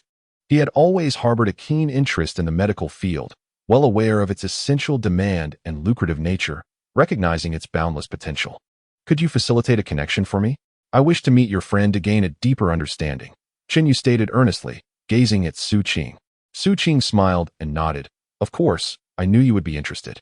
I will reach out to him right away to arrange your meeting. After exiting the club, Chen Yu's mind was filled with visions of the Hong Kong private hospital. He began instructing his assistant to gather relevant information, exploring the policies, regulations, market conditions, and future trends of the medical industry. Upon returning home, he shared this idea with Lin Yu, Su Yao, and Lin Wanner. Lin Yu expressed curiosity. The medical industry? It sounds incredibly complex. Could there be risks involved? Su Yao gently encouraged him. I trust your judgment. As long as you prepare thoroughly, you will undoubtedly succeed. After a moment of contemplation, Lin Wanner remarked, healthcare is a stable industry. If you can successfully acquire and manage it, the returns will surely be substantial. However, the initial research and consolidation work must be handled meticulously. With the support of his girlfriends, Chen Yu's resolve was further solidified. He began assembling a professional due diligence team to conduct a comprehensive and meticulous investigation into the hospital's assets, liabilities, medical technology, and personnel structure. Simultaneously, he engaged in repeated discussions with his investment consulting team regarding the acquisition plan and subsequent operational strategies. Chapter 72, The Acquisition Game. A glimpse of sharpness under Su Qing's meticulous arrangements, Chen Yu met with Li Hong, the representative of the family selling Hong Kong private hospital, at a prestigious business club. The club was extravagantly decorated, with crystal chandeliers casting a dazzling glow, plush carpets thick enough to swallow one's shoes, and renowned artworks adorning the walls, all exuding an air of sophistication and exclusivity. Clad in a tailored, form-fitting suit, Chen Yu entered the private room with an upright posture, exuding calm confidence. Li Hong had been waiting, his slightly plump figure bearing signs of fatigue and anxiety. Upon seeing Chen Yu, he mustered a strained smile and rose to greet him. Mr. Chen, it's an honor to finally meet you. Thank you for your interest in Hong Kong Hospital. Li Hong extended his hand to shake Chen Yu's, his tone laced with a hint of flattery. Mr. Li, you are being overly courteous. Hong Kong Hospital is indeed a well-regarded name in the industry, and I have been following its developments closely. Chen Yu replied with a smile, maintaining a dignified composure. After the two took their seats, The staff swiftly served the finest Longjing tea, its fragrant aroma wafting through the air. Chen Yu gently sipped and began, "Mr. Li, Su Qing has provided me with an overview of Onkong Hospital. However, I wish to delve deeper into the hospital's core assets and the stability of its medical team. Among other crucial details, Li Hong set down his teacup, cleared his throat, and began a detailed introduction. Mr. Chen, all our medical equipment has been imported from top-tier manufacturers in Europe and America over the past few years, meeting the highest industry standards. Our medical team comprises many experts recruited from reputable public hospitals, ensuring unparalleled expertise. Although we experienced this recent incident, it has not significantly impacted the hospital as a whole." As he spoke, he retrieved a thick stack of documents from his briefcase and handed them to Chen Yu. "This is the hospital's detailed financial report and asset list for your review." Chen Yu accepted the documents and began to peruse them meticulously, raising questions intermittently. "Mr. Li, I noticed that the hospital's liabilities are substantial, which may pose challenges for future handling. Furthermore, how long do you believe it will take for the hospital's reputation to recover from this incident?" Li Hong furrowed his brow slightly, a hint of embarrassment crossing his face. "Regarding the liabilities, we are willing to make some concessions on the price. As for our reputation, I am confident that with a reorganization of management and increased promotion, we can swiftly return to normalcy." The two engaged in a fervent discussion about the acquisition price, debt responsibilities, and future operations. Li Hong naturally desired a favorable price, hoping to retain some rights, while Chen Yu, considering investment risks and future returns, aimed to reduce costs and maximize benefits. "Mr. Li, your quoted price is rather high. Given the numerous issues the hospital is currently facing, I would need to invest a considerable amount to rectify these problems after taking over. This price is simply unacceptable to me," Chen Yu stated gravely as he set down the documents. He viewed Li Hong's previous offer of 2.8 billion as grossly misaligned with the hospital's current condition. Li Hong gritted his teeth and replied, "Mr. Chen, you are aware of Onkong Hospital's foundation. A thin camel is still larger than a horse. This price is our bottom line. Any lower, and we would be unable to justify it." He recalled the family's dedication to the hospital and firmly believed that the price was reasonable. The negotiation reached an impasse, and the atmosphere grew tense. At that moment, Chen Yu had a sudden inspiration and proposed a new plan. "Mr. Li, how about this? We could adopt an installment payment method. I can pay a portion up front as per your requirement, with the remaining amount to be paid gradually based on the hospital's profitability over the next few years. This would alleviate my financial pressure and also demonstrate my confidence in the hospital's future. Additionally, in the initial stages of operation, I would appreciate it if you could retain a portion of your shares to assist me in stabilizing the hospital situation. Once the hospital is back on track, you may gradually divest." After several rounds of intense negotiation, both parties ultimately reached an agreement, concluding the deal at a price of 2 billion. With an initial payment of 1.5 billion, Chen Yu agreed to pay the remaining 700 million over the next 5 years, contingent upon the hospital's profitability. Should the hospital thrive, Chen Yu would expedite the payment schedule. Conversely, if profits faltered, the pace would slow to safeguard the interests of both parties. Li Hong, upon hearing this, fell into deep contemplation. This proposal not only ensured a certain return of funds, but also preserved a glimmer of hope, appearing to be the most viable solution at present. After a moment, he slowly replied, "Mr. Chen, your plan indeed possesses a degree of feasibility, though I must confer with my family members." Chen Yu smiled lightly. "Of course, Mr. Li, take your time to consider. I am confident that with mutual sincerity, we will achieve a mutually beneficial partnership." Upon concluding the negotiations, Chen Yu exited the clubhouse, inhaling deeply. He was acutely aware that this journey toward acquisition would be long. Yet he harbored confidence that with his wisdom and determination, he could transform Onkong Hospital into a new benchmark within the medical industry. Upon returning home, Lin Yu, Su Yao, and Lin Wanner had been waiting eagerly. Seeing Chen Yu arrive, Lin Yu inquired impatiently, "How did it go? Was the discussion fruitful?" Chen Yu smiled as he recounted the negotiation process briefly. Su Yao gently remarked, "Regardless of the outcome, we stand by you." Lin Wanner analyzed, "The installment payment plan is commendable. It mitigates risk while stabilizing the other party. However, the subsequent integration process poses the true challenge." Chen Yu nodded, feeling a surge of motivation. He understood that in this world brimming with opportunities and challenges, each decision could alter the course of his life. and he was prepared to embrace whatever lay ahead. Chapter 73, The Path of Reformation, introducing nurses from Europe and America after multiple discussions with the Li Hong family. Meticulous refinements and repeated reviews of legal documents, Chen Yu successfully acquired Hong Kong Private Hospital. The signing ceremony took place in the hospital's conference room, where the atmosphere was solemn yet tinged with anticipation. Although Li Hong appeared reluctant, he felt a sense of relief in finding a capable and determined successor like Chen Yu. Mr. Chen, from this day forward, Hong Kong Hospital is entrusted to you.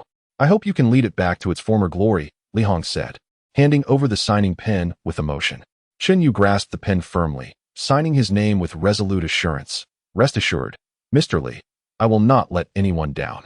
With the acquisition complete, Chen Yu recognized that as the owner, the key lay in overseeing the larger picture rather than micromanaging every detail. He engaged a professional headhunting firm to scout talent nationwide, ultimately appointing the seasoned Zhao Liping, in her 40s, as the hospital's director, dressed in a sharp professional outfit. Her eyes reflected maturity and wisdom. She had diligently worked in the medical field for many years and had successfully restructured troubled medical institutions, earning widespread recognition for her capabilities. Director Zhao, you are already aware of the current situation at Hong Kong Hospital. It is now up to you to showcase your talents and steer the hospital back on course. Chen Yu earnestly expressed during their first meeting. Zhao Liping nodded slightly, her gaze resolute. Rest assured, Director Chen, I shall exert every effort. Under Zhao Liping's leadership, a comprehensive restructuring initiative commenced.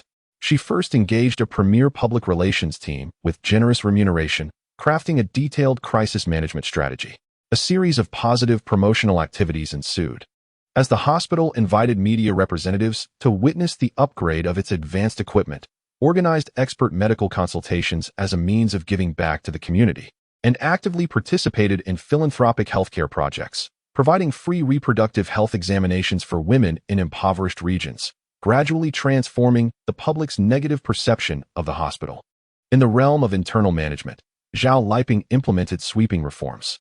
She dismissed implicated personnel, restructured the sperm collection process, and introduced stringent regulatory mechanisms to ensure that every facet was conducted transparently, compliantly, and lawfully. To enhance the motivation of the medical staff, she established a new compensation and benefits system, significantly increasing performance bonuses to encourage physicians to elevate their professional skills. Dr. Zhang, the hospital will arrange for you to study the latest reproductive medical techniques abroad, with all expenses covered by the institution. We hope you will apply this new knowledge upon your return, Zhao Liping stated during a conversation with a senior physician. The doctor was filled with excitement. Director Zhao, you can rest assured that I will study diligently and live up to the hospital's expectations. Both Chen Yu and Zhao Liping understood that it was essential to reassure the male donors who had long-term collaborations with the hospital regarding its core operations. Zhao Liping personally selected a team of communicative and approachable staff to form a dedicated communication group, reaching out individually to these donors. Hello, Mr. Wang, I am Zhao Liping, the new director of Hong Kong Hospital. I sincerely apologize for the recent issues. However, please be assured that everything is progressing positively. The new sperm collection process is absolutely safe and standardized, and your rights and privacy will be comprehensively protected. Zhao Liping communicated personally with a significant long-term donor. Some donors harbored doubts, concerned that similar incidents might disrupt their lives. To alleviate their apprehensions, Zhao Liping invited them to the hospital for a first-hand look at the new sperm collection room and oversight system, providing a thorough explanation of the safety measures in place. During the tour, Zhao Liping specifically arranged a segment to introduce and showcase the newly recruited team of attractive nurses from Europe and America. These nurses, clad in fitted uniforms, with tall statures, deep-set eyes, and radiant smiles, immediately captured the attention of the visiting men. Zhao Liping cheerfully introduced them. Ladies and gentlemen, this is our newly joined international nursing team. They not only possess outstanding appearances and demeanor, but also bring professional nursing knowledge and extensive experience, ensuring that they fully respect and attend to your feelings throughout the service. Upon hearing this introduction, the donors displayed expressions of keen interest, and their previous tension and worries dissipated considerably. One donor remarked with a smile, Director Zhao, your arrangements are incredibly thoughtful. It seems the hospital is genuinely committed to making a change. The hospital has pledged to provide substantial life insurance for each sperm donor, assuring that it will assume full responsibility in the event of any unforeseen circumstances. To further demonstrate their sincerity, they have decided to offer an additional stipend on top of the original compensation, expressing gratitude for the support and trust extended by donors during this exceptional time. After considerable efforts, the majority of donors have relinquished their concerns and are willing to continue their collaboration with the hospital. One donor expressed, "Director Zhao, it is evident that you genuinely care for us, and we have confidence in the hospital. We are willing to proceed with our cooperation." Simultaneously, Zhao Liping has not overlooked the need to reassure the hospital's long-standing clients. She personally sent letters of comfort to women who have received services from the hospital for an extended period, promising to provide superior, safer medical services, and inviting them to oversee the hospital's rectification process. Lin Yu, Su Yao, and Lin Warner fully supported Chen Yu. Warner, utilizing her business acumen, devised strategies for cost control and market expansion for the hospital. Chen Yu, I believe we could collaborate with some high-end postpartum centers to launch a comprehensive maternity service package, which would not only increase revenue, but also enhance our brand influence, Warner proposed during a family meeting. Chen Yu's eyes lit up.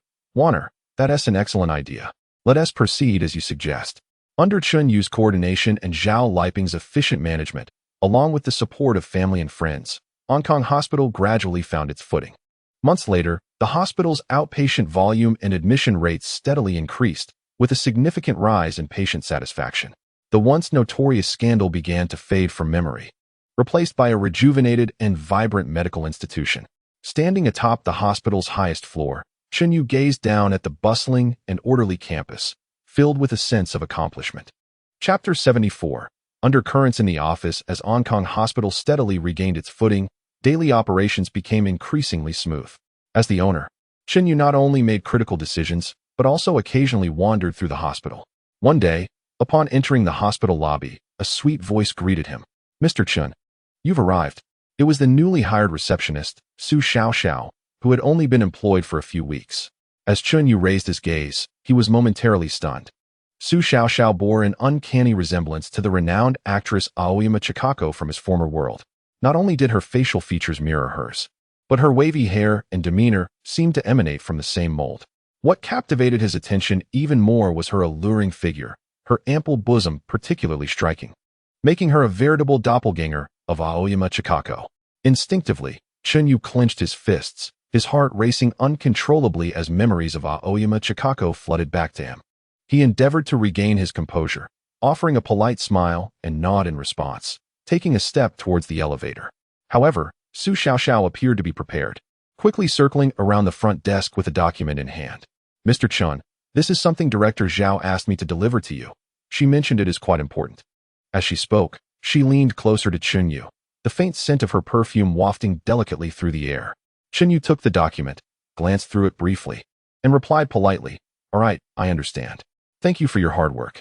However, a sense of unease stirred within him as he pondered why.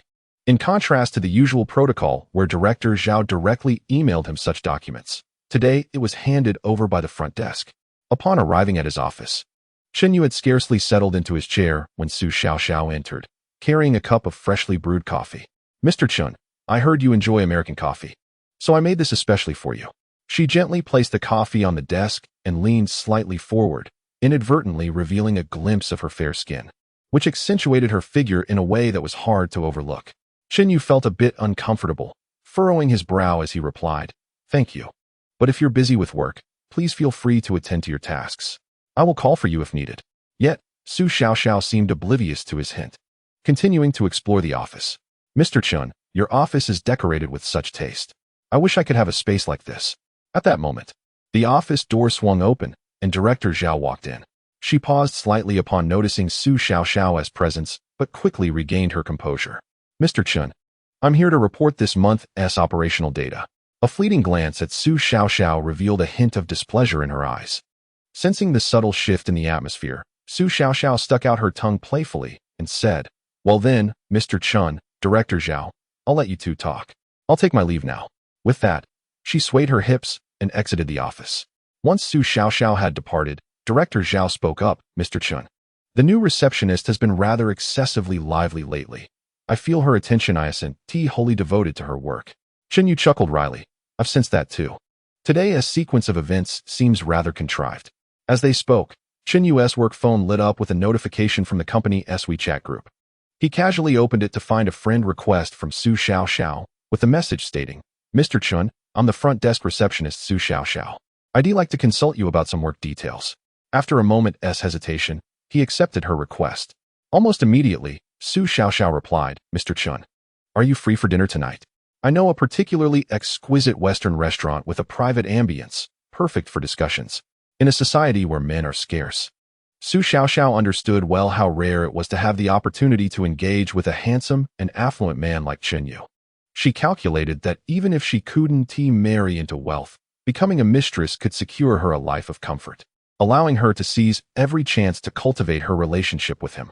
Chen Yu glanced at the message and handed his phone to Director Zhao. After reading it, her expression darkened. This is unacceptable. I will address it immediately. We cannot allow her to tarnish the hospital's reputation. Chen Yu waved his hand, urging her not to act too hastily. Let us speak to her privately first. A warning should suffice. If she can amend her behavior, we should give her another chance.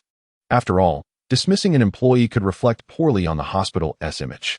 Though Director Zhao was dissatisfied, she nodded in agreement. After work, Director Zhao summoned Su Xiao to the conference room. Su Xiao, you have been in the hospital for some time now. Your work capabilities are commendable. Yet I hope you can focus more on your duties rather than other matters. Director Zhao's expression was solemn, his tone imbued with an undeniable authority. Initially, Su Xiao attempted to feign ignorance, saying, Director Zhao, what do you mean by that? I have always taken my work seriously. Director Zhao snorted coldly. Your unilateral decision to deliver documents and coffee to Director Chun, and even inviting him to dinner, does not reflect the conduct of a regular employee. Su Xiao's face turned pale, and she stammered, unable to articulate a response. Director Zhao continued, Director Chun is the owner of this hospital. His time and energy should be devoted to its development, not to be disturbed at your whim. If you wish to continue working here, you must rectify your attitude, otherwise. Su Xiao hurriedly nodded. Director Zhao, I understand my mistake. I will work diligently from now on and will not repeat this. Exiting the conference room, Su Xiao was filled with regret. She had thought she could take shortcuts in the hospital due to her looks, but it had backfired. Meanwhile, Chen Yu sat in his office, rubbing his temples. He understood that such incidents would only increase in the future, and balancing management with interpersonal relationships would be a persistent challenge for him. After all, in reality, ordinary individuals are not like the protagonists in certain novels, possessing extraordinary capabilities. Chapter 75. The innovation of the Semen Collection Department. Following the previous upheaval in the office, Su Xiao had significantly restrained herself, and the hospital resumed its usual orderly rhythm.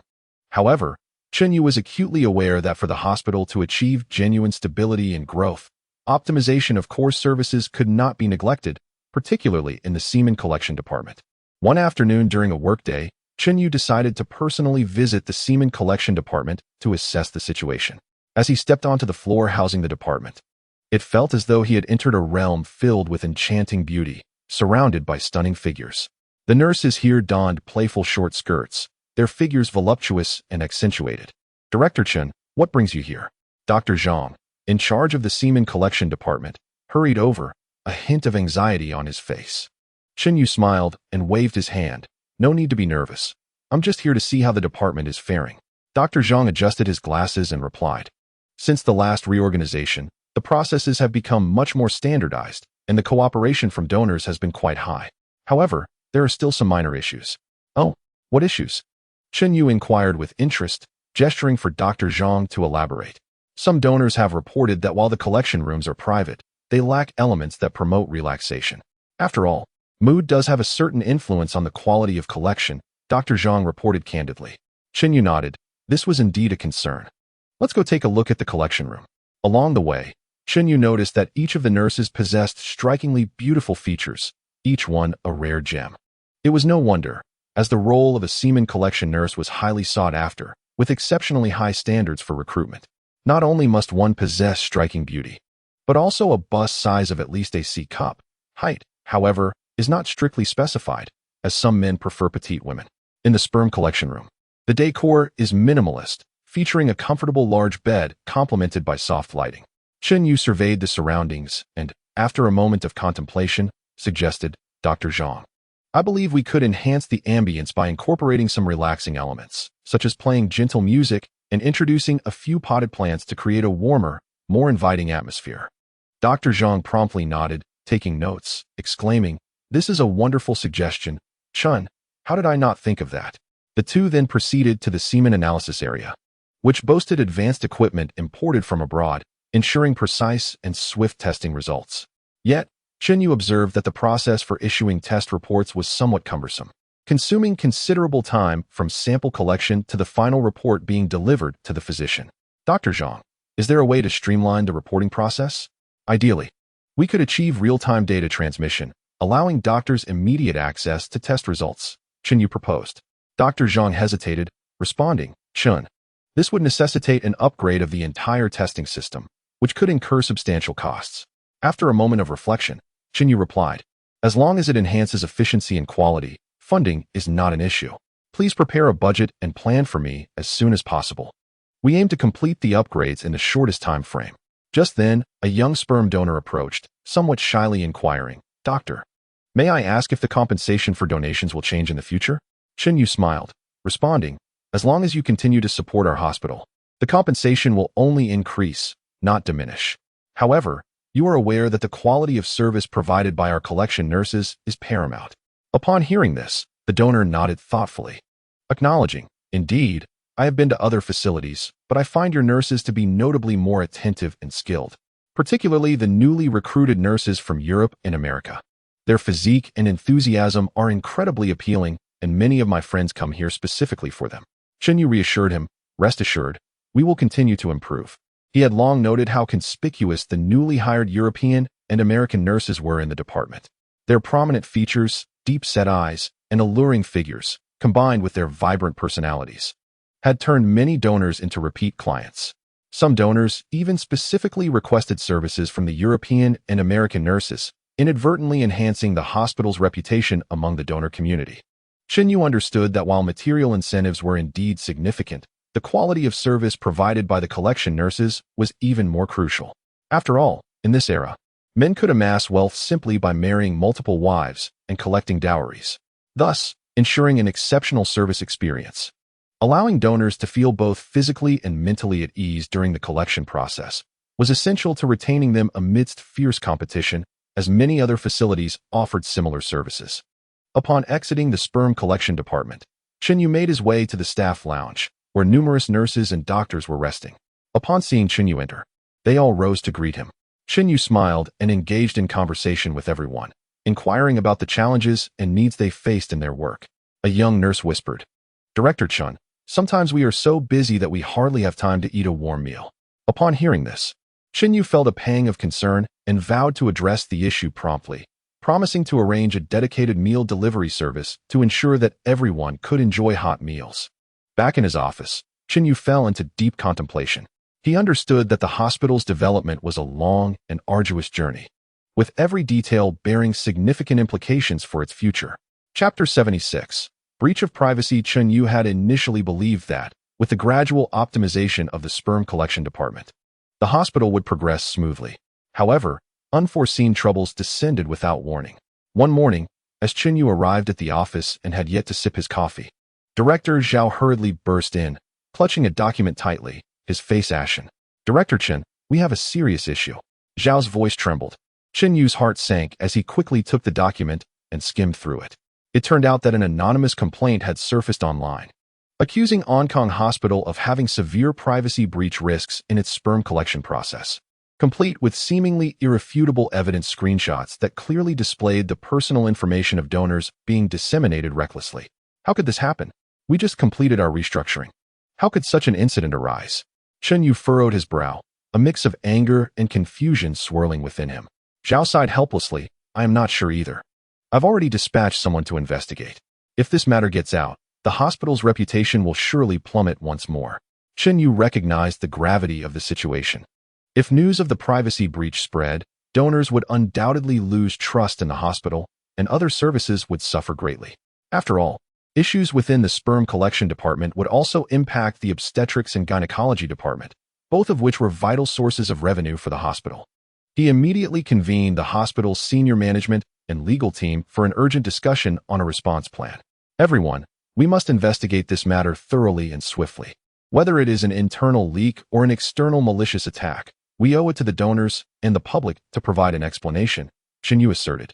Scanning the faces of those present, Lawyer Li from the legal department adjusted his glasses and stated gravely, Director Chen, if there is indeed a privacy breach, we will not only face lawsuits from the donors, but may also violate relevant laws and regulations, with catastrophic consequences. The atmosphere in the conference room grew tense as everyone recognized that this was a battle they could not afford to lose.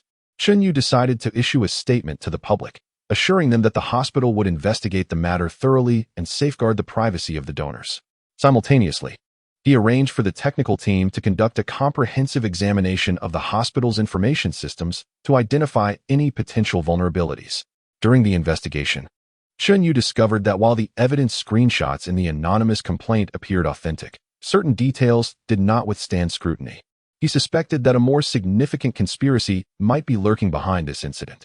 Director Zhao, I believe this matter is more complex than it seems. The screenshots of evidence appear to be meticulously crafted, seemingly aimed at tarnishing the reputation of our hospital. Chen Yu voiced his concerns to Director Zhao, who nodded in agreement. I share your sentiments. Recently, the hospital's operations have shown signs of improvement. It is plausible that a rival may be orchestrating these schemes from the shadows. In pursuit of the truth, Director Zhao resolved to personally interview several sperm donors to ascertain whether they had indeed experienced any breaches of privacy. Accompanied by an assistant, he visited various donors, patiently inquiring. Good day, Mr. Wang. We are from Hong Kong Hospital. We have recently received reports regarding privacy breaches and would like to understand if, following your donation at our facility, you encountered any instances of personal information being compromised? Chen Yu earnestly questioned one of the donors. Mr. Wang furrowed his brow in contemplation before responding. I have not encountered such issues. The nurses at your hospital are quite responsible, and confidentiality is well maintained. Why the sudden inquiry? After conducting several interviews, Chen Yu discovered that the majority of donors reported no incidents of privacy violations. This reinforced his conviction that they were facing a premeditated malicious attack. Upon returning to the hospital, the technical team also brought forth encouraging news. After thorough investigation, they found no signs of intrusion within the hospital's information system. The alleged evidence of privacy breaches was likely fabricated. Chen Yu exhaled in relief, yet he understood that the matter was far from concluded. He was determined to uncover the puppet master behind this scheme, to provide answers to the hospital and the donors, and to liberate Hong Kong Hospital from this crisis. Chapter 77. The truth emerges with the information system confirmed as secure. Chen Yu shifted the focus of the investigation inward. Together with Director Zhao, they discreetly assembled a special task force composed of trusted senior physicians, technical experts, and meticulous administrative personnel, tasked with identifying the hidden perpetrator without raising alarm. The task force initially employed technical means to conduct background checks on employees who had access to donor information, scrutinizing each individual's recent behavior and social interactions. During a review of employee communication records through hacking techniques, the attentive technician Xiao Li discovered that a nurse in the sperm collection department, Lin Na, had been frequently contacting an unfamiliar number, with the call locations repeatedly traced to areas near a rival hospital. Director Chen, look here. Lin Na's communication with this number is highly suspicious. They converse almost daily, and the durations are substantial, Xiao Li exclaimed, pointing at the call logs on the computer screen with palpable excitement. Chen Yu's gaze sharpened instantly. Let us pursue this lead and see if we can uncover further evidence. As the investigation progressed, the task force noted that Lin Na's recent spending habits were also unusual. She had suddenly acquired numerous expensive luxury items, expenses that far exceeded her income level. It seemed likely that she had been compromised. Director Zhao frowned, his expression rife with indignation. To avoid alerting the perpetrator, Chen Yu instructed Xiao Li to continue monitoring Lin Na's communications, while assigning the adeptly observant administrative staff member, Xiao Wang, to keep track of Lin Na's whereabouts. Days later, Xiao Wang returned with a crucial lead. Mr. Chen, I have been tracking Lin Na and discovered that after work today, she visited a cafe to meet with a middle-aged woman wearing a hat. The two engaged in conversation for a while, after which the woman handed her a thick envelope. Chen Yu felt a surge of excitement. At last, There was tangible progress. He sought ways to capture photographs of their meeting, as this could potentially serve as crucial evidence. With Xiao Wang's diligent efforts, they successfully obtained photographs of Lin Na and the mysterious woman during their exchange. Further investigation revealed the identity of the enigmatic woman. She was the marketing manager of a rival hospital. With irrefutable evidence in hand, Chen Yu decided to confront Lin Na directly. He arrived at her office, presenting the photographs and call records before her. Lin Na, standing at an imposing height of 195 centimeters, was strikingly tall. Upon seeing Chen Yu enter, her already noticeable figure appeared even more conspicuous within the confines of the office. Her exaggerated E-cup bosom, coupled with her ample hips and long, slender legs, rendered her captivating even in her moment of fright.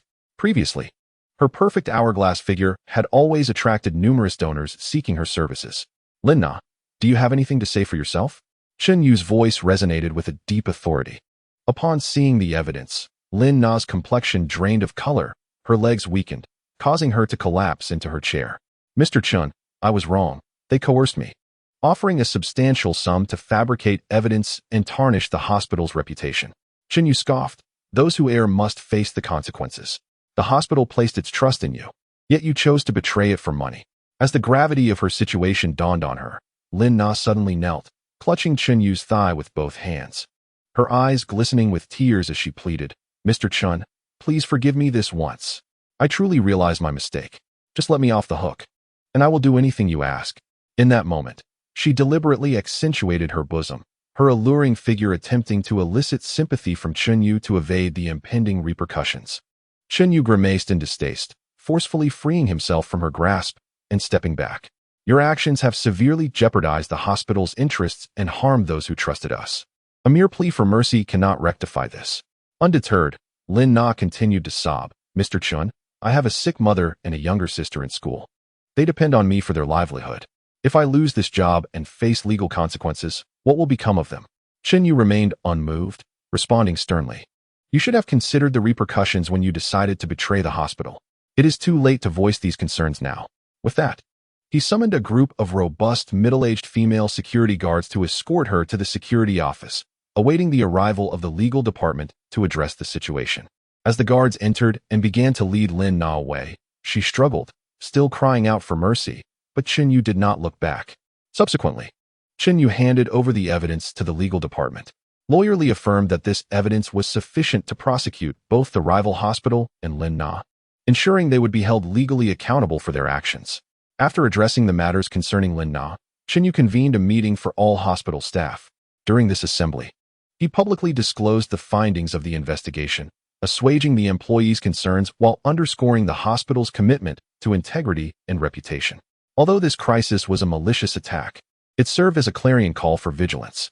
We must remain alert to safeguard the hospital's reputation and uphold the rights of every patient and sperm donor.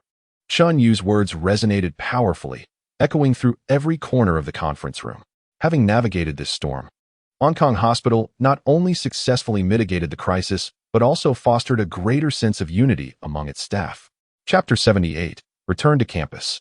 Battling through the sea of knowledge with the hospital's daunting crisis resolved, Chen Yu could finally redirect some of his focus back to his university life.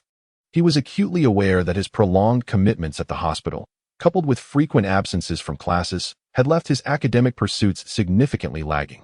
The impending examinations loomed before him like an insurmountable mountain.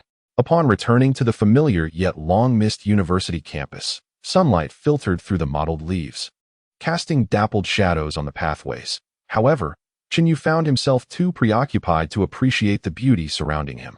He made his way directly to the parking lot and drove back to the luxurious villa he shared with Lin Yu, Su Yao, and Lin Wanner. This villa, their cozy love nest, would now transform into his battlefield for exam preparation. Stepping into the villa, he was greeted by the familiar ambience. In the living room, an exquisite crystal chandelier cast a gentle light, illuminating the spacious sofa and neatly arranged decor, all of which exuded a sense of warmth. Yet, Chen Yu had no time to indulge in these comforts. He hurried through the living room and ascended to the study on the second floor. The study was fairly spacious, with a custom bookshelf occupying one wall, filled with a diverse array of books ranging from financial textbooks to business biographies. A large desk stood by the window, already partially occupied by various books and materials Chun Yu had previously scattered. He carefully placed the stack of financial textbooks he held onto the desk, inhaled deeply, pulled out a chair, and officially embarked on his journey of exam preparation. The first subject he aimed to conquer was financial markets. The intricate financial instruments, trading mechanisms, and principles of market fluctuations twisted Chun Yu's brow into a knot. He attempted to recall the concepts discussed by his professor in class, but due to his excessive absences, much of the material felt like an entangled mess, impossible to unravel. No, he could not simply surrender. Chun Yu gritted his teeth, opened his computer, and searched online for relevant instructional videos. One video after another played as he watched, paused, and meticulously jotted down key points in his notebook, sketching diagrams along the way. Whenever he encountered a concept he did not understand, he would rewind and rewatch until he achieved complete comprehension. Time slipped away unnoticed, and the daylight outside gradually faded. Rubbing his tired eyes, Chun Yu glanced at the clock. It was already 8 in the evening. At that moment, soft footsteps approached, and Lin Yu entered the study. Carrying a plate of fruit, clad in loose loungewear, her long hair casually tied back, she wore a gentle smile on her face. Chun Yu, take a moment to rest and enjoy some fruit. You've been studying all afternoon, and it's been quite taxing, Lin Yu said with concern as she placed the fruit platter on the table. Chun Yu lifted his head and gazed at Lin Yu, a faint smile breaking through his weary face. Thank you. Yeah. I will study a little longer. I have not fully grasped this section on financial derivatives yet. Lin Yu gently ruffled Chun Yu's hair, reminding him not to overexert himself, as health is paramount. Warner is also a finance major. Perhaps we can have her assist you later. It might be quicker than figuring it out on your own. Chun Yu nodded, understanding. All right, I got it. You should go rest first. I will join you for dinner once I finish this section. Before long, the study door creaked open again, revealing Lin Warner. She was attired in a simple white shirt paired with a fitted black skirt, her long hair cascading smoothly over her shoulders, exuding an aura of academic excellence. Clutching several professional notebooks, her eyes sparkled with confidence and concern.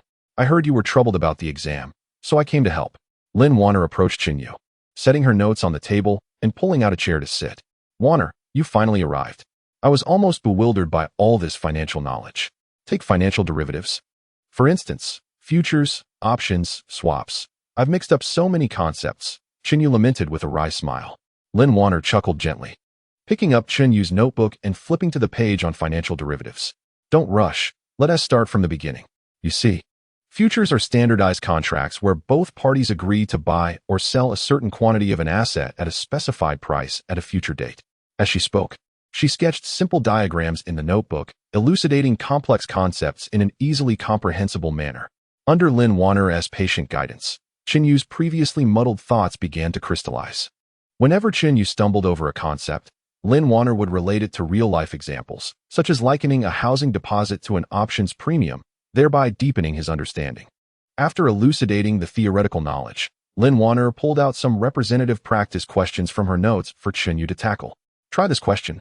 Applying the pricing principles of futures we just discussed, she said, nudging the notebook toward him. Chun Yu took the pen and began to ponder earnestly, jotting down notes and sketches on the paper. Before long, he arrived at an answer. Lin Warner glanced at his work, nodding with a smile. You've got it right. It seems you've mastered this. With Lin Warner as tutoring, Chun Yu's learning efficiency soared. Unbeknownst to them, the night deepened, and the villa fell silent, save for the glow of the study lamp, as the two young figures immersed themselves in the ocean of knowledge, fully committed to the impending examination. Chapter 79, Achievements Abound. Surprises follow through Lin Warner's attentive guidance and his own relentless study. Chun Yu finally faced the examination. In the examination hall, he wrote fervently, transforming the knowledge he had painstakingly absorbed into answers, methodically filling in the exam paper. When the final bell signaling the end of the examination rang, Chun Yu exhaled deeply, setting down his pen as a tremendous weight lifted from his heart. He understood that the efforts he had exerted during this period would not be in vain. As for the results, he could only await the outcome with patience. After the examinations concluded, the school officially commenced its holiday, and the campus buzzed with liveliness as students busily packed their belongings, embarking on journeys home or adventures. Chun Yu returned to his villa, preparing to indulge in a well-deserved relaxation, for the recent period of preparation had been exceedingly exhausting. However, before he could even rest for a few days. A cascade of delightful news arrived from the film company. First and foremost, the total box office figures for A Chinese Odyssey were finally unveiled. This classic work, in which Chun Yu had invested and contributed to the planning, sparked a tidal wave of enthusiasm in the market. The domestic box office soared to an impressive $4.6 billion, while the film also garnered $1.5 billion in overseas markets, thanks to its unique Eastern fantasy allure and absurd comedic style, culminating in a total box office of $6.1 billion, successfully ranking among the top of the annual box office charts. Upon receiving this news, the entire film company erupted in jubilation, with celebratory cheers resonating throughout. As Chun Yu gazed at the dazzling figures on the financial report, his heart brimmed with gratification. Mr. Chun, the outstanding achievement of A Chinese Odyssey is largely attributed to your visionary foresight, exclaimed the project manager of the film company, brimming with excitement. Chun Yu smiled and waved his hand, attributing the success to the collective efforts of all involved, from the director and actors to every staff member. Each played an indispensable role. Before the joy had a chance to fade, another momentous announcement followed. Titanic had triumphed at an internationally renowned film festival, securing multiple awards. As the video footage of the award ceremony streamed to Chun Yu's view, he beheld the film's creative team standing on the podium, trophies in hand, with tears of excitement glistening in their eyes amidst thunderous applause from the audience. Titanic, with its stunning visual effects, poignant love story, and profound character portrayals, had captivated global audiences and garnered high praise from professional judges. Mr. Chun, our Titanic has won an award. This is an international accolade, and our company's reputation on the global stage is sure to soar. The director responsible for overseas operations excitedly called. Chun Yu could hardly contain his exhilaration. This was indeed a well-deserved honor. He decided to announce a day off for all employees to celebrate and to distribute generous bonuses to everyone who contributed to the production of these two films. Acknowledging their hard work, after hanging up, Chun Yu shared the good news with Lin Yu, Su Yao, and Lin Wanner. The three girlfriends gathered around, offering congratulatory embraces and sweet kisses. Chun Yu, you are incredible. Both films achieving such success. I always knew you could do it, Lin Yu exclaimed, her face beaming with pride. Su Yao chimed in with a smile. Indeed, you've been juggling the hospital, your studies, and the film projects. All of it has been quite a challenge. Now, the hard work has finally paid off, and it's time for a proper celebration. Lin Wanner gently nestled against Chun Yu, whispering, congratulations, dear. This is the fruit of your labor, and I am truly proud of you. As Chun Yu surveyed the three lovely women before him, his heart swelled with happiness and contentment. Success in one's career undoubtedly brings joy. However, having them by one's side to share in this delight is truly invaluable. That evening, the four gathered at the villa to host an intimate soiree, celebrating this hard-earned moment of glory amidst laughter and warmth, while also dreaming of a brighter future. Chapter 80. Preparing for the new year, overflowing with affection as the echoes of the film's success lingered, the arrival of the new year quietly approached. Streets and alleys were already adorned with festive decorations. Red lanterns and joyous couplets filled the air with a celebratory spirit. In the midst of his bustling career, Chun Yu began to prepare for the new year alongside his three beloved companions. In the early morning, sunlight streamed through the curtains, casting a warm glow on the cozy bed. Chun Yu stirred awake, noticing Lin Yu still peacefully slumbering, her face illuminated by the morning light, exuding tranquility. He rose quietly, careful not to disturb her, and stealthily exited the room. In the living room, Su Yao was already busy in the kitchen, donned in an apron, diligently mixing a bowl of filling to prepare dumplings. Upon seeing Chun Yu, a radiant smile graced her face. Good morning, Chun Yu. Come try the dumpling filling I made. Tell me if it suits your taste. With a smile, Chun Yu approached, dipping his finger into the filling and tasting it. It's fantastic.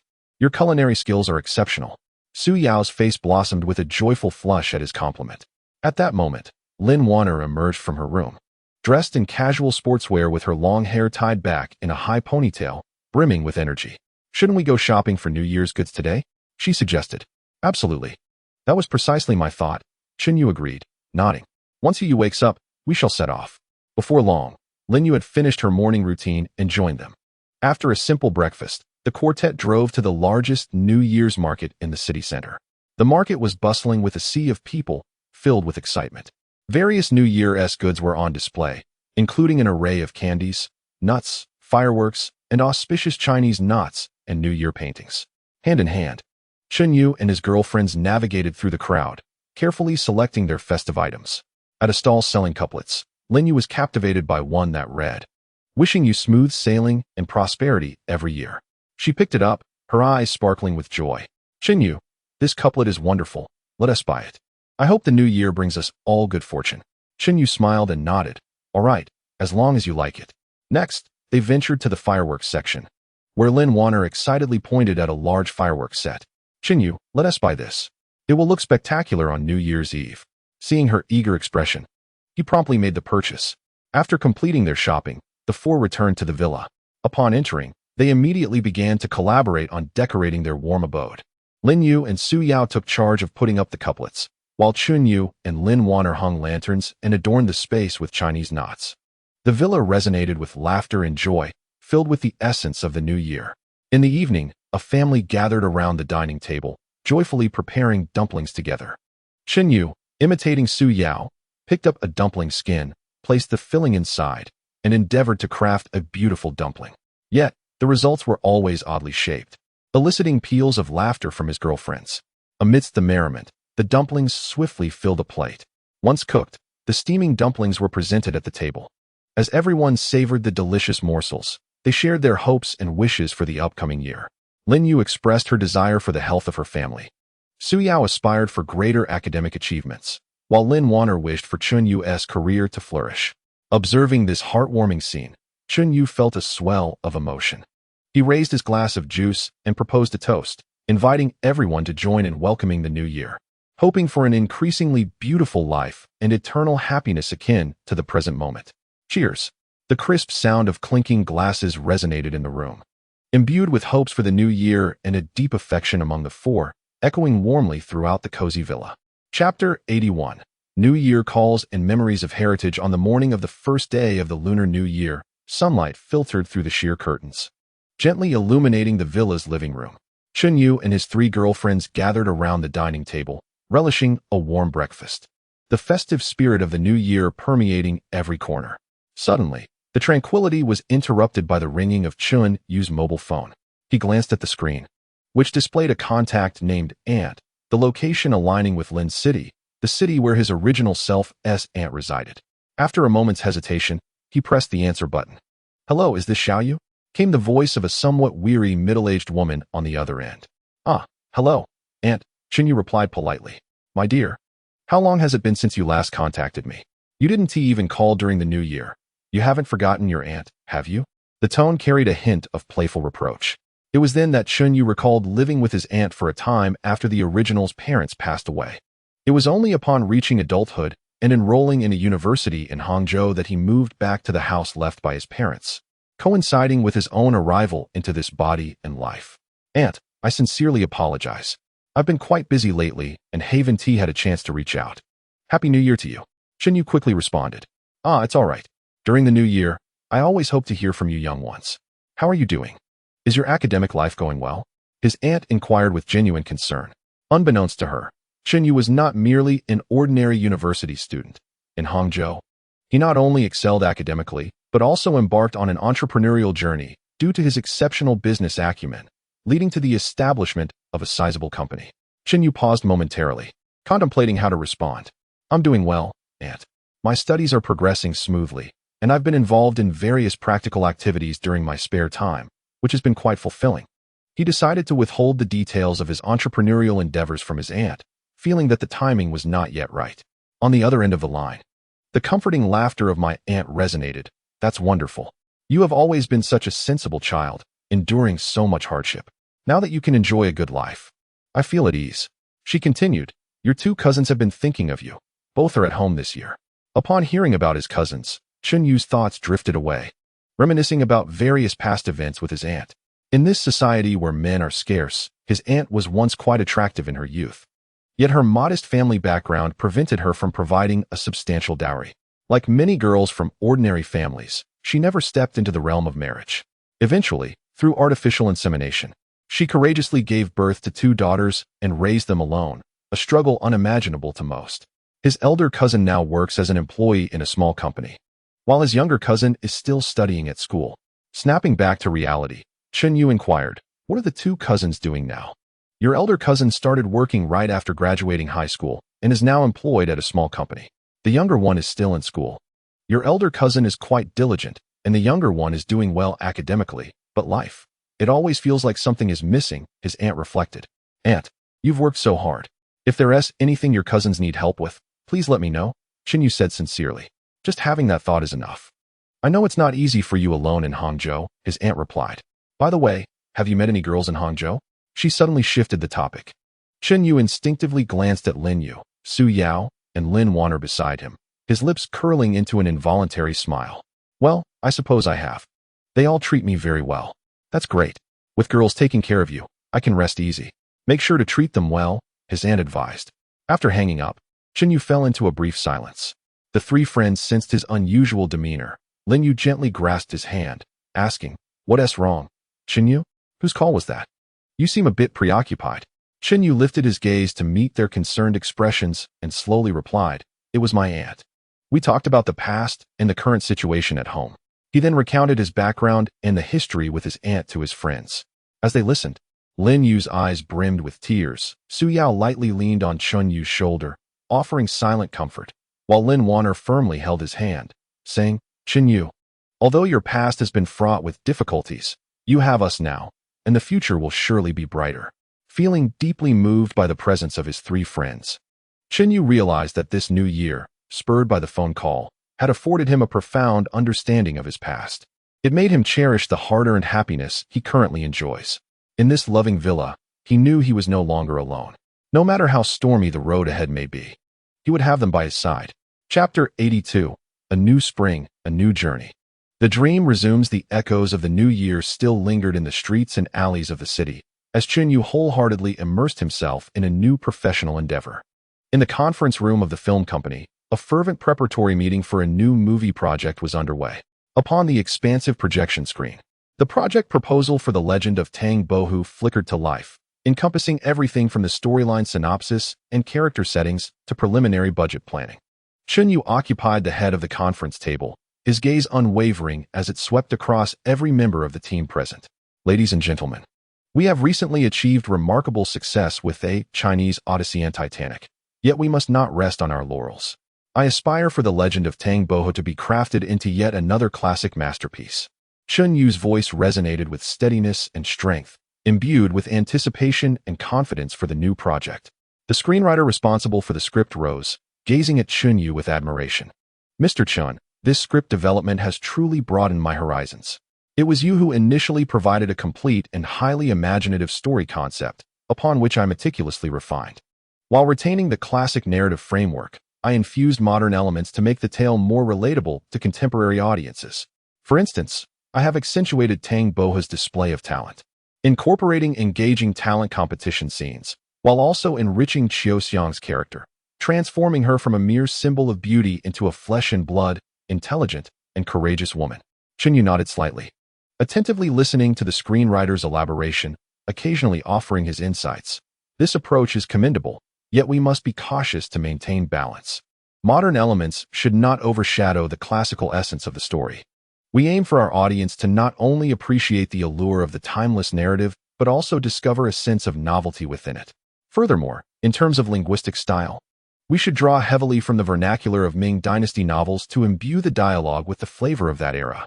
Next, the casting director stood to introduce the preliminary selection of actors. "Mr. Chen, we have invested considerable effort in casting. Currently, for the role of Tang Bohu, we have identified several actors whose image, temperament, and acting skills align well. Among them is a young actor who has recently emerged in historical dramas.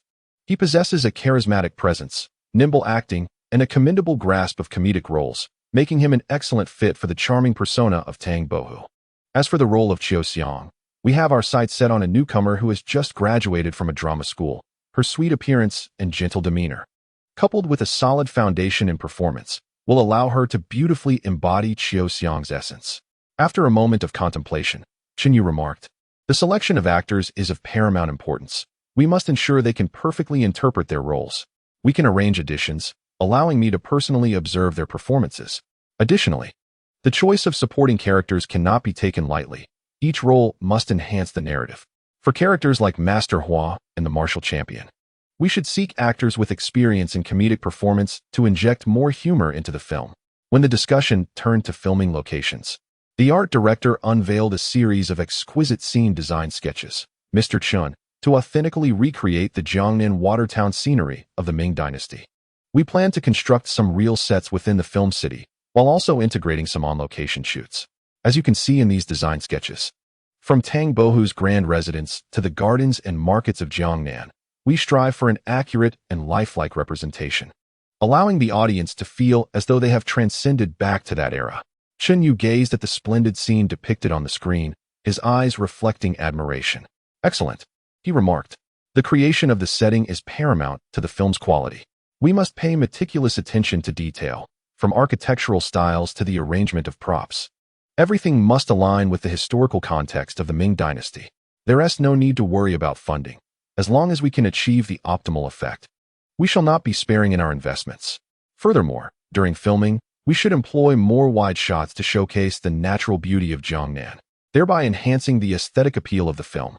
The meeting stretched on for an entire day, with each aspect, from the script, cast, and setting to post-production, undergoing thorough discussion and meticulous planning. As dusk approached, the meeting neared its conclusion. Chen Yu stood up, his gaze resolute as he addressed everyone. Ladies and gentlemen, the project Tang Bohu Spot's Autumn Fragrance is our first significant challenge of the new year and an opportunity as well. I am confident that, with our team's prowess, we can create a remarkable masterpiece that will leave a lasting impression. Let us strive wholeheartedly to present the audience with a unique tale of Tang Bohu and Qiu Xiang. The room erupted with enthusiastic applause. In that moment, Chen Yu envisioned the new film dazzling on the big screen, heralding a new chapter in cinematic legend. Chapter 83. The protagonist is decided. Preparations accelerate. The preparations for the Tang Bohu Spot's Autumn Fragrance project progressed with great urgency, with the selection of the male lead becoming a top priority. After multiple rounds of auditions and screenings, Chen Yu decisively cast Hu Hansan in the role of Tang Bohu. Upon the announcement, the company buzzed with excitement. In the conference room, everyone gathered once more, fervently discussing the news. The casting director, brimming with enthusiasm, spoke first. Mr. Chun, your decision is truly astute. Hu Hansen's performance in the auditions was nothing short of extraordinary. When he stood there, fanning himself, he embodied the charismatic scholar Tang Bohu, as if he had stepped straight out of a painting. His charm was palpable, his command of dialogue solid, and his understanding of the character was spot on. His comedic timing was effortless, vividly portraying Tang Bohu's wit and humor. Chen Yu nodded slightly, his expression a blend of scrutiny and anticipation. Indeed, while Hu Hansen's appearance was fitting, the crux lay in his ability to delve deeply into the character. Tang Bohu, though seemingly frivolous, was a man of exceptional talent with a nuanced inner world, making the performance's balance challenging to achieve. However, Hu Hansan had convincingly captured the initial flutter of emotions when Tang Bohu first encountered Qiu Xiang, the cleverness of feigning madness to enter the Hua residence, and the confidence displayed when showcasing his talents. Yet, further communication with his team would be essential, ensuring that he wholly immerses himself in the role, sculpting it to perfection. At that moment, the screenwriter also shared his perspective. I too believe Hu Hansan is an excellent fit.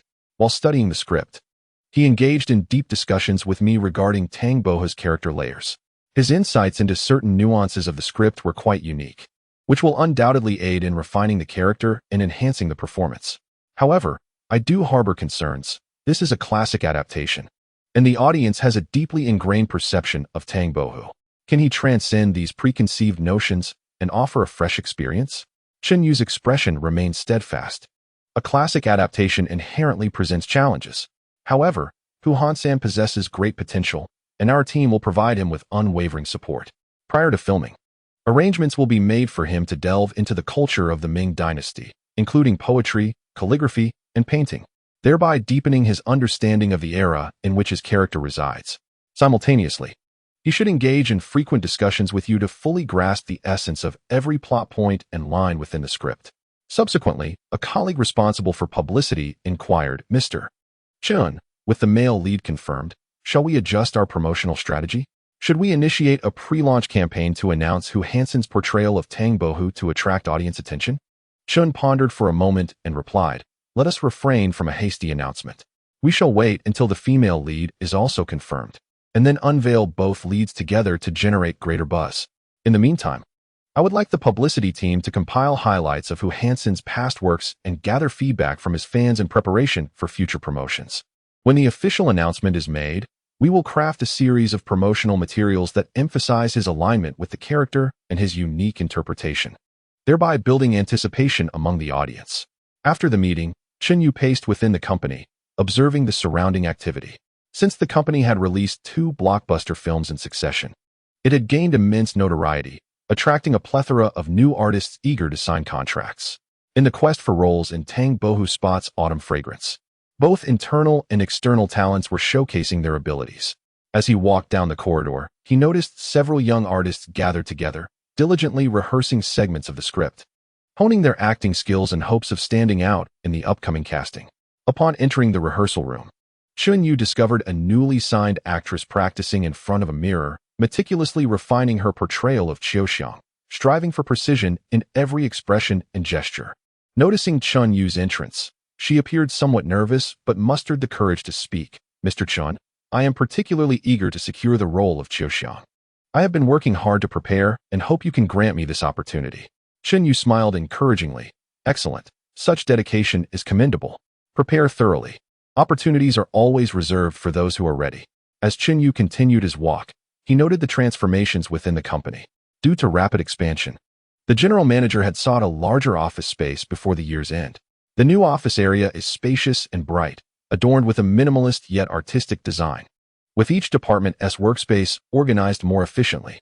The communal lounge features comfortable sofas and greenery, providing employees a space to unwind. In the open rehearsal hall, the voices and laughter of the actors resonate periodically. Returning to his office, Chen Yu promptly dialed the phone number of Hu Hansen's manager, Sister Lin. "Sister Lin, this is Chen Yu. Our male lead for Tang Bohu Spot's Autumn Fragrance has been confirmed as Hu Hansen, which presents a remarkable opportunity for his career development. He must immerse himself in preparation, studying Ming Dynasty culture and thoroughly understanding the script. During filming, we must ensure his schedule is protected and free from distractions." On the other end of the line, Sister Lin's tone was filled with joy and gratitude. "Mr. Chun, thank you immensely for this opportunity for Hansen. He has been preparing for this audition for quite some time, and he is determined to secure this role. Rest assured, I will manage the subsequent filming arrangements meticulously to avoid any mishaps." After hanging up the phone, Chen Yu gazed out the window, his heart brimming with anticipation for the new film. The confirmation of Hu Hansen marks a pivotal step in the project. Subsequently, the selection of the female lead and the acceleration of filming preparations must be advanced. He eagerly anticipates collaborating with the team to transform Tang Bohu Spot's Autumn Fragrance into yet another cinematic classic, reigniting a fervor in the film industry. Chapter 84. Weighing choices and deciding with purpose upon finalizing Hu Hansen as the male lead for Tang Bohu Spot's Autumn Fragrance. Chen Yu initially believed that the project's preparations would proceed systematically. However, he was unprepared for the fierce competition that quietly erupted over the film's other roles. Various factions within the entertainment industry, ever attuned to opportunities, swiftly recognized the immense potential this highly anticipated film held. In no time, Chen Yu found his phone and inbox inundated with a barrage of invitations, from lavish hotel suite banquets to exclusive gatherings at private clubs, some even offering rare collectibles, all in hopes of securing roles for their respective talents in the film. As dawn broke, Chen Yu had barely stepped into the office when his assistant, Lin Xian, hurriedly approached him. Tall and statuesque, Lin Xian's long legs were accentuated by a form-fitting professional skirt, further enhancing her graceful silhouette. Her slender waist, delicate enough to be grasped with a single hand, was complemented by a tailored white shirt with a slightly open collar that revealed her exquisite collarbone, cascading like black satin. Her smooth, long hair fell elegantly over her shoulders. With a perfectly oval face, her skin was as white as snow, exuding a soft luminosity. Beneath elegantly arched brows rested a pair of expressive, soulful eyes, shimmering with life. Her high-bridged nose led to a small, rosy mouth, naturally tinted without the need for embellishment. At this moment, Lin Xian held a thick stack of invitation letters, her expression revealing a hint of concern. Mr. Chun, she began. These are all the invitations we've received in the past couple of days. Everyone wishes to meet with you to discuss roles for our new film. Chen Yu furrowed his brow, accepting the invitations and glancing through them, silently lamenting the stark realities and urgency of the entertainment industry. Before he could settle in, his phone rang insistently. The caller ID displayed the name of a well-respected investor in the industry. After a brief hesitation, Chen Yu pressed the answer button. Mr. Chun, it's been a while. I heard you're preparing the new film Tang Bohu Spot's Autumn Fragrance. What a significant project. I have a particularly promising newcomer here, with both looks and acting skills that are beyond reproach, perfectly suited for an important supporting role in the film. Could we perhaps find a time to discuss this in detail? I've reserved a private dining room at a rather unique restaurant tonight, with a cozy atmosphere and exceptional cuisine. You simply must grace us with your presence. The caller's enthusiastic words brimmed with urgency and anticipation. Chen Yu pondered for a moment, weighing the pros and cons in his mind. Professional actresses, regardless of their roles as ordinary female supporting characters, generally possess adequate skills. After all, in this industry, where fairness is elusive, what truly differentiates one performer from another? It often boils down to personal connections and resource exchanges. By opening up certain roles, he could cultivate relationships that might prove invaluable in the future. Furthermore, as his company expanded, the roster of artists under his management would inevitably grow, making it impossible to cater to all their needs solely through the company's own projects. Upon reflecting on this, Chen Yu spoke. Mr. Zhang, I am grateful for your invitation. Please send over the newcomer's information, and we shall conduct an internal assessment. If the conditions are suitable, we can extend an opportunity. Adhering to the fundamental processes, I will certainly attend tonight's banquet. We shall meet in the evening. Just as he concluded the call, a new message pinged on WeChat. This time, it was from his former lover, Sister Su Qing. Her family had long been entrenched in the entertainment industry, wielding considerable influence. When Chen Yu initially established his film company, he had relied significantly on the connections of this family. Sister Su Qing's message was straightforward. Dear, I've heard you are preparing a new film. I have a cousin with commendable qualifications who wishes to play a supporting role in your movie. Could you possibly arrange something? Chen Yu smiled slightly and replied, Sister Qing, I shall certainly give this due consideration. Have your cousin send over her information, and I will give it special attention. However, there is a casting process that must be followed. Chen Yu was well aware that the connections of Sister Su Qing's family were vital for the company's growth, and he could not overlook this favor. In the corridor of the company, Chen Yu unexpectedly encountered a seasoned agent who approached him. The agent wore a broad smile, holding a meticulously prepared portfolio of an artist. Mr. Chun, what a coincidence. I have always greatly admired your vision and talent. One of our artists has an impeccable reputation in the industry and exceptional acting skills. If he could participate in the Emperor's New Groove, it would undoubtedly enhance the film's quality. Here, take a look at his information. Chen Yu accepted the portfolio, smiling as he said, I am aware that your artists possess considerable talent. We will certainly take them into account during the casting process, prioritizing suitable roles. Upon returning to his office, Chen Yu summoned the casting supervisor. For the upcoming film's casting, he emphasized the importance of exploring the potential of internal artists and providing them ample opportunities. However, he also noted that they could not categorically reject artists recommended by influential figures from outside. Prepare a detailed list of supporting roles, categorized by significance, allowing some flexibility for valuable recommendations. For ordinary female supporting roles, we can relax the criteria for professional actresses with a certain foundational skill set. The essential audition process must remain intact to ensure they possess basic acting capabilities. The supervisor appeared puzzled. Mr. Chun, might this jeopardize fairness and impact the film's quality? Leaning back in his chair, Chen Yu replied earnestly, fairness and film quality are indeed paramount, yet connections in the entertainment industry are equally significant. By maintaining a foundational quality while allowing for flexibility, we can accumulate more resources for the company. Furthermore, as long as we carefully manage the leading and pivotal supporting roles, the overall standard of the film will not falter. As the company has evolved, we cannot solely adhere to immediate principles. We must consider long-term strategies. The supervisor nodded in understanding and departed with the assignment. Chen Yu gazed out at the bustling cityscape, realizing that to establish a firm foothold and sustain growth within the cinematic realm, it was essential to strike a balance between steadfastness and compromise. paving the way for the success of the Emperor's new groove in the future of the company. Chapter 85. A Twist of Fate. Consciousness Transfer. After concluding the call with General Zhang, Chen Yu found himself ensnared by the intricate affairs of casting for the new film.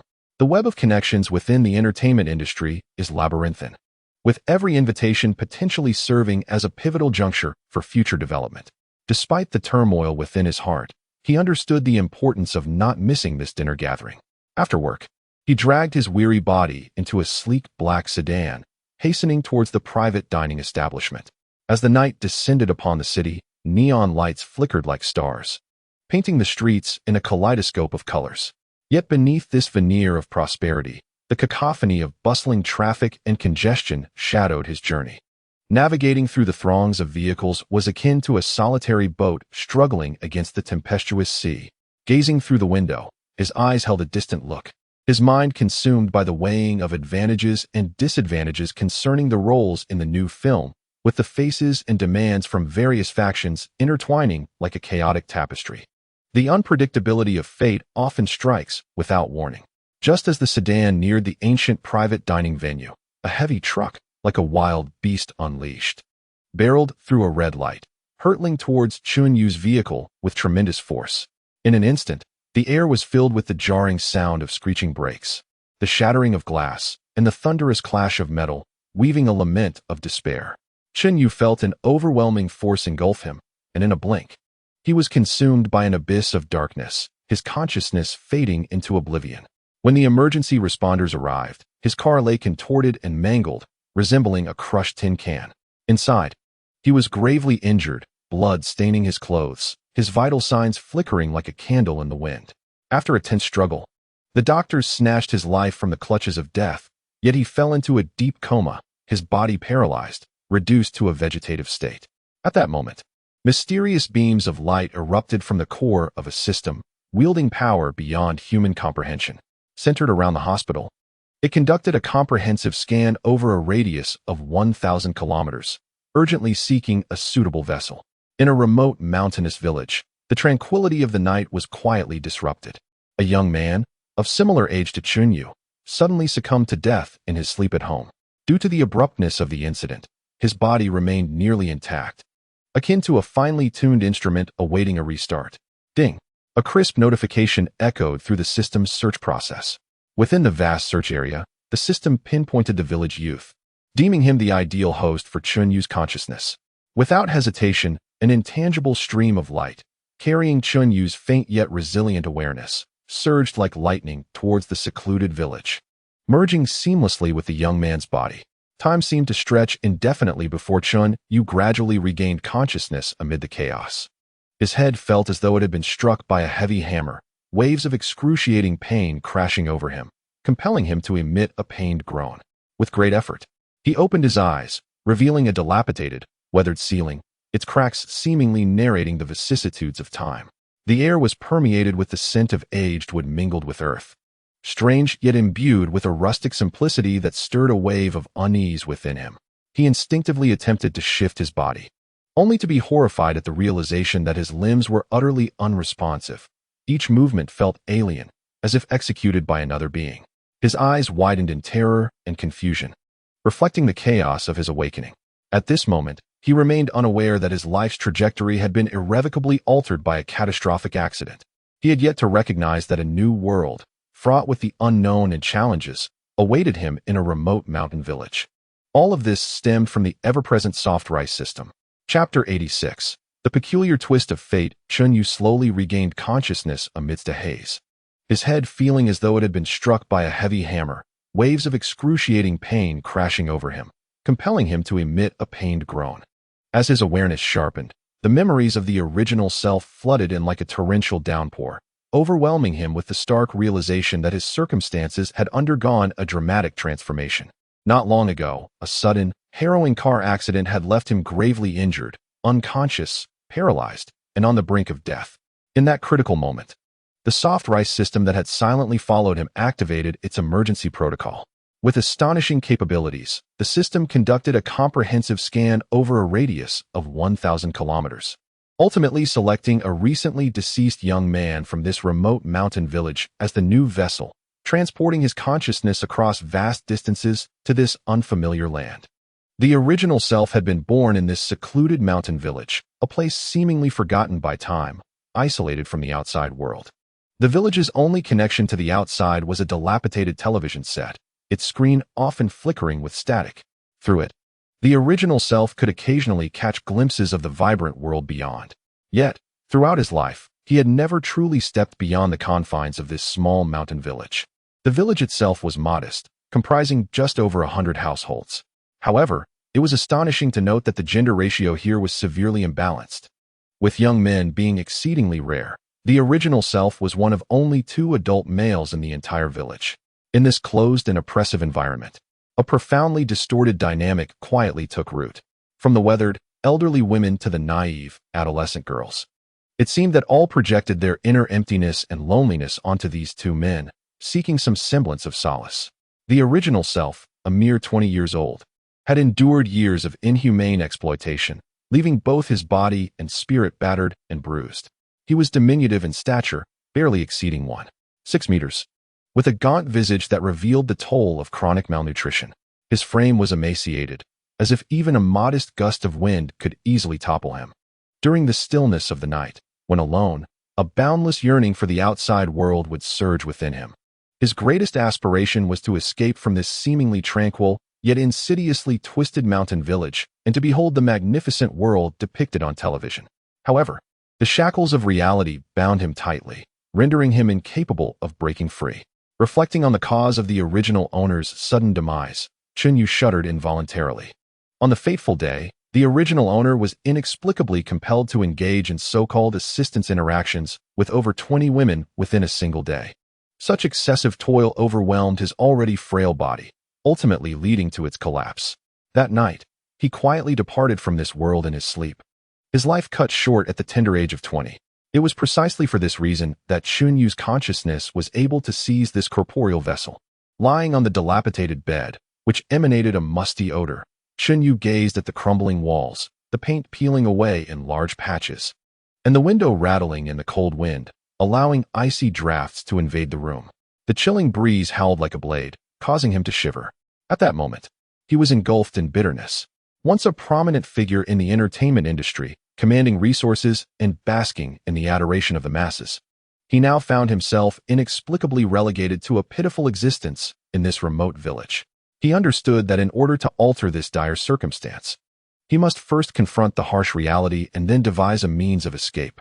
Yet, the obstacles before him were formidable, and achieving this seemed far from easy. Chapter 87. Cultivating resilience and seeking a way out. Chunyu was acutely aware that in order to extricate himself from the quagmire of his current predicament and successfully flee the village, his foremost task was to disentangle himself from the entanglements of those women, thus granting himself time to recuperate and strategize. After much contemplation, feigning illness emerged as his immediate solution.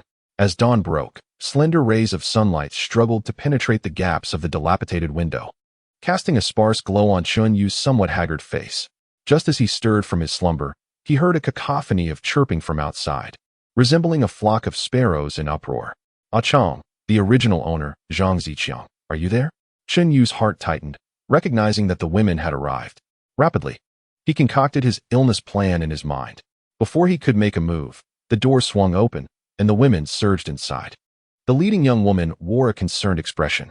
Ah Chong, why haven't you come out? Everyone is worried about you. Instantly, Chunyu feigned a dazed demeanor, as if just awakened, and then began to cough violently, his body trembling in concert. In a weak and hoarse voice, he replied, I don't know what's wrong, but since last night, I felt terribly unwell and dizzy. I might have caught some severe illness. Upon hearing this, the concern etched on the women's faces was suddenly tinged with a hint of worry. One slightly older woman stepped forward. Should we call the village doctor to take a look? Chunyu's heart raced. He had no way to explain when he had seen a doctor. Hastily, he waved his hand dismissively. No, I'll just take a nap. I should be fine. It's probably just a common cold.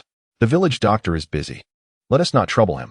Moreover, what if I were afflicted with an infectious disease and inadvertently transmitted it to the village doctor? What would become of the village then? Upon hearing the mention of contagion, the women's faces immediately reflected a look of horror, and they instinctively retreated a few steps. Observing their reaction, Yu feebly continued. All I desire now is a good night's rest. Do not linger here. It would be a grave mistake if I were to infect you.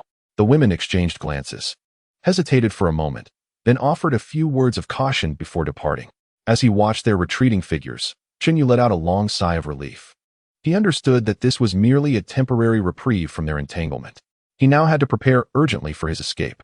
Within this village existed a peculiar survival mechanism. The only 2 men in the village were supported by the community, and each day, 2 women would take turns to care for them, assisting with laundry, cooking, and managing daily chores.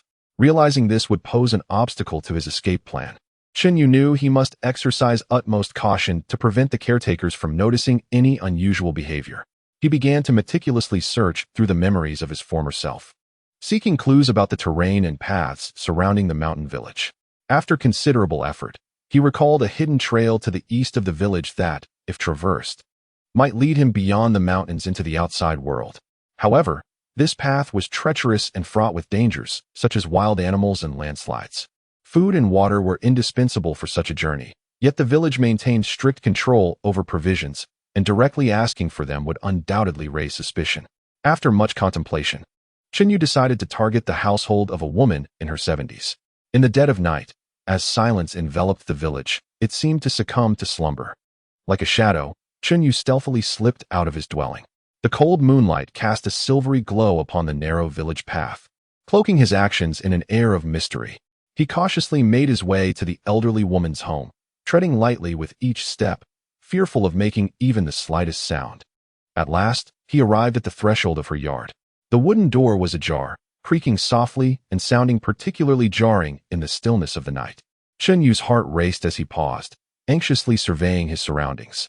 After confirming that all was quiet, he slowly pushed the door open and sidled into the yard. The windows and doors of the old woman's house were tightly shut, with a faint glow of light seeping through, indicating that she had likely fallen into a deep slumber. Yu carefully circled to the side of the house, where he discovered a small shed for storing food. He gently opened the door, and a subtle aroma of grains wafted towards him. In the darkness, guided by the dim moonlight, he finally located a bag of sweet potatoes, and in a nearby basket, he found several steamed buns. He held these provisions tightly to his chest, as if clutching the very hope of his escape. After leaving the shed, Yu once again surveyed his surroundings with vigilance, ensuring safety before cautiously exiting the yard of the elderly woman. He returned to his abode as quietly as he had departed, concealing his food in a hidden corner. While preparing the meal, Yu did not neglect to strengthen his feeble body. Each night, once the entire village succumbed to slumber and the attending women had taken their leave, he would engage in simple stretching and strength exercises within the confines of his modest dwelling, illuminated only by the faint light of the moon. Despite the exhaustion that accompanied every movement, he understood that possessing sufficient physical strength was essential for the hope of escape. Chapter 88. The trials on the eve of escape. During the days when Yu feigned illness, he quietly gathered the supplies necessary for his escape while discreetly training his body. As time progressed, he sensed a gradual increase in his strength, and the escape plan became ever clearer in his mind. However, events did not unfold as smoothly as he had envisioned. One evening, the 2 women who were supposed to care for him failed to arrive on time. A sense of unease washed over Yu as he peered through the window. Observing the women of the village clustered together, engaged in tense conversation, occasionally glancing in his direction. Realizing that something must have transpired, he soon heard footsteps approaching. A group of women was making their way to his dwelling. Yu hastily returned to his bed, feigning weakness. The door swung open to reveal a particularly assertive middle-aged woman, accompanied by several younger ladies. With a serious demeanor, she approached his bedside and fixed her gaze upon Yu, demanding, "Ah Chong, what is the matter with your illness? It has been days, and you show no signs of recovery. You are not pretending, are you?" A wave of anxiety gripped Yu, yet he maintained an expression of weakness and grievance. After a few coughs, he replied, "Auntie, I truly feel dreadful. For the past few days, I have been dizzy and devoid of strength. How could I be feigning illness?" The middle-aged woman scoffed, "Humph. Yet, some say they have seen you moving about in your room at night, hardly resembling someone who is ill." Realizing that his training might have been discovered, Yu's mind raced. He quickly responded, "Auntie, you misunderstand. I simply felt so unwell that I could not sleep. So I got up to walk around, hoping that some movement might alleviate my discomfort. Look at me. I am nothing but skin and bones. How could I muster the strength to pretend to be sick? The younger women displayed a flicker of hesitation, seemingly swayed by Chun Yu's words. Nevertheless, the middle-aged woman remained skeptical. Very well, since you are so gravely ill, we shall fetch the village doctor to examine you properly. Panic surged through Chun Yu at the mention of the village doctor. If the doctor arrived, his ruse would undoubtedly be exposed. He quickly struggled to sit up, asserting, "Annie, there is truly no need to summon the village doctor. I know my own ailment. It is merely a common cold. After a few more days of rest, I shall surely recover. If the doctor comes, what if I were to infect him? That would spell trouble for the entire village." Yet the middle-aged woman remained resolute, insisting, "No, it is imperative that we consult the village doctor. If you are indeed unwell, we shall find solace in that. However, if you are feigning illness, it cannot simply be overlooked." With that, she instructed a young woman behind her to accompany her in summoning the village doctor. Chun Yu, consumed by anxiety, watched the middle-aged woman's departing figure, acutely aware that he must devise a strategy before the physician's arrival. His gaze swept across the room and suddenly fell upon the bowl of sweet potato porridge left over from lunch in the corner. Chun Yu sprang to his feet, suppressing his discomfort, and thrust his fingers down his throat, forcing himself to heave. A wave of intense nausea surged through him, and he violently expelled the remnants of the porridge onto the floor.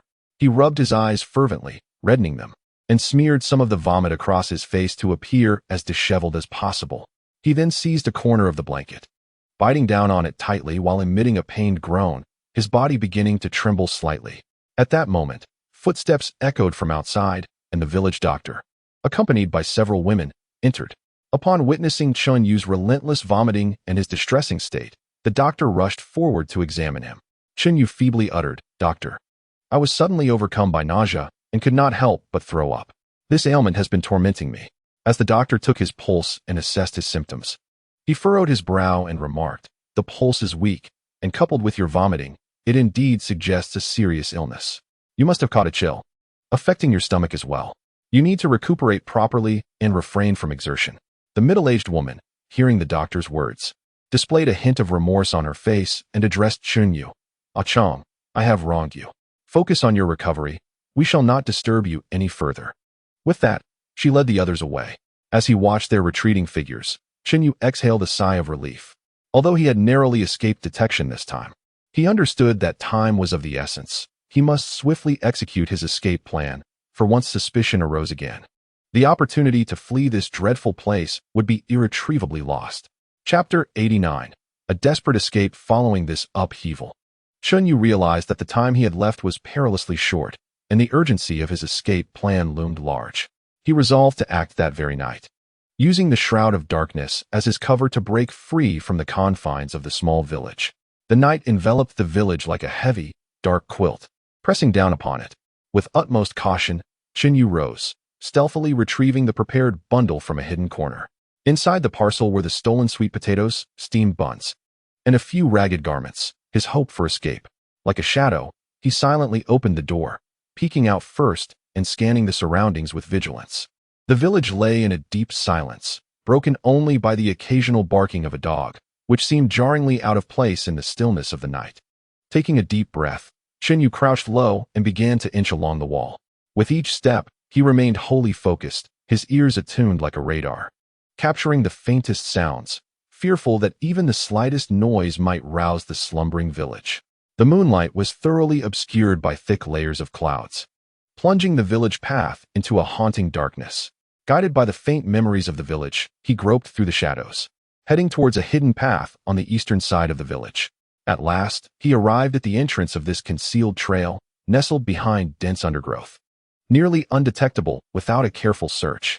Taking a deep breath and steeling himself with unwavering resolve, Chun Yu took his first step towards escape. The path was rugged and uneven, strewn with stones of varying sizes and potholes. Each step felt treacherous, as if walking on thin ice, where a moment's inattention could lead to a fall. The trees surrounding him rustled in the night breeze, as if countless unknown monsters lurked in the darkness, growling ominously and sending shivers down Chun Yu's spine. As he continued, a faint noise suddenly reached his ears, resembling someone stealthily approaching from behind. His heart constricted in alarm, and he halted, scarcely daring to breathe, swiftly concealing himself behind a large tree. His heart pounded violently within his chest, as if desperate to escape. He fixed his gaze on the direction of the sound, straining to see into the darkness. After a moment, a wild rabbit burst forth from the underbrush and darted away, and Chunyu let out a sigh of relief, grateful that it was merely a false alarm. As he ventured deeper into the path, the terrain grew increasingly convoluted. Thorns occasionally grazed his skin, bringing sharp stings. But Chunyu paid no heed to such discomfort, his mind fixated on a singular thought: to escape this place. Time lost meaning as he walked, until he stumbled upon a gently babbling brook. The water glimmered under the moonlight, resembling a flowing silver ribbon. Chunyu understood that this seemingly tranquil stream concealed hidden dangers. At night, the waters could rise unexpectedly, and the muddy banks were perilously slippery, posing a risk of falling. He cautiously searched for a way to cross, finally spotting a few stones jutting out of the water, akin to a natural stone bridge. Taking a deep breath, he stepped onto the stones. As soon as his foot made contact, a bone-chilling cold coursed through him. Steadying himself, he slowly advanced, each movement imbued with caution and care. Just as he neared the opposite bank, a stone suddenly shifted beneath him, and his body lost its balance, plummeting directly towards the water. In that critical moment, as he was about to plunge into the stream, instinct propelled Chunyu to reach out desperately, grasping a branch of a gnarled tree at the water's edge. The branch trembled violently under his weight, creaking ominously, as if on the verge of breaking. Half of his body was already submerged in the frigid water, the icy grip swiftly spreading through him, making his teeth chatter. Gritting his teeth, he summoned all his strength to pull himself from the icy grasp of the stream. His hands clutched the branch tightly, knuckles turning white from the exertion, veins in his arms bulging. The relentless current battered against him, as if attempting to drag him into an endless abyss. In this life-and-death moment, Chunyu harbored but a singular conviction: he must survive, he must escape this place. After a grueling struggle, he finally managed to haul himself onto the shore. Soaked to the bone, he collapsed onto the ground, gasping for breath. At that moment, his strength was nearly depleted, yet he understood that lingering here was not an option. He had to press forward without delay. After resting for a brief moment, Chunyu summoned his willpower, struggled to his feet, and continued along the narrow path, dragging his weary body onward. The mountain trail grew increasingly treacherous, and as he navigated the darkness, a protruding stone caught his foot, sending him tumbling forward. His knee struck the ground with force, and the sharp stones lacerated his palm, blood streaming forth. Undeterred, he quickly rose and pressed on. Time passed in uncertainty until the horizon finally revealed a hint of dawn. As the light gradually illuminated the surroundings, Chunyu beheld the environment around him. The landscape was dominated by overlapping mountains and lush trees, seemingly a world apart from civilization. Despite the beauty that unfolded before him, Chunyu had no inclination to admire it. His sole concern was whether he had drawn closer to fleeing the mountain village. At that moment, a rustling sound emanated from the nearby woods, prompting him to halt in his tracks. He gripped a wooden stick, which he had unknowingly picked up, ready to confront any impending danger. Suddenly, a massive wild boar burst forth from the thicket, its eyes gleaming with ferocity, grunting as it charged directly at Chunyu. A surge of anxiety coursed through him, yet he recognized the need to remain composed. Swiftly, he scanned his surroundings and spotted a large tree not far off. As the boar approached, Chunyu deftly sidestepped and raced toward the tree. Using both hands and feet, he ascended swiftly. The boar collided with the trunk, producing a dull thud, and angrily rammed its head against the bark, attempting to dislodge Chunyu from his perch. Clinging tightly to the tree, he dared not show any sign of weakness. He gazed down at the enraged beast, silently praying for its departure. However, the wild boar showed no intention of leaving, lingering beneath the tree, periodically battering the trunk, causing the branches to tremble ominously. In this critical moment, Chunyu focused on calming himself, contemplating an escape. His gaze swept the vicinity and suddenly noticed some dry branches on a neighboring limb. Carefully, he reached out and snapped one, then hurled it into the distance. The sound of the branch hitting the ground captured the boar's attention, which pivoted and dashed toward the noise. Seizing the opportunity, Chunyu swiftly descended from the tree and continued his flight forward. He knew he must vacate this perilous locale post-haste, or risk encountering even greater dangers. After several arduous hours of trekking, Chunyu finally caught sight of a road, where vehicles occasionally whizzed by. The moment he laid eyes on the thoroughfare, tears of exhilaration sparkled in his gaze, for he knew he had at last escaped the dreadful mountain village and embraced the dawn of new hope. Chapter 91. Rebooting the journey of life. Standing by the roadside, Chunyu gazed at the sporadic cars racing past, his emotions a tumultuous blend of gratitude for surviving, confusion about the unknown, and anticipation for a new life. Although he had fled that nightmarish village, he was still faced with a myriad of unpredictable challenges ahead. Unlike his original self, who had been confined to the isolated mountain village, oblivious to the world beyond, Chunyu was well acquainted with life outside those confines, having recently found himself here due to an unforeseen accident. Now, all he needed was to return to a well-ordered city to restart his life. Despite a profound sense of nostalgia for his former girlfriends and the hard-earned foundation he had built, he understood that, given the current circumstances, he had no choice but to grit his teeth and begin anew. Cars zoomed past him, the drivers casting astonished glances at his ragged, muddied appearance. Yet none were willing to stop. Chunyu realized that his disheveled state made him appear suspicious. Consequently, he moved to a relatively clean spot by the road to tidy himself up, striving to present a less destitute image. At last, an old pickup truck came to a slow halt beside him. The driver was a middle-aged woman with dark skin, who leaned out to scrutinize Chunyu with a mix of surprise and concern. She exclaimed, "Oh dear, what happened to such a fine young man? Don't you have anyone at home to look after you?" Nowadays, which boy isn't cherished as a treasure by his family? Chunyu quickly replied, "Sister, I'm from a nearby village and got lost. I've been walking for quite some time to reach here. Could you possibly give me a lift to the town up ahead?" The woman hesitated for a moment, studying the weariness and sincerity in Chunyu's eyes. Eventually, she nodded and said, "All right, get in. I'll take you to the town." Gratefully, Chunyu thanked her and climbed into the pickup. During the ride, the woman, curious about his circumstances, inquired about his situation. Chunyu responded evasively, unwilling to recount the harrowing experiences in the mountain village. Upon arriving at the town, the pickup came to a gentle stop. Chunyu surveyed the bustling street, his expression turning pained as he pitifully addressed the woman. "Sister, I've been out for too long, and I don't have a single penny on me. I haven't eaten anything since yesterday, and I'm utterly famished. Could you kindly help me buy something to eat?" As if in agreement, Chunyu's stomach audibly grumbled. The woman's face softened with compassion, and she said, "Oh, you poor child. Very well, I will buy you something to eat." Her name was Li, and she parked the truck in front of a small store. She stepped out, entered the shop, and selected some bread, sausages, and bottled water, spending a total of 20 yuan. At the very moment Li completed her payment, a notification sound resonated in Chunyu's mind. Ding. It has been detected that Li's affection for the host stands at 50. She has spent an amount of 20 yuan, successfully triggering the 8-fold cashback mechanism. Congratulations, the host has received a cashback amount of 160 yuan. Given that the host does not yet possess a bank account, the system will dispense the cashback funds in cash form. Almost simultaneously, Chunyu felt a weight in his pocket. Suppressing his inner excitement, he refrained from checking immediately. The elder sister returned to the car and handed food to Chunyu, who hurriedly accepted it and devoured the meal, not forgetting to express his gratitude. "Sister, you are truly my savior. When I achieve success in the future, I will surely repay you handsomely." After finishing his meal, Chunyu regained some strength. He inquired earnestly about the location of the bus station heading to the big city and expressed his sincere thanks once more. Upon disembarking, Chunyu stood on the bustling street, took a deep breath, and began to contemplate his forthcoming plans.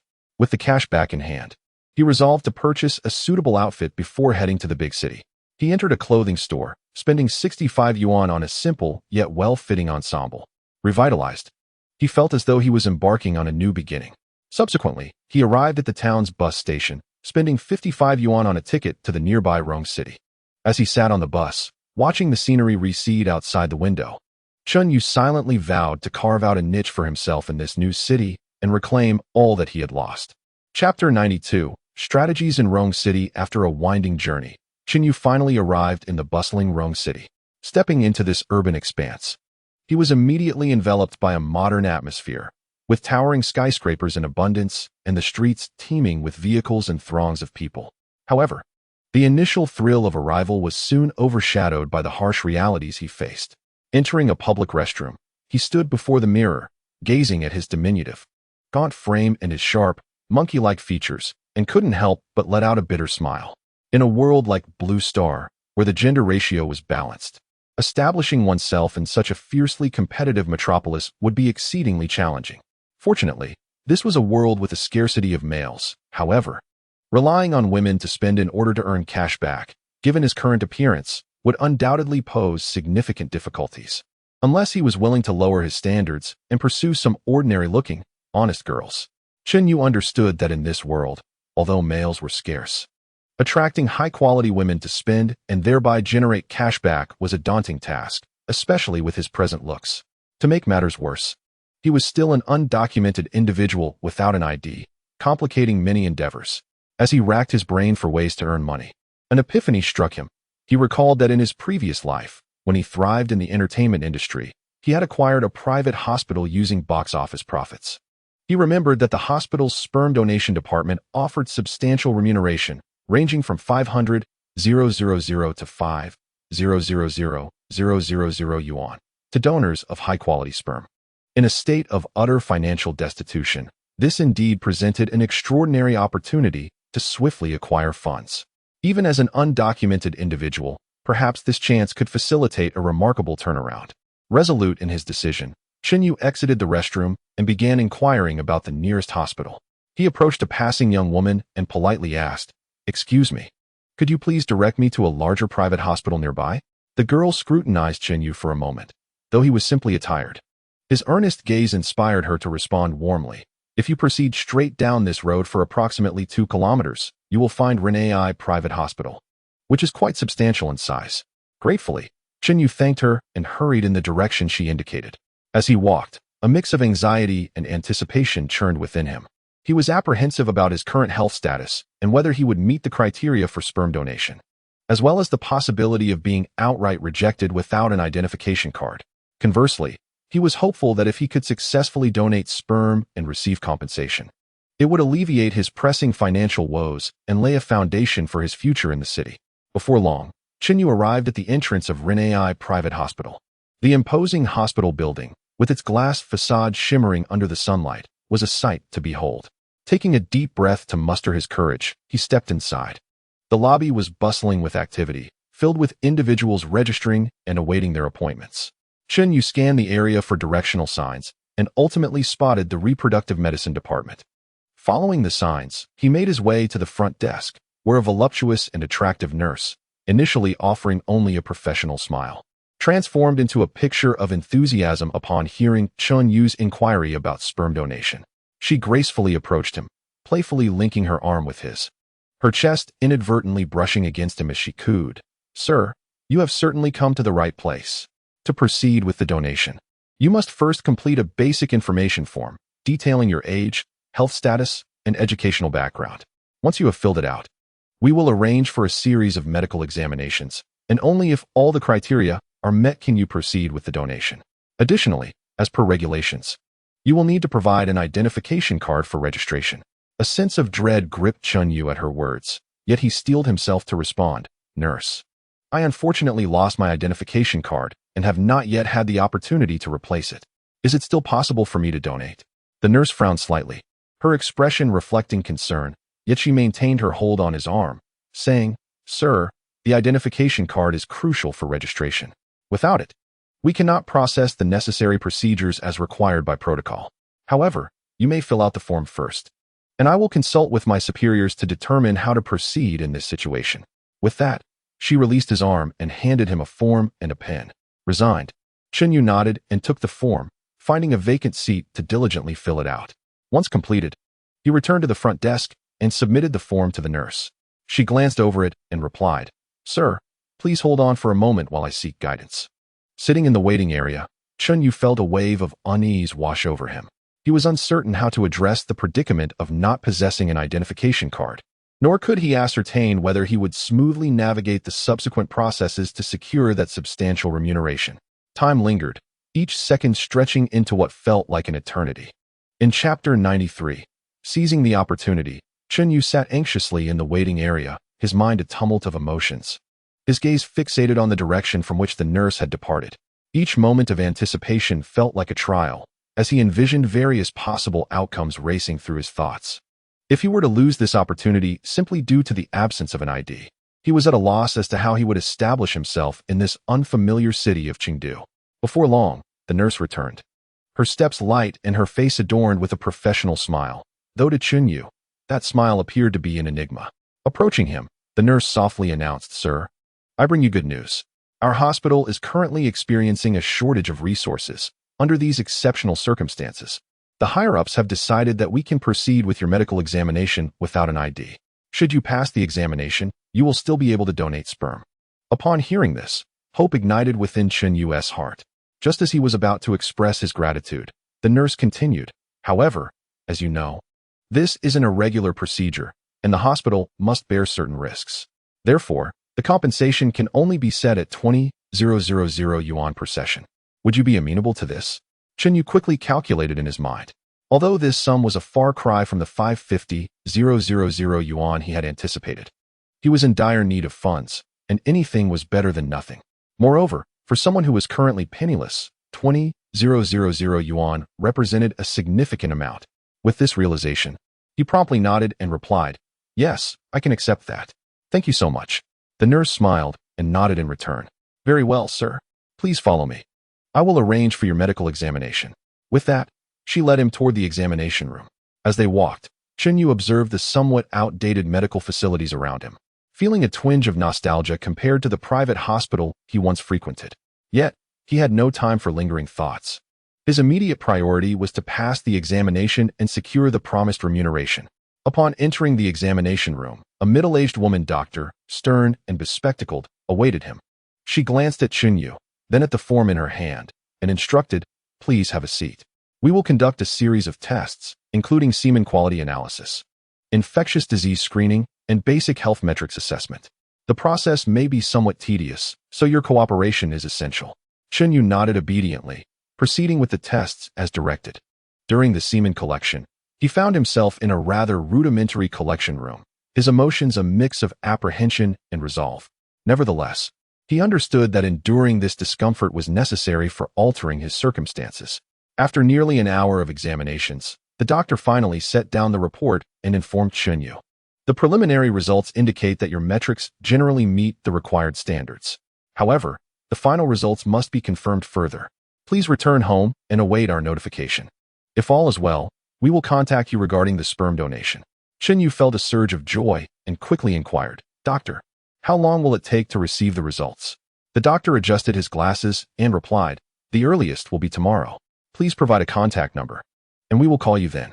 It was at this moment that Chen Yu remembered he did not possess a mobile phone, and he awkwardly stated, "Doctor, I lost my phone previously and have yet to buy a new one. Could I perhaps provide an alternative means of contact, such as coming to the hospital tomorrow to inquire?" The doctor pondered for a moment and said, "That works too. Please come by around this time tomorrow afternoon." Grateful, Chen Yu thanked the doctor and the nurse before exiting the hospital. At that moment, his spirits were considerably lifted compared to when he had arrived. Although the outcome of his potential sperm donation and the corresponding compensation remained uncertain, he at least held on to a glimmer of hope. Gazing at the bustling streets of Rongqing, he silently vowed to seize this opportunity to establish his footing in the city. Chapter 94. Trials on the streets upon leaving the hospital. Chen Yu acutely sensed that his situation resembled that of a caged beast, ensnared and struggling. The meager 20 yuan in his pocket was but a drop in the ocean in this vibrant metropolis, and without an identification card, finding shelter or obtaining a phone card seemed an unattainable dream. As night descended, Rongqing was illuminated by brilliant lights, with its streets and alleys teeming with excitement and noise. Yet, this opulence felt entirely disconnected from Chen Yu, whose heart was heavy with helplessness and desolation as he trudged aimlessly along the streets. As he approached a park, an overwhelming wave of hunger washed over him, and his stomach grumbled incessantly. Unable to withstand it any longer, Chen Yu entered a modest fast food establishment by the roadside. The aroma of food enveloped him as he perused the menu, with each price tag striking him like a sharp needle, piercing through his sensitive nerves. After much hesitation, he resolutely decided to spend 12 yuan on the cheapest meal. Carrying his tray, Chen Yu settled into a secluded corner. Before him lay a simple, unassuming meal, yellowed rice, a few strands of vegetables, and a somewhat shriveled meat patty. To the casual observer, it might appear insignificant, but to the famished Chun Yu, it was undoubtedly a culinary delight. A complex expression flickered in his eyes, reflecting both a longing for the food and the resignation to his current plight. He then devoured the meal voraciously, each bite bringing immense satisfaction, as if he were savoring the finest delicacies in the world. At that moment, this fast food represented not merely sustenance, but a vital assurance for his strength to continue forward. Each swallow encapsulated his yearning for the future and his unwavering resolve. Having satiated his hunger, Chun Yu resumed his journey, eventually finding a bench in the park where he sat slowly. The evening breeze sliced through the air like a series of small knives, chilling his skin, causing him to shiver involuntarily. As he gazed at the sparse stars scattered across the inky sky, his thoughts became a tangled mess, knotted and intertwined. The remaining 8 yuan, in this city of exorbitant prices, holds negligible power. And tomorrow's visit to the hospital to await the results of his sperm donation undoubtedly represents his sole glimmer of hope for change. As Chun Yu teetered on the brink of slumber, teetering between consciousness and dreams, a sudden cacophony jolted him awake like a heavy hammer striking through the fog of his mind. Slowly, he opened his eyes to find a middle-aged woman standing before him. She bore a slightly plump figure, adorned in a garish outfit that was almost blinding, her gaze emanating an irresistible forcefulness. She scrutinized Chun Yu with a look of delight, as if she had stumbled upon a rare treasure. "Young man, what are you doing sleeping here all alone?" The middle-aged woman initiated the conversation. Her tone laced with feigned concern, yet a subtle undercurrent of pressure lurked beneath. Chun Yu rubbed his sleepy eyes, striving to sit up straighter. His voice tinged with fatigue and caution as he replied, "Auntie, I just arrived in this city and have yet to find a place to stay." Upon hearing his words, the woman's eyes gleamed with excitement, as bright as 2 lanterns. "Oh dear, you have encountered a kind soul. I see you are in a predicament. Come home with me. I can offer you a warm meal and a safe place to stay." A warning bell rang in Chun Yu's mind, instinctively sensing something amiss. This sudden and overly enthusiastic invitation left him feeling uncomfortable, as if he were teetering on the edge of an invisible trap. He hastily shook his head, resolutely declining. "Thank you for your kindness, Auntie, but I can manage on my own. I still have a little money to get by for a while." As he spoke, he subconsciously touched the paltry 8 yuan in his pocket, feeling as if it was his only source of courage at that moment. Yet, the middle-aged woman was undeterred. She reached out and seized Chun Yu's arm with surprising strength, rendering him powerless as he struggled to break free. His small, slender frame appeared particularly feeble under her forceful grip. Panic surged within him, his face flushing with embarrassment as he fought desperately. In the nick of time, a young woman passing by noticed the unusual scene. She approached swiftly, exclaiming, "What are you doing? Let him go." The middle-aged woman, startled by the sudden reprimand, instinctively released her grip. Seizing the opportunity, Chun Yu broke free and retreated to the side, gasping for breath, his heart racing as he cast wary glances at the woman. The middle-aged woman glared at the young woman, muttering something under her breath before turning and storming away. Watching her retreating figure, Chun Yu couldn't help but mutter under his breath, "That ghastly woman, truly desperate for company." Even in this disheveled state, she couldn't resist. Once he regained his composure, Chun Yu turned gratefully to the young woman, saying, "Thank you so much. If it weren't for you, I don't know what I would have done." The young woman smiled and waved her hand dismissively. "It's nothing. When we are out in the world, we must help one another. Be careful out here." With that, she turned and walked away. Chun Yu settled back onto the bench, curling his body as much as possible in a futile attempt to fend off the ever-looming chill. He was acutely aware of his isolation in this unfamiliar city, devoid of identification, with a mere 8 yuan left to his name, a sum insufficient to sustain him for long. He was perilously close to falling into a more dire predicament. Yet, deep within, he silently vowed to endure. Tomorrow, he would await the results at the hospital. As long as he could secure the compensation for his sperm donation, everything would gradually improve. He lifted his gaze to the vast night sky, quietly praying for good news the next day, hoping to claim the 20,000 yuan that would unlock a door of hope for his new life in Chengdu. Chapter 95. The dawn begins to break. Having survived a long, tumultuous night, Chun Yu tossed and turned on the bench, scarcely managing to close his eyes. As dawn broke, he rose, dragging his weary body directly toward the hospital. Along the way, the city slowly awakened, Pedestrians and vehicles began to populate the streets. But Chen Yu's mind was wholly consumed by thoughts of the hospital's test results. Upon reaching the hospital, Chen Yu navigated his way to the reproductive medicine department with ease. The clinic was still relatively quiet, and he quickly spotted the nurse from the previous day. The moment she saw him, her eyes sparkled like stars, and her face blossomed into an exuberant smile, eagerly approaching him like a jubilant bird. "Ah, you finally arrived," the nurse exclaimed sweetly, playfully linking her arm with Chen Yu's, her ample bosom brushing against him inadvertently. "I am Chen Yin. You remember me, don't you?" Chen Yu maintained a composed demeanor and politely replied, "Nurse Chen, I remember. What are the results?" Unfazed by his demeanor, Chen Yin continued to beam. "I have wonderful news. The results are in, and all your indicators meet our requirements." A flicker of joy crossed Chen Yu's eyes, yet his tone remained steady. "That's good to hear." Chen Yin added, "However, due to your lack of identification, this is considered a special case. You can proceed with the sperm donation today, and the compensation will be 20,000 yuan, paid in cash afterward. But you must understand, this is an exception. It won't be possible in the future." Chen Yu nodded earnestly, saying, "I understand. Thank you for your flexibility." Chen Yin chuckled softly, her voice delicate. "Oh, and how about I personally assist you with the artificial donation this time? I assure you, my technique is exceptional and will bring you great pleasure. Of course, if you're not satisfied with me, there are other nurses available for you to choose from." Chen Yu raised his eyes, calmly assessing Chen Yan's striking features and voluptuous figure. After a moment of contemplation, he replied evenly, "Then I shall trouble you, Nurse Chen." Seeing his response, Chen Yan's smile brightened even more as she took his arm, saying, "Then follow me, please." Chen Yan led Chen Yu to a room. As she opened the door, he found it to be a warmly decorated donation room. The dim pink light enveloped the room in an air of ambiguity, with a plush king-sized bed positioned centrally and surrounded by decor that seemed to incite desire. Chen Yu entered the room with an expression of calm composure. Chen Yan thoughtfully closed the door, beginning to introduce the ensuing process. Suddenly, a striking nurse crouched down, and moments later, signaled that he could recline on the bed. As her alluring uniform slowly slipped away, revealing a pristine expanse of skin, the nurse leapt gracefully, straddling him. The preceding content is purely humorous. Dear readers, please refrain from wild imaginings. After completing the donation, Chen Yu exited the room with an air of serenity, feeling as though he had been reborn. Shortly thereafter, Chen Yin re-entered, holding a thick envelope which she handed to Chen Yu, stating, "This is your compensation, 20,000 yuan.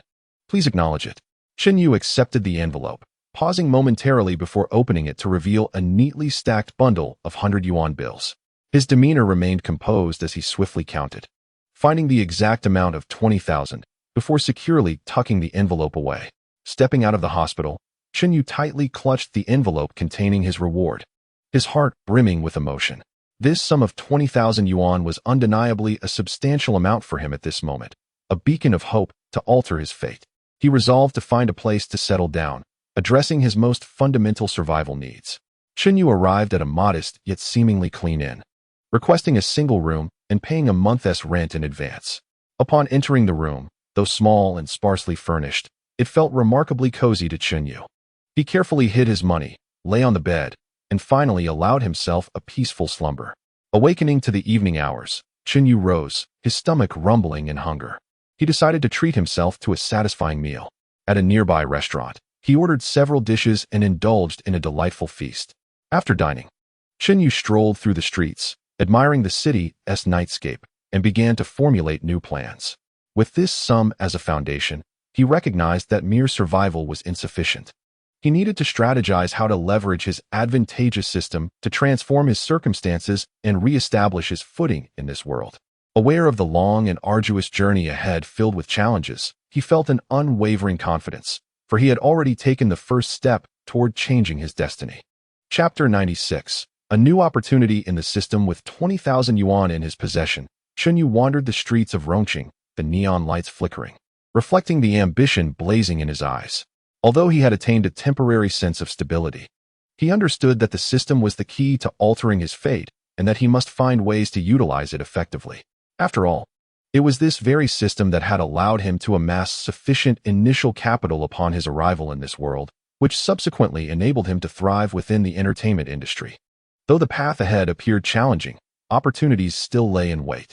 As he continued walking, Yu arrived at a bustling commercial plaza. The square was alive with throngs of people, predominantly young couples and close-knit friends. Observing the women around him, an idea sparked within Yu. Perhaps here lay the chance for his system to demonstrate its potential. He noticed a bubble tea shop not far away, bustling with activity. An idea struck Yu as he recalled his first cashback upon arriving in this parallel world. He stood outside the shop, keenly observing the situation within. At that moment, a group of fashionably dressed young women entered, chattering animatedly about their drink choices. Yu took a deep breath, mustered his courage, and approached them, slightly bashful, saying, "Ladies, I have just arrived in this city and am quite unfamiliar with it. Could you kindly treat me to a cup of bubble tea? I am utterly parched." The girls paused in surprise, exchanged glances, and stifled giggles. One girl with a ponytail curiously inquired, "How is it that you don't even have money for a cup of bubble tea?" Yu, having anticipated this, responded with a wry smile. "I just came from a remote mountainous area to seek work, and I've exhausted all my funds. I truly find myself penniless at the moment." Perhaps it was Yu's pitiable appearance that tugged at the girl's sympathies, or perhaps it was the inherent fondness for males in this world dominated by young women. The ponytail girl said, "All right, you seem quite unfortunate. We'll buy you a drink." With that, she ordered a less expensive bubble tea for Yu. Just as the girl completed the payment, a long-forgotten system notification echoed in Yu's mind. Ding. Linyu, the ponytail girl, has a favorability rating of 30 towards the host, with a transaction amount of 18 yuan, triggering a 5x cashback mechanism. Congratulations. The host has received a cashback of 90 yuan. Given that the host has a designated place for storing funds, the cashback will be directly deposited into the host's backpack in the hotel room. Yu was overjoyed internally, yet he maintained an outward demeanor of heartfelt gratitude. Repeatedly thanking them, the girls waved their hands in amusement and departed with their drinks.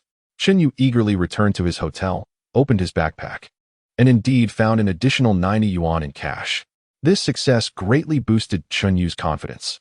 He realized that despite his less than appealing appearance, if he seized the right opportunities and employed the appropriate methods, the soft rice system could still yield results. Over the next few days, Yu traversed the streets and alleys of Rongqing, seeking various opportunities to have women spend on him. Sometimes at snack stalls, he would feign losing his money and ask kind-hearted women to cover his bill. At times in stationery stores, he would pretend to be in a hurry to buy a pen but lacked the funds, soliciting help from female customers. Through these tactics, Yu's wallet gradually swelled. However, he understood that such methods were not sustainable in the long run. He knew that to truly alter his fate, he needed a more comprehensive plan. Yu began to contemplate how to utilize the system to accumulate more funds, invest, and embark on the journey of establishing his own business empire. Chapter 97. The Identity Card Dilemma. After achieving some success with the soft rice system, Yu increasingly recognized the issue of his identity card as an insurmountable obstacle, a formidable mountain obstructing his path forward, urgently in need of resolution. Without an identity card, he felt as though he were bound, unable to navigate numerous affairs with ease. Whether for the registration needed to establish a company, the verification of identity during substantial financial transactions, or for embarking on convenient modes of transport such as flights and high-speed trains, the identity card remains an indispensable element. At this moment, he sat in his hotel room, gazing at his gradually filling wallet, yet his heart was laden with worry.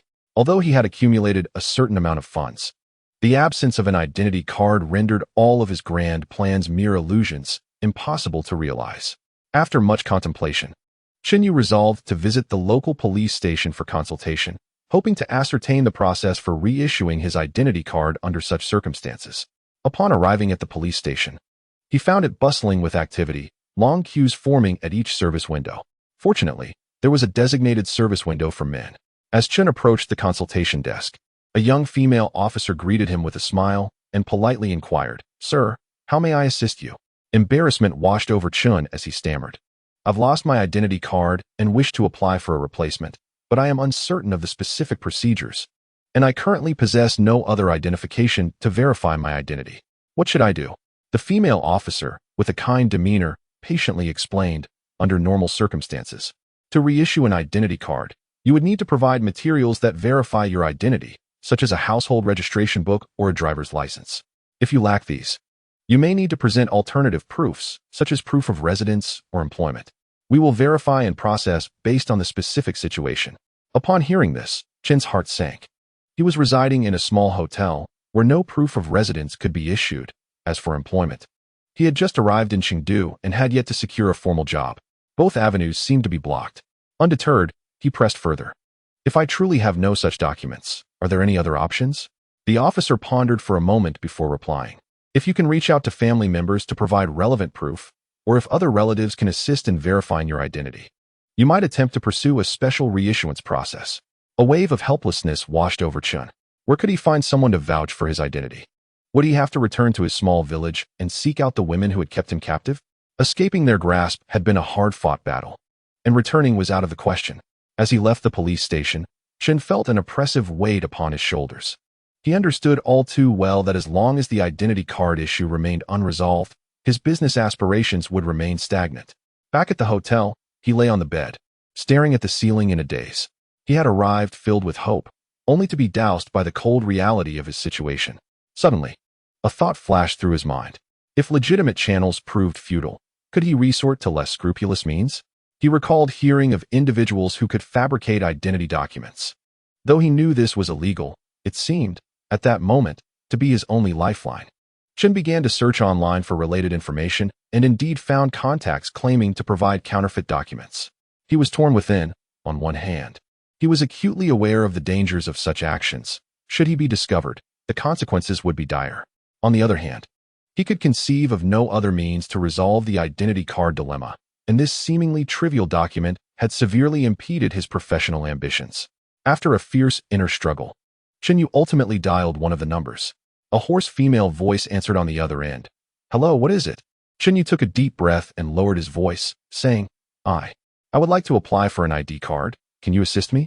There was a moment of silence before the voice responded. "We can help, but you must first send over your photograph and other relevant details. The price is negotiable." After a brief hesitation, Chen Yu complied with the request, venturing to a nearby photo studio to have his identification photo taken.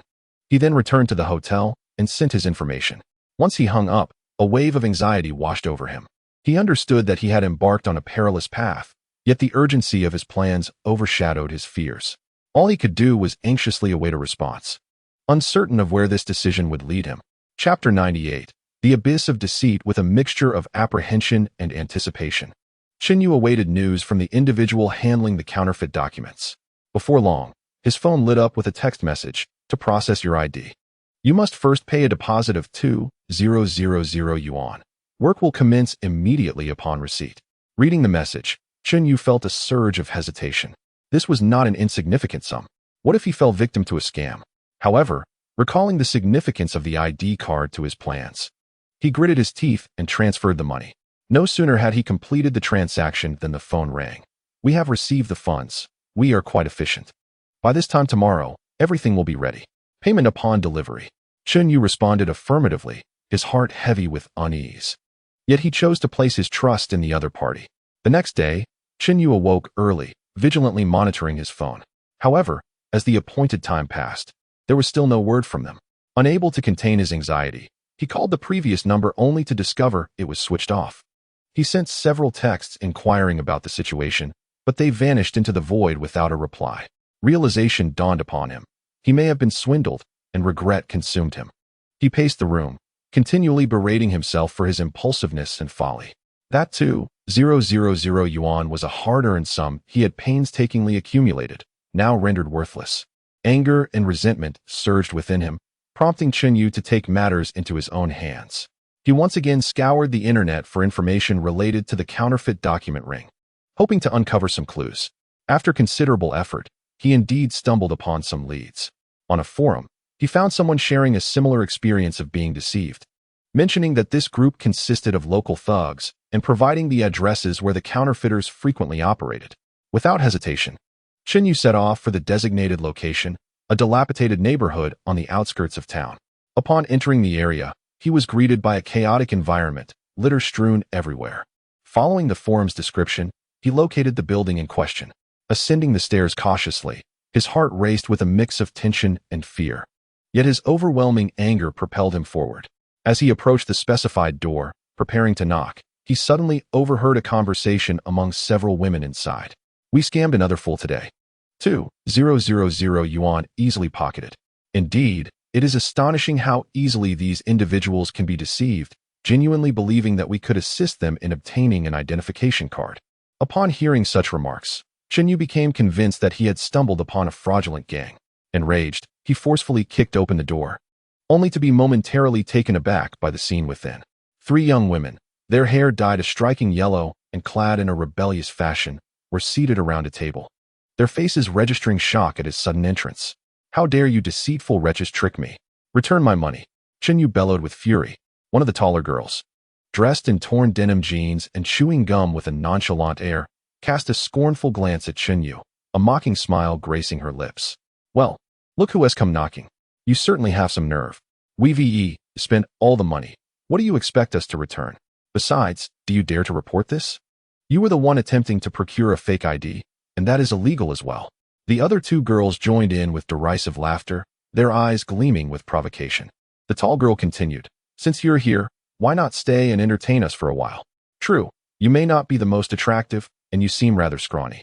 But we're not picky. It has been a while since we've had some fun." With that, she deliberately winked and swayed her hips as she approached Chen Yu. A rush of alarm coursed through Chen Yu. He had not anticipated such audacity and frivolity from these girls. Instinctively, he took a step back, his gaze wary as he exclaimed, "Do not act recklessly. Assaulting a male is against the law." Another girl, her hair dyed purple, rose with a sinister chuckle. "Oh, look who has shy now. Don't worry, we won't treat you poorly." "Illegal? Do you have any proof?" The tall girl retorted. "Once we're done, your essence will be within us. So how will you prove to the police that we had our way with you?" Chen Yu was momentarily left speechless, his mouth agape, at a loss for a rebuttal. Realizing the precariousness of his situation, he regretted his earlier recklessness, understanding that his slender physique rendered him vulnerable even against seemingly weaker women, placing him in this embarrassing and perilous predicament. Thus, in a sudden burst of desperation, Chen Yu turned and fled through the door, the cacophony of the girls' taunts trailing behind him. Chapter 99. Desperation and redemption emerging from the room of those brazen girls. Chen Yu was akin to a startled bird, frantically racing down the stairs without regard for his surroundings. The dimly lit corridor was cluttered with an assortment of debris, seemingly intent on obstructing his escape. Consumed by anxiety, he paid no heed to his surroundings until he was abruptly tripped by a dilapidated cardboard box, causing him to lose his balance and lurch forward. Accompanied by a jarring pain, he tumbled down the staircase, ultimately crashing heavily at the corner, the sound reverberating ominously. Before he could recover from the shock of this sudden agony, the raucous shouts of the girls and the sound of hurried footsteps echoed ominously behind him. Chen Yu clenched his teeth, enduring the excruciating pain that coursed through his body, struggling to rise and continue his flight. Yet, the sharp agony radiating from his ankle rendered him unable to stand properly. Every movement felt as though countless needles were piercing his flesh. In the blink of an eye, 3 yellow-haired girls, resembling fierce demons, closed in on him. The tallest among them, with a menacing glint in her eyes, seized Chen Yu by the hair, yanking his head up with a fierce grip, and spat out venomous words. "You little brat, still thinking of escaping? You've stumbled right into my grasp today. Let's see where you can run now." After exchanging sinister glances with her companions, they proceeded to drag Chen Yu back to the room, treating him like a lifeless dog, and unceremoniously tossed him onto the cold floor. He landed heavily, letting out a muffled groan of pain. In the next moment, the girls unleashed a torrent of brutal attacks upon him. Their fists and feet rained down like a storm, each strike infused with fury and malice. Chen Yu curled up on the ground, instinctively shielding his head with his arms, attempting to withstand the relentless assault. However, his frail body was no match for their violence, and fresh waves of pain continued to assail him. Amidst the beating, they incessantly mocked him. "With your cowardly demeanor, how dare you ask us for money? Today, you'll learn just how dire the consequences are for provoking us." After a flurry of blows, the tall girl paused, panting heavily, a twisted smile spreading across her face, her eyes gleaming with distorted desire. Gasping for breath, she remarked, "Sisters, this little punk has some spark. Let's keep him here and toy with him slowly for our amusement." The other 2 exchanged knowing, malevolent looks, nodding in agreement, their eyes brimming with ill intentions. Lying on the ground, Chen Yu's heart swelled with despair. He understood all too well that if they truly confined him, he would be subjected to endless torment and humiliation, the outcome unthinkable. Just as he felt utterly hopeless, a cacophony of noise erupted from outside, interspersed with shouts of police. Everyone freeze. It turned out that the intense chase between Chun Yu and the girls had caught the attention of a compassionate passerby. Sensing something amiss, this resident had promptly alerted the authorities without hesitation. Upon receiving the call, the police swiftly recognized the urgency of the situation and mobilized their forces to the scene at breakneck speed. Leading the charge was a female officer, her gaze sharp and her posture agile. With remarkable dexterity, she kicked open the door and stormed inside. The girls, caught off guard by this sudden turn of events, turned pale as sheets, their expressions filled with terror and confusion, the once arrogant bravado dissipating in an instant. The female officer, her demeanor serious, commanded with authority, "Everyone, freeze. Hands on your heads, get down." The voice resonated like a resounding bell, echoing throughout the room with an air of authority and intimidation. Subsequently, the other officers swiftly approached, executing their movements with precision as they firmly subdued the three troublemakers. The female officer hurried to Chun Yu's side, carefully helping him to his feet, her gaze imbued with concern and worry as she softly inquired, "How are you? Can you stand? Do not fret. We shall transport you to the hospital immediately." Chun Yu slightly lifted his head, his eyes filled with a profound sense of relief and gratitude for having narrowly escaped a dire fate. He weakly nodded, his throat emitting a faint whisper of thanks. At the moment he was escorted out of the room by the police, Chun Yu felt as though he had emerged from a boundless abyss of darkness back into a world brimming with hope. He was acutely aware that his narrow escape was solely due to the timely intervention of a compassionate bystander who had alerted the authorities. Reflecting upon his recent experiences, he was overwhelmed with remorse and self-reproach, coming to a profound realization of the folly and peril inherent in his actions. Chapter 100. A new beginning. Lying in the hospital bed, after undergoing thorough examinations and treatments, while the pain in his body had somewhat subsided, it still rendered his movements quite cumbersome. Nevertheless, the feeling of having survived a harrowing ordeal was akin to a ray of warm sunlight piercing through the gloom, rekindling within him a flicker of hope for the future. After the relevant cases were addressed, the valiant female officer made a special visit to the hospital to see Chun Yu. She gently settled beside his bed, her gaze a blend of warmth and seriousness as she earnestly stated, "Young man, you must remember this experience. In the future, any issues you face should always be resolved through proper and legal channels. Engaging in the fabrication of documents not only contravenes the law but also places you in exceedingly perilous circumstances, where a moment's carelessness could lead to catastrophic consequences." Chun Yu's face flushed crimson with embarrassment as he bowed his head, his tone sincere and filled with remorse. "Officer, I truly understand my mistake. Had it not been for you and the kind-hearted individual who reported the incident, I cannot fathom the dire predicament I would have confronted.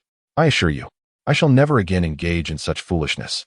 The officer nodded slightly, a hint of an encouraging smile gracing her lips as she gently replied, "It is good that you recognize your error. You are still young, and the road ahead is long. I sense your eagerness to obtain an identification card. Have you encountered a troublesome predicament? Speak of it, and together we shall seek a solution." Chun Yu hesitated for a moment, a deep anguish flickering in his eyes. Taking a deep breath, he slowly began, "Officer, I hail from a remote mountain village, a small place with merely around 100 households. However, the situation there is astonishingly dire, with a severe imbalance in the gender ratio. Young men are exceedingly scarce, and I am one of only 2 adult males remaining in the village." Upon hearing this, the officer's brow furrowed tightly, her eyes instantly filled with shock and sympathy. She leaned slightly forward, urging Chun Yu to continue. Chun Yu took a deep breath once more, as if summoning all his courage, and continued. In that isolated and oppressive mountain village, an exceedingly distorted and irrational relationship quietly took root.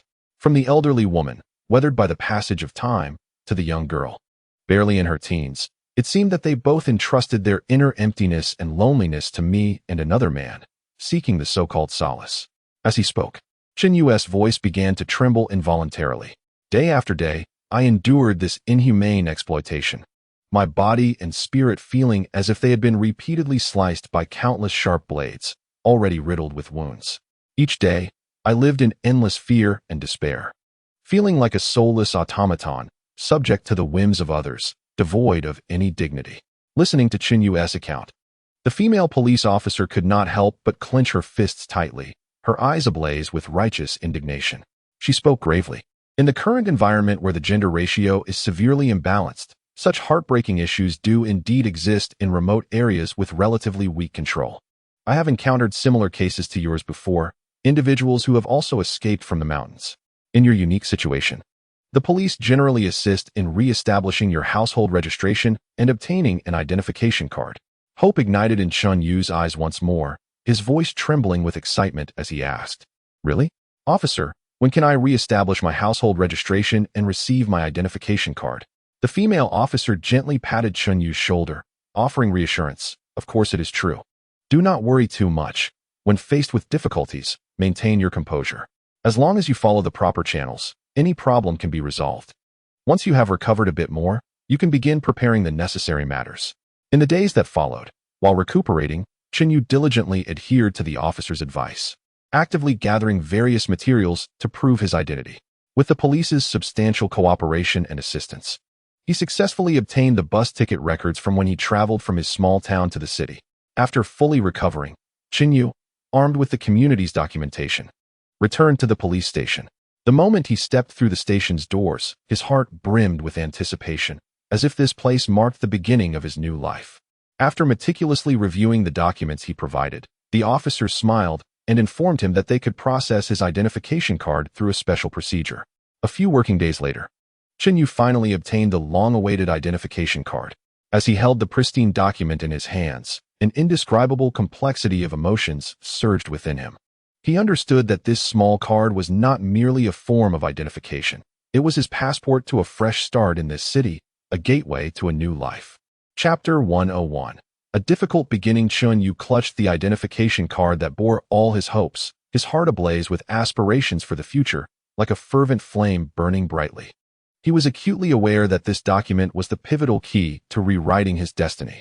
At this moment, the utmost priority was to leverage the soft meal system to cultivate long-term cashback relationships. After much contemplation, he deemed that residing in a shared villa was perhaps an exceptional choice, as it would not only provide a relatively comfortable living environment, but also facilitate encounters with a greater number of potential targets. Simultaneously, securing a stable job would address his basic living expenses while expanding his social network, thereby creating more possibilities for the system's operation. With such thoughts in mind, Chen Yu sat in a modest hotel room, fully engrossed in scouring online housing listings. His eyes were fixed on the computer screen, the mouse gliding incessantly as he meticulously searched through the dense array of rental information. Just as fatigue began to set in, a listing caught his eye, a shared villa located on the outskirts of the city. From the images displayed on the webpage, the villa exuded an air of grandeur, its European architectural style elegantly concealed amidst lush greenery. The interior was adorned in a minimalist yet stylish manner, with a spacious and bright living room, and the furniture arranged in a neat and orderly fashion, creating a most pleasant atmosphere. What captivated him further was the information indicating that 5 individuals already resided within the villa, with 2 rooms still available for rent. This implied greater opportunities to interact with diverse individuals, particularly women, which would greatly benefit his pursuit of long-term cashback relationships. Without hesitation, he clicked to enter the detailed page, scrutinizing the information before promptly reaching out to the landlord. When the call connected, a gentle female voice greeted him. "Hello, is this regarding the viewing?" Chen Yu quickly replied, "Yes, good day, landlord. I saw your shared villa online and noticed there are still rooms available for rent. I would like to learn more." The landlord smiled as she shared some basic details, and they arranged to meet at the villa the following morning at 9 a.m. The next day, Chen Yu arrived 10 minutes early at the villa. It was even more impressive than the photographs suggested, with its cream-colored exterior complemented by a red roof, surrounded by meticulously trimmed greenery.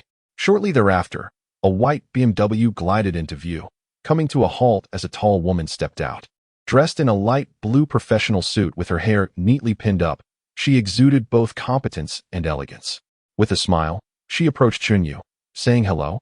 "You must be the prospective tenant, Chen. I am the landlord, Zhou Xinran." Chen Yu responded warmly, "Hello, landlord Zhou. It is a pleasure to meet you."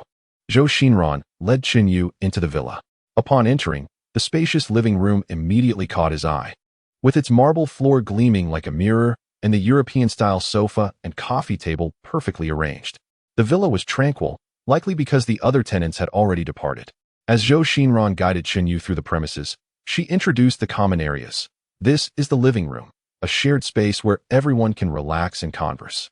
The kitchen and dining area are over there, fully equipped for you to prepare your own meals. Chenyu followed her, nodding intermittently, thoroughly satisfied with the villa's environment. Subsequently, Zhou Xinran opened the door to the room that Chenyu wished to inspect. The room, though compact, is adorned in a manner that exudes warmth and comfort. A single bed rests against the wall, accompanied by a desk and chair by the window, alongside a simple wardrobe. Zhou Xinran remarked, "This room enjoys excellent natural light and boasts a pleasant view. The bathroom is shared with the adjacent room. However, the female occupant of that space is fastidious about cleanliness. So there is no need for concern." Chenyu surveyed his surroundings, envisioning his future life within these walls, and felt a profound sense of satisfaction. After inspecting the room, the two returned to the living room. Zhou Xinran elaborated, "The rent is 2,000 yuan per month, and the utilities are equally divided among all tenants." Chenyu found the price to be within his budget and decisively resolved to rent the place. Zhou Xinran produced the contract, and after a meticulous review of the terms, Chenyu affixed his signature. Once he had secured his accommodation, Chenyu immediately immersed himself in the pursuit of employment. Yet, reality struck him like a series of harsh slaps, mercilessly confronting him.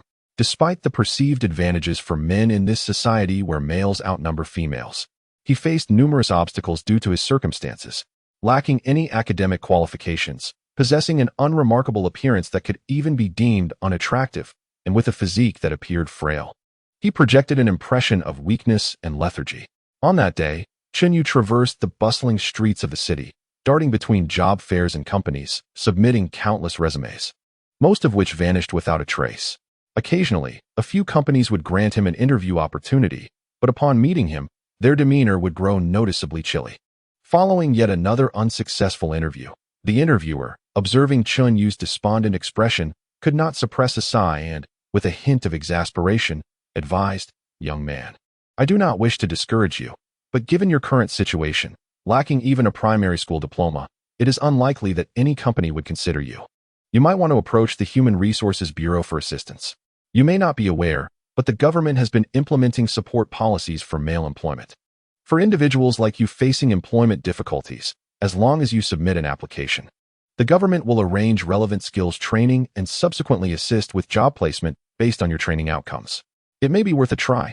You might find a breakthrough." Taking the interviewer's counsel to heart, Chenyu resolved to visit the Human Resources Bureau.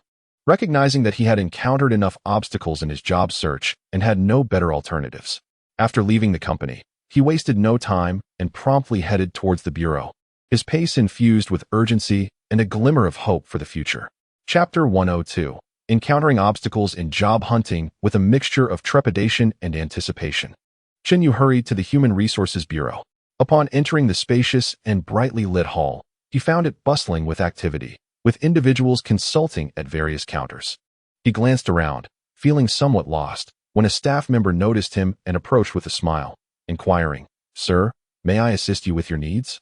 Chenyu hastily recounted his situation, and the staff member kindly directed him to the employment assistance window. Approaching the window, Chenyu recounted his myriad job-hunting frustrations to the staff member, mentioning the interviewer's suggestion to seek assistance here. The staff member listened attentively while diligently recording pertinent information on the computer.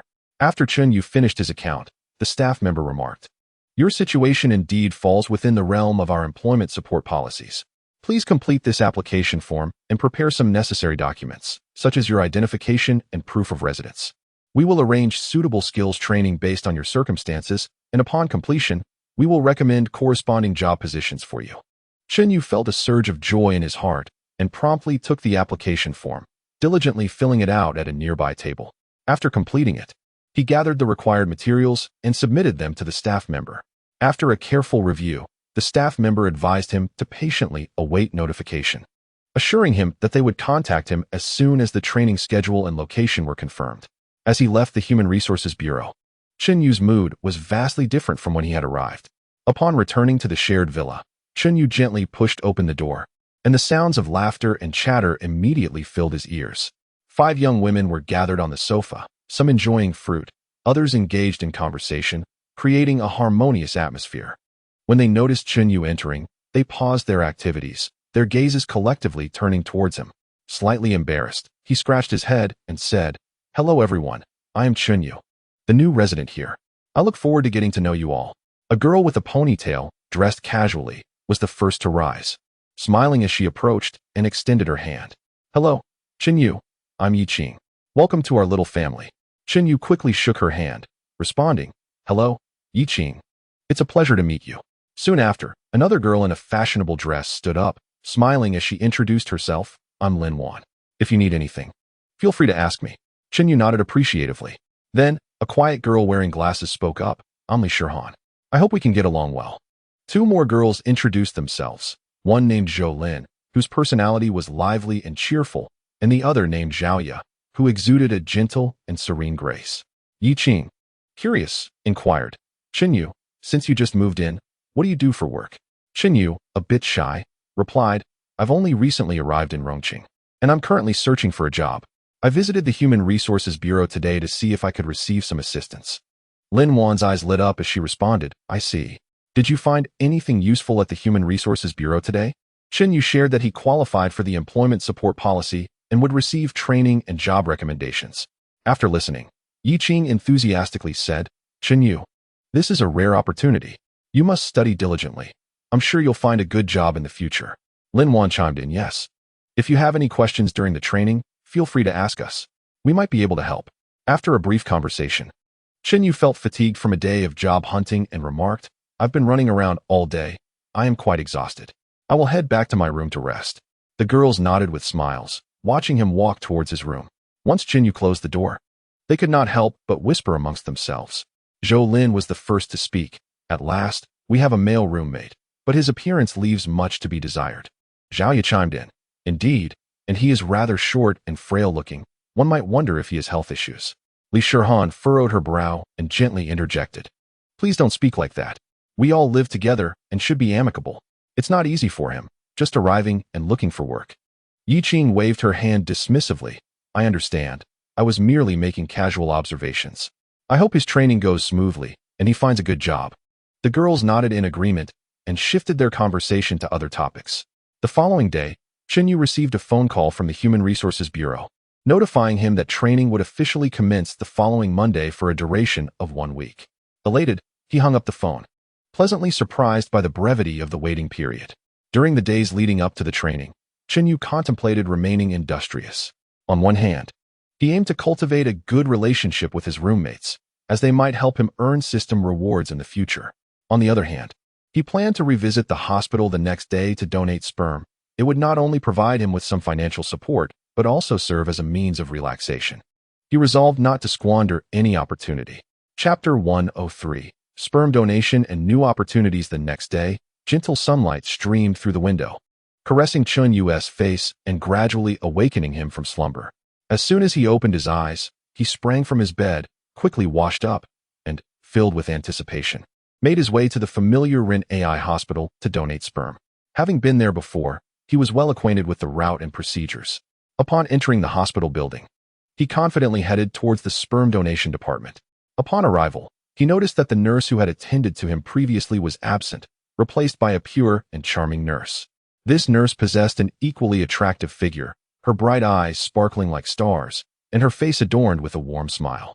"Hello, are you here to donate sperm?" The nurse inquired softly, her voice as melodious as silver bells.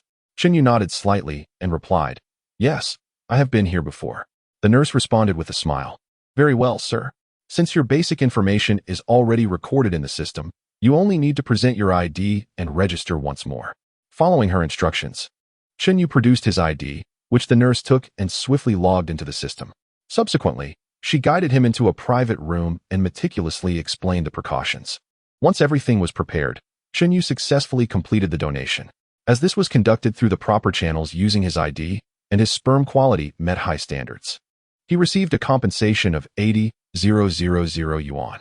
This sum of money, undoubtedly, constitutes a substantial fortune for him at present.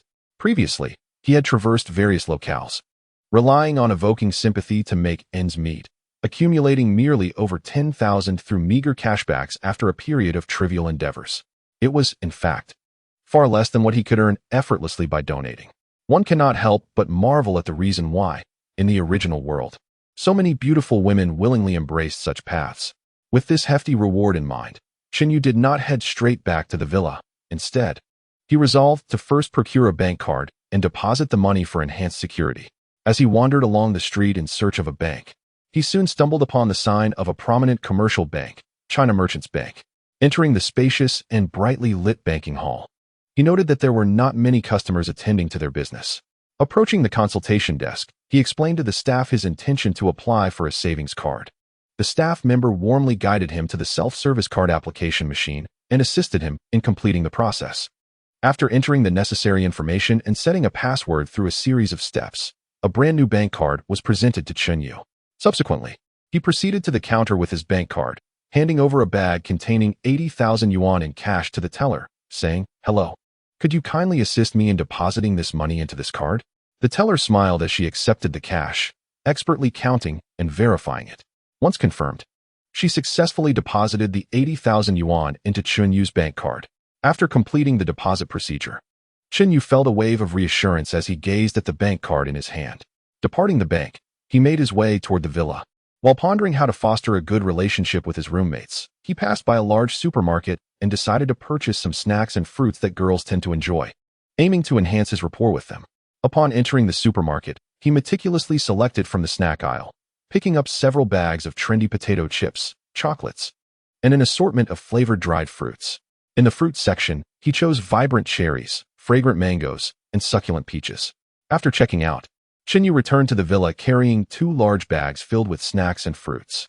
As he walked into the living room, his roommates were gathered on the sofa engaged in conversation. A bit shyly, he raised the bags in his hands and said, "Hello everyone, I bought some snacks and fruits. Let us share them together." The gazes of the girls were immediately drawn to him, with Yi Qing exclaiming, "Wow, Chinyu, you are so thoughtful." Lin Wan also chimed in with a smile, "These are all my favorites, thank you." Li Shihan, Zhou Lin, and Zhao Ye also expressed their gratitude. And they all sat together, joyfully sharing snacks and fruits, laughter resonating throughout the living room. Through this act of sharing, Chinyu's relationship with his roommates clearly deepened, and he felt that he was one step closer to achieving his goal of stabilizing cashback through their connections. Chapter 104, Training and New Employment Soon. Monday arrived, marking the commencement of Chinyu's training. He awoke early to find his little brother exceptionally spirited, standing tall, and could not help but marvel at how the original self appeared frail, yet the underlying strength was remarkably robust.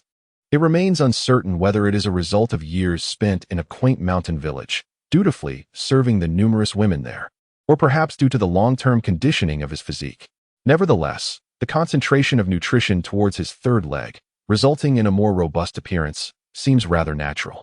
Rising from slumber and grooming himself meticulously, he proceeded to the training center.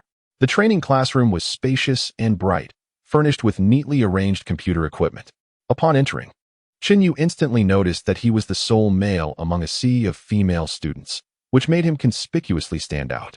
The collective gaze of the women turned towards him, some filled with curiosity, others with surprise, which left Chinyu feeling somewhat awkward, his face flushing slightly.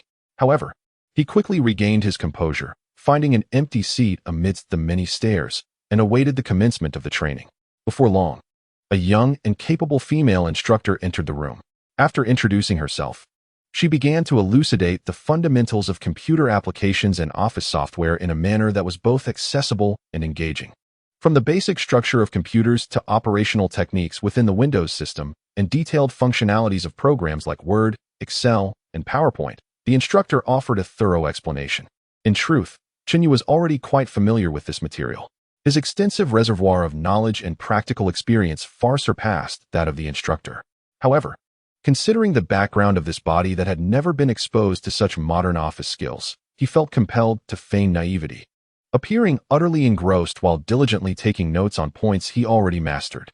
During the practical segment, although Chinyu found the operations as simple as everyday tasks, he nonetheless proceeded cautiously, meticulously following the instructor's instructions step by step, deliberately slowing his pace. Occasionally, he pretended to encounter difficulties, seeking assistance from the surrounding female students. They, noticing his earnest and studious demeanor, enthusiastically responded and willingly engaged him in discussions about their learning experiences. Chinyu reciprocated with patience, fostering a harmonious rapport with his classmates. The days of training were both intense and fulfilling, and each day, Chinyu navigated through what appeared to be a learning process, while in reality, it was a clever guise. After a week of rigorous study, he successfully passed the assessment with commendable results.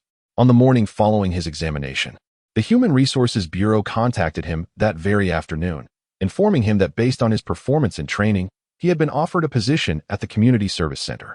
His responsibilities would primarily involve assisting community staff with routine office tasks, including organizing documents, creating spreadsheets, drafting reports, and utilizing office software for data processing. Upon receiving this news, Chinyu exhaled a sigh of relief. He had finally shed the awkward identity of an unemployed drifter and secured a stable job. That day, he purchased a plethora of ingredients upon returning to the shared villa, intending to invite his roommates for a celebratory dinner. As Chinyu stepped into the villa's living room, laden with bags of ingredients, he excitedly announced his intention to treat everyone to a sumptuous meal in celebration of his new job. Instantly, his housemates gathered around him. Yi Qing's eyes sparkled with enthusiasm as she clapped her hands and exclaimed, "Wow, Chinyu, you are truly generous. However, leave the cooking to us. You've just finished your training. Today, sit back and relish our culinary skills." The other ladies nodded in agreement, with Lin Wan smiling as she took the ingredients from Chinyu's hands, saying, "Exactly. You procure the ingredients, and we shall transform them into delectable dishes." Unable to decline their offer, Chinyu chuckled and acquiesced. "All right, I shall savor the talents of all the chefs today. I am indeed fortunate." The ladies sprang into action, with Yi Qing and Lin Wan rolling up their sleeves and energetically entering the kitchen, each taking on specific tasks. Yi Qing took charge of washing the various vegetables, humming a cheerful tune as she meticulously scrubbed the greens, droplets of water dancing upon the leaves, as if they too were infused with the joyous atmosphere. Meanwhile, Lin Wan skillfully wielded a knife, chopping the ingredients with a rhythmic cadence that resonated like a jubilant symphony. Li Shihan, Zhou Lin, and Zhao Yu were equally industrious, methodically arranging the dining table in the living room. Li Shihan neatly positioned the exquisite tableware, while Zhou Lin busied herself serving drinks and fruits. And Zhao Yu thoughtfully adorned the table with fresh flowers, enveloping the setting in a warm and romantic ambience. Laughter and cheerful banter occasionally echoed from the kitchen, punctuated by exclamations of "Oh no, too much salt. Quick, pass me the soy sauce." Unable to resist, Chinyu ventured into the kitchen, eager to lend a hand, but was playfully shooed out by Yi Qing, who laughed, "Out you go. Leave this to us. Just wait to enjoy what we prepare." Before long, an array of aromatic dishes was presented on the table. The braised fish gleamed with a vibrant hue, exuding an irresistible fragrance. The stir-fried vegetables looked crisp and appetizing, tantalizing the senses, and the sweet and sour ribs, perfectly crispy on the outside yet tender within, balanced exquisite flavors. Surrounded by the feast, everyone at the table wore delighted smiles. Chinyu raised his drink, expressing his gratitude. "Thank you all for your companionship and support during this time. My new job is made possible by your encouragement. This toast is for you." The ladies raised their glasses in response, with Yi Qing cheerfully adding, "No need for formality. From now on, we are family. We must celebrate all good fortunes together." After clinking their glasses, they happily began to eat. At the dining table, they savored the delicious dishes while sharing amusing anecdotes from their lives, laughter reverberating throughout the villa, enveloping everyone in a warm and joyous atmosphere. Chapter 105. A new beginning. On the day Chinyu reported to the Community Service Center, he deliberately donned a neat, yet somewhat worn outfit. The environment of the Community Service Center was inviting and vibrant. Upon entering, he was greeted by soft lighting that illuminated the brightly colored walls, adorned with greenery that lent a lively essence to the space. To his surprise, he discovered that all the staff members were female colleagues. When the supervisor introduced Chinyu to the team, there was not a hint of disdain in their eyes due to his less than attractive appearance. Rather, they greeted him with warm smiles. "Hello everyone, this is our new colleague, Chinyu. I hope you all will support each other," the supervisor enthusiastically introduced. Chinyu, a bit shy, scratched his head and revealed a sincere smile, nervously saying, "Hello, My name is Chinyu. I just came from the mountains and am unfamiliar with many things, so I kindly ask for your guidance. The colleagues responded in unison, don't mention it. Feel free to ask anything. The supervisor then led Chinyu to his workstation, briefly explained the tasks at hand, and departed to attend to his own responsibilities. Taking a deep breath, Chinyu gazed at the computer and the pile of documents before him and began to immerse himself in work. He started by organizing the files, meticulously categorizing them according to the classification method he had feigned familiarity with during training. Whenever he encountered uncertainty, he would lift his head and, with a hint of bewilderment in his eyes, seek assistance from his colleagues. Excuse me, should this document be sorted by date or by type? The colleagues he approached always responded with smiles, patiently answering his queries, and would even step forward to assist him in organizing, sharing some quick tips for efficient file management along the way. While creating spreadsheets, Chinyu intentionally slowed his pace, occasionally pausing to furrow his brow in contemplation. A passing colleague noticed his demeanor and approached him, inquiring, "Hey Chun, are you facing any difficulties?" Chinyu pointed at the computer screen, somewhat bashfully confessing, "I seem to have forgotten how to use the function for summing these data." The colleague chuckled gently, leaned over to assist him with the operation while explaining, and Chinyu attentively listened, nodding along and quietly repeating the key steps, feigning diligence in memorizing them. As the lunch break arrived, Chinyu felt somewhat at a loss, unsure of how to integrate into the group. He sat at his workstation, hesitating on whether to join them for a meal. At that moment, a cheerful female colleague approached him, playfully patting his shoulder. "Hey Chin, don't sit alone. Come join us for some snacks. I made these myself." Chinyu feigned surprise, cautiously following her to the lounge area. The tables in the lounge were laden with various delicacies, and the colleagues were gathered together, filled with laughter and chatter. Chinyu shyly took a seat, and they eagerly engaged him in conversation, asking about his impressions of Chengdu and his feelings about the work. He softly responded, mentioning his origins from the mountains and the novelty and strangeness of everything around him. In response, his colleagues enthusiastically shared various interesting spots in Chengdu, recommending delicious snacks and weekend getaway locations, even sketching out simple maps for him. Chinyu listened intently. In the afternoon, with the continued support of his colleagues, Chinyu navigated his tasks smoothly. He would proactively offer a glass of water to his busy colleagues, gently saying, "Here, have some water and take a break." Likewise, whenever he encountered challenges, his colleagues would readily come to his aid. A colleague encountered a creative block while drafting a plan for a community event. In a moment of inspiration, Chinyu feigned sudden realization and proposed some innovative ideas, such as hosting activities that incorporate local cultural characteristics.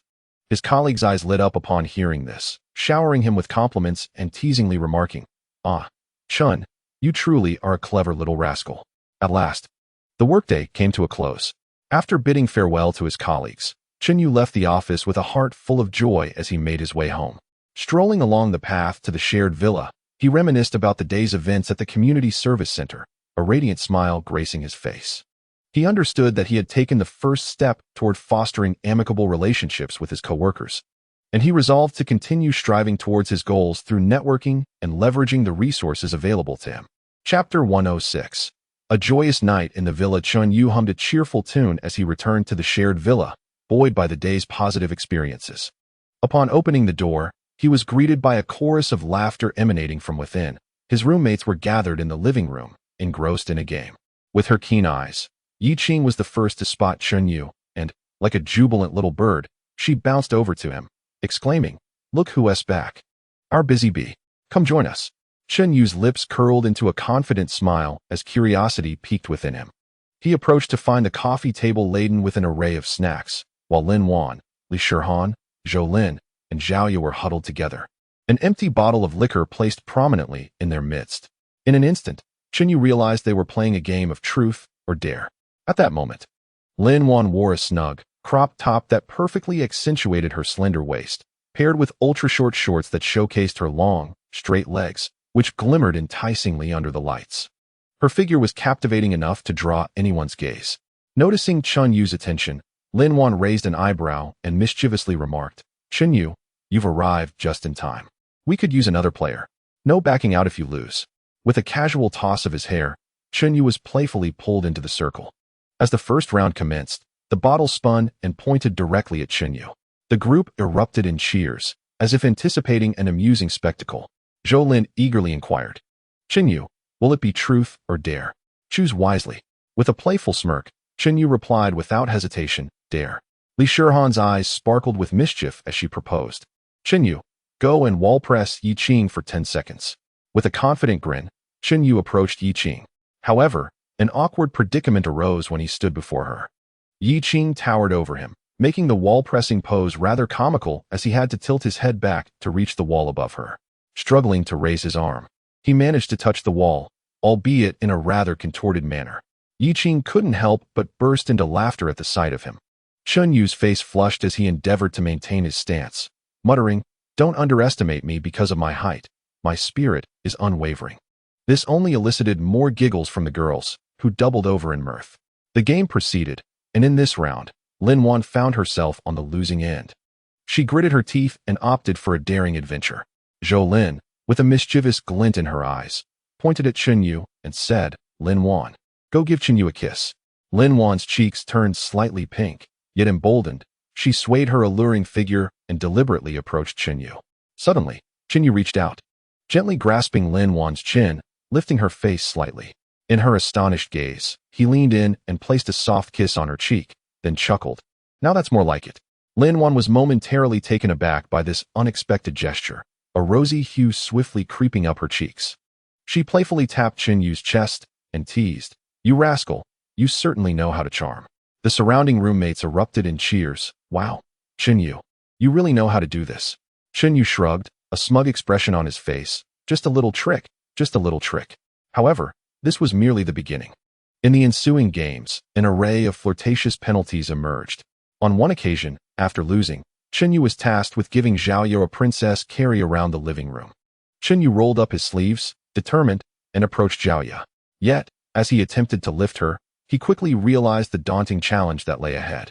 Though Zhao Yu had a slender figure, for the petite and frail Chun Yu, it was an uphill battle. He flushed crimson, exerting all his strength. Barely managing to lift Zhao Yu off the ground a fraction, his legs trembling uncontrollably. After just a few steps, his arms ached, and he stumbled, nearly dropping Zhao Yu. Zhao Yu gasped in alarm, gripping Chun Yu's neck tightly, while the girls laughed until tears brimmed in their eyes. Chun Yu, with a helpless expression, chuckled. You can't blame me. Just look at my small frame. This remark sent the laughter in the villa soaring to new heights. In another round, Zhou Lin lost, and was asked to feed Chun Yu a piece of chocolate. She shyly brought the chocolate to Chun Yu's lips. However, Chun Yu defied expectations. Not directly nibbling the chocolate, but instead gently enveloping Zhou Lin's finger, slowly biting off the chocolate and deliberately licking her fingertip. Zhou Lin withdrew her hand as if electrified, her face instantly turning as red as a ripe apple, playfully scolding, Chun Yu, you're too naughty. Throughout the night, the villa resonated with laughter and an intoxicating ambience. Despite his slight and slender build, Chun Yu, with his seasoned charm and quick wit, consistently elevated the atmosphere to exhilarating heights. It was only deep into the night that everyone retired to their rooms, satisfied smiles adorning their faces. As Chun Yu lay in bed, reflecting on the evening's delightful escapades, a smile crept onto his lips, and he gradually drifted into slumber amidst the sweet memories.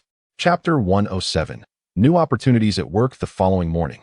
Sunlight gently streamed through the window, warming Chun Yu's face. The joy of the previous night lingered in his heart as the alarm clock roused him at the appointed hour. With the day's community tasks awaiting him, Chun Yu swiftly got up, freshened up, and after a light breakfast, he set out with renewed vigor. Upon arriving at the community service center, Chun Yu immediately immersed himself in his work.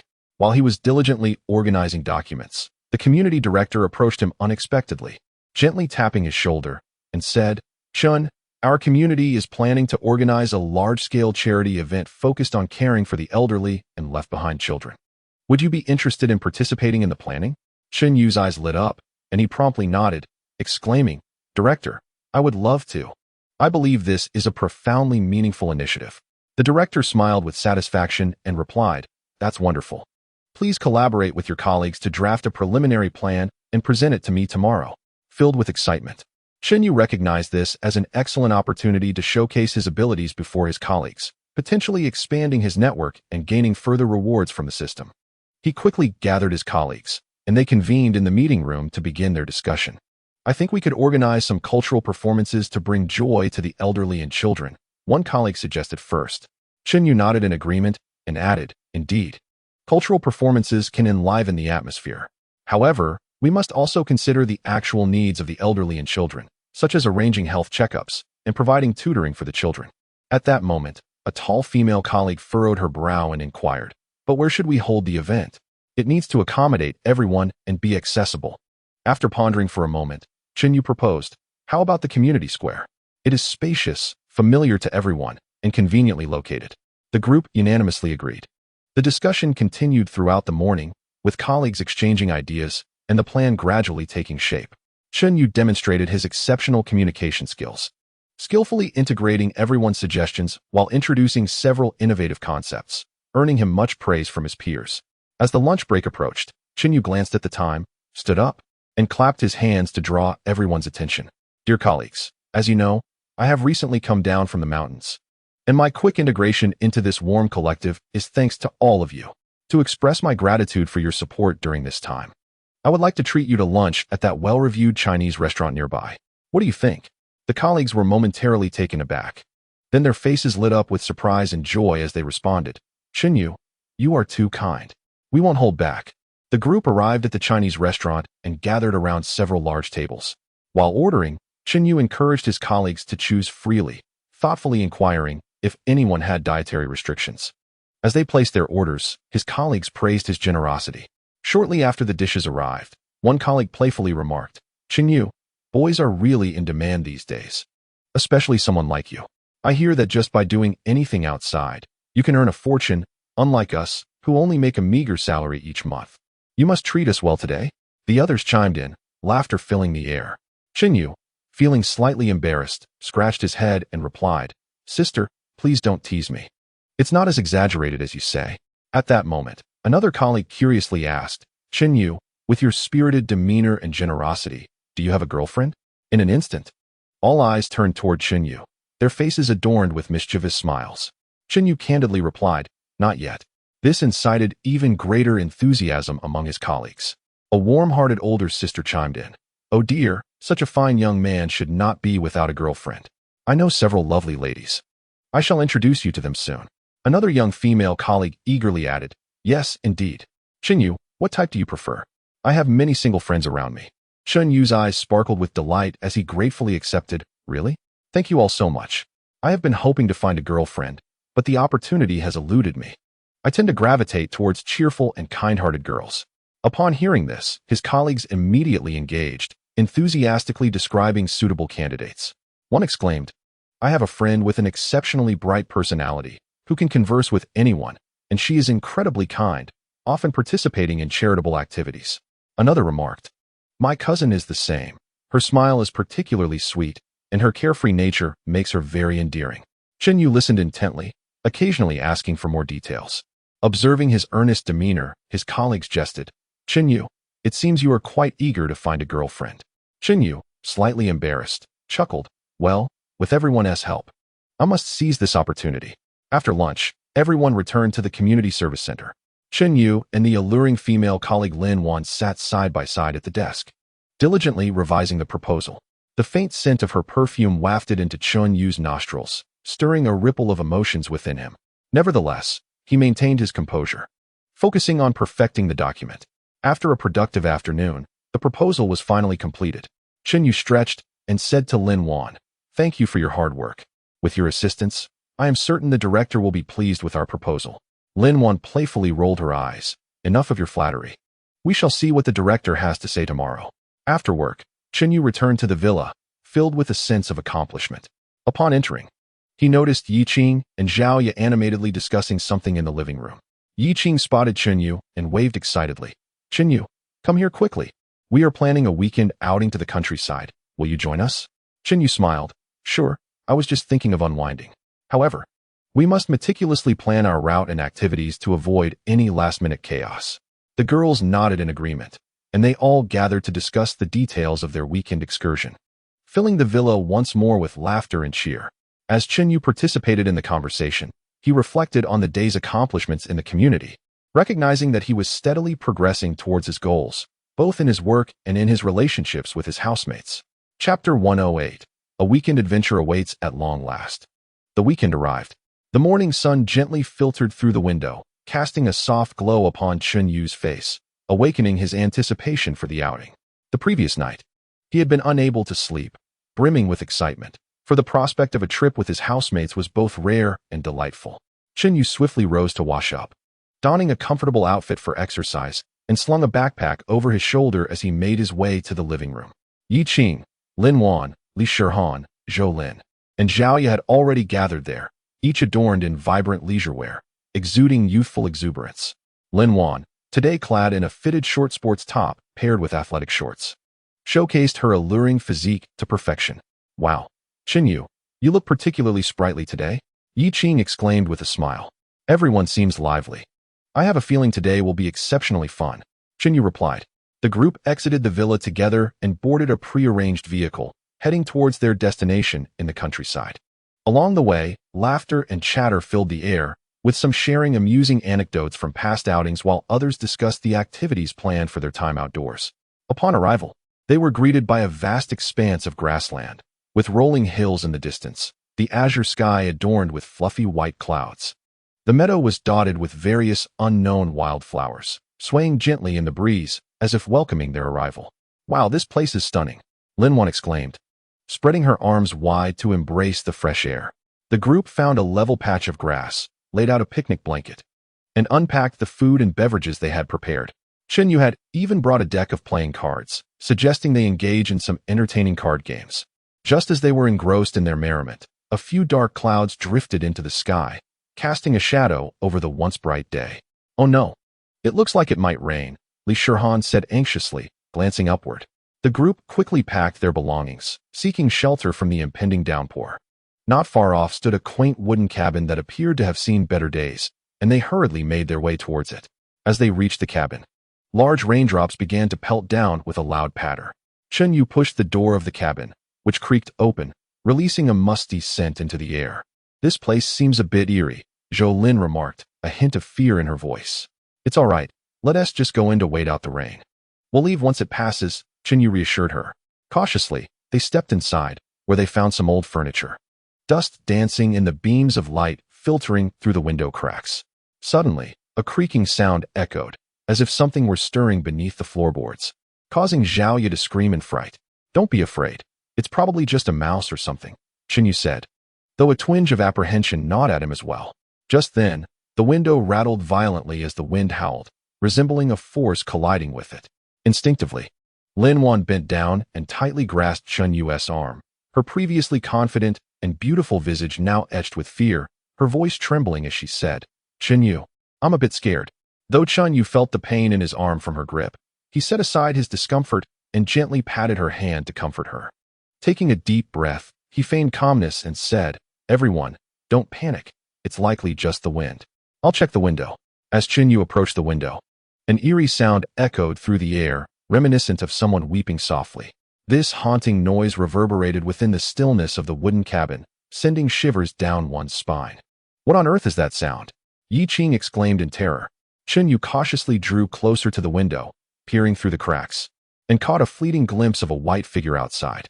His heart raced, yet he mustered the courage to say, Everyone, do not be afraid. It may be a villager from nearby. I shall go out and investigate. Just as he was about to open the door, a hand suddenly rested on his shoulder. Chun Yu, do not go out. It is too dangerous, Yi Qing shouted emphatically. At that moment, the atmosphere within the cabin was charged with tension, each person holding their breath, uncertain of what might transpire next. Chapter 109. The crisis averted. Chun Yu felt the icy grip of the hand on his shoulder, causing him to freeze in place. Slowly turning his head, he saw that it was Zhou Lin, her face etched with fear and concern. Chun Yu, please, do not venture outside. It is far too perilous. Taking a deep breath, Chun Yu endeavored to calm himself, softly reassuring, It's all right. I will assess the situation. Please, remain calm. Though terror coursed through him, he recognized the necessity of maintaining composure to prevent further panic among the others. Just then, the strange weeping resumed, clearer than before. As though emanating from a corner of the cabin, Lin Wan clutched Chun Yu's arm tightly, her nails nearly digging into his flesh, her voice quivering. Yu, what on earth is happening? Gently, he patted Lin Wan's hand, signaling her to remain composed, while keeping a vigilant ear on the surroundings. He rapidly devised a plan in his mind. Suddenly, inspiration struck him, and he proclaimed, "Fear not, everyone. Perhaps someone nearby is filming a horror movie, and this is merely sound effects intended to frighten us." Although he spoke confidently, uncertainty loomed within him. Nevertheless, his words managed to provide a modicum of reassurance to the group. Seizing the moment, Yu cautiously advanced toward the source of the sound, each step deliberate, his gaze fixed ahead. As he neared an old cabinet in the corner, the sobbing seemed to emanate from within. Taking a deep breath, he yanked open the cabinet door. Meow! A small white kitten leaped out from the cabinet, landing on the floor and retreating to a corner, its eyes warily observing the onlookers. "Oh, it's just a cat," Li Shirhan exclaimed in surprise. Realization washed over the group, the tense atmosphere dissipating as they collectively exhaled in relief. Lin Wan, feeling a bit embarrassed, released her grip on Yu's arm, a blush creeping onto her cheeks. "Oh dear, it was just a cat. You nearly scared me to death." Yu knelt down, attempting to soothe the frightened kitten, which cautiously backed away. "It seems this little creature was trapped here, likely frightened into crying," he remarked. At that moment, the rain outside began to subside, sunlight filtering through the clouds and bathing the earth in warmth. "The rain has ceased. Let us venture outside," Yi Qing suggested. Nods of agreement rippled through the group as they stepped out of the wooden cabin. After the brief scare, everyone felt a bit fatigued. Yet this unexpected experience rendered the outing even more unforgettable. Back on the grass, the group regained their composure and continued to relish their picnic. Following the recent fright, the bonds among them seemed to deepen. Today was truly exhilarating. "I suspect this will leave a lasting impression," Zhao Yu remarked with a smile. "Indeed. I initially thought it would be just an ordinary outing, but who could have anticipated such an event?" Lin Wan chimed in with laughter. Yu observed his companions, his heart brimming with warmth. Although the excursion had brought moments of alarm, it had also allowed him to appreciate the profound camaraderie with his roommates. He realized that amidst the unfamiliarity of this city, these individuals had become an integral part of his life. As they enjoyed their food, sharing feelings and experiences, laughter once again resonated across the beautiful meadow. Unbeknownst to them, the sun gradually dipped in the west, painting the sky with a splendid dusk glow. They packed their belongings and, with cherished memories in tow, set off on their journey home. Chapter 110. Attempt at rebate. The joyful echoes of the weekend outing still lingered in Yu's heart, and he keenly sensed that this was an opportune moment to leverage the system's rules for wealth accumulation. The alluring regulations of the system perpetually swirled in his mind. Moreover, the profound friendships forged with his roommates during the outing undoubtedly provided fertile ground for the implementation of his plans. During dinner time in the kitchen, Yi Qing, donned in an apron, busily tended to the stove as the delightful aroma of the dishes wafted through the air. Yu strolled into the kitchen, wearing an expression of just the right amount of weariness and resignation, and let out a gentle sigh. "Lately, the community work has been overwhelmingly hectic, leaving me dizzy with busyness, not even a moment to enjoy a warm meal. If I could have a steaming bowl of soup right now, it would be a lifesaver." Yi Qing turned her head, her eyes filled with concern. Pausing her task, she said, "Oh, you've been working so hard. Let me make you some soup. You shouldn't overexert yourself. Your health is paramount. What kind of soup would you like?" Yu felt a surge of happiness within, though he maintained a slightly embarrassed facade, scratching his head and replying, "I feel bad troubling you. Yi Qing, you're busy enough as it is. Making soup for me seems too much." Yi Qing smiled, waving her hand dismissively as she set aside her spatula. She gently patted Yu's shoulder, saying, "What are you talking about? We live together. It's only natural to look out for one another, like family. Besides, seeing you so worn out, making a soup is nothing. Just tell me what you'd like. How about chicken soup?" Gratefully, Yu looked at Yi Qing and nodded eagerly. "Chicken soup sounds great. It's nutritious and delicious. It's my favorite.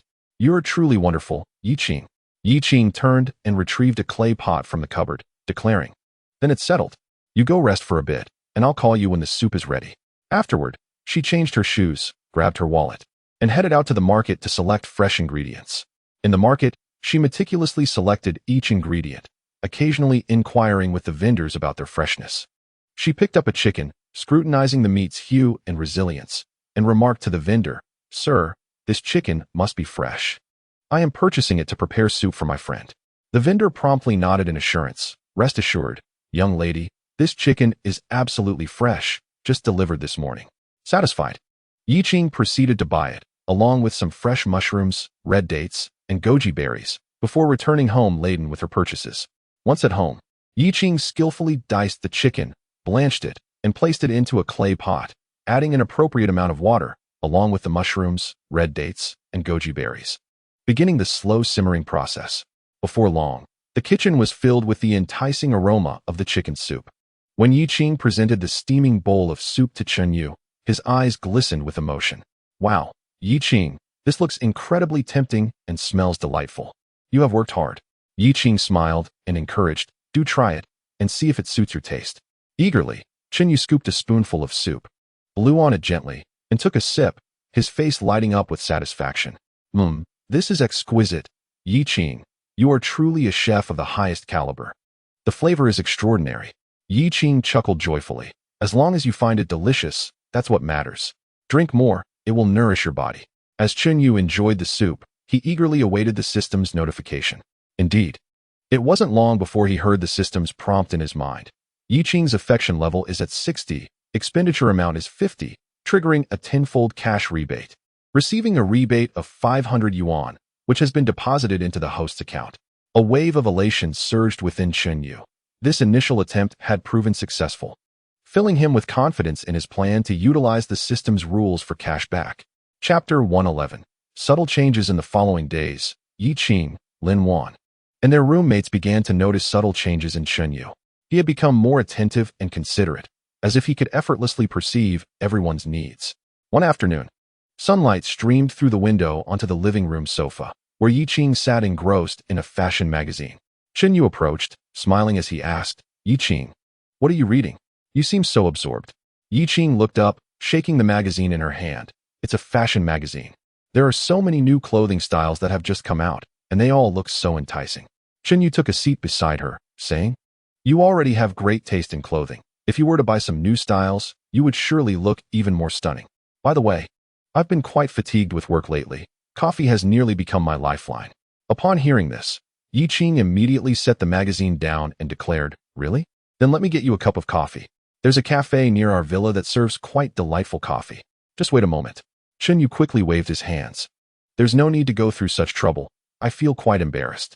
However, Yi Qing had already risen, donned her coat, and cheerfully said, oh, it's no trouble at all. You've helped us so much. Buying a cup of coffee is nothing. With that, she went out.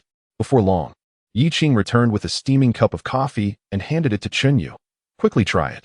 Their latte has a very authentic flavor. Chen Yu received the coffee and expressed his gratitude, saying, Yi Qing, you are truly wonderful. You always take such good care of me. Yi Qing sat down beside him and replied, no need to be polite. We are roommates, and it is only natural to help one another. Hurry and drink it before it cools down. In his heart, Chen Yu silently anticipated the moment when the system notification echoed in his mind. Detected that Yi Qing has spent 30 yuan for you. Yi Qing's affection level is at 70, triggering a 20-fold cashback, totaling 600 yuan. At the community service center, Chen Yu was seated at his desk organizing documents when he suddenly heard his colleague Li Yu softly lamenting nearby. Oh dear, why has this computer crashed again? I still have so many files to process. Chen Yu immediately stood up and approached her, asking, Li Yu, what happened? Let me see if I can help. With a look of helplessness, Li Yu replied, I don't know. It was working fine just a moment ago, and then it suddenly froze. Chen Yu, please help me. Otherwise, I won't be able to finish today's work. Leaning down, Chen Yu carefully examined the computer, reassuring her as he worked, don't worry. It shouldn't be a major issue. It might just be that too many programs are running, causing the computer to lag. After some diligent troubleshooting, Chen Yu successfully resolved the computer issue. Li Yu, beaming with joy, exclaimed, Chen Yu, you are amazing. I wouldn't know what to do without you. To show my appreciation, let me treat you to some milk tea. Chen Yu smiled and replied, there's no need to be so courteous. We are colleagues, and it is only right to help each other.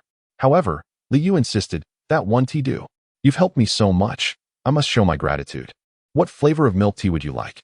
Seeing her enthusiasm, Chen Yu decided not to decline any longer. Then I'd love some pearl milk tea. It's my favorite. Liu promptly took out her phone and ordered 2 cups of pearl milk tea. Before long, the delivery arrived, and the two enjoyed their drinks while chatting. Liu's fondness for Chunyu noticeably increased as she remarked, "Chunyu, if I have any more computer issues in the future, I will definitely come to you." Chunyu nodded with a smile. "No problem. Feel free to reach out anytime." At that moment, the system notified him, detected that Liu has spent 20 yuan for you. Liu's affection level is at 50, random cashback of 7 times, totaling 350 yuan. Chunyu realized the close connection between affection levels and cashback multipliers. To attain higher cashback, he must earnestly work to enhance his rapport with the opposite sex around him. Thus, he inwardly contemplated more methods and strategies to foster these relationships. Chapter 112. Eagerly accepting the invitation in the early morning, sunlight streamed through the window, gently illuminating Chunyu's desk. He arrived at the community center with renewed vigor. The recent system cashbacks had uplifted his spirits and invigorated his work ethic. Just as he settled into his office chair, without even having a sip of water, his enthusiastic colleague, Sister Li, approached him with a brisk gait and a mysterious smile. "Little Chun," she began, "I have something to tell you. My cousin recently returned from out of town and has landed a design position at a rather prestigious company.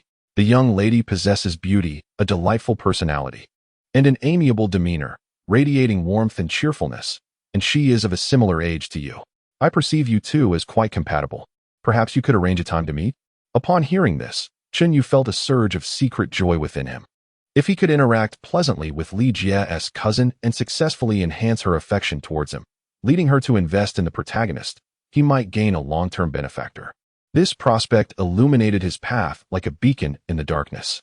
With this thought in mind, a radiant smile blossomed on his face, his eyes sparkling with anticipation. As he replied without hesitation, "Thank you so much, Li Jie. I would be delighted. When would be convenient for you to arrange the meeting?" Seeing Chunyu's eagerness, Li Jie felt a wave of contentment wash over her, her eyes twinkling with joy as laughter escaped her lips, the crow's feet at the corners of her eyes betraying her delight. "You are quite the spirited young man. I appreciate straightforward individuals. My cousin is a good and honest girl, so do not mistreat her. I have already mentioned your situation to her, and she seems to have developed a bit of interest in you. In fact, I just finished a call with her, and she is free this weekend. Let us schedule it for Saturday afternoon at that cafe near our community. It has a pleasant ambience and is quiet, ideal for conversation. You must prepare well to leave a good impression." Chunyu nodded vigorously, his head bobbing like a chick pecking at grain, as he earnestly replied, "Absolutely. Li Jie, rest assured, I will not falter. I will prepare thoroughly to ensure your cousin has a favorable impression, so you need not worry." With the exact date set for their rendezvous, Chunyu felt as though he were cradling a small rabbit, brimming with anticipation for Saturday's arrival. During work breaks, his mind was consumed with visions of their meeting, contemplating how to make a lasting first impression. He understood the significance of outward appearance during initial encounters. For one's attire and grooming play pivotal roles in shaping perceptions. After work, instead of heading straight home, Chunyu made his way to a high-end shopping mall in the city center. He entered a renowned menswear store named Chamonix, where the decor was both minimalist and luxurious. Soft lighting enveloping the meticulously tailored garments. As he navigated through the racks, his gaze lingered upon various outfits. He settled on a tailored cream-colored suit, crafted from premium fabric that felt soft and smooth to the touch, subtly gleaming with understated elegance. The shoulder lines were fluid and natural, as if custom-made for him. Complemented by a pair of deep gray straight-leg trousers, the clean lines accentuated the length of his legs. Once donned, he stood before the mirror, and the fit of the suit perfectly showcased his physique, instantly elevating his aura to one of both gravitas and style. His recent disciplined diet and ample rest had begun to transform his once gaunt figure. A hint of color returned to his face, and muscle began to develop on his frame, gradually dispelling the remnants of his previously unappealing appearance, rejuvenating him with newfound vitality. Though he still remained quite ordinary, he was no longer as unattractive as he once was. Continuing, he selected a light blue French shirt, adorned with exquisitely designed buttons at the collar and cuffs, which lent an air of elegance to the garment. This shirt was paired with a pair of khaki chinos and complemented by brown leather shoes, creating an atmosphere that was both casual and sophisticated. Chunyu scrutinized himself in the fitting room mirror, envisioning the scene of himself donning this attire at the cafe on Saturday, almost perceiving the admiration in his cousin Li Jie's eyes. Despite the ensemble's considerable expense, totaling over 20,000 yuan, he regarded this investment as worthwhile, considering the substantial cashback he might earn in the future. Without hesitation, he completed the purchase, carrying the meticulously chosen garments as he exited the mall with a buoyant stride. At that moment, he brimmed with confidence regarding his date on Saturday, as if that generous cashback was already within his grasp. Chapter 113. The first encounter. On Saturday afternoon, the sun shone brightly, gently illuminating every corner of the city. Yu arrived early at the designated cafe, dressed in the high-end outfit he had carefully selected a few days prior, valued at over 20,000 yuan. Although he possessed an ordinary appearance and stood at only 160 centimeters tall, the cream-colored tailored suit paired with the light blue French shirt adeptly flattered his figure, imbuing him with a sense of sharpness and competence. Several days earlier, the enthusiastic Li Jie not only acquainted Yu with the basic details of her cousin, Li Xinxin, but also showed him a photograph of her on her phone. In the picture, Li Xinxin wore a radiant smile and exuded exceptional charm, leaving a lasting impression on Yu. Thus, when Li Xinxin appeared at the cafe entrance, he instantly recognized her. She was adorned in a simple white dress, its hem swaying gently in the breeze, her long, lustrous black hair cascading over her shoulders. Her large eyes sparkled like clear lake waters, radiating a vibrant light, even more captivating than in the photograph. She glanced around the cafe and soon noticed Yu. Smiling, she approached him, her expression akin to the warm sun of spring, instantly dispelling the slight nervousness within him. "Hello, you must be Yu. I am Li Xinxin." Her voice was crisp and melodious, reminiscent of a mountain spring. Yu promptly rose, his face beaming with a sincere smile as he gently shook Li Xinxin's hand. "Hello, it's a pleasure to meet you. I had already admired your grace through your photographs, but seeing you in person is truly a revelation." Li Xinxin blushed slightly, laughing as she replied. Li Jie must have only shared flattering remarks, so please excuse me. Once they were seated, a waiter approached with the menu. Yu politely gestured for Li Xinxin to order first. She graciously chose a latte and a slice of cheesecake. Yu opted for an Americano, believing that the bitterness of the coffee would enhance his alertness for the ensuing conversation. After a brief silence, Yu took the initiative to break the ice. "I heard from Li Jie that you work in design, which is quite impressive. Design is a field rich with creativity, and I can only imagine the unique ideas you must possess." Upon hearing this, Li Xinxin's eyes sparkled with surprise, clearly not expecting Yu to take an interest in her work. "Indeed, I have a profound passion for design. Each completed project feels akin to birthing a new life, evoking a deep sense of accomplishment. For instance, I once undertook a project to design the interior decor of a high-end hotel. To ensure that the design seamlessly integrated local cultural characteristics while retaining modern comfort, I meticulously researched extensive materials and visited numerous locations." Yu listened intently, nodding occasionally, his gaze filled with curiosity and admiration. "It sounds incredibly challenging. However, creating such meaningful designs makes every effort worthwhile.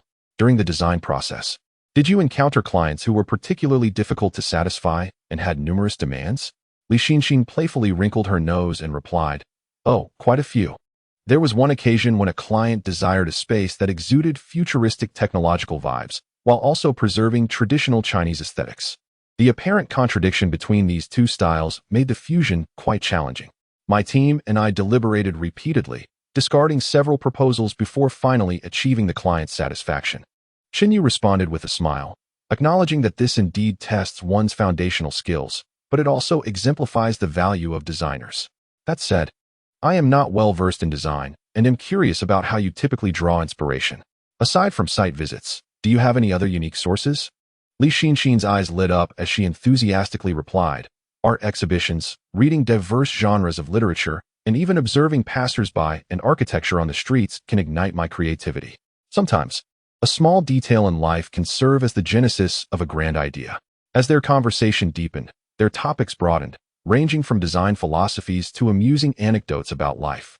From urban transformations to aspirations for the future, the cafe resonated with their joyful laughter and light-hearted exchanges, creating an increasingly warm and harmonious atmosphere. At this moment, Li Xinxin took a gentle sip of her latte and tentatively asked, "Yu, I am curious. In today's society, many men place significant importance on a woman's dowry. family background, and financial assets when seeking a partner. Do you have any rigid requirements in this regard? Chen Yu paused slightly, then looked at Li Xinxin earnestly and said, "To me, these factors are not of utmost importance. A dowry is merely a formality, and family conditions and financial status are merely external considerations. I place greater value on the emotional connection between two people, as well as the compatibility of their personalities and the alignment of their values.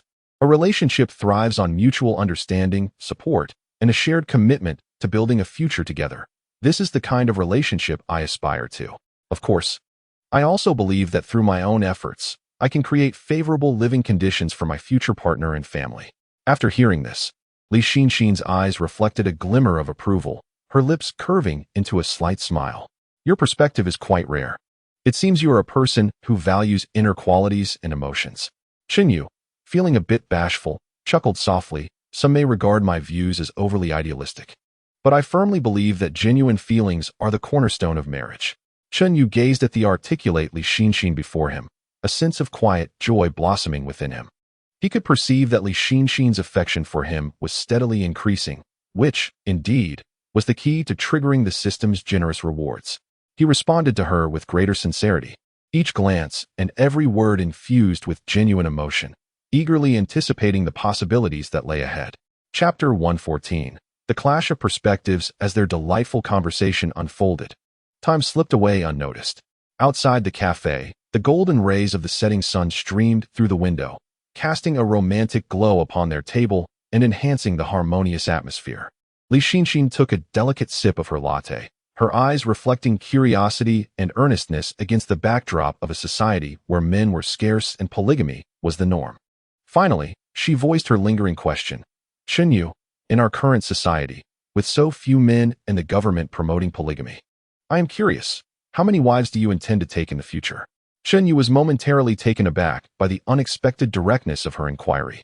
After a brief contemplation, he raised his gaze to meet hers with calm assurance, a gentle smile gracing his lips as he replied, "Xinxin, when it comes to marrying, I believe it is best to let fate decide. Although polygamy is commonplace in our society, each individual's pursuit of love is unique."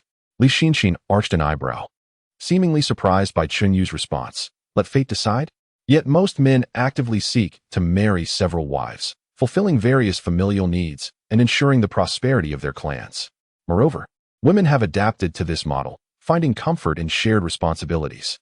Why then do you adopt such a laissez-faire attitude? Stirring his coffee gently, Chen Yu spoke slowly. "I understand the prevailing sentiments. After all, these are long-standing societal norms. However, when it comes to matters of the heart, one cannot force affection. If I encounter the right person, one will be sufficient for me to devote myself wholeheartedly to, traversing life together. Conversely, if I do not find that person, no amount of choices will alleviate the burden of uncertainty." Li Xinxin listened intently, her eyes betraying a contemplative expression, but in today's society, such a laissez-faire attitude might be perceived as a passive approach to marriage. People believe men should actively pursue multiple partners to expand their families. Chen Yu shook his head with a smile. "I do not perceive this as passivity. Marriage is a significant commitment that cannot be blindly followed just because it is the societal norm. I prefer to trust in destiny, believing that at a suitable time and place, I will encounter someone whose soul resonates with mine. As for the number of partners, that is not something I can consciously plan. It may be one or perhaps more, but ultimately, it all hinges on the arrangement of fate." A smile of appreciation graced Li Xinxin's lips. "Chen Yu, I must say, you continually reshape my perception of you. In a society where everyone tends to follow the crowd, your unique perspective is truly a rarity." Chen Yu smiled shyly, acknowledging, "Perhaps to others, I may seem a bit unconventional, but this truly reflects my innermost thoughts. I do not wish to make hasty decisions regarding marriage simply to conform to societal expectations." As the conversation delved deeper, he could distinctly sense that his dialogue with Li Xinxin had grown more profound, leading to a better mutual understanding. The glimmer of affection in Li Xinxin's gaze appeared to intensify, further fueling Chen Yu's anticipation of the system's generous rewards. He realized that, in this unique social context, expressing his genuine feelings not only demonstrated self-responsibility, but also held the potential to be a pivotal moment in the evolution of his relationship with Li Xinxin. Chapter 115. Cashback and invitations in the cafe. Chunyu and Li Xinxin engaged in lively conversation, transitioning from their views on marriage to discussing their interests and aspirations. Unbeknownst to them, the day had turned to night, and the warm lighting of the cafe cast their silhouettes upon the walls, weaving a beautiful tableau. Li Xinxin glanced at the time and exclaimed, "Wow, I can't believe we've been talking for so long. Time flies." With a smile, she rose and approached the cash register, declaring, "I've really enjoyed our conversation today, so this one is on me." Though Chunyu intended to protest, Li Xinxin was swift and had completed the payment before he could interject. At the very moment she finalized the transaction, the system's notification echoed clearly in Chunyu's mind. Detected that Li Xinxin spent 30 yuan on you, affection level at 70, triggering a 20-fold cashback, amounting to 600 yuan. A wave of exhilaration surged within him, yet he maintained an air of composure, diligently suppressing the corners of his mouth from lifting. While savoring this unexpected delight, upon returning to the table, Li Xinxin looked at Chunyu with a radiant smile, her eyes shimmering with a mix of shyness and resolve as she stated, "Chunyu, I truly had a wonderful time with you today. I've realized we share numerous common interests and our values align quite well. Would you consider us officially dating?" Chunyu's heart leaped with joy, though he feigned a look of surprise and hesitation, thinking to himself, "All my efforts today have borne fruit.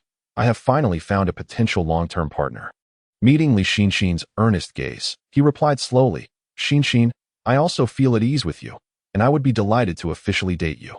Li Xinxin's face blossomed into a brilliant smile as she joyfully exclaimed, "That's wonderful." She then eagerly suggested, "Since we are officially together now, shall we celebrate with dinner? There's a restaurant nearby that I've been eager to try." Chunyu readily agreed, "Absolutely, I was just thinking the same." Upon arriving at the restaurant, they were greeted by an elegant ambience, with soft music wafting through the air. Throughout dinner, they continued their light-hearted exchanges, filled with laughter. Once their meal concluded, Li Xinxin once more took the initiative to pay. Chunyu noticed the bill amounted to 360 yuan, stirring a mix of excitement and reluctance within him. Yet he felt it inappropriate to decline excessively. Simultaneously, the system's notification chime echoed once more. "Li Xinxin has incurred an expenditure of 360 yuan on your behalf, elevating your affinity to 75, thereby triggering a 30-fold cashback of 800 yuan. Chunyu's heart swelled with joy. The consecutive cashback rewards only deepened his admiration for the marvel of this system. Subsequently, as they bid farewell at the restaurant entrance, Li Xinxin tenderly remarked, "I truly had a delightful time today and eagerly await our meeting tomorrow." Chunyu smiled in return, "I feel the same. Today has been splendid." Watching Li Xinxin's retreating figure, Chunyu felt an extraordinary sense of elation as he turned to walk towards the shared villa. Upon returning to the villa, he was immediately surrounded by his roommates. Yi Qing, with her keen eye, quickly noticed Chunyu's meticulous grooming and, with her straightforward personality, jested, "Wow, Chunyu, you look exceptionally dapper today. Are you off to a blind date?" Lin Wan joined in, grinning, "Do tell, how was your date?"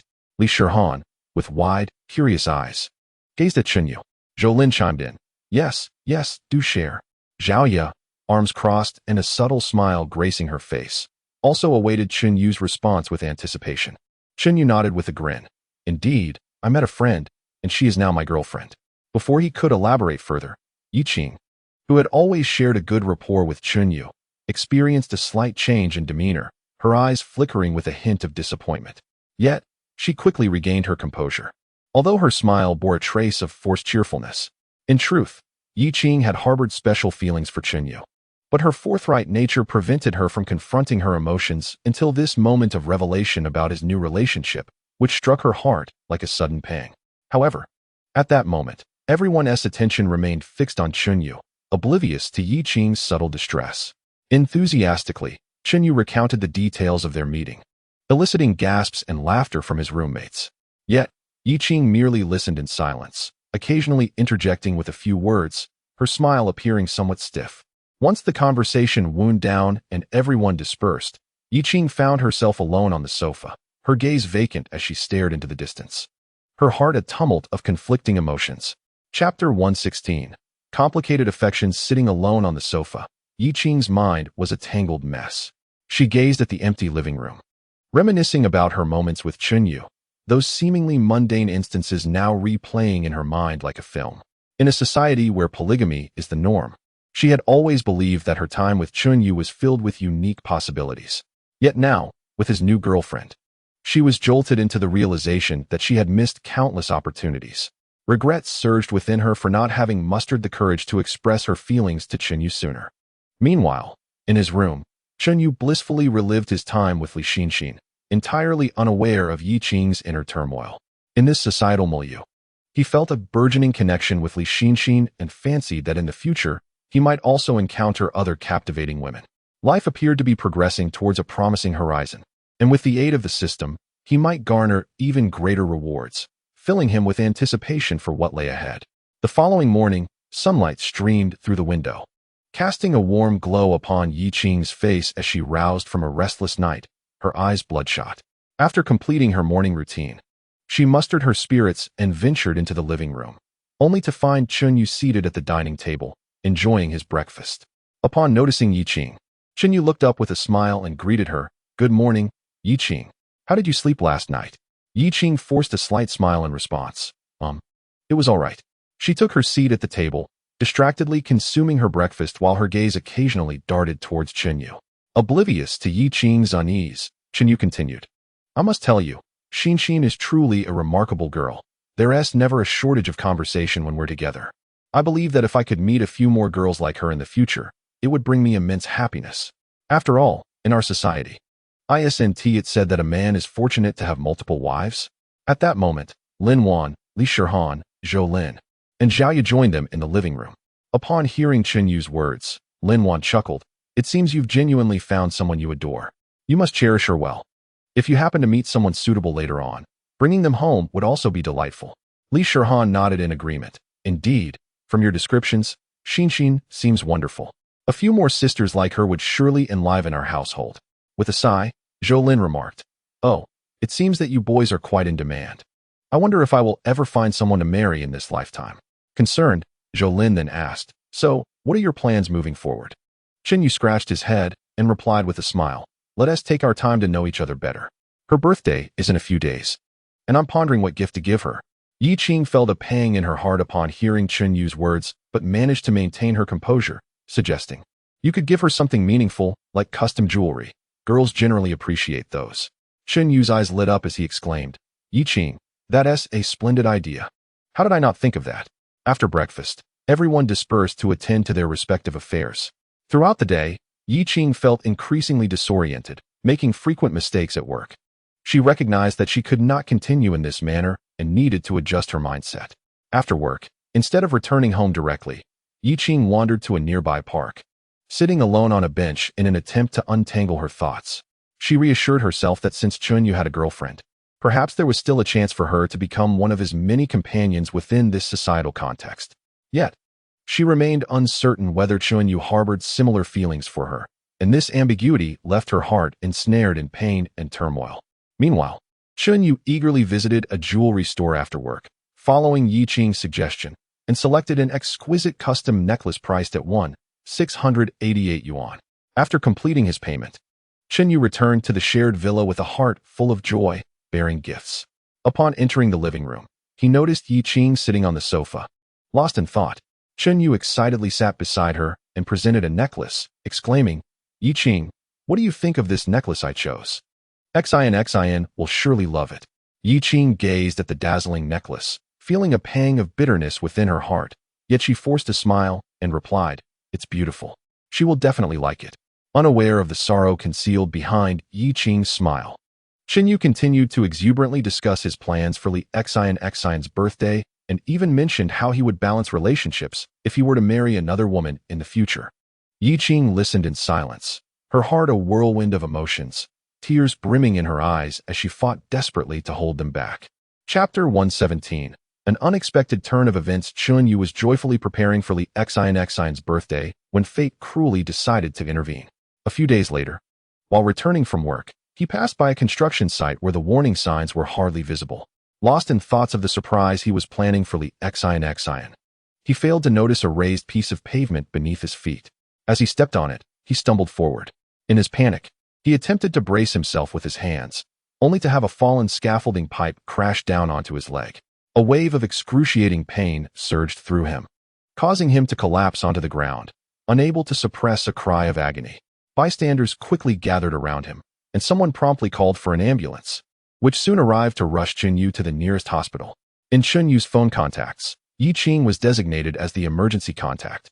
In the city, where he had no relatives, Chunyu had formed deep bonds with his housemates, who had become his closest companions.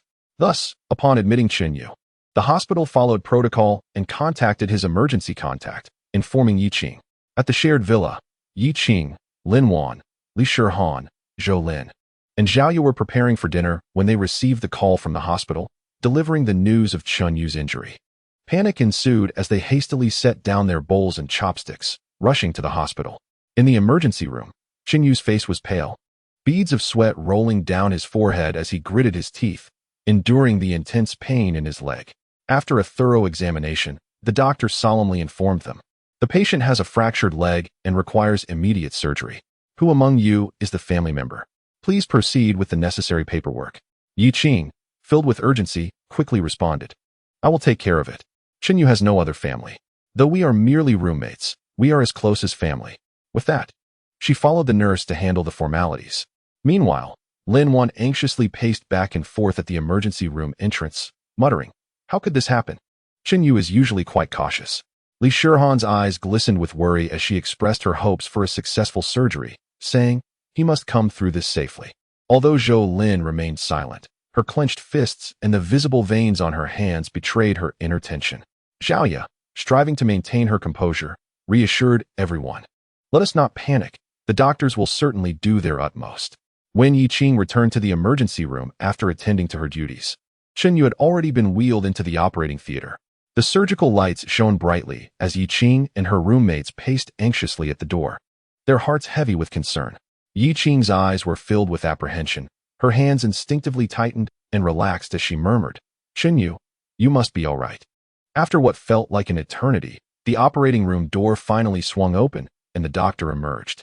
The group immediately converged around him, urgently inquiring about Chunyu's condition.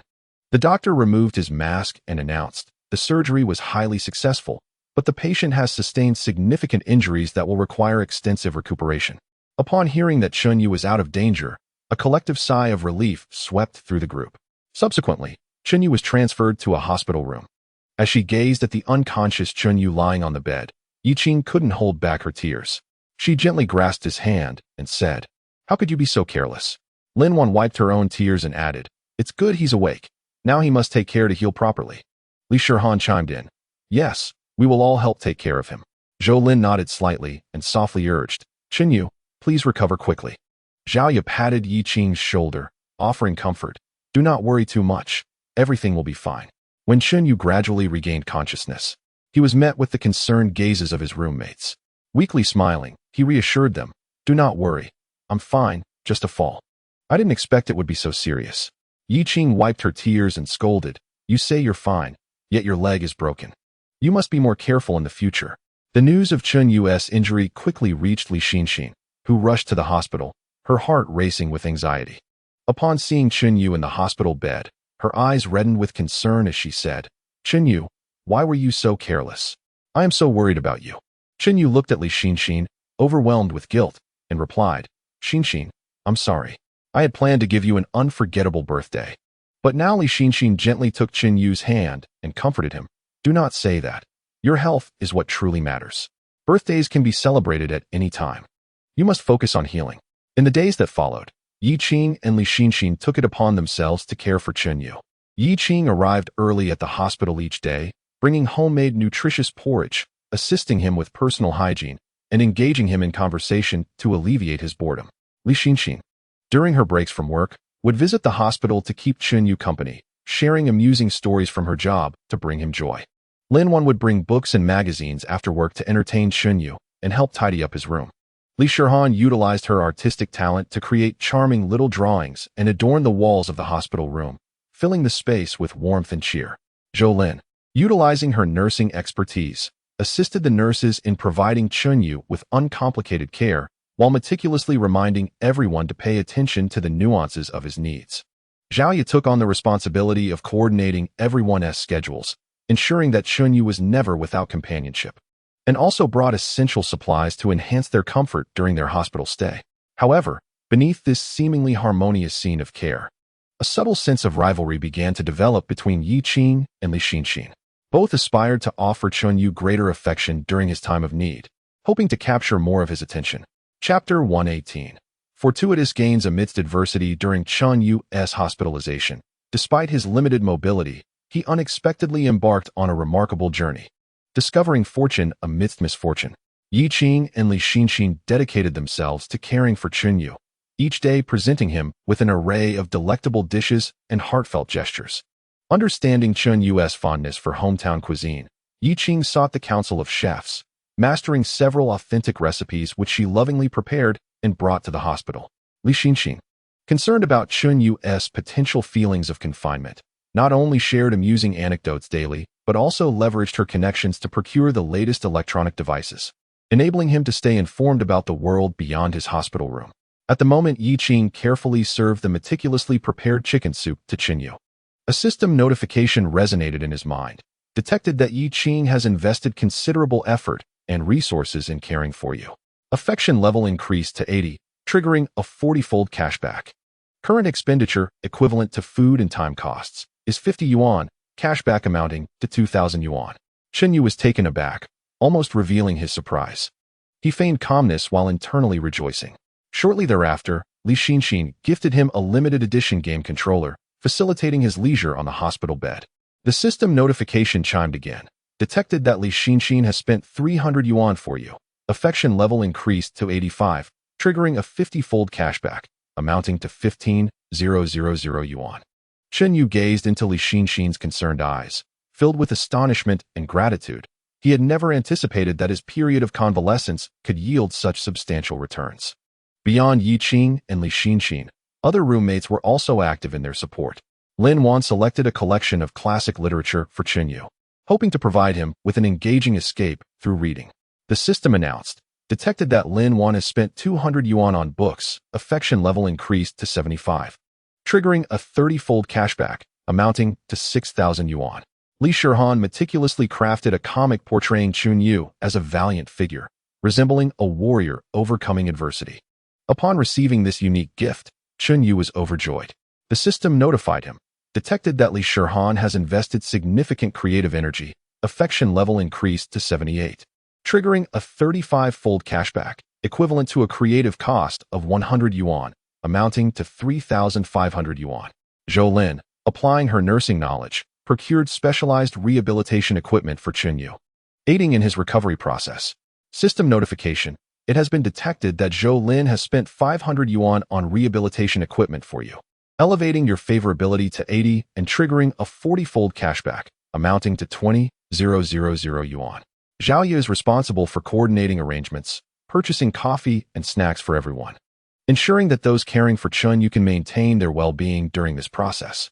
System notification, it has been detected that Zhao Ye has spent 400 yuan on you and the caregiving team, raising the favorability to 76 and triggering a 32-fold cashback, totaling 12,800 yuan. As the cashback amounts continue to rise, Chunyu's bank balance swells at an astonishing pace. Yet, he is acutely aware of the need to keep the secret of the system from others, and thus, he can only revel in silent excitement. In this room filled with care and warmth, Chunyu feels the affection of those around him while delighting in the unexpected windfall, silently hoping for a swift recovery to face the future with renewed vigor. However, the subtle rivalry between Yi Qing and Li Xinxin has not diminished with Chunyu's improvement. Rather, it intensifies alongside their growing fondness for him, leading to a quiet yet fierce emotional contest unfolding within the hospital room. Chapter 119, Recovering at Home. Strange moans at night. After a period of attentive treatment, Chunyu's leg injury gradually improved, finally heralding the day of his discharge to recuperate at home. His roommates and Li Xinxin had been busily preparing for several days, meticulously arranging Chunyu's room in their shared villa. They not only replaced the bedding with soft and comfortable new sets, but also filled the space with various nutritious items beneficial for wound recovery, enveloping the room in a warm atmosphere. To provide better care for Chunyu, Li Xinxin even rented the last vacant room in the villa and moved in early. Together with her roommates, she eagerly awaited Chunyu's return home. Upon returning to the familiar shared villa, Chunyu, seated in his wheelchair, was overwhelmed by a wave of indescribable warmth. Everyone cautiously pushed him into the room and gently settled him onto the specially prepared large bed. Yi Qing meticulously arranged the bedding for him, her gaze filled with concern as she softly advised, "You've just returned and your body is still weak. Make sure to rest well. If you need anything, don't hesitate to call us." Li Xinxin chimed in with a worried tone. "Yes, Chenyu. Please don't push yourself. We're all here for you and can help with anything." As nightfall descended, the clamor of the day gradually faded, enveloping the villa in tranquility. Chenyu lay quietly in bed, the intermittent dull pain in his leg becoming increasingly pronounced in the stillness, causing him to toss and turn, struggling to find sleep. Just as he lingered in a state between dreams and wakefulness, a faint and peculiar moan, like a strange thread, quietly wormed its way into his ears. He instantly became alert, discerning that the sound emanated from Lin Wan's room. In the profound silence of the night, the noise felt exceptionally jarring and eerie. Chenyu was suddenly taken aback, but at that moment, curiosity swiftly took precedence. He had always been filled with a desire to explore the peculiar and the bizarre.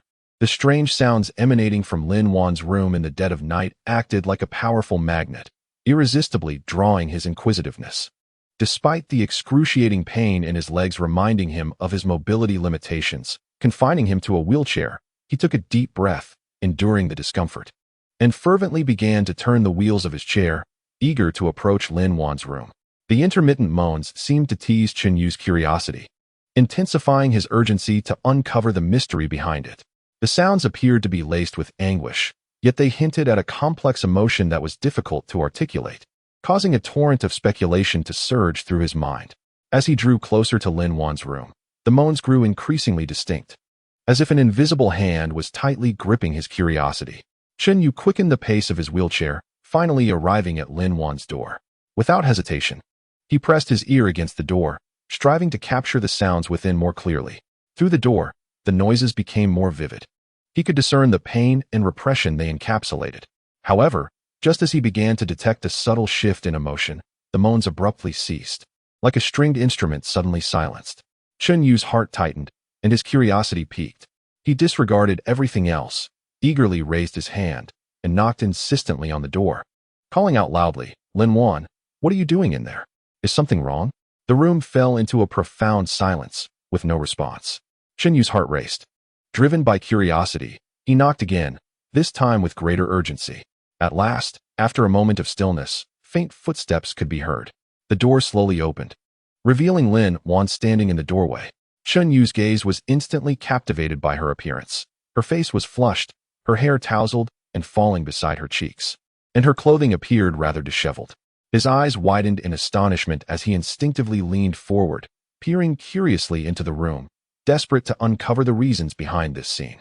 At that moment, it seemed the lights in the other rooms of the villa flickered to life, roused by the commotion.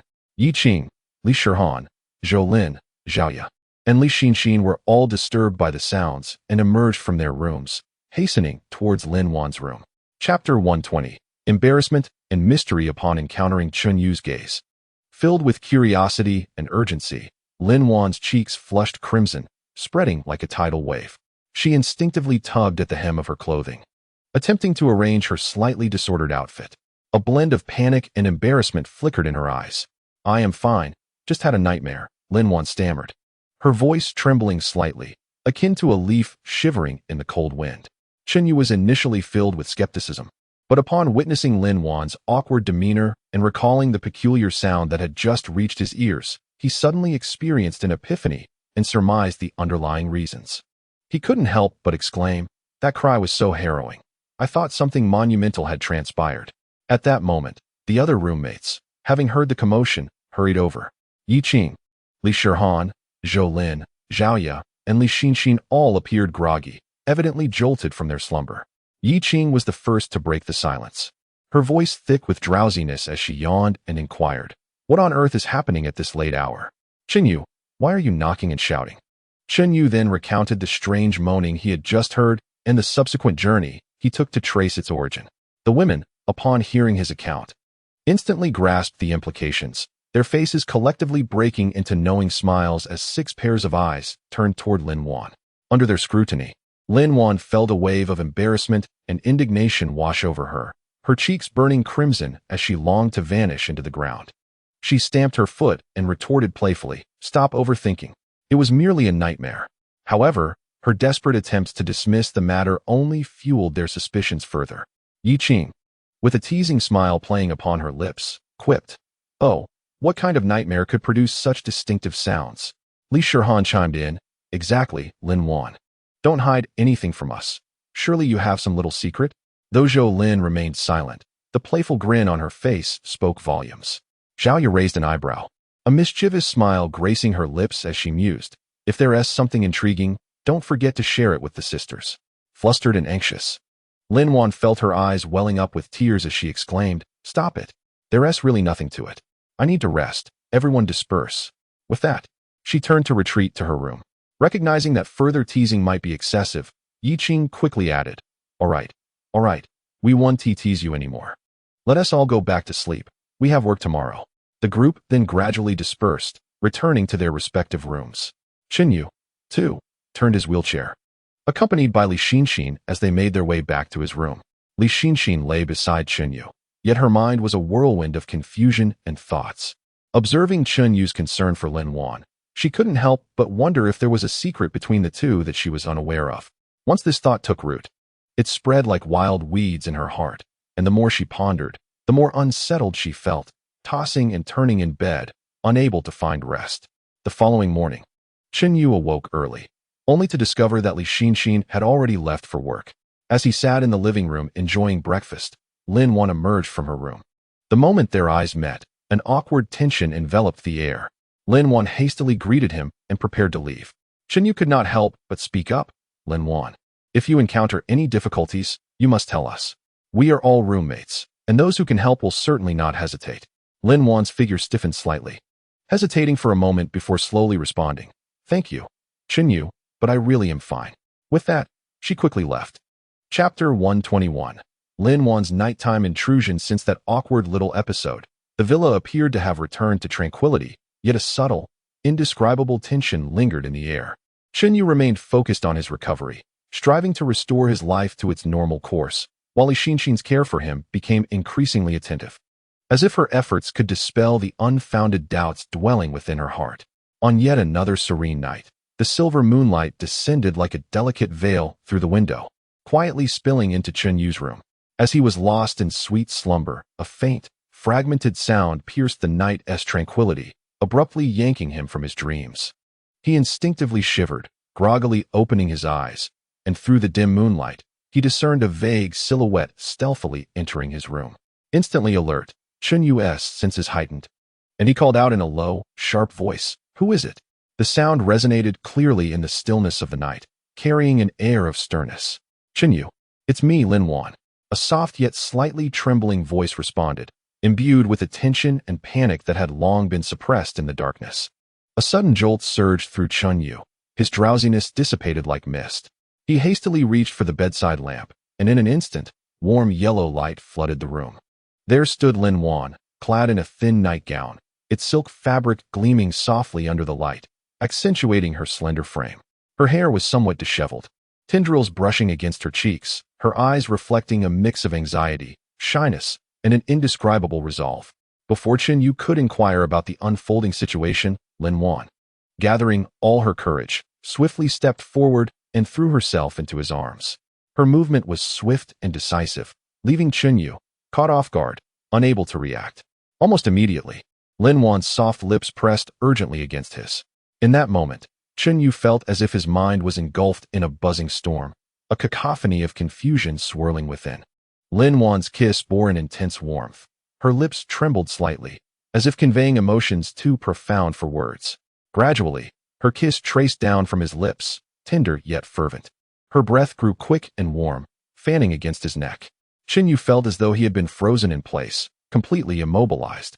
He widened his eyes, shock and disbelief flooding his expression, unable to fathom that Lin Wan would dare to make such a bold and unexpected move in the stillness of the night.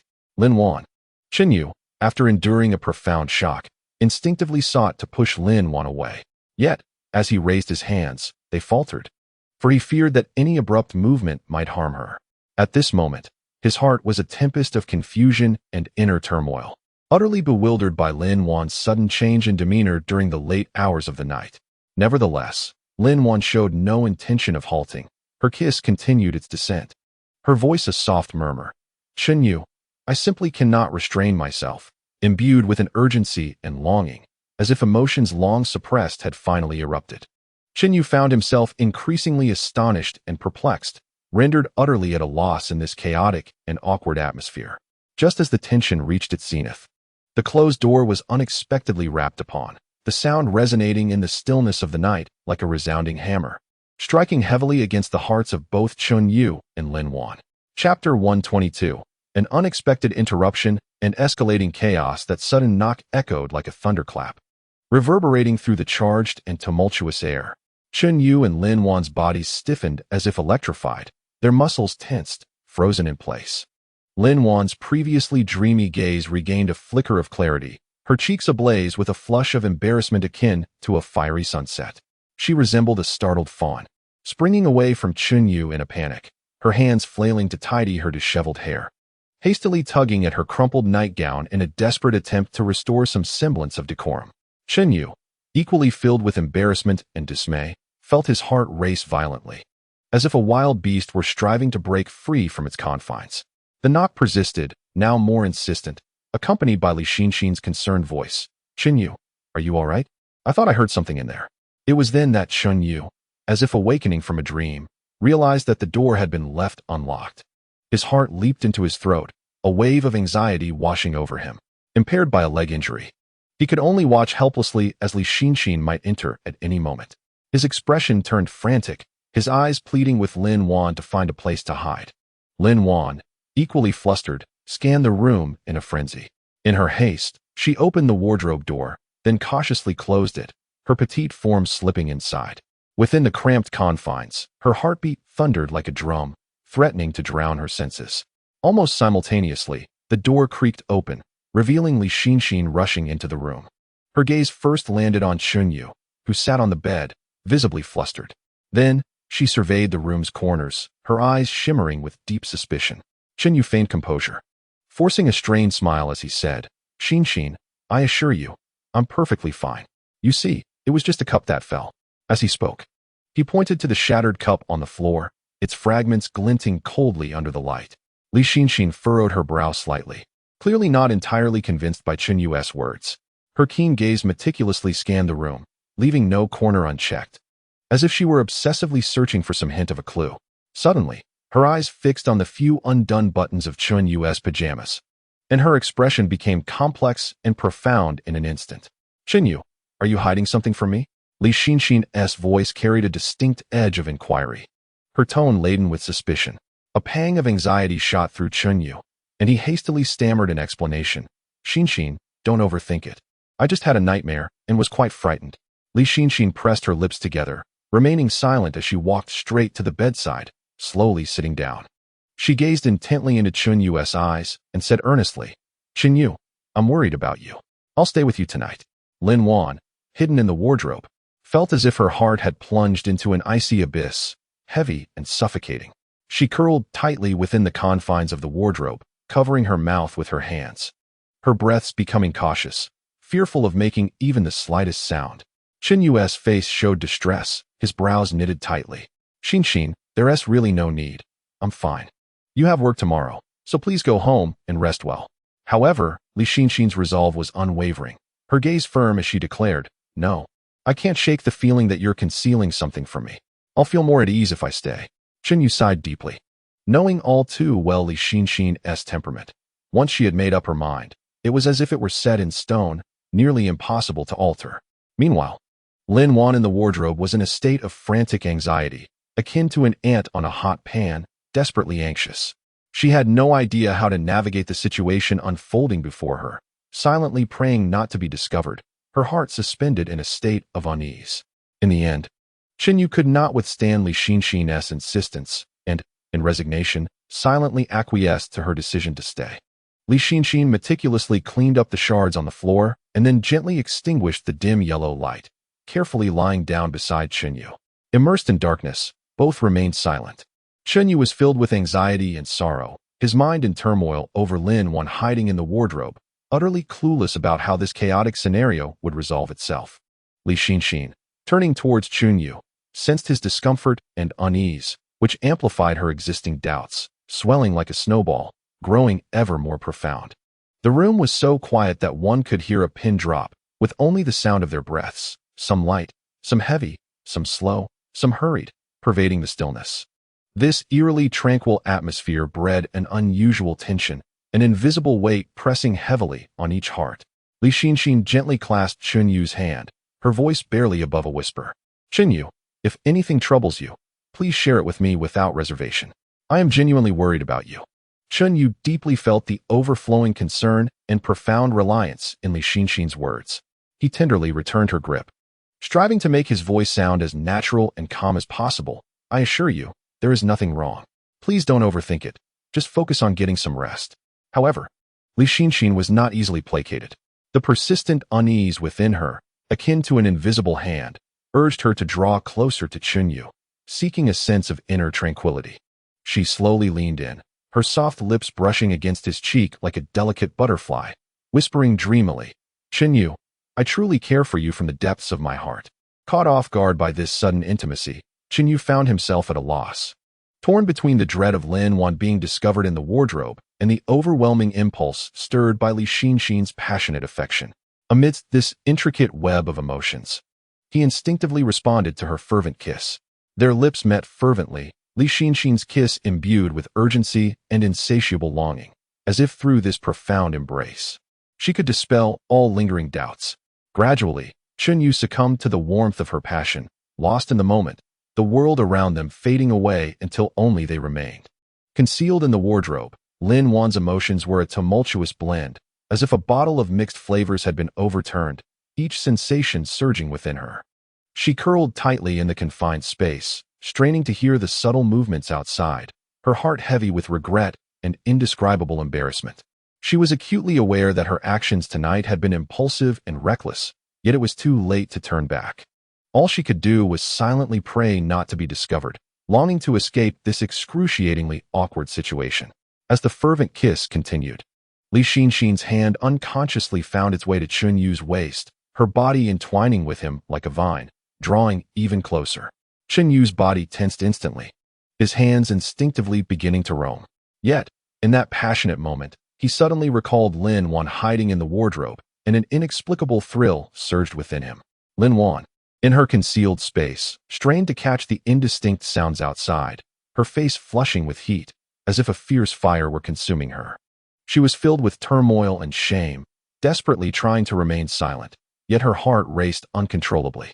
At that moment, however, her legs grew numb from maintaining the same position for too long.